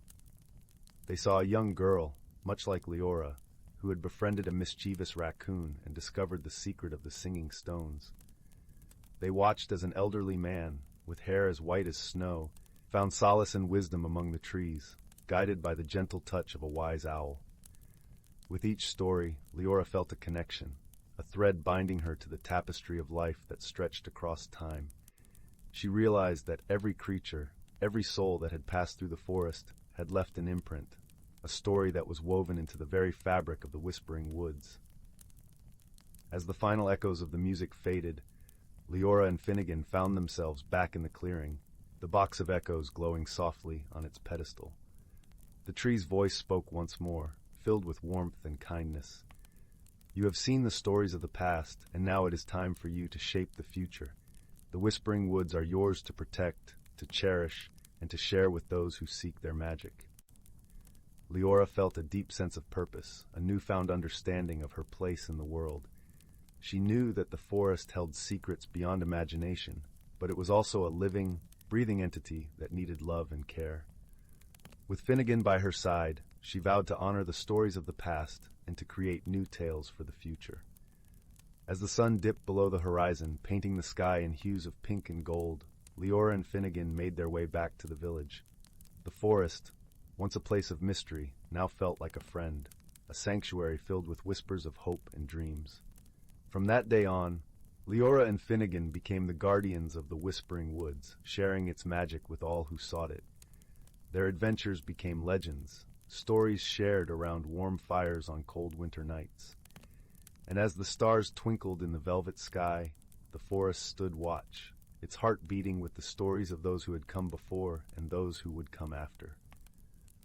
For in the whispering woods, every soul was a part of the grand tapestry of life, woven together by love, friendship, and the timeless magic of the world. The tale of Leora and Finnegan is a reminder that the world is filled with wonder and wisdom, waiting to be discovered by those with open hearts and curious minds. As you drift into slumber, may your dreams be filled with the magic of the whispering woods, where stories live and secrets dance in the light of the moon. Deep within the whisperwood, where ancient oaks wore beards of silver moss and sunlight dappled the forest floor like scattered gold coins, the boundaries between the world seen and unseen were as thin as a dragonfly's wing. Here, beneath the colossal canopy, lived creatures seldom glimpsed by hurried human eyes. Fern, a tiny foxglove fairy with wings like spun moonlight, lived inside a hollowed acorn high in the arms of Grandfather Elm. Bramble, a thoughtful hedgehog whose spines held dewdrops like scattered diamonds, made his home in a cozy burrow lined with fragrant pine needles. And Leora, a firefly whose light pulsed with the rhythm of the forest's own heartbeat, drifted like a living star through the twilight. Their world hummed with a delicate balance, a harmony woven by generations. The seasons weren't merely changes in weather, they were living currents of magic flowing through the whisperwood. Spring arrived on the breath of the zephyr sprites, their laughter coaxing shy blossoms from the earth, filling the air with the sweet, heady scent of waking life. Summer belonged to the sunbeam weavers, invisible spiders who spun threads of pure warmth, making the air shimmer and the river sing with lazy contentment. Autumn was ushered in by the leaf painters, their brushes dipped in sunset hues, transforming the canopy into a breathtaking tapestry of crimson, amber, and gold, accompanied by the crisp, smoky perfume of fallen leaves. Winter was the domain of the frost whisperers, delicate spirits who spun lacework on spiderwebs and laid a hushed, sparkling blanket over the slumbering earth, their presence announced by the sharp, clean scent of ice and the profound silence of snow. This harmony was the legacy of the elder tree, a colossal, ancient oak whose gnarled roots delved deep into the heart song of the earth. Its bark was etched with stories older than memory, and its leaves whispered wisdom carried on the breeze. Fern, bramble, and Leora often gathered near its massive roots, listening to the low thrumming that vibrated through the ground the elder tree's slow, steady heartbeat. It was here they learned the old ways, how the glowworm's dance guided lost travelers home on misty nights, how the badgers knew the secrets of the deepest roots, and how the river, known as Silver Thread, carried not just water, but the whispered dreams of the entire forest downstream. One unusually warm autumn, the balance began to falter. The leaf painters seemed hesitant, their colors muted. The air, instead of carrying the crisp promise of frost, hung heavy and still, thick with the cloying scent of overripe berries and damp earth. The silver thread, usually a cheerful melody over smooth stones, gurgled sluggishly, choked by fallen branches and a strange gray silt that clung to its banks. Worst of all, the elder tree's heartbeat felt faint, its deep thrumming replaced by a worrying tremor. Fern, flitting anxiously near the troubled river, noticed the fish darting erratically, their scales dull. Bramble, snuffling along the bank, found patches of mushrooms withered before their time, releasing a sour, unpleasant odor. Leora's light flickered erratically, mirroring the forest's unease. "Something is wrong," Bramble murmured, his voice a soft rustle in the unnerving quiet. "The silver thread is sick, it feels clogged, sad." They sought the elder tree. Its vast trunk felt cooler than usual, and its leaves whispered not with wisdom, but with a weary sigh. "The silver thread is the forest's lifeblood," the ancient voice resonated within their minds, a sound like wind through deep caves. "It carries the magic of the seasons, nourishes the roots, cleanses the earth, but its source, the crystal spring high in the mossback hills, is troubled. A great stone has fallen, blocking its pure flow. Stagnation spreads. The frost whisperers cannot come if the earth is choked. A journey. To the mossback hills, the highest point in the Whisper Wood, where the crystal spring bubbled forth from the heart of the mountain. It was a daunting prospect for such small creatures. Fern's wings quivered at the thought of the cold heights. Bramble worried about the steep, rocky paths. Leora feared her light might be too faint against the vastness. But the elder tree's plea and the forest's deepening malaise spurred them on. Gathering courage and supplies a thimbleful of honey-dew for energy, a cloak woven from cobweb silk for Fern, a polished chestnut cap for Bramble, and a pouch of luminous moss for Leora to recharge her light, they set off at dawn. The path was steep and winding, carpeted in pine needles that muffled their steps and released a sharp, resinous scent. Sunlight filtered weakly through the dense canopy, casting long, dancing shadows. They passed whispering groves where ancient stones seemed to watch them, their surfaces cool and mossy under Fern's touch. They crossed rickety bridges made of woven vines over rushing streams that tasted cold and pure, a stark contrast to the sluggish silver thread below. As they climbed higher, the air grew thinner and colder, carrying the tang of stone and distant snow. Fern tucked her cobweb cloak tighter, the silk whispering against her skin. Bramble huffed small clouds of breath, his sturdy legs carrying him steadily upward. Leora's light burned brighter, a determined little beacon against the gathering gloom of the towering pines. They encountered other forest dwellers, a family of stoic mountain hares who pointed the way with twitching noses, their fur the color of granite, a grumpy but knowledgeable raven perched on a windswept crag who croaked warnings about treacherous scree slopes, and a colony of industrious rock ants who shared crumbs of crystallized sap that burst with surprising warmth on their tongues. The wisdom of the elder tree echoed in their actions. Bramble remembered the badger's lessons about stable footing on loose rock. Fern recalled the glowworm's paths and used her delicate senses to find the safest route through a field of treacherous, shifting scree that clattered ominously underfoot. Leora, drawing on the firefly's knowledge of navigating darkness, guided them through a narrow, echoing cave where water dripped like a slow heartbeat from the ceiling, the sound magnified in the cool, damp stillness. Finally, gasping in the thin air, they reached the crest of the mossback hills. Before them lay a scene of stark beauty and troubling stillness.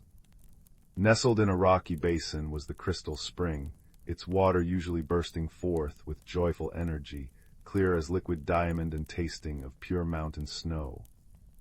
But now a massive boulder, dislodged by recent tremors, lay squarely over its mouth.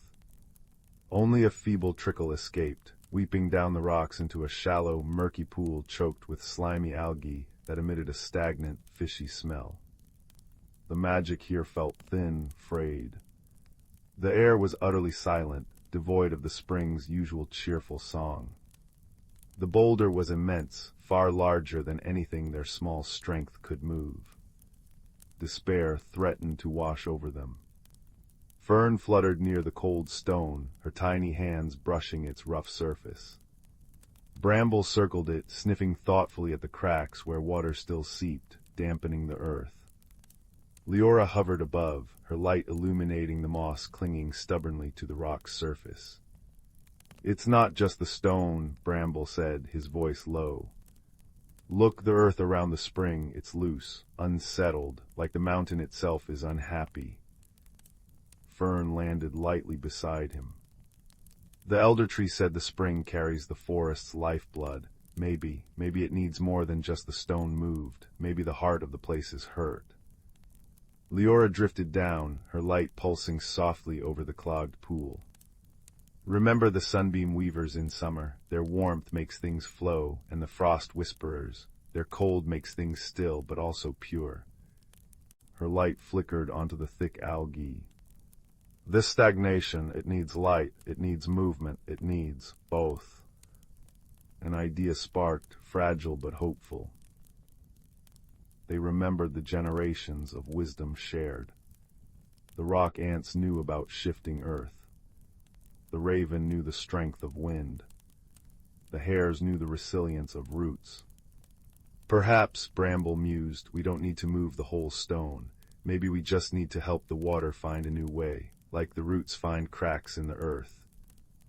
Working together, guided by the whispered knowledge of the forest elders, they set to their task. Bramble, with his strong snout and claws, began carefully digging a small channel away from the choked pool, loosening the impacted earth that smelled of decay. Fern, using her delicate fingers and fairy magic, a gentle coaxing, a whispered encouragement to the tiny roots and mosses, encouraged the resilient mountain plants to grow rapidly along the new path Bramble created, their tiny roots binding the loose soil, releasing the clean scent of damp earth and crushed greenery. Leora focused her warm, pure light onto the thick algae clogging the existing trickle. Her light pulsed brighter, mimicking the focused warmth of the sunbeam weavers, and slowly the slimy growth began to shrivel and recede, replaced by clear water welling up from beneath. It took hours. The mountain air grew colder, biting at their noses and ears. Their small bodies ached. But they persevered, fueled by the memory of the elder tree's tremor and the whisperwood's fading song. Finally, as the first true stars began to prick the deep indigo sky, a small miracle happened. The water, finding Bramble's channel and guided by Fern's living roots, began to flow freely. It wasn't the mighty gush of before, but a clear, strong stream that sparkled in Leora's light, singing a soft, new song as it tumbled over the rocks Fern had arranged. It flowed around the boulder, not dislodging it, but finding its own path of least resistance, just as roots do. The stagnant pool cleared, reflecting the emerging stars. As the clean water began its journey downhill, a profound change rippled through the air. A deep, resonant thrum vibrated up from the mountain itself, shaking the ground beneath their feet, a sigh of profound relief. High above, the first delicate snowflake drifted down, landing cool and perfect on Bramble's nose. The frost whisperers had felt the clearing, the return of flow. Winter could finally come. The journey back was easier, filled with quiet awe. They followed the newborn stream, now christened the new thread, as it grew stronger, joining the silver thread far below. As they descended, they saw the change spreading through the whisperwood like a gentle wave. The muted colors of the leaves deepened into vibrant, glorious hues under the newly crisp air, as if the leaf painters had found their palette again. The sluggish river regained its cheerful babble, washing away the gray silt, its banks smelling fresh and clean. The air lost its heaviness, replaced by the invigorating scent of frost and pine. When they reached the elder tree, its vast trunk felt warm again, vibrating with its deep, steady, comforting heartbeat. Its leaves rustled with a sound like soft applause. "Well done, little guardians," the ancient voice resonated, warm and proud. "You understood the true lesson. Balance is not force but flow. Harmony is not stillness but the right movement. You listened to the wisdom of the stone, the root, the light, and the water. You helped the forest heal itself." Fern nestled into her acorn home, the scent of clean, cold air drifting in. Bramble curled in his burrow, the comforting thrum of the earth, a lullaby. Leora drifted among the trees, her light steady and serene, reflecting the newly restored starlight. The whisperwood breathed deep. The frost whisperers danced, laying their sparkling blanket. The silver thread, now joined by the new thread, sang a duet of renewal, a gentle, constant melody beneath the blanket of stars.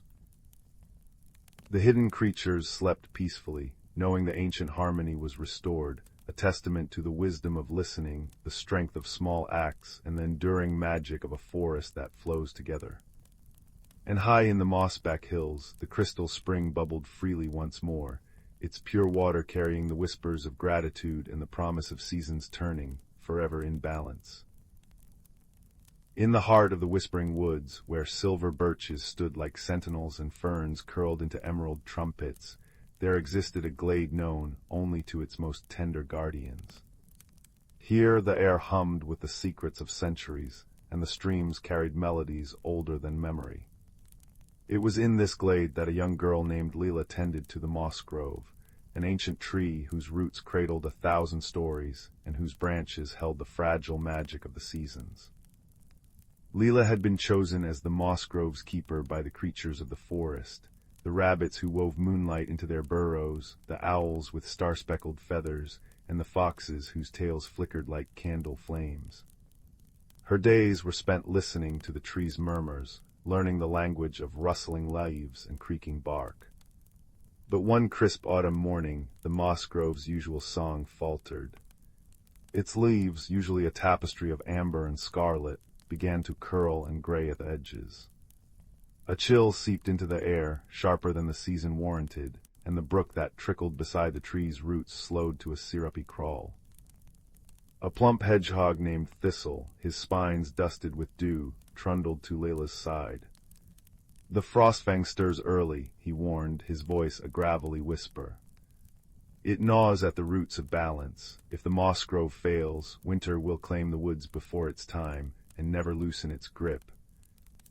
Leela knelt, her breath clouding in the unnatural cold. "How do we stop it?" "Seek the emberleaf," Thistle said. "A relic from the time when fireflies were born from sunbeams. It lies hidden in the Chamber of Echoes, deep within the Stonemire caves, but the path is perilous, and the chamber guards its secrets jealously." Determination kindled in Layla's chest like a tiny flame. She packed a satchel with honeyed chestnuts, a vial of glowshroom light, and a cloak spun from moth silk. As she set off, the forest rallied around her. Arya, a red squirrel with a tail like a maple seed, scampered ahead to scout the trails. Orlin, a badger whose fur shimmered with the pearly sheen of dawn, shouldered through thorny thickets. And Wynn, a firefly with wings like stained glass, lit their way with constellations of gold. Their journey carried them through valleys where mist clung to the earth like a lover, over hills where heather buzzed with drowsy bees, and into the shadow of the Stonemire caves, a labyrinth of jagged rock where the air tasted of iron and old storms. The entrance yawned like a stone throat, and within, the walls pulsed with faint, bioluminescent lichen. "The Chamber of Echoes remembers," Orlin rumbled, his claws clicking against the stone. "Speak only truths here, lest the shadows twist your words."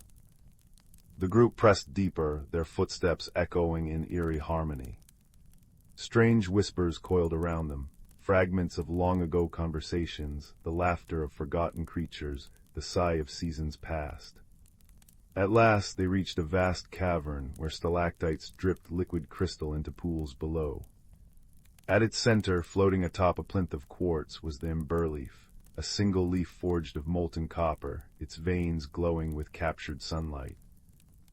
But as Leela reached for it, the ground shuddered. From the shadows emerged a creature of living obsidian, the chamber's guardian, its eyes two smoldering coals. "Why do you seek the emberleaf?" it intoned, its voice like grinding tectonic plates.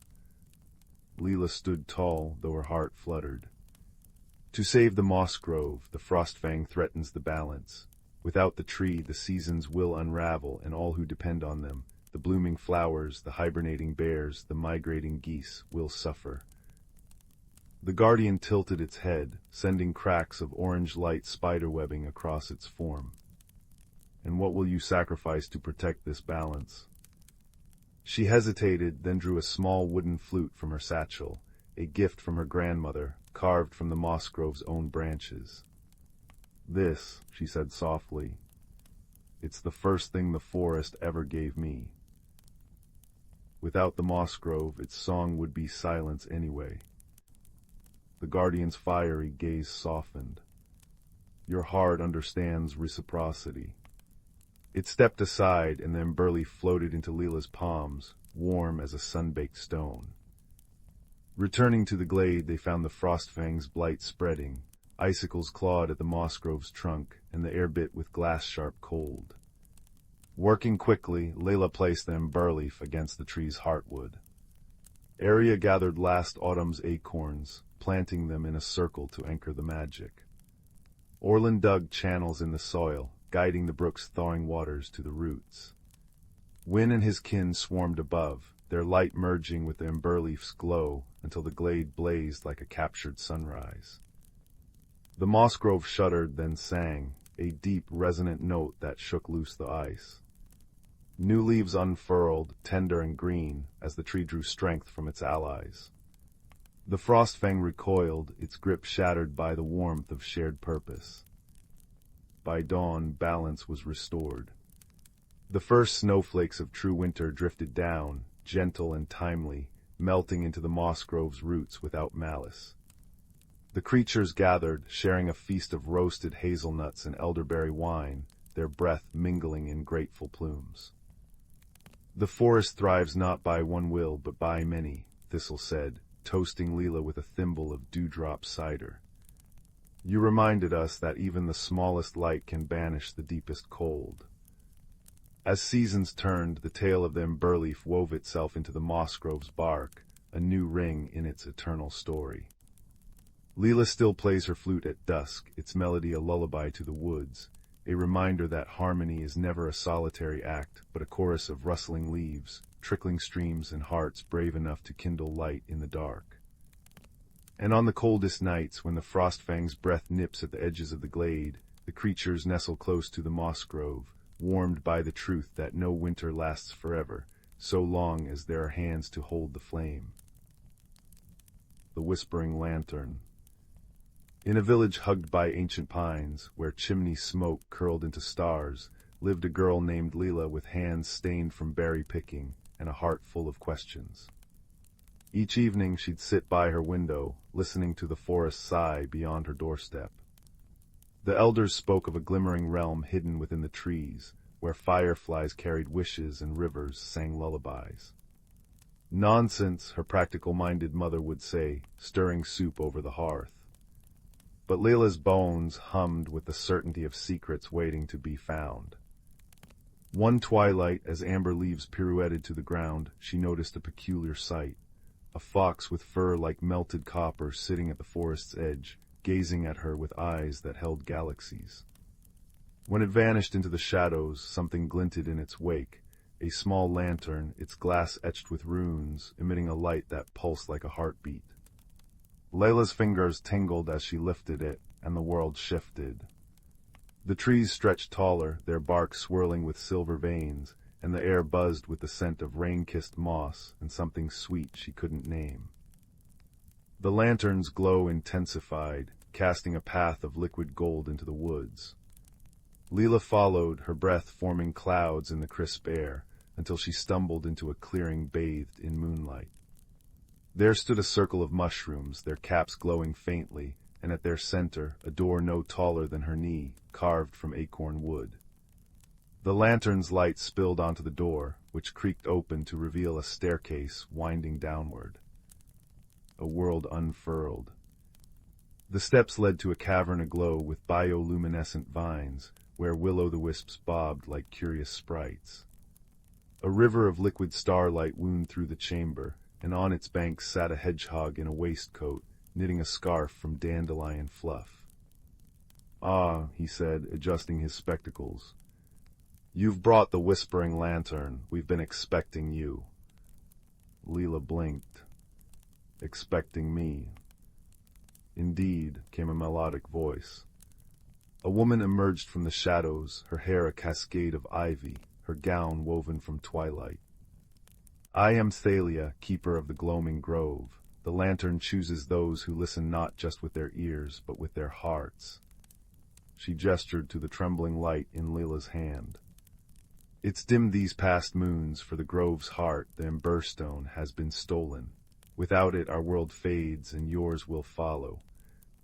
Leela's chest tightened. "Who took it?"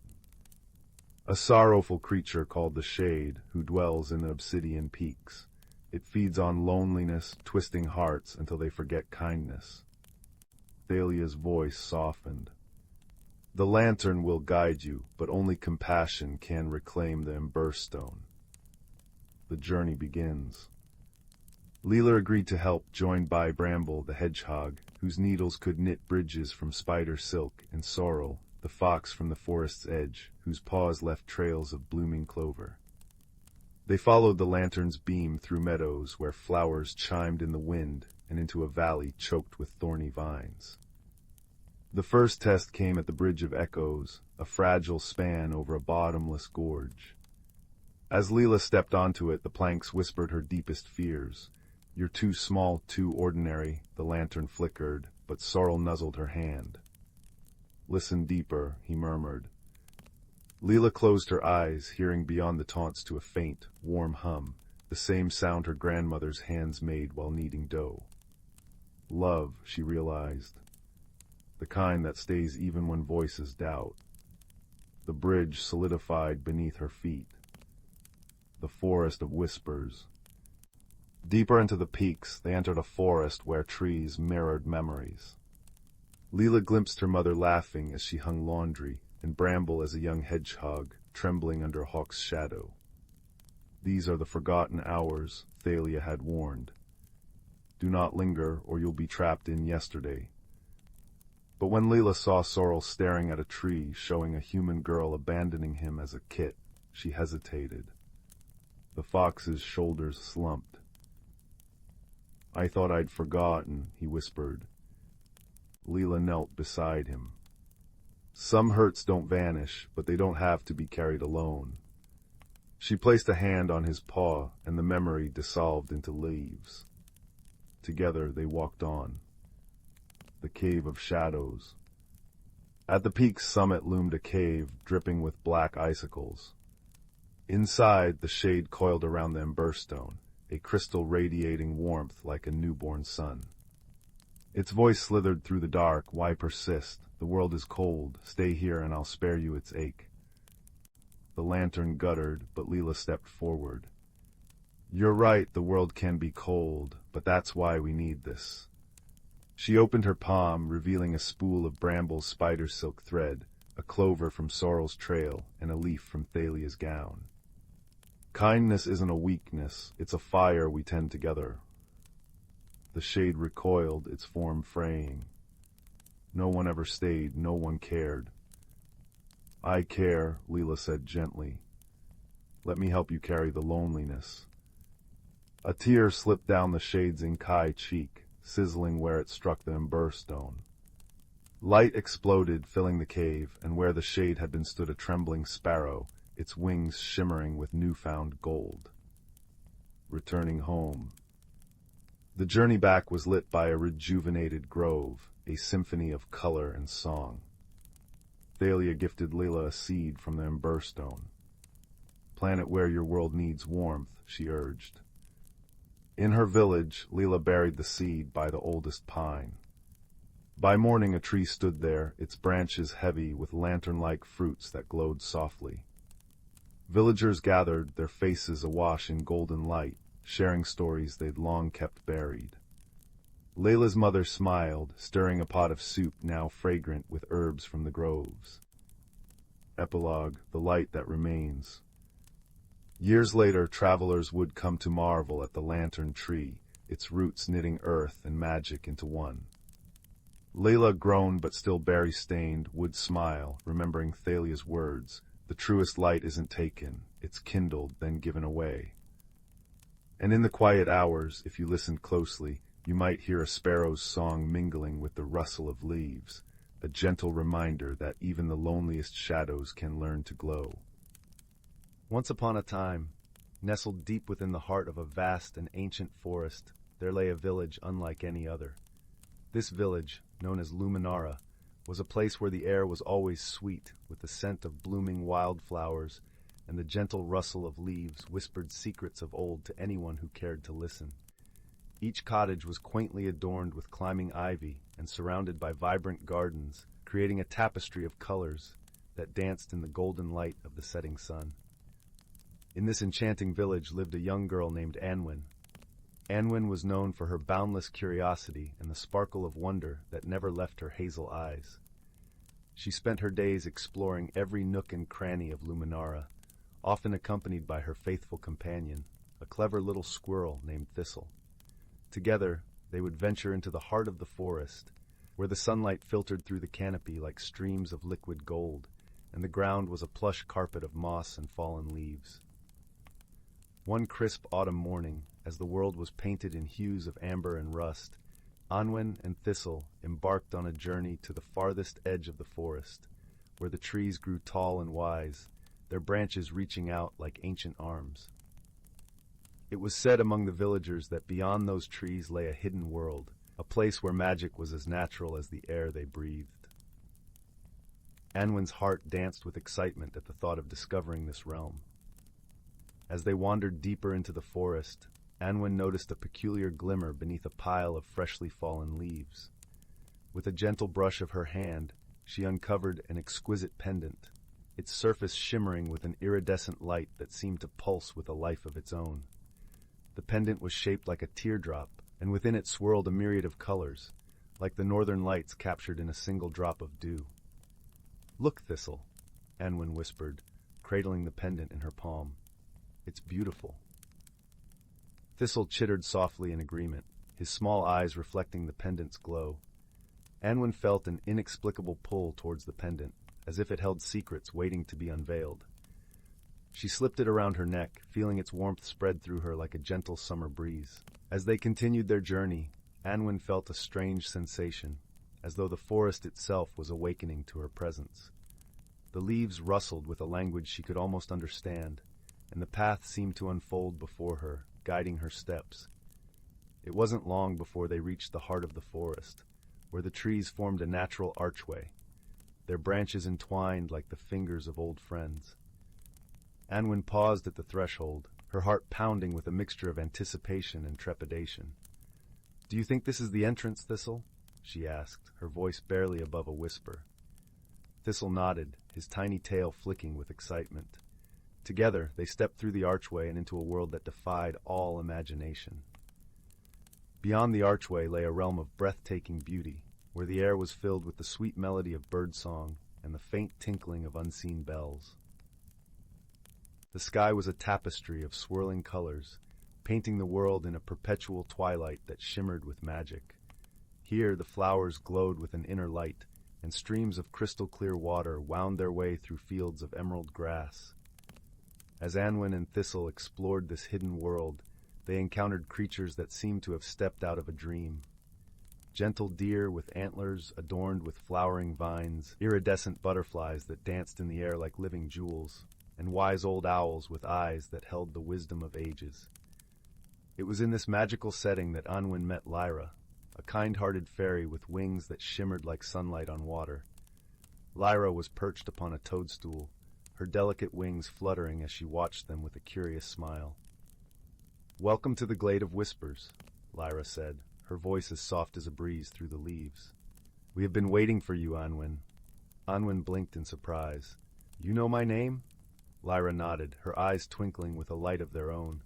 "The forest speaks of you, young seeker. It senses your heart's desire to understand its mysteries." Anwen felt a warmth spread through her chest at Lyra's words. "I've always felt drawn to the forest," she admitted. "It's like it holds secrets just waiting to be discovered." Lyra's smile widened. "Indeed it does, and you, Anwen, have found the Pendant of Verity, a magical object that reveals the truth within all things." Anwen glanced down at the pendant, its colors swirling with a gentle luminescence. "What do you mean by reveals the truth?" "The Pendant of Verity has the power to see beyond appearances," Lyra explained, her voice like the soft rustle of leaves in the wind. "It can unveil the true nature of things, allowing you to understand the world and yourself more deeply." Anwen's heart leapt with curiosity. "How do I use it?" "By listening," Lyra replied simply. "Listen with your heart, and the pendant will guide you." Encouraged by Lyra's gentle wisdom, Anwen placed her hand over the pendant and closed her eyes, focusing on the rhythmic pulse of its light. As she listened, she felt a shift within herself, as if a door had opened to a deeper understanding. In the days that followed, Anwen and Thistle explored the Glade of Whispers, discovering its many wonders and mysteries. With each new encounter, Anwen learned to see beyond the surface, to understand the heart of the creatures and the forest itself. She discovered that the world was a tapestry of interconnected lives, each thread woven with care and purpose. Through her journey, Anwen formed a bond with Lyra, and together they shared stories and laughter beneath the starlit sky. Lyra taught Anwen the language of the forest, the songs of the wind, and the secrets of the streams. In return, Anwen shared tales of her village, of the people she loved, and the beauty of the world beyond the forest. One evening, as the twilight deepened into a velvety night, Lyra revealed to Anwen a hidden grove within the glade. There, the trees formed a circle around a shimmering pool of water, its surface reflecting the stars like 1,000 tiny lanterns. "This is the pool of reflection," Lyra said, her voice a soft song. "It holds the memories of the forest, the stories of those who have come before. With the pendant of verity, you can glimpse these memories and learn from them." Anwen knelt beside the pool, her heart filled with a mixture of awe and reverence. She leaned over the water, and as she gazed into its depths, the pendant began to glow with a gentle light. Images danced across the surface, scenes of joy and sorrow, of friendship and courage. Through the memories, Anwen saw the stories of those who had walked the forest paths before her. She witnessed their triumphs and challenges, their moments of kindness and bravery. Each story touched her heart, weaving a tapestry of understanding and compassion. As the final image faded, Anwen felt a profound sense of connection to the world around her. She realized that her journey was not just about discovering the magic of the forest, but about understanding the magic within herself. With this newfound wisdom, Anwen returned to Luminara, her heart forever changed by the wonders of the hidden world. She shared her experiences with the villagers, inspiring them to look beyond the surface and see the beauty and truth in all things. As the seasons turned, Anwen continued to visit the Glade of Whispers, her bond with the forest and its inhabitants growing ever stronger. The pendant remained a cherished reminder of her journey, a symbol of the wisdom she had gained and the magic that lived within her heart. And so, under the watchful gaze of the ancient trees and the twinkling stars, Anwen's story became a part of the forest's tapestry, a tale of friendship, discovery, and the transformative power of seeing the world with eyes of wonder and a heart of truth. As the years passed, Anwen's once youthful curiosity matured into a profound wisdom that was respected and cherished by the villagers of Luminara. She became known as the Story Keeper, for her ability to weave the tales of the forest into lessons that taught love, empathy, and understanding. The children of the village would gather at her feet by the warm glow of the hearth, eyes wide with wonder as she recounted the stories of her adventures in the Glade of Whispers. Each story carried with it a gentle lesson, a reminder that true magic was not found in grand gestures or spells, but in the quiet moments of connection and compassion. One winter's eve, with snowflakes cascading gently from the sky, Anwen felt a familiar tug at her heart, a call from the forest that she could not ignore. With Thistle by her side, now older and wiser, she made her way through the snow-draped trees to the familiar archway of the Glade of Whispers. Lyra awaited her there, her wings shimmering with a soft, silvery glow that mirrored the moonlight. "Welcome back, dear friend," she greeted, her voice a melody of warmth and joy. Anwen smiled, her heart swelling with the familiarity of their friendship. "It's good to be home," she replied, her voice a whisper in the stillness of the winter night. As they walked together through the glade, Lyra shared news of the forest, of new life and the changes that time had wrought. Anwen listened with a heart full of gratitude, her love for this hidden world as strong as ever. "Anwen," Lyra said softly, pausing beneath a towering oak, "the forest has a gift for you, a token of gratitude for all that you have given to us." Curious, Anwen followed Lyra to the pool of reflection, where the water lay still and silent beneath a blanket of snow. As she approached, the pendant around her neck began to glow, casting a gentle light upon the surface of the pool.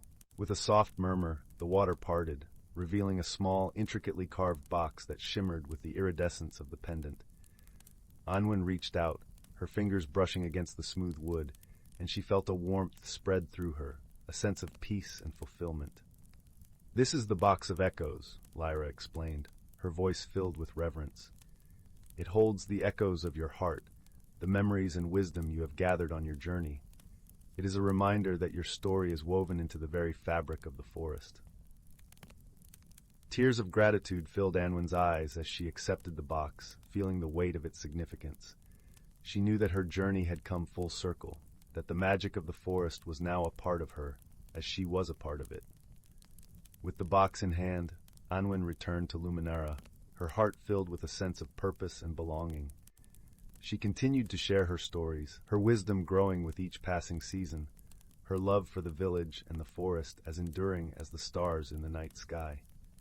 And so, the tale of Anwen and the Glade of Whispers became a cherished part of Luminara's history, a story passed down through generations, reminding all who heard it that magic was not just something to be found, but something to be lived, in every act of kindness, every moment of understanding, and every thread of connection that bound their hearts to the world around them. As the years turned to decades, Anwen's legacy endured, her stories becoming a source of inspiration and guidance for the villagers of Luminara. Her presence was felt in the gentle rustle of leaves, the whisper of the wind, and the songs of the forest creatures that continued to thrive in the hidden world she had discovered. The villagers often spoke of the storykeeper with fondness and admiration, recounting her tales by the fireside during long winter nights and beneath the starry sky on warm summer evenings. Anwen's stories became a bridge between generations, a reminder of the power of love, friendship, and the indomitable spirit of exploration. Children who had grown up listening to Anwen's stories would often venture into the forest themselves, guided by the lessons she had imparted. They would seek the archway to the Glade of Whispers, their hearts filled with the same wonder and curiosity that had once guided Anwen on her journey.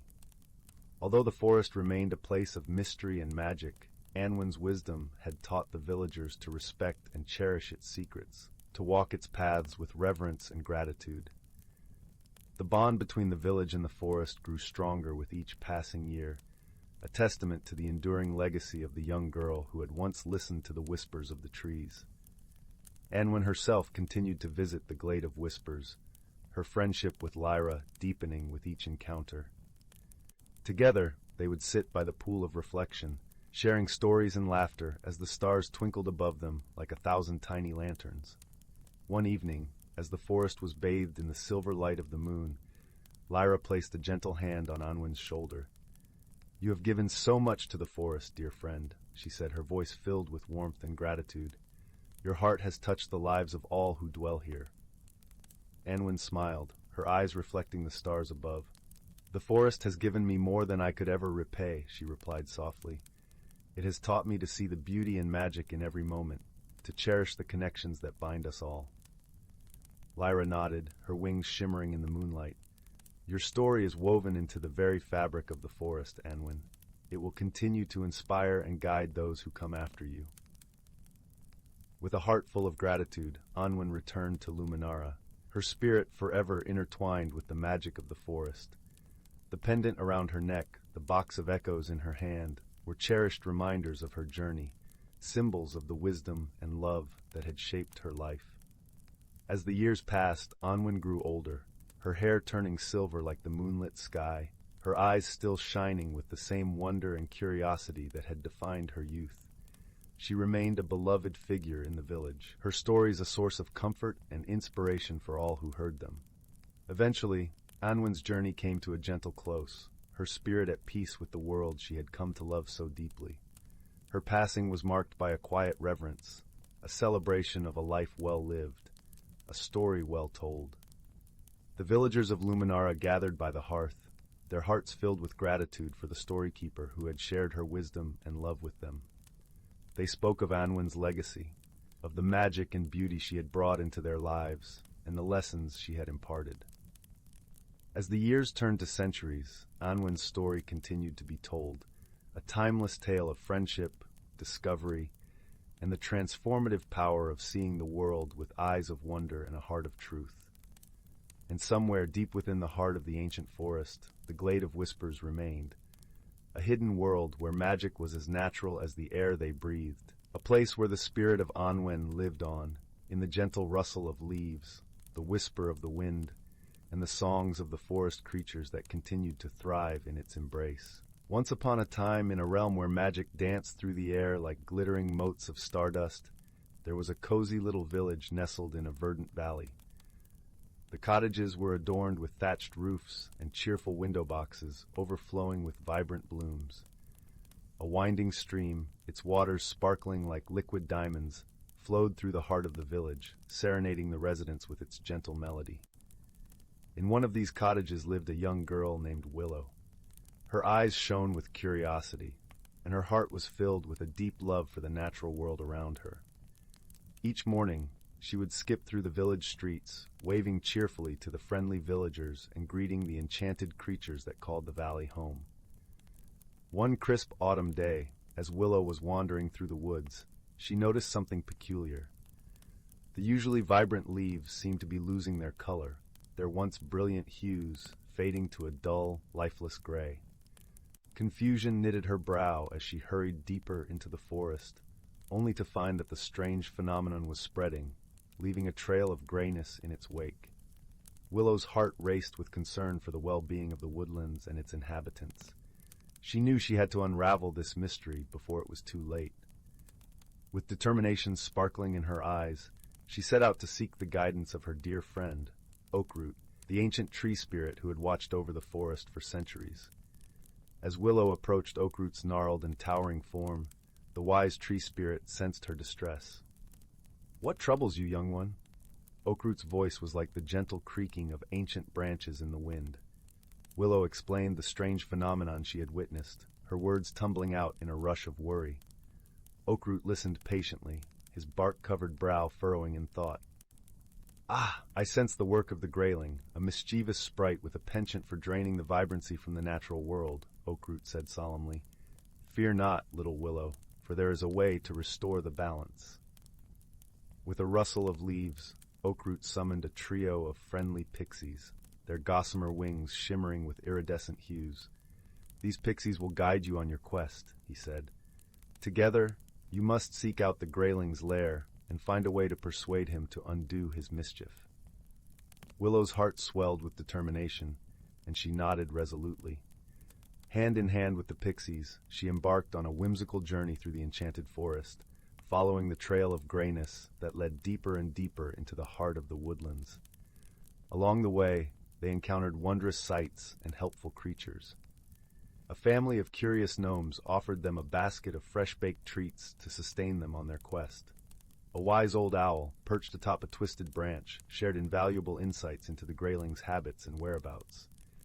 At last, they reached a secluded glade, where a peculiar mist hung in the air, casting a dull pall over the surroundings. In the center of the glade stood a twisted, gnarled tree, its bark as gray as ash. Willow and the pixies exchanged a knowing glance. This was the grayling's lair. As they approached the tree, a small, impish figure emerged from a knothole, his mischievous eyes twinkling with delight. "Well, well, what have we here?" The grayling chuckled, his voice like the rustling of dry leaves. Willow stepped forward, her heart beating with a mixture of apprehension and determination. "Grayling, we've come to ask you to restore the color and vibrancy to the forest," she said, her voice steady but kind. The grayling tilted his head, considering her words. "And why would I do that?" he asked, a hint of mischief dancing in his eyes. It was then that one of the pixies fluttered forward, her gossamer wings sparkling like 1,000 tiny rainbows. With a gentle smile, she began to weave a tale of the beauty and joy that vibrant colors brought to the forest. The brilliant hues of the autumn leaves, the cheerful blossoms that dotted the meadows, the rich greens of the ancient trees. As the pixie spoke, the grayling's expression softened, and a wistful look crossed his impish features. Willow seized the opportunity, adding her own words of wisdom and appeal to the grayling's sense of whimsy and delight. Slowly but surely, the grayling's mischievous demeanor melted away, replaced by a newfound appreciation for the beauty and vibrancy he had inadvertently drained from the forest. With a wave of his gnarled hand, he released a shimmering burst of energy that rippled outward, restoring the brilliant hues to the woodlands. Willow and the pixies watched in wonder as the color and life flooded back into the forest, the leaves regaining their fiery autumnal shades, the flowers blooming with renewed vibrancy, and the very air seeming to sparkle with renewed energy. The grayling, his eyes shining with childlike delight, turned to Willow and the pixies. "Thank you, my friends," he said, his voice tinged with genuine gratitude. "You have shown me the true beauty of color and the joy it brings to this realm." From that day forth, the Greyling became a cherished protector of the forest's vibrant hues, using his magic to enhance and celebrate the natural wonders that surrounded him. And Willow, her heart brimming with joy and gratitude, continued to wander the enchanted woodlands, her spirit ever entwined with the magic and wonder that thrived within its ancient boughs. In the heart of the misty blue forest, where trees wore coats of moss and squirrels played hide-and-seek with the sunbeams, there lay a tiny, bustling village known as Twinklewood Hollow. This was no ordinary village, for its inhabitants were as unique and whimsical as the forest itself. You see, Twinklewood was home to a medley of magical creatures, each with their own delightful peculiarity. At the center of the hollow lived a merry little gnome named Pipkin. Pipkin was known far and wide for his penchant for wearing mismatched socks, believing they brought him good luck. His home was a cozy burrow beneath an ancient oak, with windows framed by ivy and a door that creaked a friendly greeting each time it opened. Pipkin's most cherished possession was a brass kettle that whistled the tune of "Twinkle, Twinkle, Little Star" whenever the tea was ready. Next door to Pipkin, in a treehouse woven from willow branches, lived a sprightly fairy named Flick. Flick had wings as delicate as a dragonfly's, shimmering in hues of lavender and gold. She had an infectious giggle that sounded like wind chimes in a gentle breeze, and was known for her remarkable skill in painting the most vibrant rainbows across the sky with her magic paintbrush. A little further down the cobblestone path, one would find the abode of Terence, the talking tortoise. Terence was never in a rush, and he often reminded his friends that the best way to enjoy life was one slow step at a time. His shell was a patchwork of colors, each tile a memory from his travels around the world. Terence was a master storyteller, his tales as rich and layered as the forest floor in autumn. One sunny morning, as the dew sparkled on the meadow like 1,000 tiny diamonds, Pipkin, Flick, and Terence gathered at the village square. They were joined by a lively crowd of other villagers, including the melodic-voiced songbirds, the mischievous squirrel twins, and the wise old owl Hootsworth, who always wore spectacles perched precariously on his beak. The occasion was the annual Twinklewood Festival, a day filled with laughter, games, and feasting. But this year, something peculiar was afoot. As the festivities began, a curious occurrence unfolded. The air shimmered with a peculiar iridescent glow, and suddenly, every sound in the village turned into a melody. The rustling leaves sang a gentle lullaby, the bubbling brook played a merry jig, and even the clattering of dishes at the feast was transformed into a cheerful tune. At first, the villagers found this quite amusing. They danced to the melody of their chores and chuckled at the serenading sounds all around them. However, as the day wore on, it became apparent that this magical melody was more than just a harmless enchantment. Every spoken word was now a song, and trying to communicate became a comical opera of misunderstandings. "We need to solve this musical mystery," declared Pipkin, his words tumbling out in a lively aria that made the crowd giggle. Flick fluttered her wings excitedly, her voice a playful soprano. "Let's head to the Whispering Glade. Perhaps the trees can tell us what's causing this tuneful trouble." The villagers agreed, and off they went, a parade of singing, humming, and whistling creatures, weaving their way through the forest to the Whispering Glade. The glade was a special place where the oldest trees in the forest stood, their branches entwined like the fingers of old friends. It was said that these trees could speak if you listened closely enough. As they reached the glade, the villagers quieted, their melodic chatter turning into a harmonious hum. Pipkin stepped forward, his mismatched socks peeking out from beneath his trousers, and addressed the trees in a gentle ballad. "O wise trees, what is this magical melody that fills our village? Can you help us find a way to bring back our normal voices?" For a moment the glade was silent, save for the rustling leaves. Then, a deep, resonant voice emerged from the largest tree, its bark as gnarled and wise as time itself. Long ago, a playful sprite named Melody cast a spell upon these woods, leaving behind a treasure of musical enchantments. It seems you have stumbled upon one of her playful charms. Terence, in his slow and deliberate baritone, asked, Is there a way to undo the spell, dear trees? The elder tree responded with a gentle rustle. Ah, yes. To return your voices, you must find Melody's forgotten flute, hidden deep within the enchanted grove. Play a tune of friendship, and the spell shall be undone. With newfound determination, Pipkin, Flick, and Terence set out towards the enchanted grove, a place known for its magical wonders and delightful surprises. The path was lined with flowers that opened and closed like little music boxes, and birds that flew in synchronized patterns, creating an aerial symphony. As they reached the grove, they were greeted by a sight that took their breath away. The trees here were not ordinary. Their trunks twisted into fantastical shapes, and their leaves glowed in every color imaginable. In the center of the grove stood a pedestal made of crystal, and atop it lay a flute, its surface shimmering like a moonlit lake. Flick, with her fairy grace, picked up the flute. "I think I know just the tune," she said, her voice a gentle melody. She placed the flute to her lips and began to play. The notes floated through the air, a sweet, simple tune that spoke of friendship and harmony. As the melody swirled around them, the iridescent glow that had filled the village began to fade, and the sounds returned to their natural state. Back in Twinklewood Hollow, the villagers cheered, their voices at last free from the musical enchantment. They gathered around Pipkin, Flick, and Terence, thanking them with heartfelt gratitude.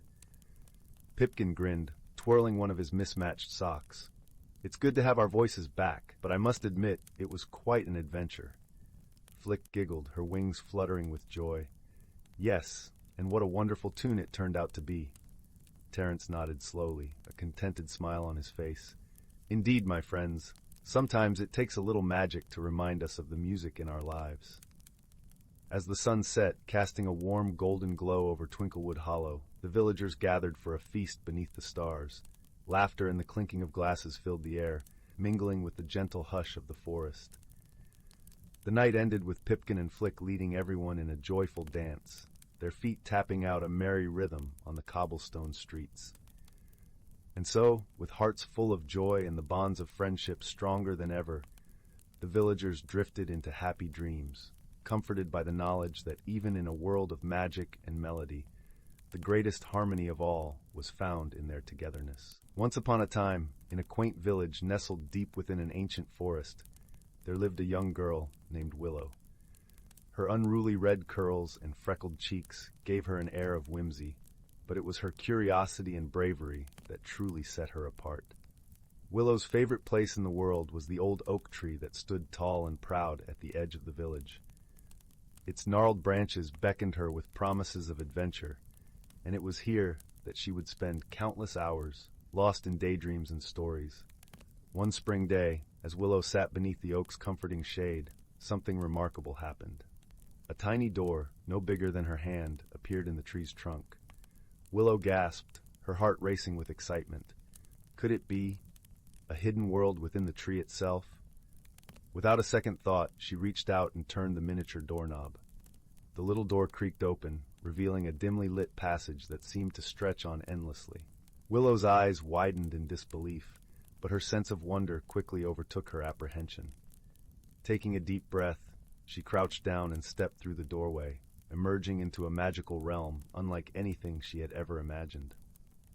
The world within the oak tree was alive with vibrant colors and the sweet fragrance of wildflowers. Tiny mushrooms dotted the mossy ground, and streams of crystalline water trickled over smooth pebbles. As Willow wandered deeper into this enchanting place, she encountered creatures she had only heard of in stories. Fairies with gossamer wings, pixies with mischievous grins, and talking animals who greeted her with kindness. One such animal, a wise old badger named Bramble, took Willow under his wing and introduced her to the wonders of this hidden realm. He explained that the oak tree was a magical gateway, and only those with pure hearts and open minds could enter. Bramble became Willow's guide, teaching her about the delicate balance of nature and the importance of protecting this secret world. Together, they embarked on countless ventures, exploring every nook and cranny of the oak tree's inner sanctum. On one particularly memorable journey, Willow and Bramble stumbled upon a clearing where a cluster of glowing mushrooms grew. Bramble warned her that these were no ordinary fungi. They possessed the power to grant wishes, but only to those who truly understood the weight of their desires. Willow, ever the curious soul, couldn't resist the temptation to make a wish. She closed her eyes and wished for the ability to understand and communicate with all living things. In an instant, the world around her came alive with a symphony of voices, the whispering trees, the chattering squirrels, and even the soft melodies of the wind itself. At first, this newfound ability was overwhelming, but with Bramble's guidance, Willow learned to embrace her gift and use it to forge deeper connections with the natural world. She became a bridge between the hidden realm and the human village, advocating for the protection of the forest and its inhabitants. As the seasons changed and years passed, Willow's friendship with Bramble and the other creatures of the oak tree grew stronger. They faced challenges together, solving mysteries and overcoming obstacles with wisdom and courage. One such mystery unfolded during a particularly harsh winter, when the once vibrant oak tree began to wither and fade. Willow and her friends worked tirelessly to uncover the cause, ultimately discovering that a nearby stream had been polluted by human carelessness. With her newfound understanding of the natural world, Willow rallied the villagers to clean up the stream and restore balance to the forest. Slowly but surely, the oak tree regained its strength, its branches reaching towards the sky once more. Through her journey within the hidden world of the oak tree, Willow had transformed from a curious young girl into a compassionate, determined guardian of nature. She had faced her fears, embraced her gifts, and forged friendships that defied all expectations. As the years passed, Willow grew into a wise woman, her hair now streaked with silver. But her spirit remained as vibrant as ever, and she would often return to the oak tree, opening the little door and stepping into the magical realm that had shaped her so profoundly. And as she sat beneath the whispering branches, surrounded by her dearest friends, Willow would share the tales of her adventures with the next generation of wide-eyed, curious children. For she knew that the hidden world within the oak tree was not just a place of magic, but a sanctuary of wonder, friendship, and personal growth, a legacy to be cherished and protected for all time. In the heart of the whispering woods, where the trees seemed to hum soft lullabies, and the ground was carpeted with a tapestry of moss and wildflowers, there lay a quaint little village called Moonhaven. This village, nestled under the gentle glow of a perpetually twinkling sky, was a place where magic flowed as naturally as the babbling brook that wound its way through the center of town. Moonhaven was known for its serene beauty and the warmth of its community. It was a place where the houses were made of smooth, rounded stones, with thatched roofs that looked like they had sprouted from the earth itself. Each window glowed with the soft light of candles, and the air was always scented with the comforting aromas of freshly baked bread and blooming lavender. One crisp autumn evening, as the golden leaves danced gently down from the trees, a peculiar event began to unfold. The village's beloved clock tower, which stood proudly in the village square for generations, had started to chime at odd hours. Instead of its usual melody marking the passage of time, it now played a strange, lilting tune that no one recognized. This curious phenomenon puzzled the villagers, for the clock tower was enchanted to ensure it kept perfect time and harmony with the natural world. The villagers gathered in small groups, whispering under the glow of the street lamps, their breath visible in the cool evening air. Among the villagers was a young girl named Leela, known for her keen sense of curiosity and her love for solving puzzles. Leela lived with her grandmother, Eleonora, in a cozy cottage at the edge of the woods. Eleonora was a wise and gentle soul, whose knowledge of the old ways and stories of the forest was unparalleled. After the clock tower's melody drifted through the night once more, Lila turned to her grandmother with eyes wide with wonder. "Grandmother, what do you think could be making the clock tower chime so strangely?" Eleonora smiled softly, her eyes twinkling with the light of 1,000 stories. "Ah, my dear, the world is full of mysteries, each waiting patiently for the right heart to uncover them. Perhaps it is time you seek the counsel of the forest's guardians." Encouraged by her grandmother's words, Lila set out the next morning, her heart light with excitement. She followed the winding path through the woods, where the sunlight filtered through the leaves like streams of golden syrup. The forest was alive with the sounds of rustling leaves and the distant call of birds. Lila soon arrived at the ancient oak tree known as the Heartwood. This tree was the oldest in the forest, its trunk wide enough to hide an entire family behind. It was said to be the dwelling of the forest's guardians, the elder tree sprites, who were wise creatures of gentle magic and deep understanding. As Lila approached, she noticed faintly glowing figures emerging from the bark of the tree. They were the elder tree sprites, their tiny forms shimmering with an ethereal light. Their eyes, like polished stones, watched her with curiosity and kindness.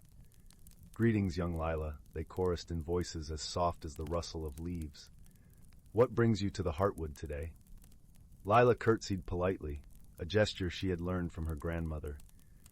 "Wise sprites, the clock tower in our village has been playing a strange melody at odd hours, and we cannot understand why.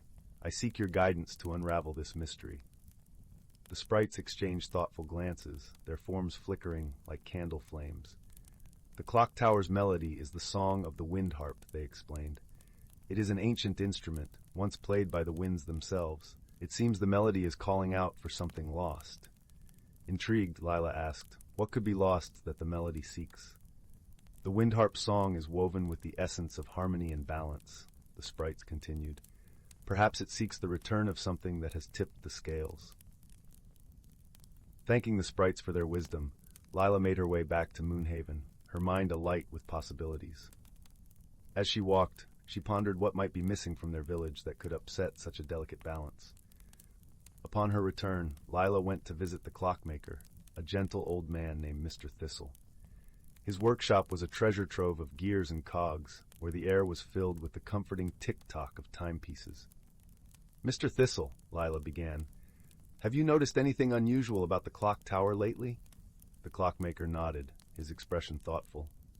"Indeed, young Lila, the clock's song is different, as if it sings of longing." "Do you recall anything that changed before the melody began?" Lila inquired. Mr. Thistle scratched his head, his brow furrowed with concentration. "Now that you mention it, a few weeks ago, a little bird's nest was found empty beneath the clock tower. The nest had been there for years, but the birds have vanished." Lila's eyes widened with realization. Perhaps the birds are what the wind harp song is calling for. They are part of the harmony that needs restoring.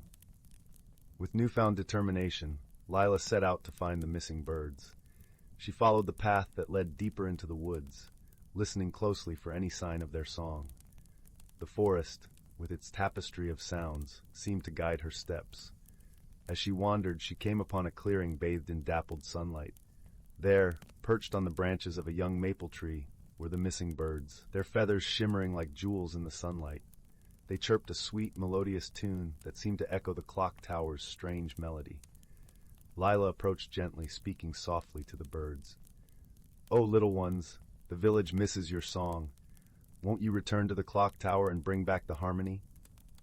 The birds, understanding her gentle plea, fluttered their wings in agreement. With a joyful trill, they took flight, leading Lila back to Moonhaven. As the birds returned to their nest beneath the clock tower, the strange melody ceased, replaced by the familiar, comforting chimes that had marked the hours for generations. The villagers gathered to watch in awe as the birds settled in, their presence restoring the balance that had been missing. That evening, as the stars twinkled like diamonds in the sky, the village celebrated the return of their feathered friends. Lila, her heart full of contentment, sat by the fire with her grandmother, recounting her adventure. "You see, my dear," Eleonora said, wrapping an arm around Lila's shoulders, "sometimes the answers we seek are found by simply listening to the world around us. Balance and harmony are treasures worth nurturing." As the fire crackled softly and the night wrapped the village in its gentle embrace, Moonhaven drifted into a peaceful slumber, its harmony restored. And in the heart of the whispering woods, the clock tower stood tall, its melody a testament to the power of friendship and the wisdom of listening to the whispers of the world. In the quaint village of Willowbrook, nestled between rolling hills and whispering woods, the air was always filled with the sweet scent of blooming lilacs and the gentle hum of nature's lullaby. It was a place where time seemed to slow, and the days drifted by like lazy clouds across a summer sky. The villagers were a tight-knit community of kind-hearted souls, each with tales of old passed down through generations, tales that spoke of magic and wonder, hidden secrets, and the mysteries of the woods that framed their idyllic world. In the heart of this village lived a young girl named Lila, with eyes the color of a moonlit lake and hair spun from the golden rays of the sun. Lila had a curious mind and a heart that beat in time with the rhythm of the world around her. She spent her days exploring the edges of the forest, where the trees whispered ancient secrets and the wind carried the scent of adventure. Her closest companion on these sojourns was a small, fluffy squirrel named Pip, whose mischievous eyes sparkled with the promise of mischief and joy. One warm spring morning, as the first hints of dawn painted the sky in hues of pink and gold, Lila and Pip set off on one of their usual adventures. The forest was alive with the sounds of birds chirping, leaves rustling, and the distant babble of a hidden brook. As they delved deeper into the woods, Lila noticed a path she hadn't seen before, a narrow trail veiled by an archway of intertwining branches adorned with delicate white flowers. "Where do you suppose this path leads, Pip?" Lila mused aloud, her voice a gentle whisper in the quiet of the morning. Pip twitched his nose and flicked his tail, as if urging her to follow the mysterious trail. Together, they ventured through the floral archway, leaving the familiar forest behind. The path wound through clusters of ancient trees, their trunks gnarled and roots twisted like the fingers of time. The canopy above was dense, allowing only slivers of sunlight to dance upon the forest floor. After what felt like hours, they emerged into a hidden grove, a place that seemed untouched by time.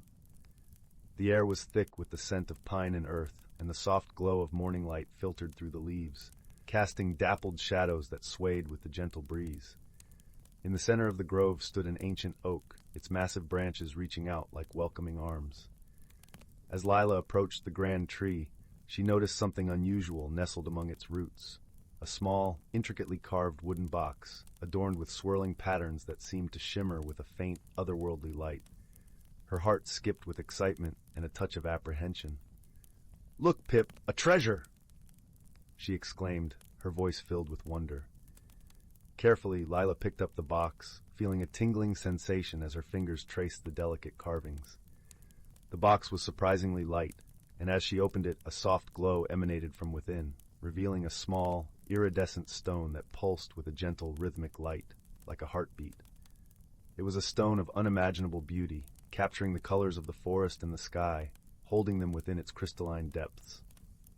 "What do you think it is, Pip?" Lila asked, her voice hushed with awe. Pip chattered excitedly, his tiny paws reaching out to touch the stone, and as he did, a warm, comforting sensation washed over them both, like a gentle hug from the sun.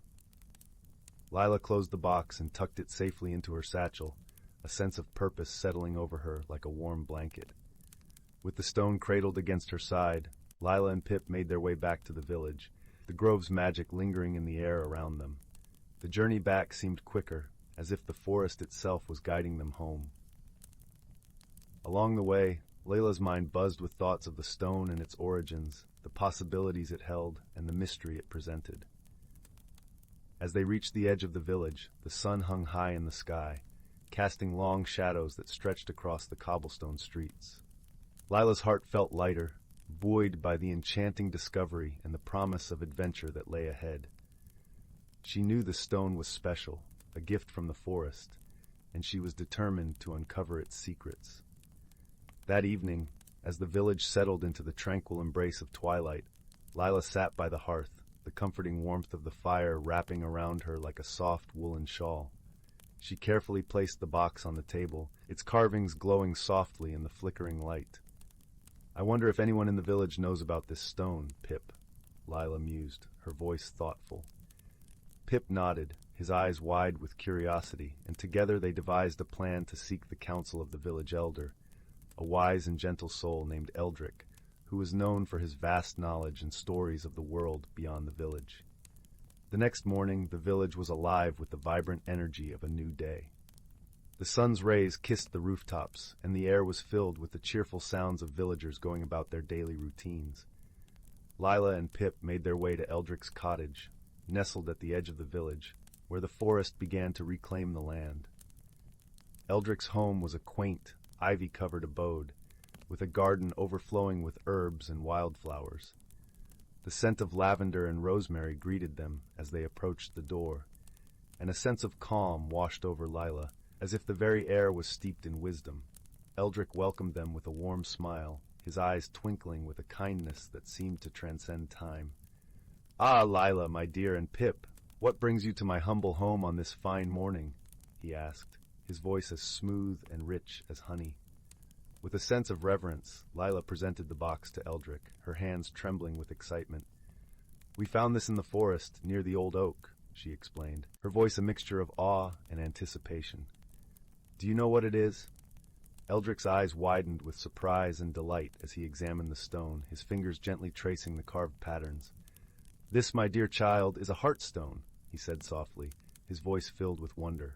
"A rare and precious gift from the forest, imbued with the magic of the earth and the sky." Lila's heart soared with the revelation, her imagination dancing with the possibilities.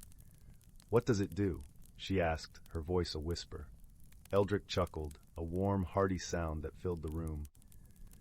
"The Heartstone is said to hold great power, but its true magic lies in its ability to connect the hearts of those who possess it," he explained. "It can reveal hidden truths, mend broken bonds, and guide those who seek its wisdom." Lila listened, her heart swelling with hope and excitement. She knew the Heartstone was meant for her, a beacon of light guiding her on a path of discovery and transformation. With Eldrick's blessing, Lila and Pip set off on a journey that would take them beyond the boundaries of their village, into a world teeming with wonder and mystery. The Heartstone pulsed with a gentle light, its magic resonating with the rhythm of their hearts. As they ventured deeper into the unknown, Lila and Pip encountered new friends and faced unexpected challenges, each step bringing them closer to understanding the true essence of the Heartstone. Through their journey, they learned the value of friendship, the strength found in unity, and the power of love to heal and transform. In the heart of the enchanted forest, they discovered a hidden realm, a place where the boundaries between the natural and magical worlds blurred, and the air shimmered with possibility. Here, under the watchful gaze of the ancient trees and the gentle song of the wind, Lila and Pip uncovered the secret of the Heartstone, a truth that transcended time and space, a connection that bound all living things in a tapestry of light and love. With newfound wisdom and a heart full of gratitude, Lila returned to Willowbrook, her spirit forever changed by the journey. The village welcomed her with open arms, their hearts touched by the magic of the Heartstone and the lessons it imparted. As the sun set over the village, casting a golden glow over the rooftops, Lila sat by the hearth, the Heartstone cradled in her hands, its light a comforting presence in the quiet of the evening. She knew her journey was only just beginning, and with Pip by her side, she was ready to embrace the adventures that lay ahead. In the gentle embrace of night, as the village drifted into slumber, the Heartstone's light flickered softly, a beacon of hope and love in the darkness.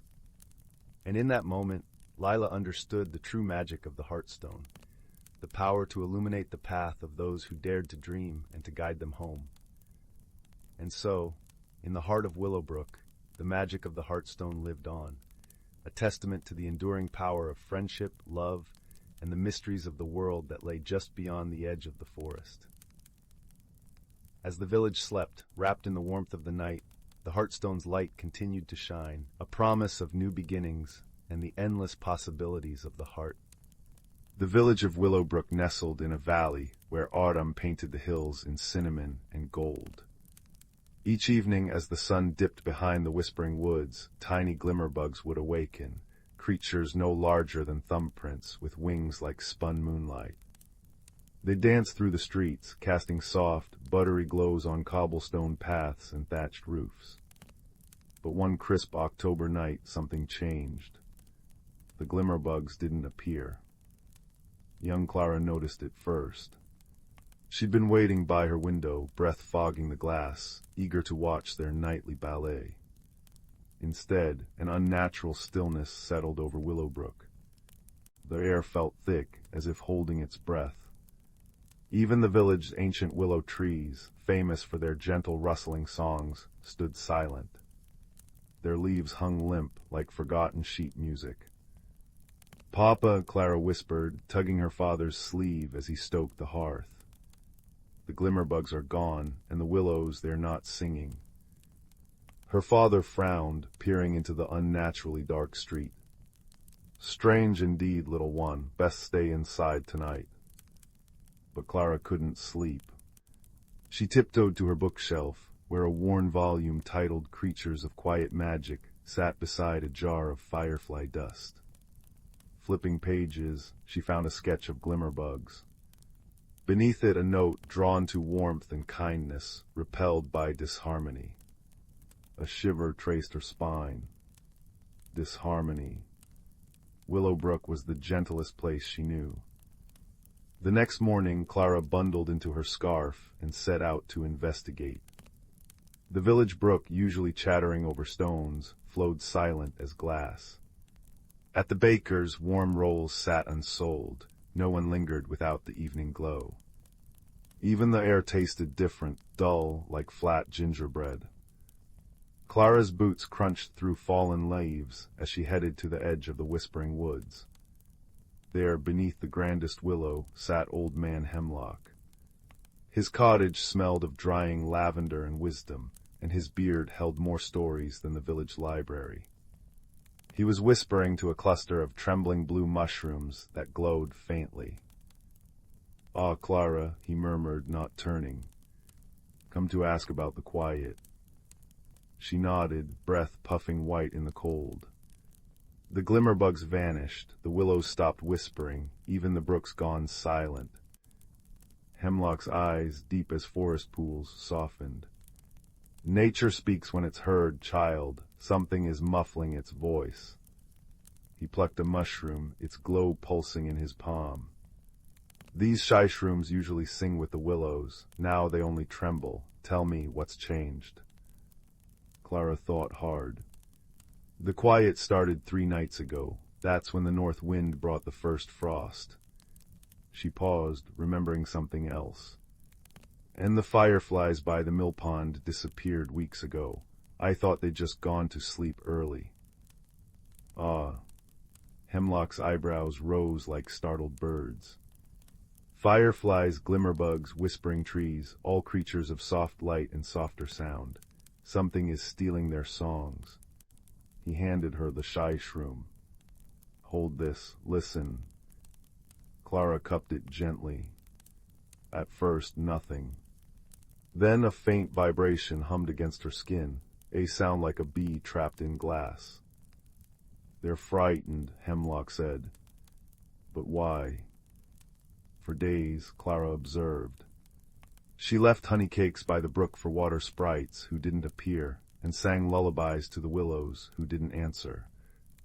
One twilight, as she sketched the silent mill pond, she noticed ripples moving against the current. Tiny, perfect whirlpools spiraled where the water met the reeds. She ran to Hemlock. "The pond's making whirlpools." His eyes lit. "Show me." At the pond, Hemlock knelt, dipping a cedar twig into a whirlpool. It emerged coated in silvery dust that sparkled like frozen starlight.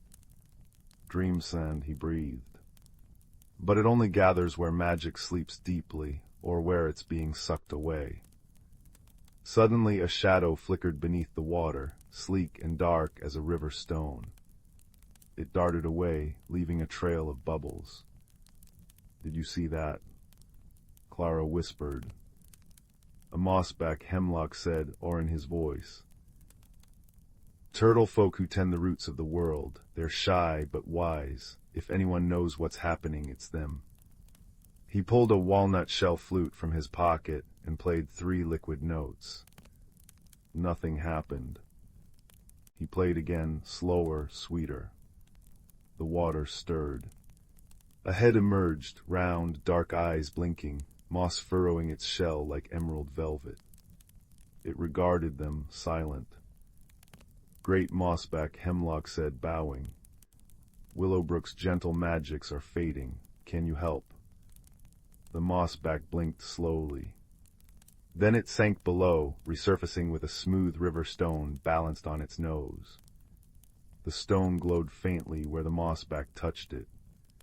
Clara gasped. It was the same soft gold as the missing glimmerbugs. It's collecting light, she realized. But why? The mossback nudged the stone toward Clara's hand. As she touched it, images flooded her mind, a deep, earthy burrow, a pile of identical glowing stones, and curled atop them a smaller mossback, its shell pale and fragile. Sick. Oh, Clara breathed. Your little one is ill. The mossback nodded, eyes glistening. And the light, its medicine. Another nod. The mossback gestured to the pond, then to the woods, then patted its own chest. Hemlock translated, it's been gathering magic, firefly glow, willow songs, brook murmurs, to heal its child, but taking too much too fast has silenced everything. Clara's heart ached.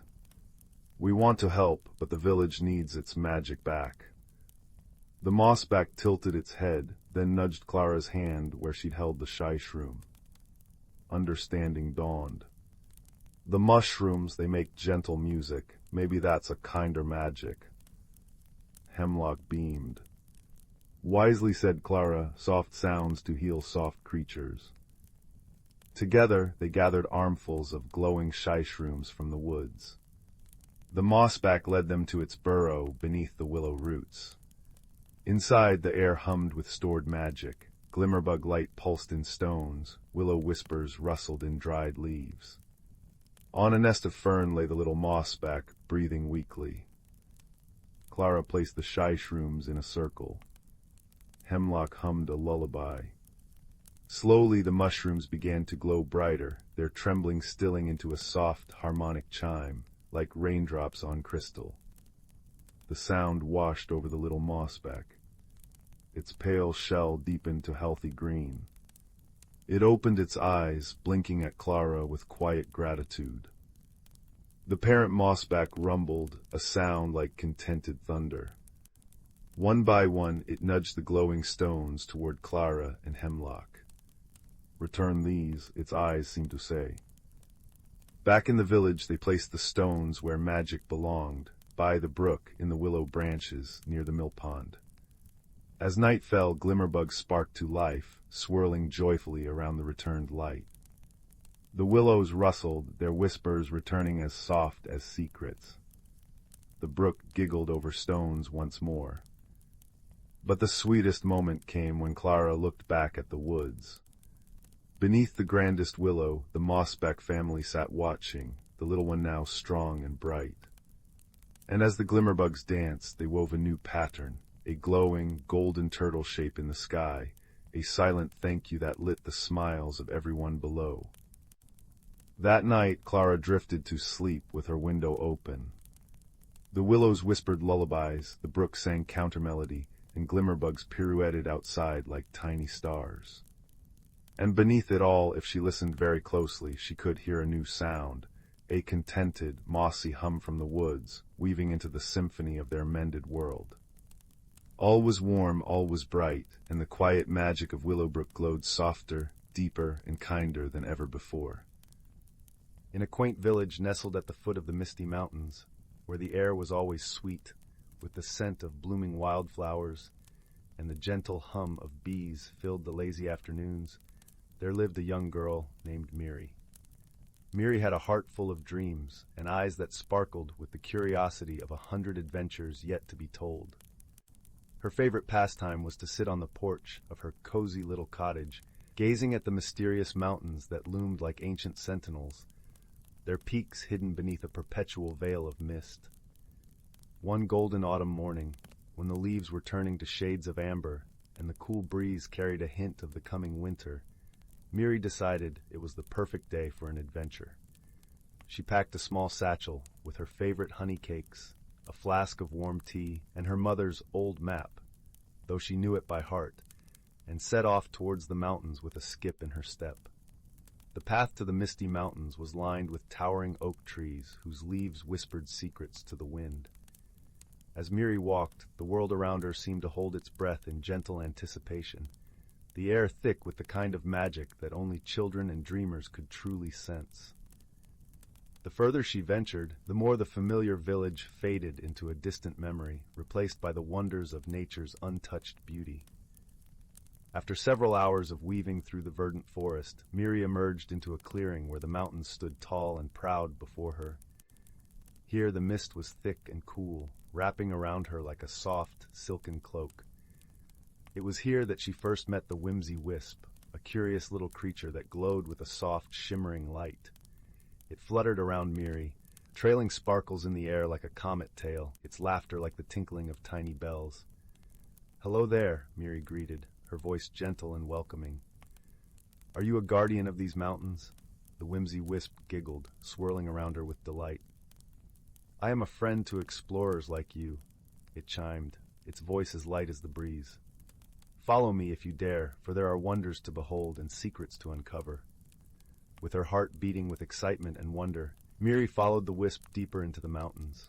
The path was winding and sometimes steep, but the whimsy wisp was always there, its light guiding her through the mist.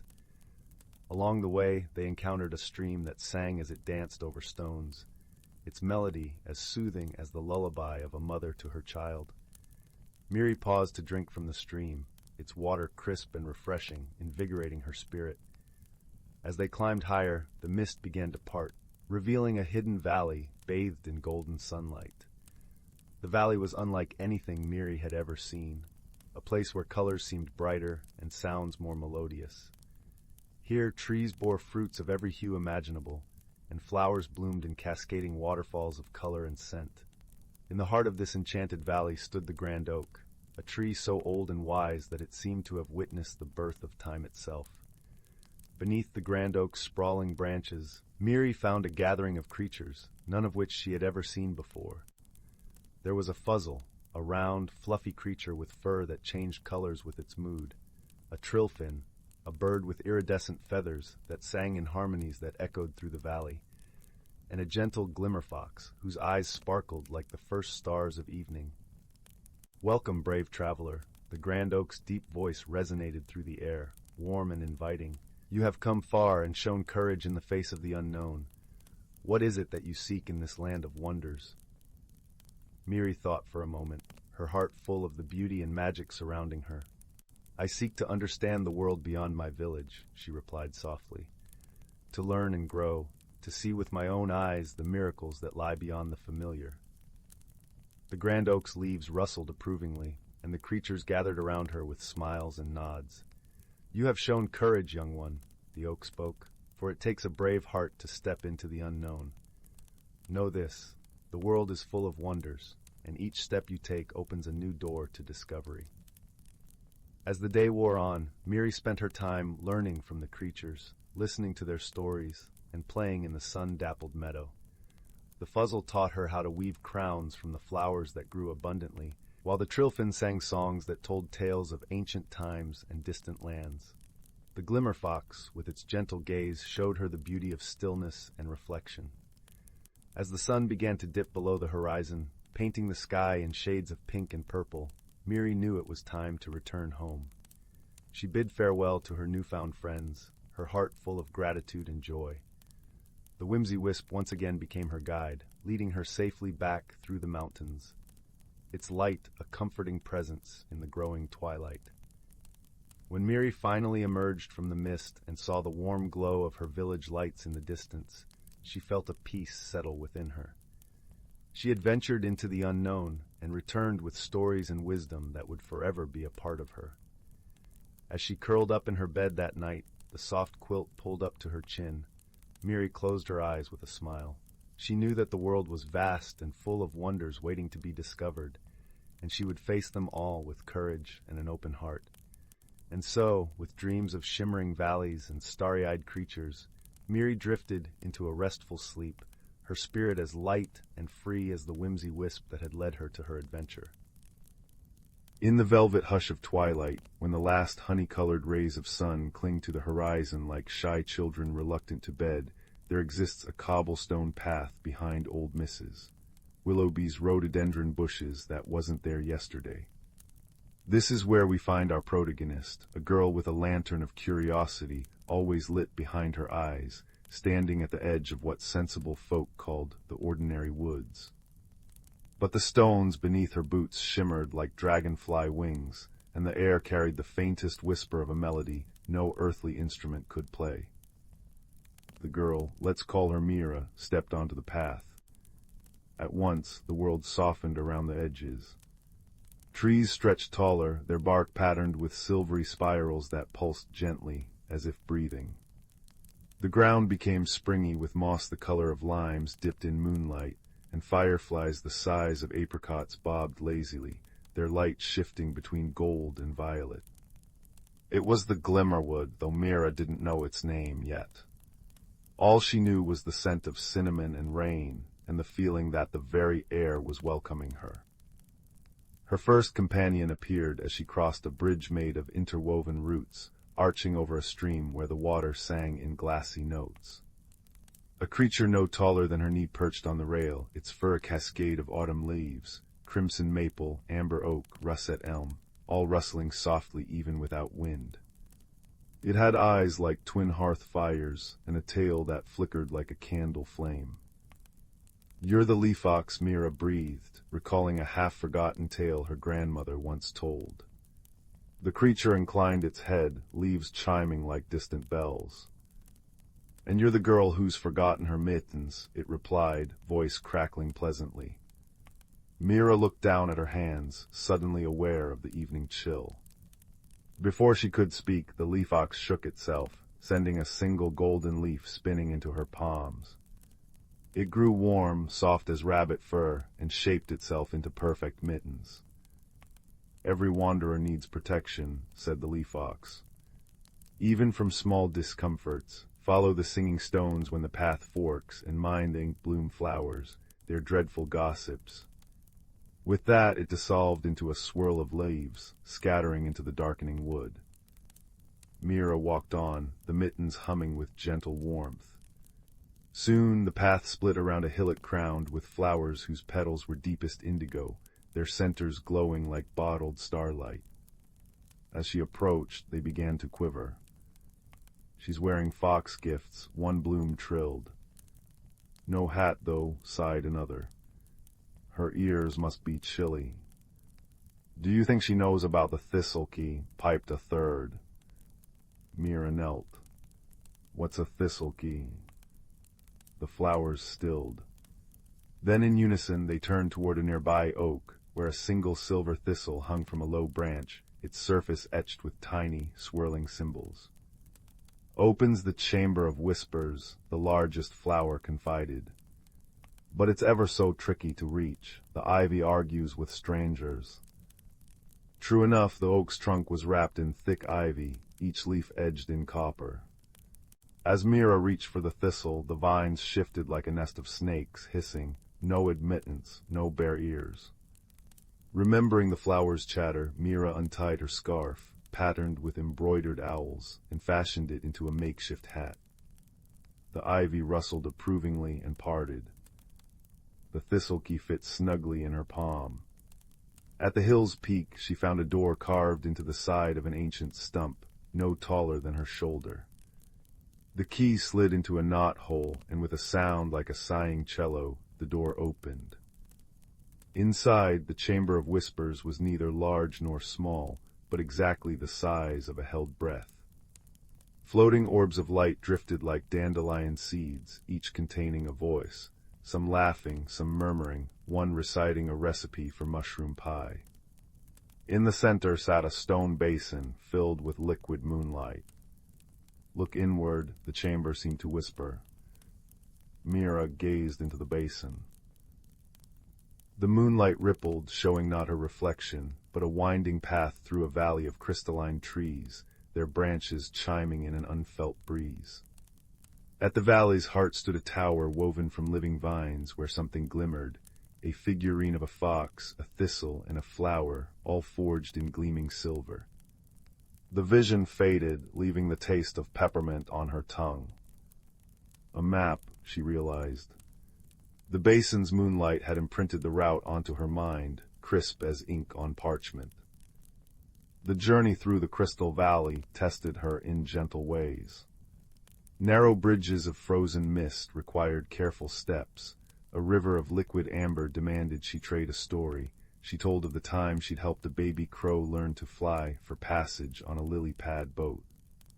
She met a hedgehog knitting socks from spider silk, who gifted her a pair for the stones ahead.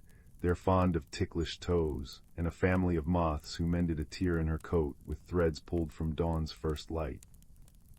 At the Vine Tower, Mira found the figurine, but also a surprise. The leaf ox waited beside it, along with the ink bloom flowers, now tucked into tiny flower pots carried by chipmunks and the moth family. Every guardian of the Glimmerwood comes to greet those who pass the valley, the leaf ox explained. The silver totem is yours, but it asks a question first. Will you keep our secrets? Mira hesitated. I'll share the wonder, but not the paths. Some magic needs quiet to grow. The totem glowed, warm in her hands. As it did, the Glimmerwood itself seemed to hum in approval. The leaf ox nudged her elbow. Come, dawn's approaching, time for wanderers to return. They walked back together, the creatures sharing tales of the wood, how the stars dip down to drink from the singing stream, how the northern lights are actually the ghosts of forgotten songs. At the cobblestone path's end, the leaf ox pressed a paw to Mira's chest. Carry the glimmer here, and when the world feels too heavy. It plucked a maple seed from its tail, now a perfect, tiny whirligig. Plant this where shadows gather. It'll remember the light. Mira stepped back into her world as the first birds began their morning chorus. In her pocket, the silver totem nestled close, and in her heart, the certainty that wonder never truly leaves us. It waits in the corners of our gaze, patient as moonlight. That night, she planted the seed by her window box.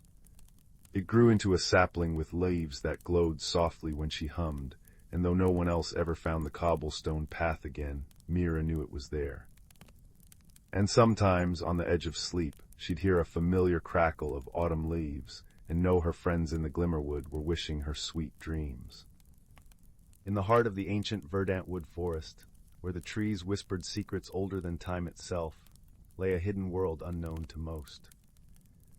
This forest thrived under the gentle guardianship of creatures both seen and unseen, each playing a role in the delicate balance of nature. The air was perpetually infused with the heady scent of moss and pine, and the gentle rustle of leaves in the breeze sounded like the forest's own quiet symphony. At the center of this lush wilderness was a particularly grand oak, known as the elder tree. Its vast branches stretched towards the sky, and its roots delved deep into the earth, connecting it to all the life surrounding it.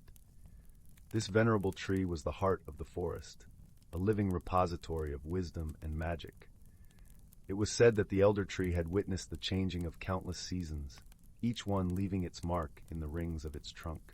As spring unfurled her emerald banners across the landscape, a gathering began beneath the oak's expansive canopy. This was a time of renewal and celebration, marking the beginning of another cycle of growth and abundance. Creatures of every kind convened here, the nimble-footed deer with their gentle eyes, the wise old owls with feathers as soft as the dusk, and the industrious squirrels, their fur a flash of russet among the greenery. Even the tiniest of beings, like the glittering dragonflies and the industrious ants, found their place in this circle of life. Among these creatures was a young fox named Rowan. With fur as bright as autumn leaves and eyes the color of amber, he was known for his curiosity and kindness. Rowan had grown up hearing the stories of the elder tree and the magic that pulsed throughout the forest, and he dreamed of understanding the mysteries that lay hidden within the woods. On this particular day, the air was alive with the scent of blooming wildflowers and the distant song of the river winding its way through the forest. Rowan found himself seated at the foot of the elder tree, listening intently to the stories being shared. The forest elders, wise creatures who had lived through many seasons, spoke of the importance of harmony and balance, of how every creature, no matter how small, contributed to the whole. As the sun dipped lower in the sky, casting a warm, golden light across the forest floor, an unexpected visitor arrived. It was Zephyr, a gentle spirit of the wind, who often roamed the skies and danced among the treetops. Zephyr's presence was as light as a whisper, and whenever he appeared, the leaves would shimmer and sway, as if greeting an old friend. "Rowan," Zephyr called softly, his voice barely more than a breeze. "Come walk with me." Intrigued, Rowan rose to his paws and followed the wind spirit. They moved through the forest, Zephyr guiding him with a playful gust here, a gentle nudge there. The world around them seemed to come alive with vibrant colors and sounds. The call of a distant owl, the trickle of a nearby brook, the soft crunch of leaves underfoot. As they wandered deeper into the woods, Zephyr began to share stories of the seasons and the magic they carried. "Each season brings its own gifts," Zephyr explained. "Spring brings renewal and hope, summer warmth and abundance, autumn wisdom and reflection, and winter rest and resilience. The forest thrives because each season knows its place and purpose." Rowan listened intently, his heart swelling with understanding. He realized that just as the seasons worked together, so too did the creatures of the forest, each with their own role to play in maintaining the harmony of their home. Their journey led them to a clearing where the ground was carpeted with soft, fragrant moss and the sky above was a canvas of twinkling stars. Here Zephyr paused, allowing Rowan to take in the beauty of the world around him. "Remember this, young Rowan," Zephyr continued, his voice gentle and wise. "True strength lies not in power or force, but in understanding and cooperation. The forest flourishes because its inhabitants work together, respecting the balance of nature." Rowan nodded, feeling the truth of Zephyr's words resonate deep within him. He understood now that his own small acts of kindness and curiosity could contribute to the greater good of the forest.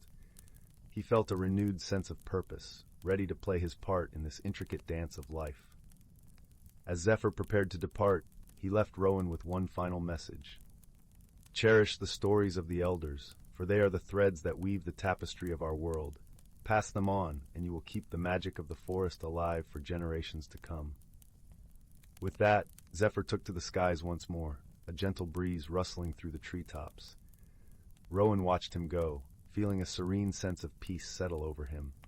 He knew that he was part of something much larger than himself, a timeless cycle of life and magic. Returning to the elder tree, Rowan rejoined the gathering of creatures, his heart full of newfound wisdom.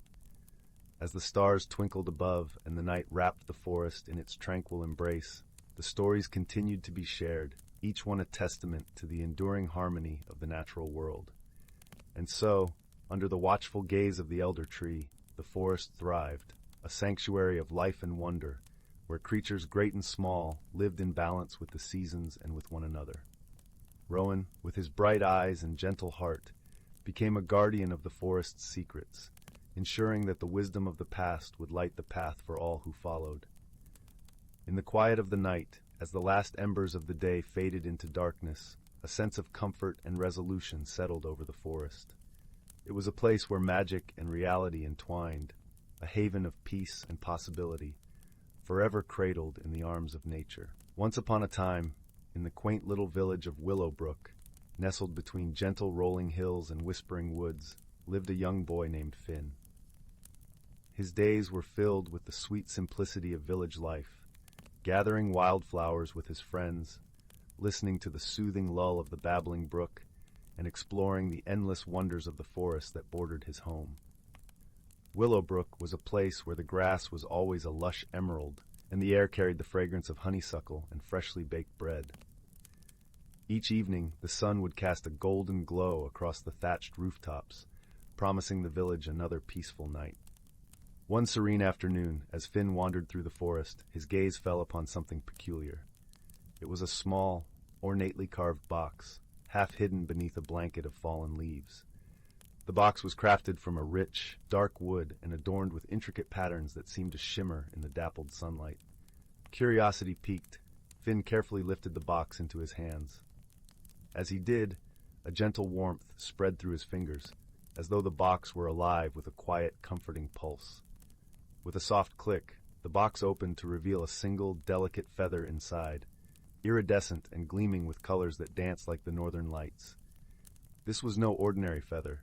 It whispered secrets to Finn's heart, unlocking a sense of magic he had never known. The feather granted Finn an extraordinary ability to understand the language of the forest creatures, and so began his wondrous journey of discovery and wonder. Finn's first encounter was with a wise old owl named Sage, who perched regally on a gnarled branch. Sage's eyes, deep and knowing, regarded Finn with a hint of amusement. "Ah, young one," he hooted softly, "the forest speaks to those who listen. What brings you to our sacred woods?"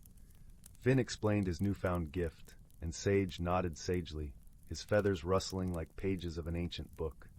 "There is much to learn in these woods, but remember, wisdom is the key to understanding." With Sage as his guide, Finn journeyed deeper into the heart of the forest, where sunlight wove through the canopy in threads of gold. Along the way, he met a myriad of creatures, each with a story to tell and a lesson to share. There was Willow, the gentle deer, who taught Finn the importance of patience and observation. Her eyes, soft and brown like the earth, held a serenity that calmed Finn's restless spirit. Then there was Bristle, the mischievous squirrel with a knack for finding the hidden treasures of the forest floor. Bristle's chatter was a constant reminder that joy could be found in the smallest of things, and his laughter echoed through the trees like a playful melody.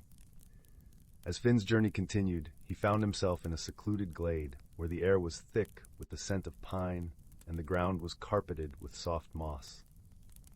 Here, he encountered a challenge, a riddle posed by the enigmatic Mist, an ethereal fox with eyes like liquid moonlight. Mist spoke in a voice that was both melody and mystery. "To unlock the secret of the forest's heart, you must answer this. What is it that speaks without words, guides without force, and is felt but never seen?" Finn pondered the riddle, feeling the cool breeze brush against his cheek, hearing the rustle of leaves and the distant call of a nightingale. He closed his eyes, letting the symphony of the forest fill his senses. And then, with a smile, he answered, "It is love." Mist nodded, her eyes twinkling with approval. "Indeed, young Finn, love is the language that binds us all, the unseen force that guides our hearts."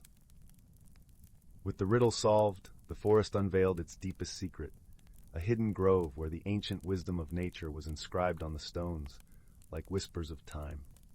Here, Finn learned that true magic lay not in power or grand gestures, but in the kindness shared between friends, the quiet moments of understanding, and the gentle touch of love that connected all living things.